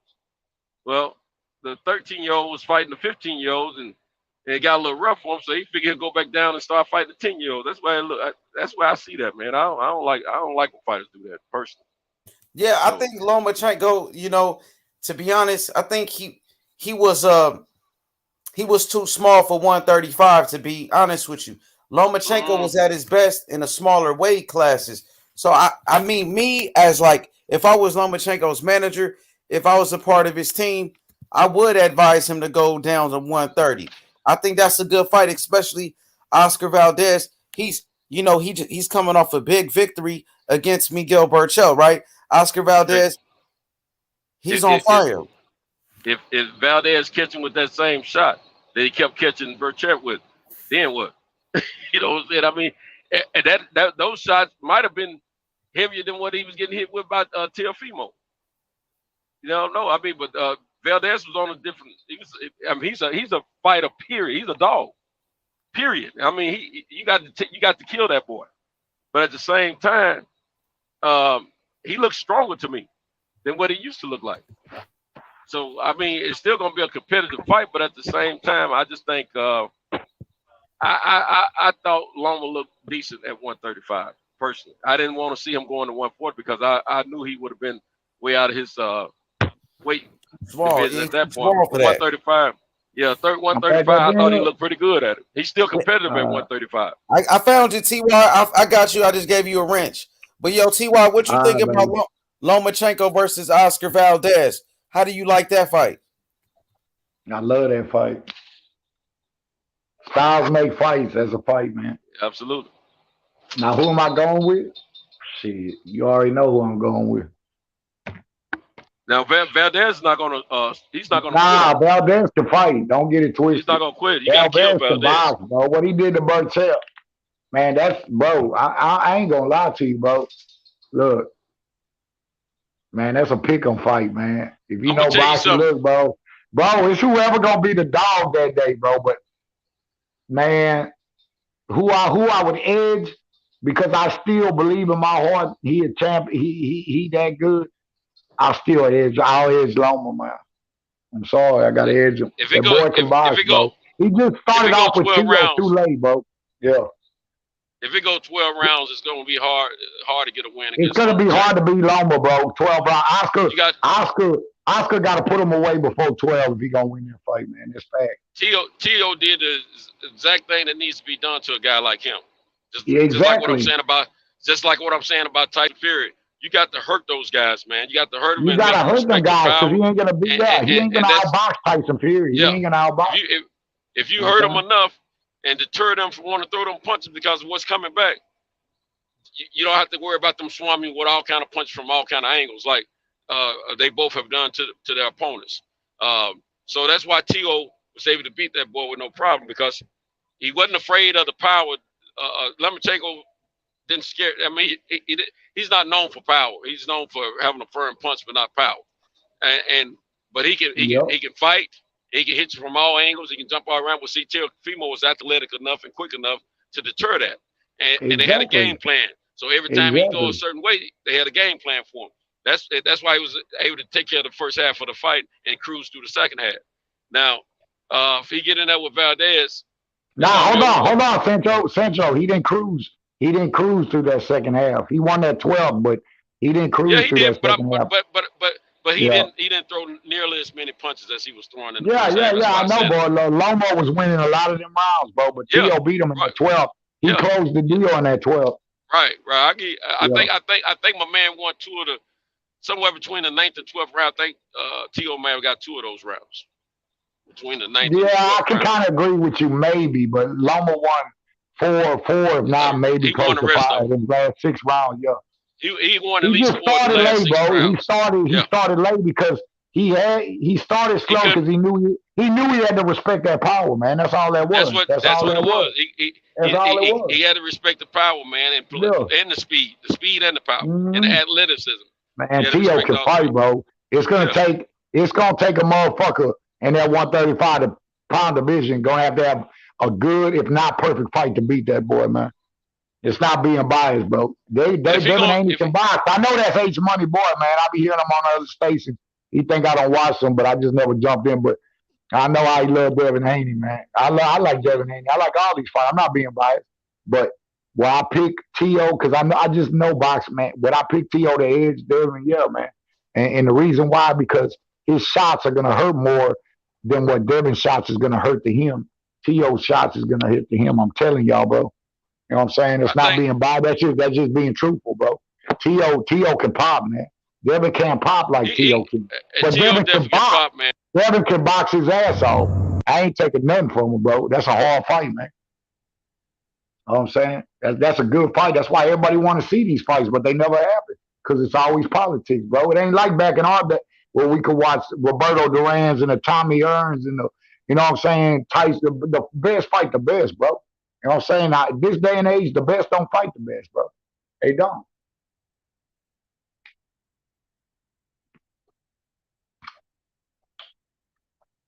Loma should have thrown his hands early. When he threw his hands, he was beating T.O. He was. Everybody knew that.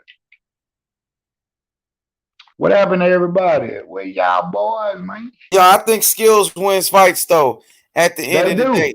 Yo, T.O. might have more power, but at the end of the day, I think Devin Haney got more skills. That's why I'm gonna go with Devin Haney. You know that's what I mean? What I always bet. I'm not, but see, and I agree with you that. That's why I tell all these people that's why they set Wilder up for that failure. And I've heard all y'all on these Wilder stations and everybody, especially like I know H Money, your boy is Fred Barbershop Conversations, but I can't stand that dude. He talk too much about race. I've seen him in the live talking about every race there is. I don't like that dude, bro. I know that's your boy, but I can't stand that dude, bro. He's not a good person. Let me say this though, T.Y. He's not a good person, man. Wait, check me out.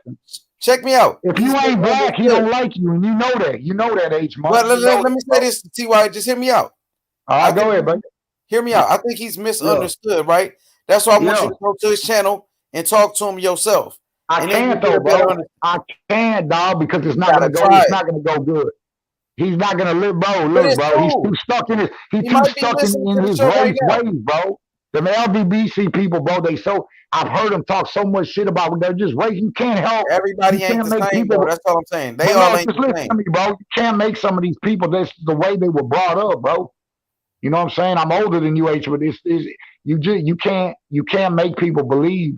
You know, they make all the excuses that Tyson Fury cheated. That's a bunch of nonsense. Any one of y'all believe it, they just mad, bro. It's just like me if I beat a motherfucker in the hood, bro. You know what I'm saying? Dog, it ain't mad that Wilder lost. They can't accept it because a white boy beat him, bro. That's all that shit got to do with, bro.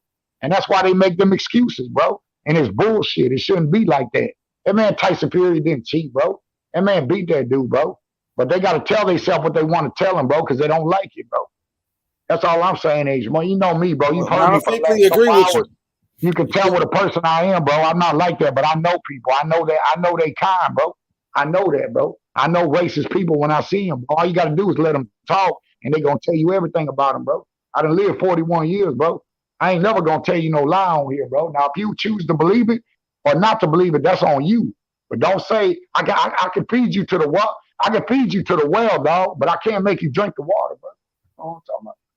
Yeah, well, I'm going to say, check this out, T.Y. I'm going to say this, bro. I want you to go have water, but I can't make you drink it. That's all I'm saying.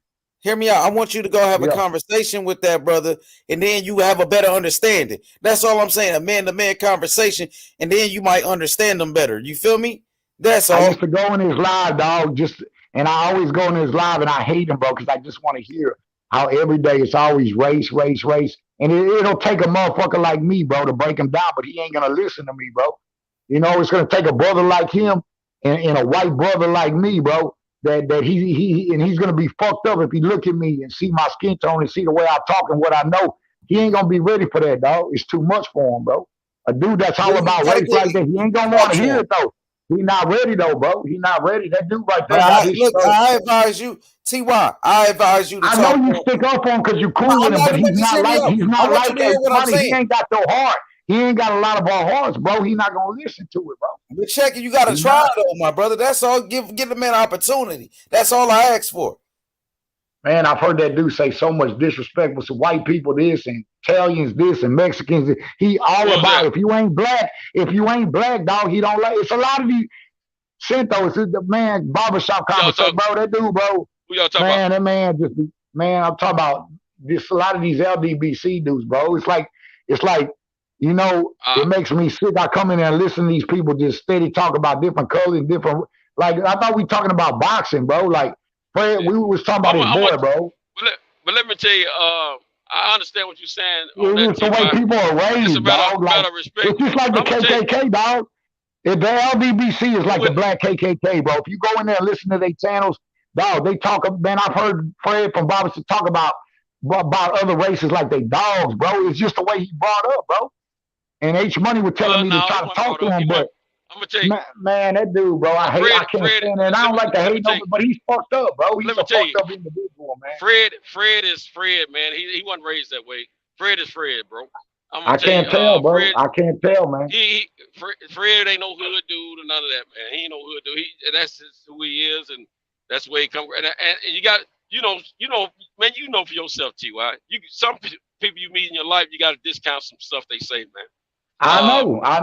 And I just cancel a lot because I try to give him a chance, bro, but I listen to him. But listen, he don't think I'll be up in there, bro. And people tell him all the time in the comments, say, dog, is this about race or you going to talk about? That's all he does is talk about race, bro. I understand the motherfucker to be for their people. I'm all about that, bro. Even though I'm different. My people ain't my skin color, bro. They don't even fuck with me. I fuck with blacks and niggas all my life, bro. But I love black. I love all my people, bro. Even though a lot of them might not like me because of the way I look, the way I talk. You know what I'm saying? But that's them. That's something they got to deal with when they die with God, bro.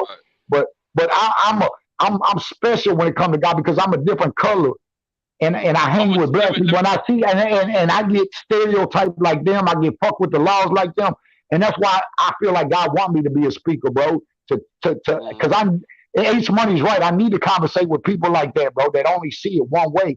I gotta let him see it through I gotta let him see life through my eyes, the way he know a lot of these racist people are, and I know what he's talking about. But he can't think everybody's like that, bro. He's always talking about every single this is racist, and we need to keep the money black, and we need okay, I understand, bro. It shouldn't matter what color you are, bro. We know black people been done wrong, bro. But it ain't just black people. A lot of us go through the same shit, bro. All my partners black, and these laws bang me or beat my, break my, bro. I've done it. They don't do them. I've been through this, bro. I've been through this. Ty, remember this, Ty. I just look like this, bro. Remember I was telling you I grew up with some cats of different skin color, and I told you, shit, bro. I hate the world like this. I understand, but that's what I'm saying. And remember I was telling you that I can't see those particular cats hanging out with cats that have the same skin color as them, you know, just random cats. They gotta be maybe some family members or some really good friends they've been knowing for a lifetime, you know, but it's just random cats, the same skin colors. I can't see them hanging with those kind of cats. However, because you and I both know those random cats in that same skin color gonna treat you as bad, if not worse, as they treat other black people. If they're that type of person. Now, when it come down to homies like yourself, all right, in the hood, you're not seen as the people that know you. You're not seen as come here, white boy. You're not seen like that. You're not addressed like that. But to all the other brothers, that first see me or hear me, they gonna say all that. Just like if I come up in these comments or these chat lines or these things. Look at this bitch ass white boy trying to be black. See, they don't know me, bro. See, they don't know you. And that's how a lot of it is. It's a bunch of hatred. They don't like that. When you in your hood from the streets, they're gonna be like, "Hey, Ty, what's up, man? Come here." You know what I'm saying? What's up, baby? T.Y., what's up, baby? Right. You the homie. You see what I'm saying? Yeah. It ain't about skin color at that point. So what I'm getting at, the same way I know where you're going. I know where the you're same going. love you get from your homies, no matter what their skin color are, is going to be the same. The conversations in those more biased sites is like that. They're not really directing it to you. I don't agree with it. Like H-Man, I tell you, a few nights ago, man, I used the N-word online, not directing it to anyone. I used it myself because I was a little hype about what I was talking about. And I came back on later on. I apologize for using it because that ain't me, man. You know, and I don't want to be known for that. And No, I understand that, bro. I think everybody done been through that. You know what I mean? Yeah, but listen what I'm saying. I know you a good mother. I know you a good brother. Some of the conversation that you're hearing is not directed to a person like yourself. And I know that. I know because that. I know you're seen in our community as us. Exactly. Exactly. So it's not conversation that's directed to you, but we don't, truthfully, in my opinion, we don't need that conversation out there. And that way people like yourself don't get offended along with others. You see what I'm saying? So like I was trying to tell the other cat, that's a way we can communicate and get our point across without being so blunt and so negative with our words. You know what I'm saying? But some people choose to go that way. But don't let that stuff fly over your head, man. Don't let them guys get to you like it, because I'd be more than happy to put my money on it that if you were in a circle with those guys gonna receive you respectfully and instead of disrespectfully. You see what I'm saying? In the presence of those guys. But if I follow the LDBC, I don't get a chance to check them out these days like I used to because I'm a nighttime guy now, you know. But at the same time, I know all the connotation is not positive, but I also know that all the connotation is not directed to every person of a different skin color. And I 1,000% agree with you. I know. Yeah, because there's Hispanic guys that are in those chats. There's white guys. There's a Mark Wonderlick. He's in all those. He's in all those chats, man. And he's a white guy. From what I understand, I hadn't seen him, but that's what I heard. And I met some more, but don't get me wrong. And now that was. I remember one night a little over a year ago. Right about a year ago, we were listening to. We went in the barbershop, and older white guy came on. He zoomed in and beamed in is what they like to say, and he chopped it up with Fred and let Fred know he loved him. He didn't have a shirt on, and Fred told me, "You gotta put a shirt on." You know what I'm saying? You know, it was just more of a you know, guys don't want to be looking at guys bare chest and all that kind of stuff. So that's what it was. Bro, I think I've seen that. I think I've seen that one. I think I've seen that one, bro. Yeah, I've seen that seen one. him since then, but he was cool, and he don't hurt at all, I'm sure, just like yourself. You know what I'm saying? In that particular show, man. So everything is not for everyone, but at the same time, if it makes you feel disrespect, I don't blame you. I wouldn't deal with it either. But at the same time, I just want you to know that, man. It's not directed at a person like you said. But I'm used to that type of shit though, man. It don't even. Yeah. You know, it kind of hurts to know that. You know what I'm saying? That people just because the way the skin color. Yeah, the skin color, man. And you know, black people know about that more than anybody, bro. You know what I'm saying? With your skin tone, bro. You know, they make it seem like you just alienated from this world, bro. I've been through that. I've been to the penitentiary. And the way I act and the way I talk, how bad you think I got it, bro? You know how many motherfucking blacks I fight every time, but all my partners are black, so they ain't gonna let it go. I'm the type when I get out, they're gonna be like, nah, bitch, you fight him, you fighting all of us, bro. And I'll be like, nah, baby, I got this. But that's the love they got for me. My black, and that's why I always ride for my brother, bro, because they ride for me, bro. You don't see that a lot, bro. But they ride for me, and I've been riding for them since day one. So it does hurt when some blacks look at me and they be like, this bitch ass white. Nah, baby, I'm gonna ride with you, bro. If you only knew how real and down I am, bro. Don't stereotype me like these old slave master ass white boys. And, you know what I'm saying? I'm cool. I love all my people. You know when I was out there in Texarkana, man. There was a white cat that came to the joint, right? His name, I can't think of his last name, but I never forget his first name was Tim. Tim, he was cool as a fan, man, but people didn't realize he talked crazy to everybody, white, black, Mexican. It didn't matter to him. You know what I'm saying? Yeah. That's how And so, but he was cool though. But he was straight up white dude. Straight up cool white in the dude. You know what I'm saying? fan. Yeah, but cool in the fan.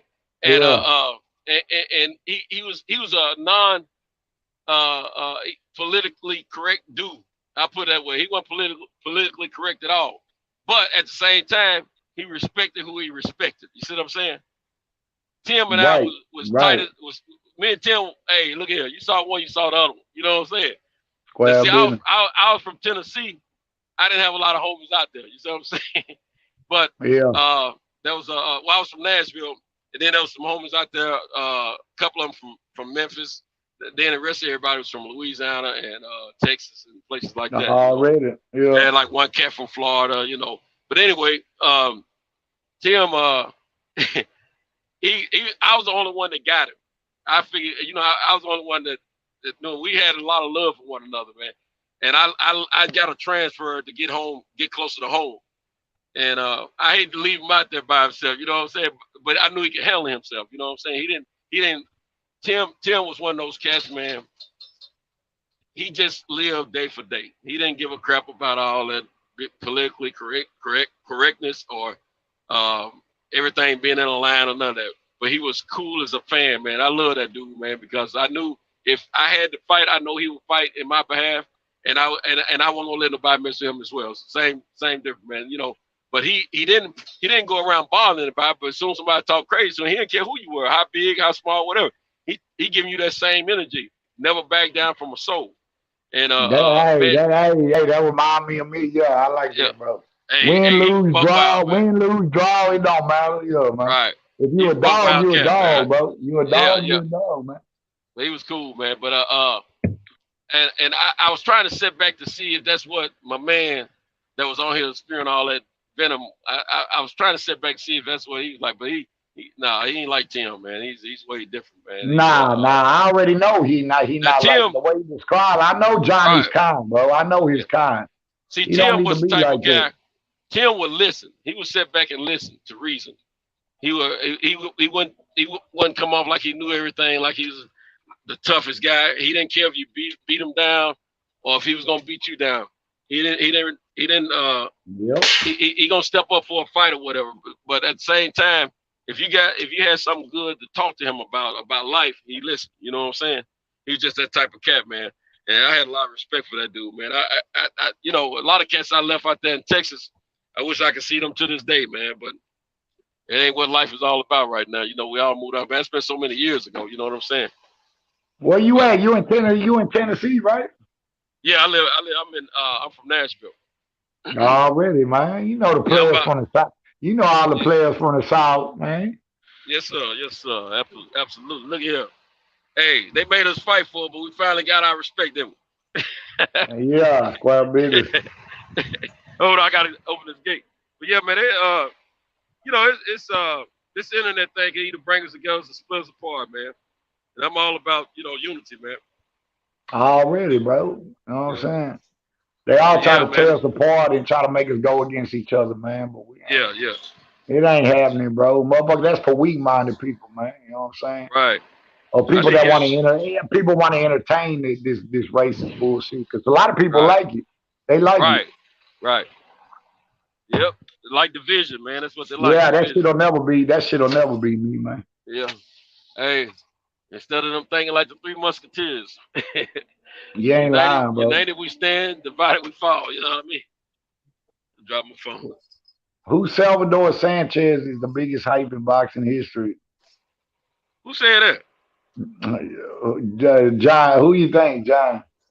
Johnny, man. That man, man. The guy is whiter than me. Fuck is he talking about? Man, Sanchez was a bad boy, man. Shoot, he was a man.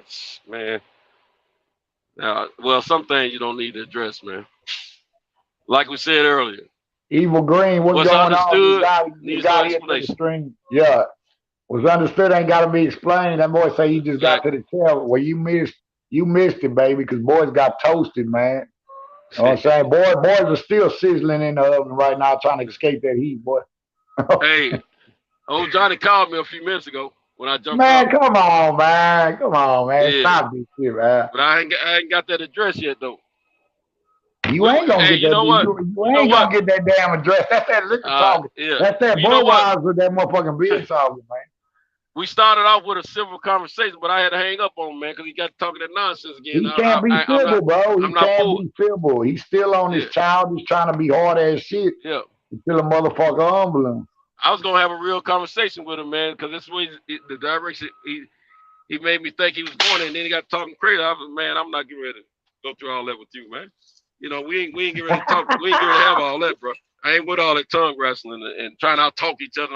No, man. All that old fuck shit, man. Come on, man. If we're gonna talk like men, we're gonna talk like men. We're gonna talk civil. We're gonna talk civil, but we ain't talking reckless, because yeah, if we talk reckless. That's what I'm saying. If we gonna talk reckless, bro, you might as well just show me reckless, bro. Right. Yeah. If we're gonna talk reckless, give me your address.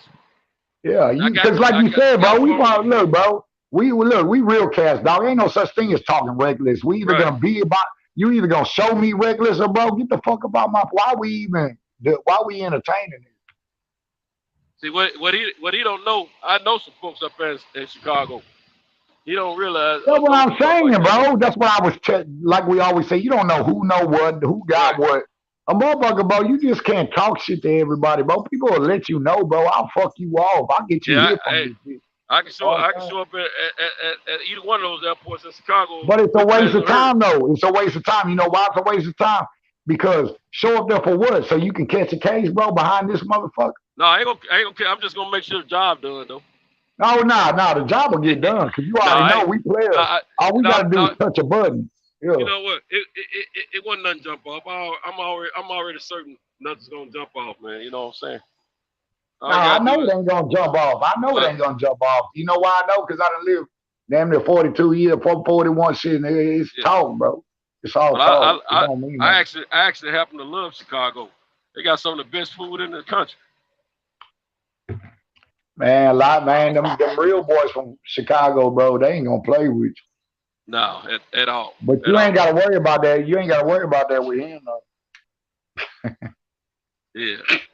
Man, what's wrong with this? Man, I don't know what's wrong with this. I'm putting it in wrong. Yeah, man. Hey, what you think about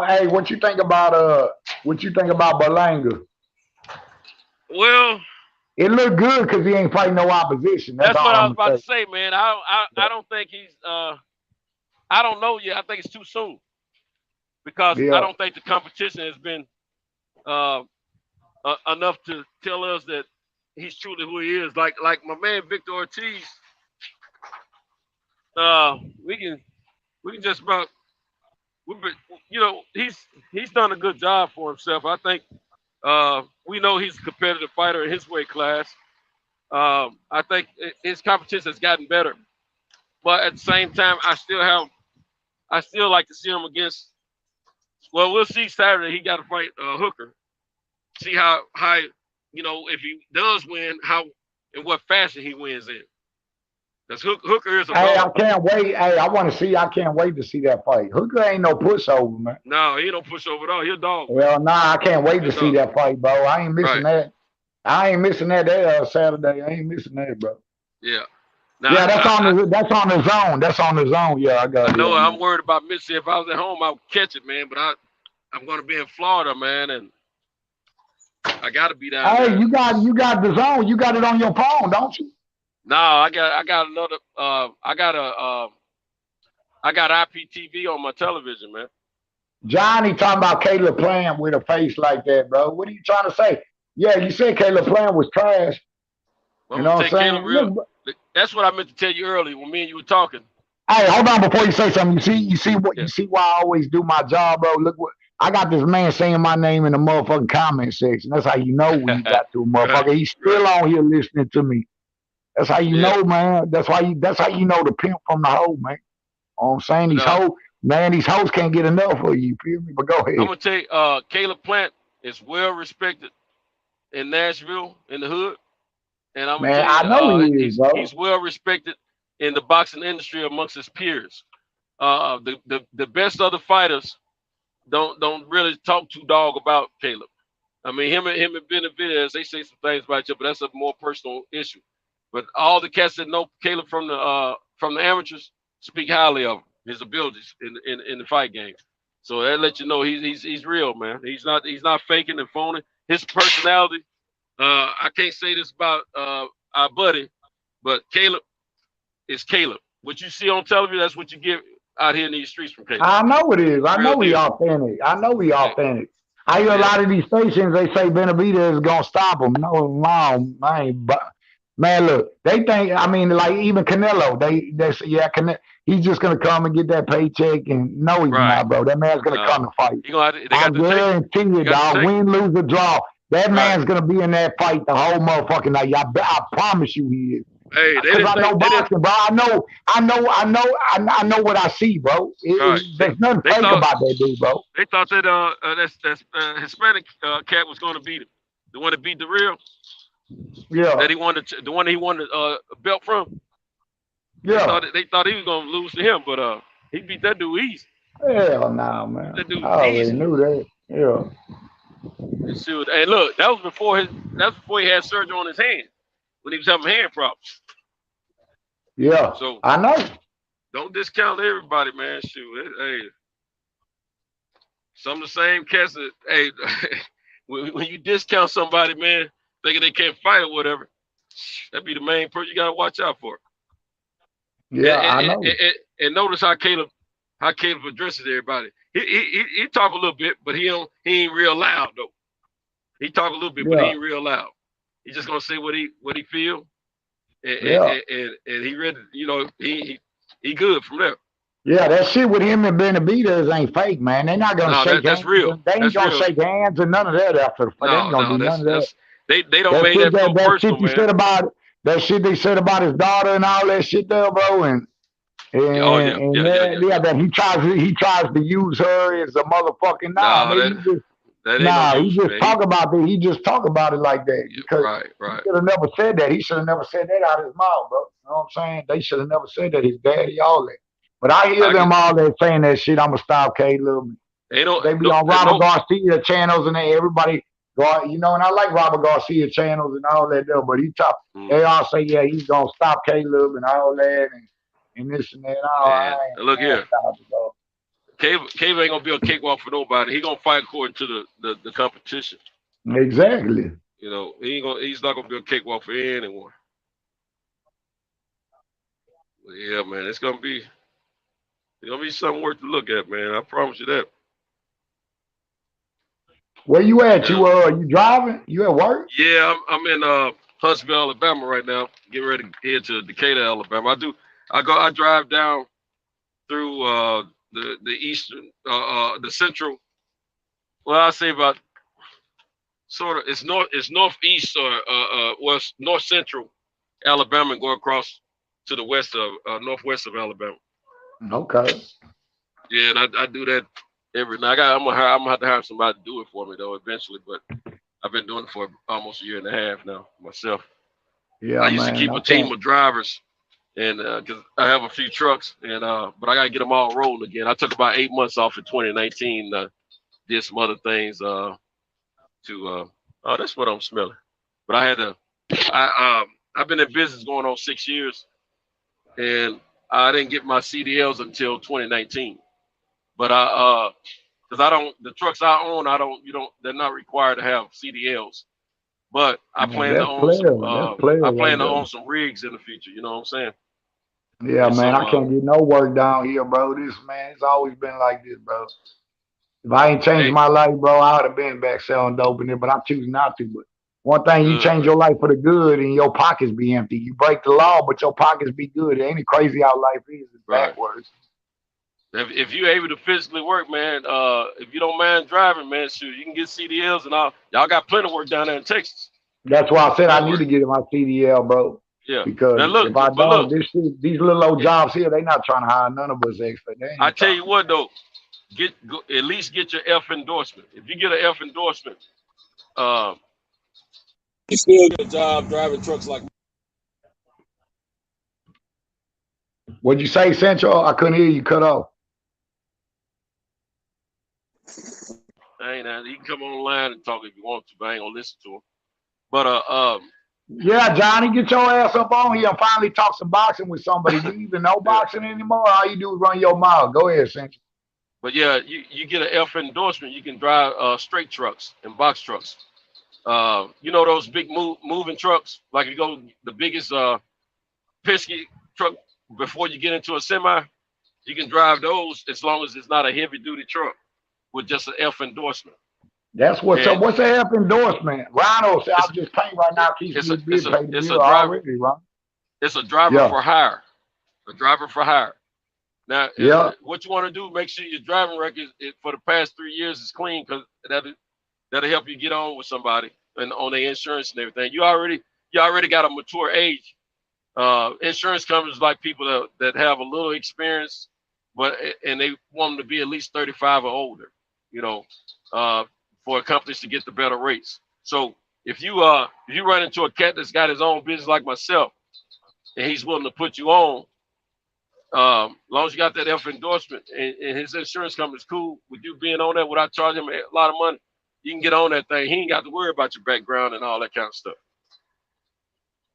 So it's a possibility out there, but trust me, there's a lot of. I ran into a cat back in 2018 over in the Dominican Republic, man. We were hanging out, man, and we just started talking and chopping it up. He was in the same business. His name was Jermall. I think he's out of Dallas, and I need to call Jermall. I ain't talked to him in a couple years now, but anyway, he was telling me about all the work down there in that area and stuff like that. And then that's one thing I did learn from. Well, I already knew Texas had a lot going on, but at the same time, I got a little bit more insight from Black on Trio Boxing Talk. He talked. He got a lot of friends that have their CDLs or have their own business as far as doing what I do. But he was talking about how much work it is down there and stuff like that from time to time. He used to mention that. I haven't been able to catch the show so much lately, but it's work out there, man. I mean, and you can make some decent money, in the process. Now, some people and some companies pay a little different. I pay pretty aggressive because I pay people like I want to be paid, because I don't want nobody to be thinking he got me out here doing all this work and they paying me right. I treat people the way I want to be treated. That way, they never have a problem driving for me. And every driver that's ever driven for me has always wanted to come back and drive. Yo, what's up, my brother? I'm not gonna answer your call, bro, because you're talking that nonsense. I'm too mature. Man, that man steady calling your phone, man. That dude needs to stop, bro. Yo, we got a new person on the panel. What up, my guy? What's good? Salute, man. Let me know if y'all can hear me. Yeah, we hear you. What's good, my brother? Hey, it's all good, man. I'm out here burning that midnight oil, man.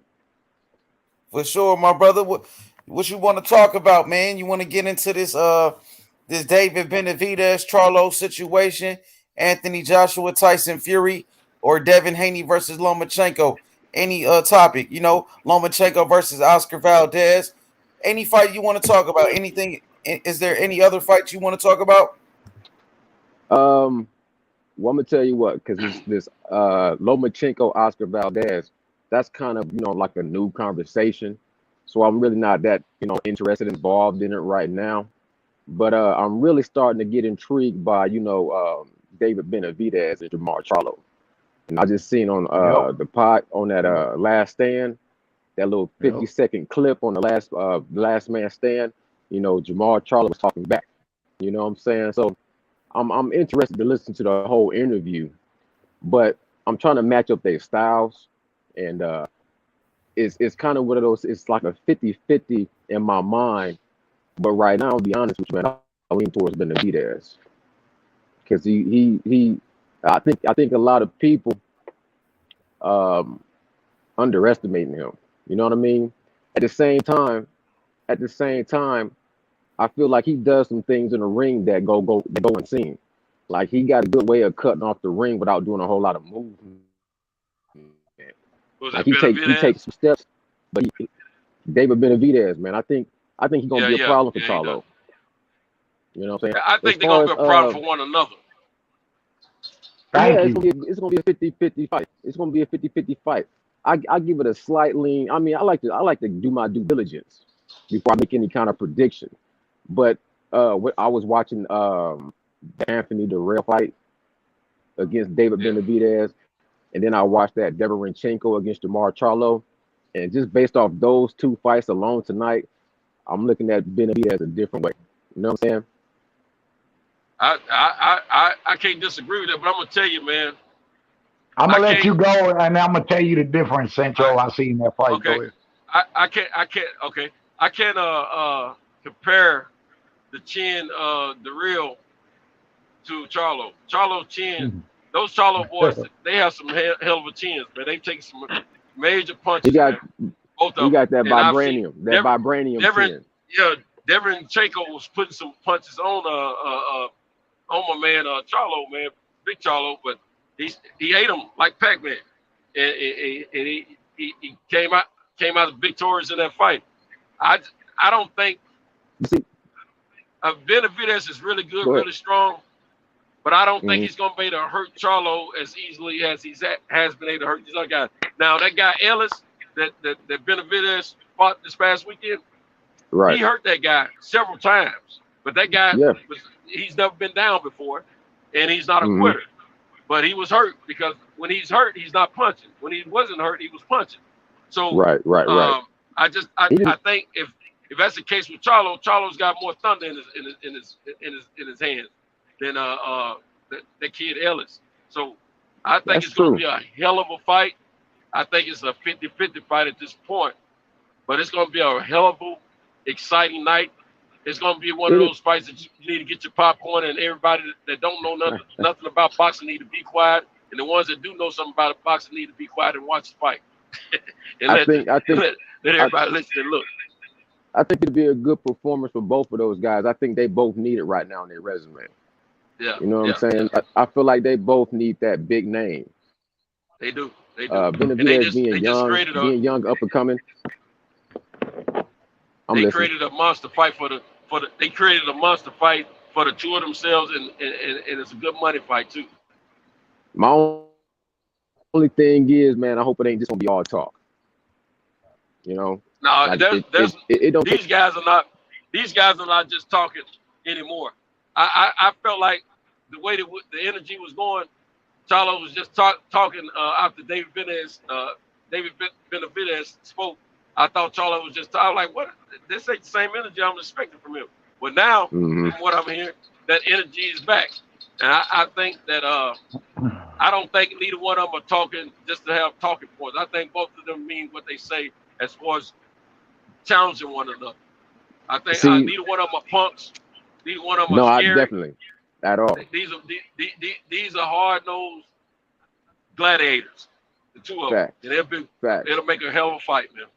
I'm going to be honest with you. When it comes to energy, I dig both the energy, man. I like both the Charlos. I like David Benavidez and his brother too. But to me, David Benavidez, you know, the way he gets his points across, I prefer his method. He a lot more straightforward and blunt without all the extra energy. Because sometimes when you got a lot of extra energy, sometimes it's hard for me to gauge whether or not, you know what I'm saying, you just blowing smoke. Now, I usually give people the benefit of the doubt. You know what I'm saying? But in these days and times, you can't do that no more. Nowadays, you got to have people is just guilty until proven innocent when it comes to the fight game, especially with these younger guys. A lot of it is just talking, and even talking in real life is talk on social media. So I stay out of that. But just to switch gears, man, I appreciate and respect your point of view. I dig what you're saying. As far as Tyson Fury and Anthony Joshua, to be honest with you, I would be more. I would rather have seen Tyson Fury take another fight. I don't like him going into this fight after taking off this much time. You know what I'm saying? I think he's the type of person that has to stay active. And that's why he needed those 2 tune-up fights in between the Deontay Wilder fight.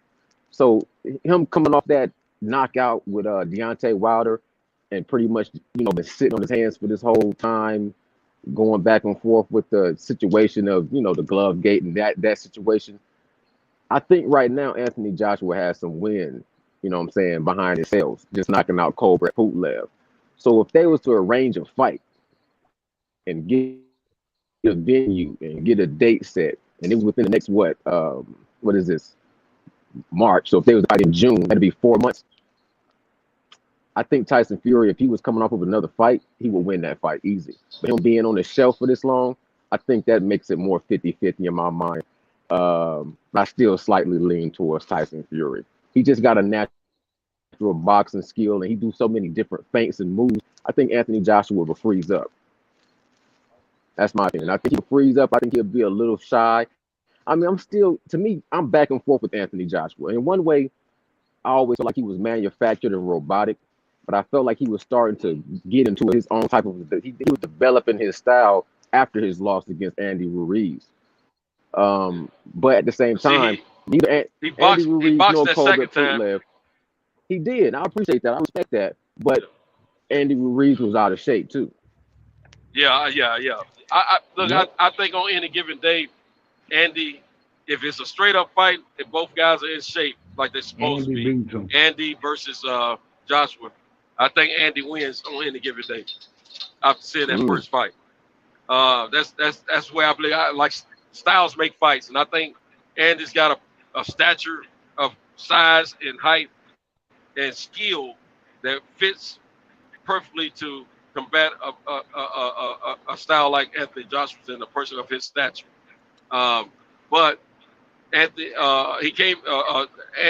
Andy came in all out of shape, no training, don't hate everybody and their mama, and then well, see the thing. He went in with he still had skills, but Joshua knew not to get in there and mix it up with it.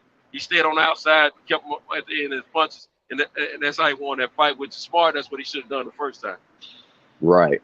And my thing is with Andy Ruiz is it ain't all about just what you do in the ring, man. It's like after you won that championship, I felt like he couldn't handle that pressure as far as having that spotlight on him. I would watch interviews where somebody would be doing an interview and tell him, do the famous jump that you was doing after you won the victory, like and I could tell like somebody like me, if I go into a situation where I'm just like a boxer, I just fight and I win, and now I'm getting stalked by people telling me to, you know what I'm saying, do my whatever I did to celebrate, and people, want to, you can't even go on Walmart no more without, you know what I'm saying, people want your autograph and stuff like that. Some people ain't built for that. So I don't know if Andy Ruiz actually wants to be champion again. You know what I'm saying? I don't know if he made that adjustment. To me, him getting in shape is a good move. Messing around with Reynoso, getting in shape, but he need to get in shape. Get in shape and just get in shape. Everybody need to be in shape. That don't mean you need to be the champion again. You know what I'm saying? Like he may have had this taste of fame, and that might have been too much for him. But I think the only big heavyweight he wins against is Joshua. I don't think he beats Wilder. I don't think he beats Tyson. I don't think he beats what's my man named, the Cuban that lost to Wilder both times, Ortiz. I don't think he beats him. No. Well, I tell you what. I tell you a good fight. White and Ruiz is a good fight. That's a good matchup. Yeah. Yeah. Well, we got to see what White's gonna do with Povetkin, because I don't know if he's gonna be able to get past him. I don't either. Yeah. I don't either. I hope they get the fight across the finish line, because I do want to see, you know what I'm saying, to have one person holding all the belts in the heavyweight division. I do too, but I'm gonna tell you, both of those guys, I got a feeling that if it doesn't matter who wins that fight, I don't think either one of those guys gives Wilder a shot at it. I really don't. No. I think Tyson Fury rides off into the sunset and eventually gives the belts up. And I think if he wins, and I think Joshua is going to avoid Wilder at all costs. Oh yeah, I think they're going to do something disrespectful with the percentages, as far as like they did the first time when they never did get the fight. So I think I wish the trilogy had happened, but I don't know if it's going to happen or not. I think it's a 50% chance. I think there's still something going on. I don't think everything is final on either end, but at the same time, there's a lot of money at stake, and a lot of time money wins out over what the fans want to see. Right. And I think the fans is kind of split too, 50-50. You know, some people don't want to see the third fight. You know what I'm saying? So, you know, I don't know, man. it I hear a depends lot who of you talk to. yeah, but I think there's more people that want to see it than don't. Well, in this country, I can't say that for the UK. I think the UK want to see their countrymen fight, but I think the United States and other countries want to see a trilogy, because in my mind, even though it doesn't say it on paper, in my mind, Wilder knocked that man out in the first fight, and in my mind, it's 1-1. Nah, Central. I You know what? I disagree. look at it. I disagree. But just He didn't knock him out, the bro. small When somebody technicalities, get up, man. he ain't knocked out, man. Yeah, I understand that, That's how. but Yeah. if the referee had looked at that fighter the same way they look at most fighters, we wouldn't have had that. Wouldn't have had a long account. Wouldn't have had proper accounting. Period. The way he failed, the way his eyes. Man, when somebody get knocked out like that, I look at it like this, Central, hey, when somebody get knocked out like that, bro, and get back up and then start winning the round, bro, you don't. You tell me one fight where you ever seen that. Right. I give credit. Tyson I give Fury credit beat on that, that. man. Tyson Fury beat that dude, bro. He got Let his me ask number, you this. bro. I'm telling you. When he can't first beat went Tyson down, Fury. what was the thoughts in your head? What did you see? Man, I seen what you seen, what you thought. That's what I'm saying. Now he But got I seen up. that man get outboxed. I seen that man get outboxed, bro, and he got dropped twice. He won that fight. He outboxed him, bro. I'm not upset with the draw, but when I look at the fight, when I actually look at the fight then, and when I looked at the fight 2 more times after that, and I scored it, taking the biases out of it, turning the volume down and all that, Wilder won. How many rounds did you give Tyson Fury? How many rounds did you give Deontay Wilder? And I want to see if you're gonna be truthful with it. Or you gonna be biased. Yeah, Man, how many rounds did you give? I gave Wilder 6. He won 6 of the rounds on my. Oh hell no, Hold man! on. Hold on, man. He won 6 of the. Let me tell you, he won 4 of the first 5 rounds, and he won 2 more rounds on the knockdown rounds, and then you got to give him 2 more points on each of those rounds. Man, a point come each on, man. on top of that. Yeah, look at the fight again. Santo, man, come on, man. No, man. I'm telling you, man. If you turn the volume down, don't listen to the commentator. He won. I don't listen to the commentator. I don't look. Yeah. You know, man. Look, I know about. Look, I don't listen to. Look, I know. Okay. I watched that fight plenty of times. I always watch the fights more times just to assure myself. You're always gonna see something you didn't see the first time or the second time. And I'm telling you, every scorecard I have, Wilder wins 4 of the first 5 rounds. And wins man, you know what? You my boy, man. You my boy, but I got to get you some glasses next time you watch that motherfucking fight. I got glass. I just don't want it, but I got glass. Hey, I look at it, man. Yeah, we have to, because the thing is like, okay, say for example, Ronald Ellis. Do you agree with that stoppage with David Benavidez? Do I think he should have been stopped? Oh. Yeah, I thought. Do you think that was prematurely stopped? No, that shit should have been stopped. That shit should have been stopped. That's what I'm saying. It was a good stoppage. Okay, now hear me out. I think they did good, that's giving a good him an stoppage. opportunity, and I think it was a good stoppage. Yeah. Hell yeah, that's a good stoppage. That's a great. That was a stoppage. good stoppage. But check this out, this man. You know what I'm saying? He was on his feet. Yeah, but he wasn't going to win anyway. Well, he was on his feet, but he was getting battered, bro. That's what inquiry is right there, bro. The next round. Let me finish my point though. When it comes to a knockout, when it comes to a judge making a referee making a decision, when it comes to a knockout, how about when you look at Dillian White versus Chisora, when he knocked out Chisora? It was no question about the count or none of that, because that man was knocked all the way out. Yeah, and I feel like when, you know what I'm saying, we looking so far back into the past as water under the bridge. At the end of the day, I just let what it say on the record say. The record say it was a draw. So what I'm saying, I look at it as a draw for one fight, and then a victory for Tyson Fury in the second fight. That's why I feel like the third fight was a little necessary. I didn't need all the controversial stuff and the conspiracy stuff for a third fight. To me, a third fight was merited already, because they was talking about doing you know what I'm saying, a 2-fight deal. Right. And then my man, he so, agreed you know, to the rematch in a feasible amount of time, and I just think that I think for ethics and for honoring what's on paper and what's been verbally spewed by both fighters, both them and their camp, I think the third fight should have took place. It still It should. should have, hey, it should. I feel like it should have too, but you know what I'm saying. At the same time, some things gonna come to blindside you. Like, well, they started working on, and I'm gonna tell you that the plan was that if Tyson wins, that he fights Joshua. They just didn't want us to know about it until way after. But they had already started talking about it. If I remember them speaking on the fight before the second fight happened. Eddie Hearns was speaking about it, and I can't remember for surely if I recall correctly if Aram said something about it briefly, but Eddie Hearns spoke on it a lot. They was already plotting that fight before the second fight. There's always going to be some collusion. During the time when your boy was supposed to fight the second fight sooner than the second fight got postponed, and your boy took 2 fights in between. Right. Tyson did. Right. They were already talking about him fighting Joshua during that time.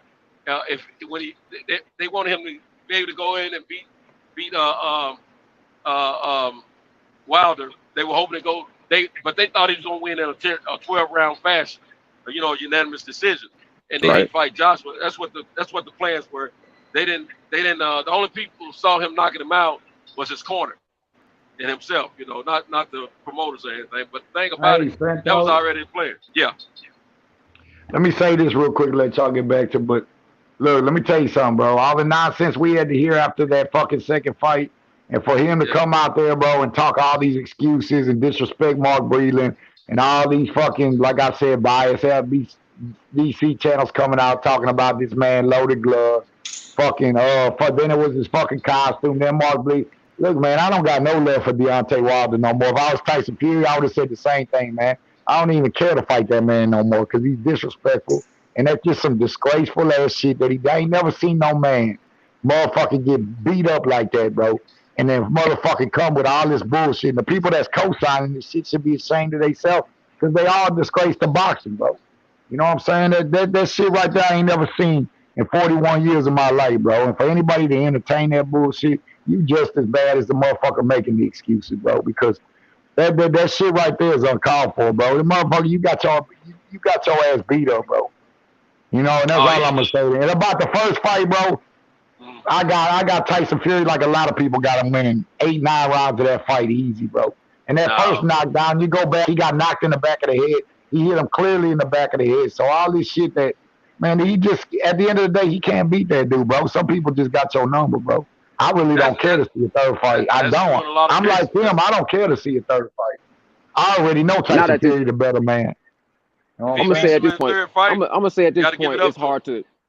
It's like I'm put like this, man. To you know what I'm saying, to build on what you just said, man. My respect level for Wilder dropped when he started to co-sign some of the. I didn't even. If he would have did the situation talking about the referee and talking about Mark Breland, I still would have had a level of respect as far as him just taking a loss. Everybody gonna lose. But once he started talking about stuff that didn't make sense to me, I had to say, you know what, man, this man ain't ready to go back in a war for a third fight because he ain't somebody's delusional and lying, bro. You already know, bro. I just think I just think, you know what I'm saying, it just was when he lost, so many things that happened after the loss, that I didn't see none of this really ever transpiring. But after he lost, I think he tried to go out on his shield. And he was saying the right thing at first. He was saying, you know what I'm saying, the better man won. And he did say the suit was an issue, but he should have left it at that. You know what I'm saying? And the thing he say I got no excuses, but he making excuses by saying, oh, no excuses, but man, stuff happened in my camp. That's excuses, man. I'm gonna tell you like this. Everybody do that though. When somebody lose, people trying to figure out why they lose. My thing is this. It's a big thank you. difference They got to tell themselves something. They got to tell themselves something. Look, it's a big difference between an excuse and then going into a damn conspiracy rabbit hole theory. and that's what Wilder doing. And that's what he did. All his followers are doing the same thing. I'm Lying to themselves. I'm gonna say let me, go ahead, like this. I'm gonna say like this, and I'm in that because I ain't going to talk about that forever. But that didn't just happen. That gradually happened. Like what I'm saying, when he first lost, I think my respect level was still there for him. But you're talking about a whole year pass and everything that happened after that. I think to a point where I said, you know what, I can't respect him no more because your time would tell everything. And after about 6 months, 7 months, and he started coming out, started saying more and more things. He started saying things that I couldn't respect. Thank you, man. So that's where I left it at that. I left it at that. But anyways, man, hey, I wanted to talk about real quick, man. I'm gonna let y'all get back to your conversation. I'm gonna get back to my grind. But what you were saying about, how people judge you right off the rip based off your complexion. I'm gonna put it like this, man. I was raised around all kind of different complexions of people, and everybody, you know what I'm saying, got different personalities. You never know what somebody about based off what they look like from the outside. You can't base nothing off skin tone. And it's weird because sometimes on this YouTube joint, some of these people don't even have their faces up. And I'll listen to them for a long time. Find out they Mexican. Like, man, I didn't even know brother was Mexican. I was just talking to him like that's my brother. So really, man, you got to get past that, you know what I'm saying, first dimension about what people what they rap in. You got to, you know what I'm saying? Now you gotta be smart. You gotta be smart when you meet people, but at the same time, you gotta know how to, you know what I'm saying, put your feelers out and understand what people's vibe energy is to see if you're gonna connect with them regardless of their skin tone. And I'm gonna salute on that. I'm gonna be out, man. Hey, man, nice to meet you. Nocturnal Thoughts. Nocturnal Thoughts, man. Hey, it was a pleasure being on the panel. Yeah, how you said Centos. I see you a driver, man. I feel you, man. I'm on the other end of that, man. I unload trucks all day long, man. Yeah, you know what's up, man. Hey, we got to keep it going, man. Hey, yes, sir. We the people need stuff, so people like you and I make it happen. Hey, we essential, man. We get it there. That's right. We essential. I'm essential, y'all, man. I appreciate y'all, man. I'm out, man. All right, my brother. Safe, man. All right. Yeah, I respect exactly what both you brothers are saying, and I agree with the part that I didn't agree with Wilder about. And I'm a Wilder fan. Don't get me wrong. I support the brother, but I didn't support the stuff about Mark Breland, and I felt that Mark did the right thing for his fighter, regardless of what they talked about.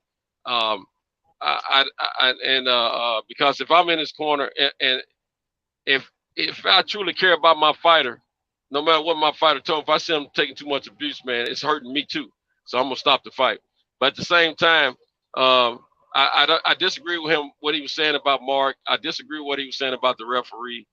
Now there was things going on in that fight that shouldn't have been going on, and I do believe that I don't know if he had anything good.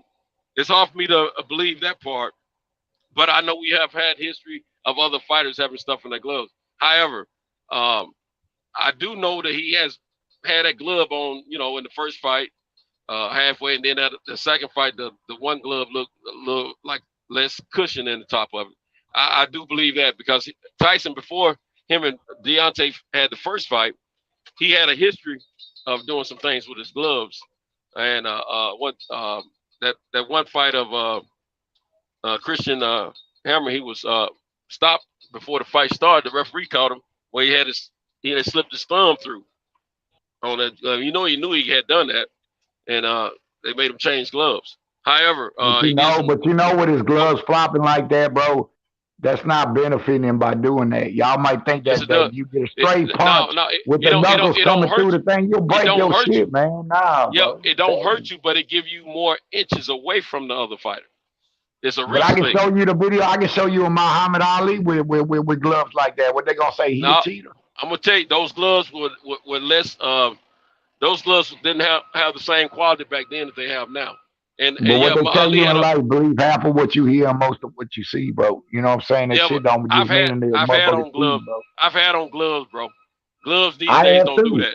I'm talking about. I had gloves on back in the day when Ali was still fighting, and I was a kid. I had on gloves, and those gloves were not the same quality. I can promise you that they are now.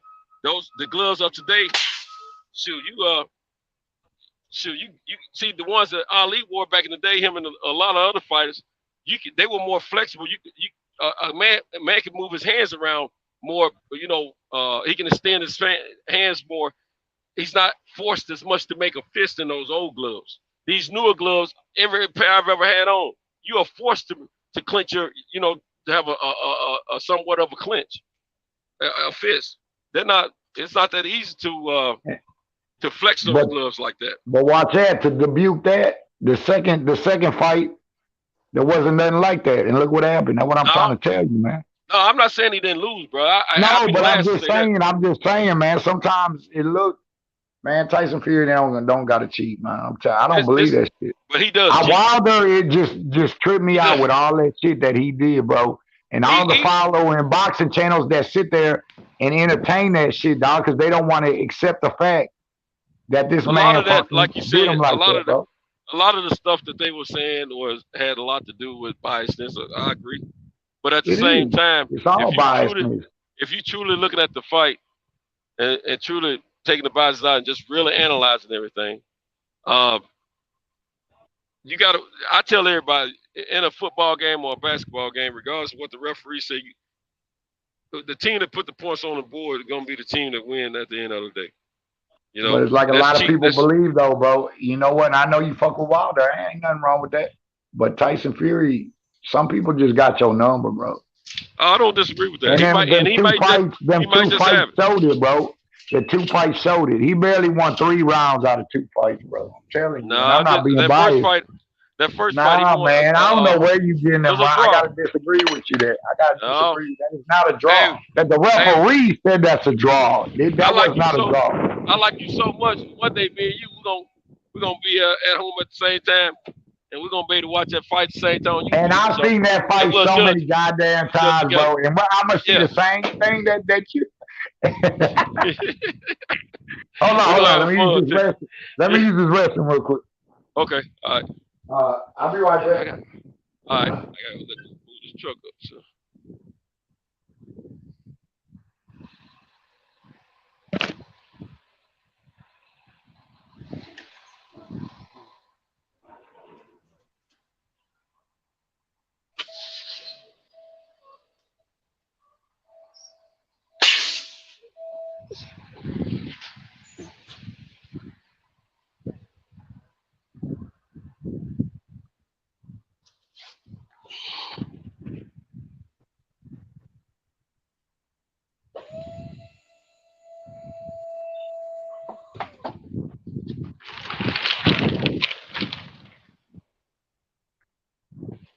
My bad, baby. You good. Yeah, you got your boy riding, man, like shit. Riding like 4 flats and real like a motherfucking heart attack. Right. But yeah, it's I still like to see that third fight, just to clarify that I think that'll take all the hold on.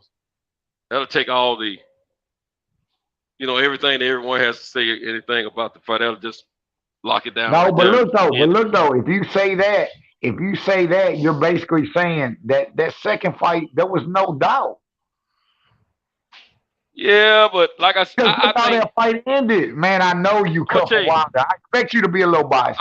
Because I'll be a little biased to fighters I like. But I've always felt that them two fighting each other was 50-50. I never felt like either one of them really had more advantage than the other. I never thought that, man. That's where it comes to real. I knew one was a better boxer, and I knew the other one was a better puncher.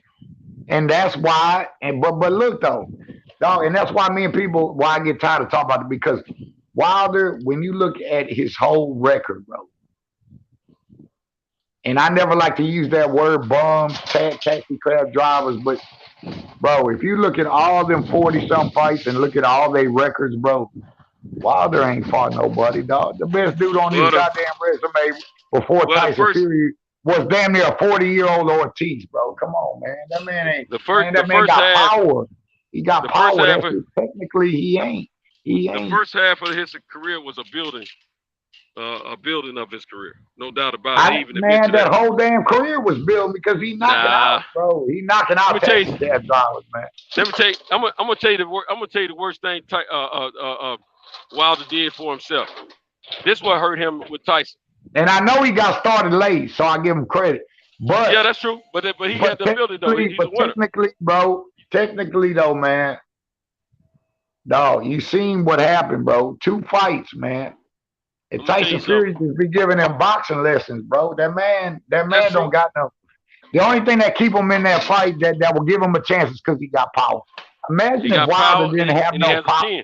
But listen, if Wilder, but just listen, he do. But if Wilder didn't have no power, can you imagine?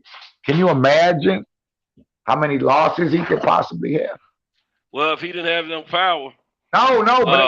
But what I'm saying, that's what I'm saying. If he didn't have any power, he wouldn't have been in the ring with him anyway. So, but at the same time, that's true. That's true. At the same time, when he won his title, he didn't win it off power. He won it from boxing, and that's what he got away from. Of course, you got to. He know how to box, or he wouldn't be boxing. But or he wouldn't. He got a bronze medal because he was knocking guys out in the amateurs. Why did Tyson? Do you notice? A lot of and Wilder said this, and this is true. I used to break that down. When he used to get mad at Tyson, he compared who did Tyson beat. That's a Hall of Famer. When it came to box the elite fighters, he only had one person before. When it came to box the elite fighters, what happened? The boxers, he lost. Who was that? Lennox, Holyfield, bro. He didn't beat them people, bro. Who didn't? Tyson. Oh, Tyson.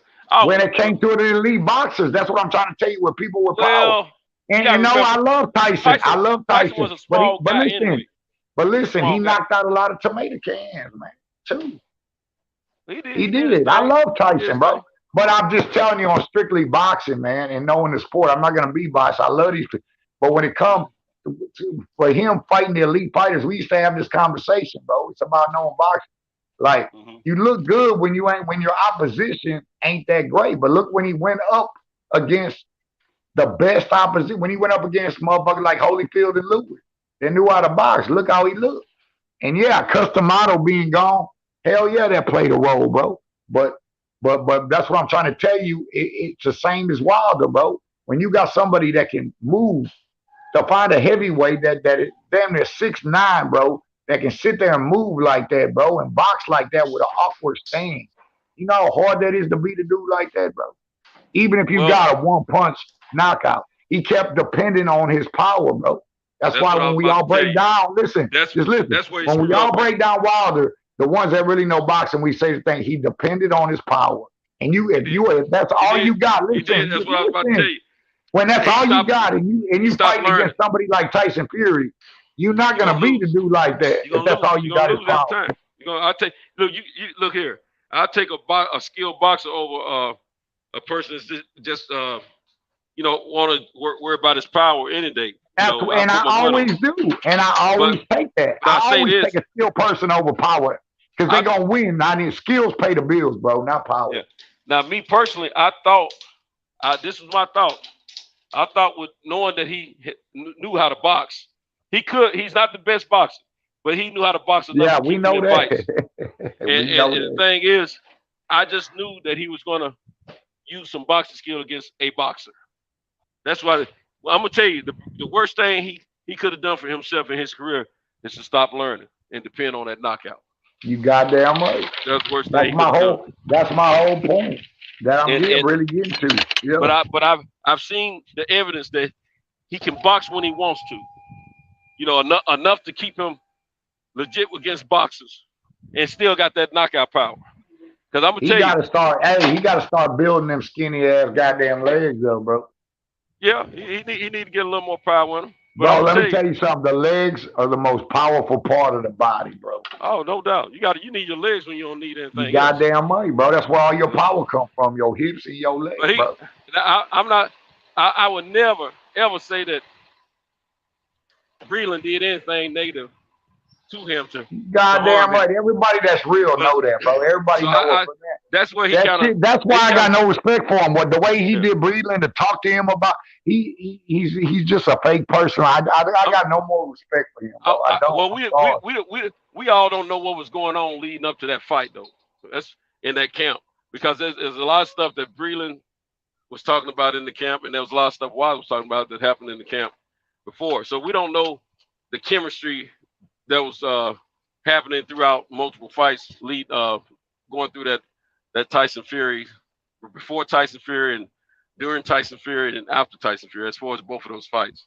We don't know, but I don't think it's anything crooked as far as Breland's concerned. So I think both of them should have kept a lid on that relationship information. But at the same time, Wilder spoke first. Breland's being a man. He spoke out secondly, and he defended himself. I can't disrespect that. I gotta, say, hey, what would I do? But at the same time, I'm glad Breland came out and said what he said, bro. Yeah, I was hoping he spoke. I was hoping he defended himself. And he needed to do that. All that shit that they talked about. But I wanted to touch on something else real quick about when y'all was talking about Benavidez and Charlo. See. Yeah. The way Benavidez is fighting, that fights everybody and keeps coming towards them and keep coming at them. He can't fight Charlo like that because the way he gets touched. Listen, the way he gets touched, and then he fight Charlo like that, bro. He got a chin, but he ain't gonna take the punches like Charlo the way he takes it and walks through them punches through everybody else. He can't fight Charlo, and that's why I will say I think that's gonna be too much bite. But Benavidez is a beast, but. All that walking towards him, the whole fight. Oh, no, you're gonna be sleeping. I think he fights a different fight. He's gonna have to, and I agree with you. He's gonna have to. And if he don't know that, or his coach don't know that, then they're smoking. Right. I agree. Because he can't walk towards Charlo that whole fight like that. Me and you both know Charlo hits too goddamn hard, bro. There's been a couple of guys that walked to him like that and saw what happened. And you see what happens. Them Charlos are knocking people out with goddamn body shots, bro. Jabs. Body shots and jabs. Jabs and body shots, bro. Them people for real. They got real power, bro. Shit. Them boys are caught with their strength, man. I just don't see how strong, man. I just don't see how Benavidez is good. He can't walk through that, but that's the only way he fights. I don't see a knockout in that fight. I see that fight going the distance. You know what? I see a knockout. I see it. I feel like Charlo can knock Benavidez out. Benavidez ain't gonna knock Charlo out. You agree? I think it's going to 12. I think they both have great chins. I think they both have good punching power, and I think they both have balls. But it's gonna boil down to who's. I thought you'd be different, bro. A fight like that with them type of up. I thought you'd be different with me. Listen. I thought you'd be the same with me on this one because two people like that, bro. They're gonna be a knockout, bro. That fight right there. I don't see that fight going the fucking distance. Not the way they hit, bro. I think they're gonna be too stubborn to knock one another out. That's what I believe. Look. I thought about that too, but bro. Look, I need you to rethink. I need you to rethink this one. Look, man. You talking about Jermall Charlo and Benavidez. You think this bitch is gonna go 12 if they start unloading these old bro? Well, let me ask you this: when have you seen either one of them really hurt? They both been hit. That's why, and that's what I thought about too. I'm taking all that in consideration because I know boxing. Look, and I get that, but. Bro, if them motherfuckers start swinging for the stars, bro, which they might just when they get locked up in that clamp, bro, I'm telling you, somebody's going to fucking sleep, bro. They swinging for the stars, bro. They swinging for the stars, but they both and they can though, but both of them can, bro. You know how they fight. Yeah, that's why I think they're gonna be trying to knock each other out. Man, I would love. Now I wouldn't give a fuck what that pay-per-view costs, man. If you don't buy that fight. You ain't no boxing fan. You ain't no boxing fan. You ain't no boxing fan. I think it's gonna be a slug fest mixed with a boxing match. That's what I believe. It's gonna be a chess match. Gonna be some boxing, but it's gonna be some slugging going on as well. But at the same, because they're gonna challenge to see who can take the biggest blow and all that's gonna happen, man. It's gonna be a fight. And you know what? Yep. I got a feeling we're gonna get 2 out of it. We're gonna get Who 2. you We're gonna get a edge? Who rematch. you edge? Who you got winning that fight, man? I think it's gonna go to the scorecards. It's gonna be about 15-12 ended. Or 15-13, something like that. I don't think it's gonna be no wash on either end. I just can't see it. And the only way I see a wash, somebody's got to get hurt, seriously hurt, where they're not really throwing any punches back. Who you got winning? Who you got winning? I don't know, bro. I'm gonna be honest with you. I don't know. I got an edge, bro. Look, I got an edge, Jermall, man. Benavidez is a beast, bro. It's a hard fight, bro. I was gonna say, fight. If it's just straight up boxing, I gotta go with Jermall. If it's gonna be somebody getting cornered and getting put, Benavidez, he's not as busy as Jermall is normally, in my opinion. And then if Benavidez get him up in the corner all night, then it's gonna be a long night for Jermall. Yes, he gonna let loose because he got some of the fastest, heaviest hands when he got somebody cornered. So that's what I was about to allude to. So I know you was. I know you was. I don't think Jermall gonna let him do that though. I think it's gonna be if it stays in the center of the ring, I gotta go with Jermall. If it goes to the ropes, I go with Benavidez. I gotta go with Benavidez. Yeah, I'm edging Benavidez if it's on the road, but I'm gonna say 50-50 because I've seen Jermall do some work on some guys against the rope too. But Benavidez got some fast hands, faster than people realize. Man, fucking with you, I need some motherfucking coffee, man. Motherfucker need to get a fight going right now, man. This bullshit, that bullshit. Hey, what's up with your boy, man? Hey, look, I had to ask you that whole bullshit ass nigga calling your phone again during the man there talking, man. Yeah, I think he left me a message. I'll listen to it later. I'm gonna pray for Johnny Punk ass, man. I got that toilet paper. I got the toilet paper still for that nigga. All that bullshit he been shitting out all night. Nigga need to wipe his ass. Y'all get that boy, man. He been puking out his mouth, man. Johnny, here you go. If you still up, man, put that Bush beer down, man. Wipe your ass. Johnny's entertaining, man. Man, he is entertaining, boy. There's some characters on here, man. And what's so bad is I roasted the boy for 3 hours. I really killed him with more kindness than anything. Now, if I would have turned on that 1,000% roasting game, see, I didn't have to pull that out of my back pocket. See, that was just a preview. See, they don't want to really see me wired up, bro. They really don't. Right. But at the end of the day, it's just talking, man. It's just entertainment because I know these people going to talk on the internet. But Johnny, man, man, they're sick, boy. That boy's calling boys' phones. No, you ain't finna drive 5 miles, let alone 100. Or let alone jump on a plane and walk to a front door talking about motherfucking wife and mama and kids. Your funk ass, they gonna be calling a stretcher for your whole ass. Wait for But nah, man, I'll be trying to be on this positive, but I don't know why these boys try to bring us out there, bro. We just trying to talk boxing.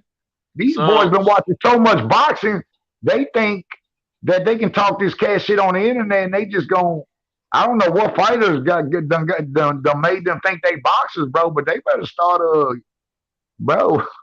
But you know, some cats, man, they it's entertaining to themselves, you know, to keep confrontation going, even though they talk it, but they don't really mean it. It's more entertaining and it drives them. It's more entertaining, I already know, but it keep them entertained themselves. And makes them feel better about themselves, you know. It does. It does. You ain't lying. Yeah, because you know, you remember when you were younger, you were going to school, right? Yeah. And you may have watched a sport the night before, football, basketball, or baseball, whichever one it was. And if your team won, you felt like you had something to talk about the next day. You ain't so lying, you go to school bro. the next day. And you talk about if your team lost, you ready to hire from your boys because you know they're gonna. You ready to hire, but when you win, boy, you talk cash. Chest is out. Boy. So you know it's entertaining for a person like the kind of entertainment you felt with that. I think that's what he gets out of having. And I love it. You know, and I love it because he might have beef with certain people, but he didn't really have beef with you and I, and he wanted to start in on you and I, And to me, that was just his way of entertaining himself. So but he ain't never said all that when I was up in Punch drunk, and when I be up in Punch drunk boxing channel, or when I be in Punch once in a while. But yeah, he always getting into it, talking shit, man. I gang bang, I do this, I do that. Yeah. Look, man, the people that talk all this shit, like I said in life, bro. No, we ain't got to. We ain't. What's understood don't got to be explained, man. Right, real G's ain't chopping it up like that, man. Real G's say what they got to say and they done, bro. You ain't lying, bro. But I love the entertainment. I can't wait to see him next time, bro. Shit, I love it. Yeah. Cause you ain't never seen me get ran up out of here. You seen what happened? Shit, where is he? About 2-3 times he done jumped off that motherfucker. I got the motherfucker so I'm doing my job so good. I got the man doing doing chats, bro. Now he off doing chat. Yeah. That's how you know you do your job, boy. I'm telling you. Man, I don't know why I'm yawning, man. My bad. I don't know why I'm yawning, man. I got some sleep last night. Shit, I got a few hours to go. For real, man. You got me. I got motherfucker around here to put on the coffee, man. I'm so motherfucking tired. Shit. I'm live though, man. Shit. You can go ahead and get some rest, bro. I gotta be out here. You don't have to be out here, but I gotta be out here. But you can get some rest, bro. We did. We don't catch up with each other again. Yeah, we did. We don't close shop. We don't close the shop down. We close the shop down. H Money, where you at, baby? We gave them after hours. We after hours, man. Yeah. Well, yeah, we'll get in here and chop it up again with each other, man, on one of these panels, man. And I appreciate meeting up with you like this, man. And hey, man, I appreciate y'all, man. Hey, T.Y. Yo, T.Y., appreciate you coming through, man. I saw you on a Punch show. I'm happy you came through, man. Show love. You welcome here anytime, man. I apologize for all the back and forth, that was going on. It got H Money, bro. You ain't gotta apologize, bro. You free smoke, baby.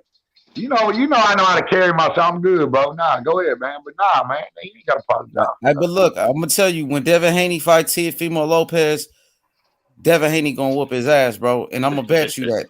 My boy Devin Haney gonna whoop his ass. I can't wait. I can't wait for us to bet on this one. H Money. And when the loser gonna eat crow on this motherfucker, and I'm telling you, I'm gonna feed you so good you're gonna be fat full for a motherfucking week.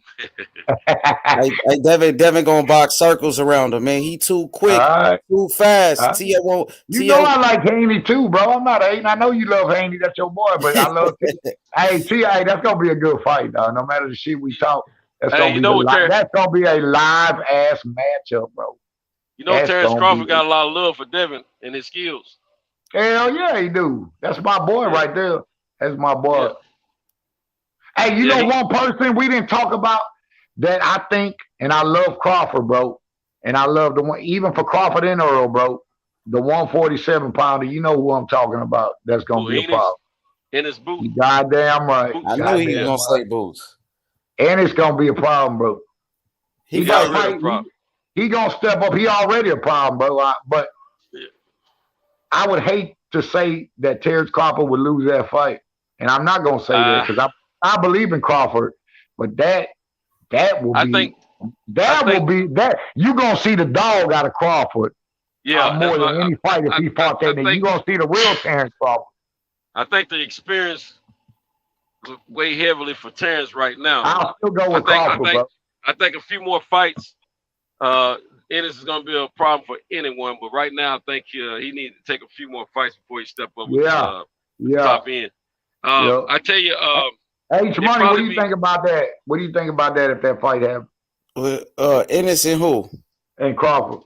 Man, Crawford gonna knock him out. You know what I mean? Especially right now. I like Ennis a lot, but Crawford is on a different level, man. That's what I think. Exactly. Crawford on a different. I like Ennis, but Crawford got way too much experience for that, man. But they blame Crawford for not getting the fights, dog. When we know it's all politics. I don't even know why they keep talking about that shit. Like Ennis. Yeah, but I'm saying even when it comes to Earl Spence, they blame Crawford for what Bob Arum should have did. That's why nobody liked to beat with Bob, and I love Bob. Yeah. Look, it's a business, bro, but we tired of this shit, bro. You know what I mean? Back in the day, it was always the best fighting the best. Now we got to go through all these cherry picks and all this shit. We got to wait damn near 2-3 years for a good. Like this fight needs to happen, bro. Period, bro. Hey, Bob lucky that Ted done the same thing T.O. did. Yeah. To get his fight. Look what T.O. got in Triller, man. T.O. wasn't bullshit, bro. T.O. get what he worked, bro. Right. And you know what? I was happy to see that because that changed the whole game for these promoters, holding these fights up. Let me ask you this: does Mikey Garcia, and I like Mikey, does Mikey Garcia really believe he gonna beat Manny Pacquiao, man? Yeah, he does. Absolutely. He got a chance. And no, I know he do, but he's not gonna beat him though. And I like Mikey. You never know. You never know what can happen. Manny Pacquiao. Go ahead.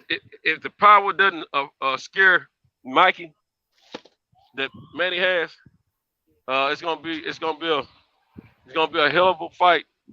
But look at the style, though, dog. Look at the style, man. This is where I always tell you the real boxers gonna pick these right fights. That's why I know I'm gonna win these fights. Look at Pacquiao's style. Look at Mikey's style, and you telling me when we know styles make fights every time. You know it's a cliche, but it's the truth. And what style do you really think beat what style? You would actually say Mikey Garcia style would beat Manny Pacquiao style? Nah, man. I think I know better than to pick Mikey. I'm gonna say this: Mikey Garcia is a puncher. He got power. He got power. Mikey Garcia thinks he can knock out Manny Pacquiao. I know he does. Yep, and also Mikey Garcia is actually he's bigger than Manny Pacquiao. You know what I mean? Mikey Garcia has the size advantage. You know, so he's younger. So Mikey going into this fight very confident, bro. And I'm telling you, he's looking for a knockout against Manny Pacquiao. He's been wanting that fight for a while anyway. H money, he ain't gonna get it. He ain't gonna get it. I'll do 100 push-ups online. I'll do 100 push-ups online on your live, bro, if he beat Pacquiao. Hey, I'm gonna say one thing. I'm gonna say one thing. Marquez Pacquiao. The last fight. See, you had to bring that shit up. If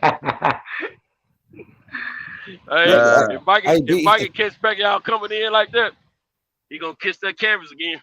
And Mikey showed us power against Jesse Vargas. He dropped Jesse Vargas, I think. I know he did, but Manny Pacquiao ain't Jesse Vargas. But I'm saying Manny Pacquiao been knocked out before, so I know. And he's older. He hasn't been active. You know, you got to give Mikey Garcia a chance. I mean, you got to give him a puncher's chance. I do. I like Mikey. Puncher's chance. I give him a puncher's chance. No, all I'm saying is I'm taking Manny Pacquiao. At the end of the day, we know I never say these fights are going to be easy especially for a motherfucker that's going to probably be 41. If he ain't already. When he turned 41. 42, I think like 42 now. Okay. Yeah, I'm 41. Shit, boy. That Pacquiao motherfucker, boy. Just to be fighting at that, bro. That's gonna be a good fight. I think that's gonna be an entertaining fight. I think if it wasn't a good fight, I wouldn't even talk about it. Yeah, they're gonna be more competitive. I think it's gonna be more competitive than Earl Spence and Mikey Garcia. You know what I mean? I think it's gonna be more competitive. That was a big size difference right there between. That's a big size difference. That's why I respect Mikey. Because most people had a lot to do with the advantage of Spinks. I'm not taking anything from Spinks. I love Spinks, but I think the advantage was in his favor because of his size, more or less boxing style and technique. Yeah, I see you. Mikey's game for a paycheck. I think with Pacquiao and Mikey being similar in height, I think it's gonna make for a more intriguing fight, a more competitive fight and all. Because Mike won't have to, reach up for him and things of that nature, But it's gonna be. Damn, Manny turns 43 in December. Yeah, remember Bernard Hopkins.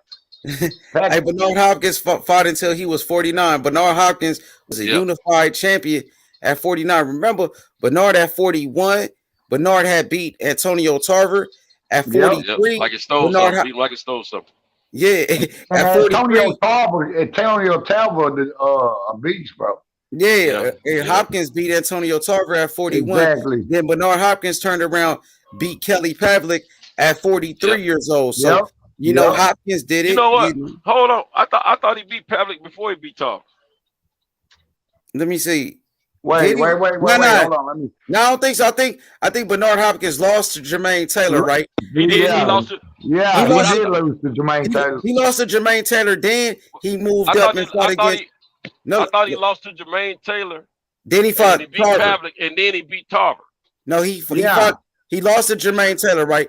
Then he fought Antonio Tarver. Right? Then he fought Tarver. Then he came back and beat Pavlik. He retired after Tarver. Now let me go look. Let me look. Tarver beat Roy Jones before him and Hopkins fought. I'm about to find out right now. Okay, let me find out. I could be wrong, but I just thought I remember Bernard Hopkins came out of retirement. He fought against Antonio Tarver. Then after Tarver, I think didn't he fight Winky Wright? I think he fought Winky Wright. Let me find out. He fought Winky. Yeah, he fought Winky, but all that was middleweight. I thought him and Tarver fought like at light heavy or something like that. He fought Kelly Pavlik at a catch weight. He fought Antonio Tarver at light heavyweight, and he fought against Winky Wright at light heavyweight. Okay. So let me find out. I'm looking at the box right now. My boy B Hop, man, that's my favorite fighter of all time. Bernard Hopkins. So he's a beast, man. Yeah, he fought. Look, he lost to Jermaine Taylor. Then he fought against Antonio Tarver. Then after Antonio Tarver, he fought against Winky Wright. Then after Winky Wright, he fought Joe Calzaghe. And then he fought Kelly Pavlik after Joe Calzaghe. No, I know that ain't right. It is right. I'm looking at it on BoxRec right now. Calzaghe, for real? Yeah. I'm looking at it on BoxRec right now on my phone. I thought he beat Pavlik before he fought Calzaghe. No, look, he lost to Jermaine Taylor. Then I know that. Look, he lost to Jermaine Taylor. Then he fought Antonio Tarver at light heavyweight. Then he beat Winky Wright at light heavyweight. Then after Winky Wright, he fought against Joe Calzaghe. He lost a split decision to Joe Calzaghe. Then he fought Kelly Pavlik, and he beat up Kelly Pavlik. He beat up Kelly Pavlik. Yeah. Well, I got it wrong there, but I thought it because I know he fought Jermaine Taylor twice, didn't he? Yeah, he got robbed in both of those fights. Both of those fights. He got robbed against Joe Calzaghe too. I remember Hopkins. He dropped Joe Calzaghe in the first round with a right hand. He did good, but I think he hurt himself in that fight because he started too late. Yeah, that's what he dropped him. He started early because he dropped him though. He did drop Calzaghe though. He dropped him in the first round. He got behind pretty good though. I remember. He did. Trust me, Hopkins my boy, and I was.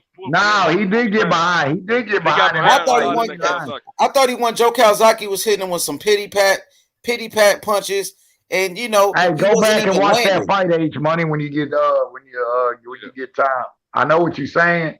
I did but he started getting behind in that fight. He was getting behind in that fight. I thought Hopkins won, bro. To be honest, Hopkins landed the hardest shots, man. And Hopkins was the type of fighter like he was like a Marvin Hagler type of guy where he got robbed plenty of times, you know.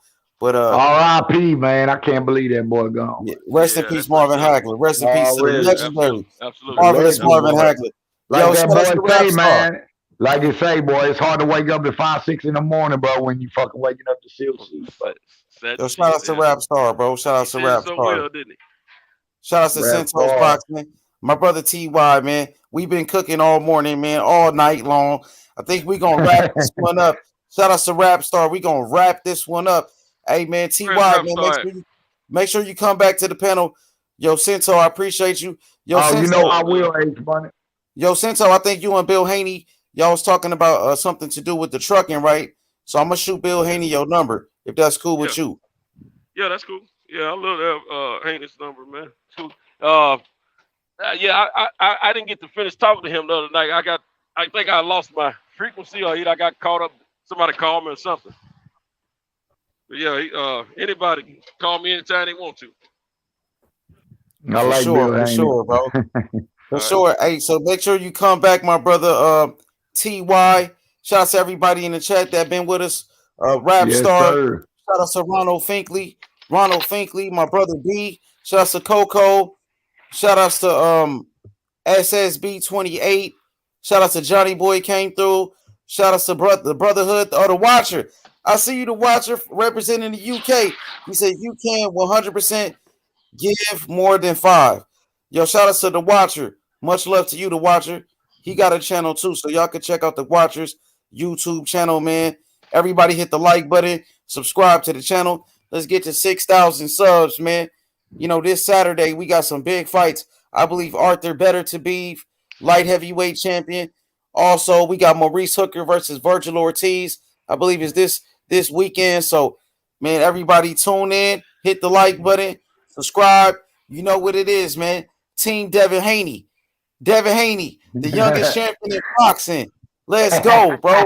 Let's go, Dev. Let's go, let's team go, Devin baby. Haney, We gotta bro. make this fight after you watch old boy. We gotta make this fight, man. Yeah, I mean, Devin wants to make the fight happen. That's up to I know Teofimo we do. Lopez. They both do, man. Ain't nobody ducking, man. Everybody, Well, man. Teofimo Lopez the one talking about 3 to 5 years, and you know he's making all type of Nah, excuses. man, that shit ain't gonna be like that, man. That's T.O. what gonna he fight said, him after though, this bro. fight. He said that, I'm though, telling T.Y. you, T.O. gonna fight him, man. You ain't gotta worry about that either, man. T.O. Well, shout out to gonna fight. box fans. Box fans, Ronald Finkley, what's good? You know, appreciate y'all, man. We gonna be back tomorrow with another one, bro. Appreciate y'all. We out. Peace. All right, baby.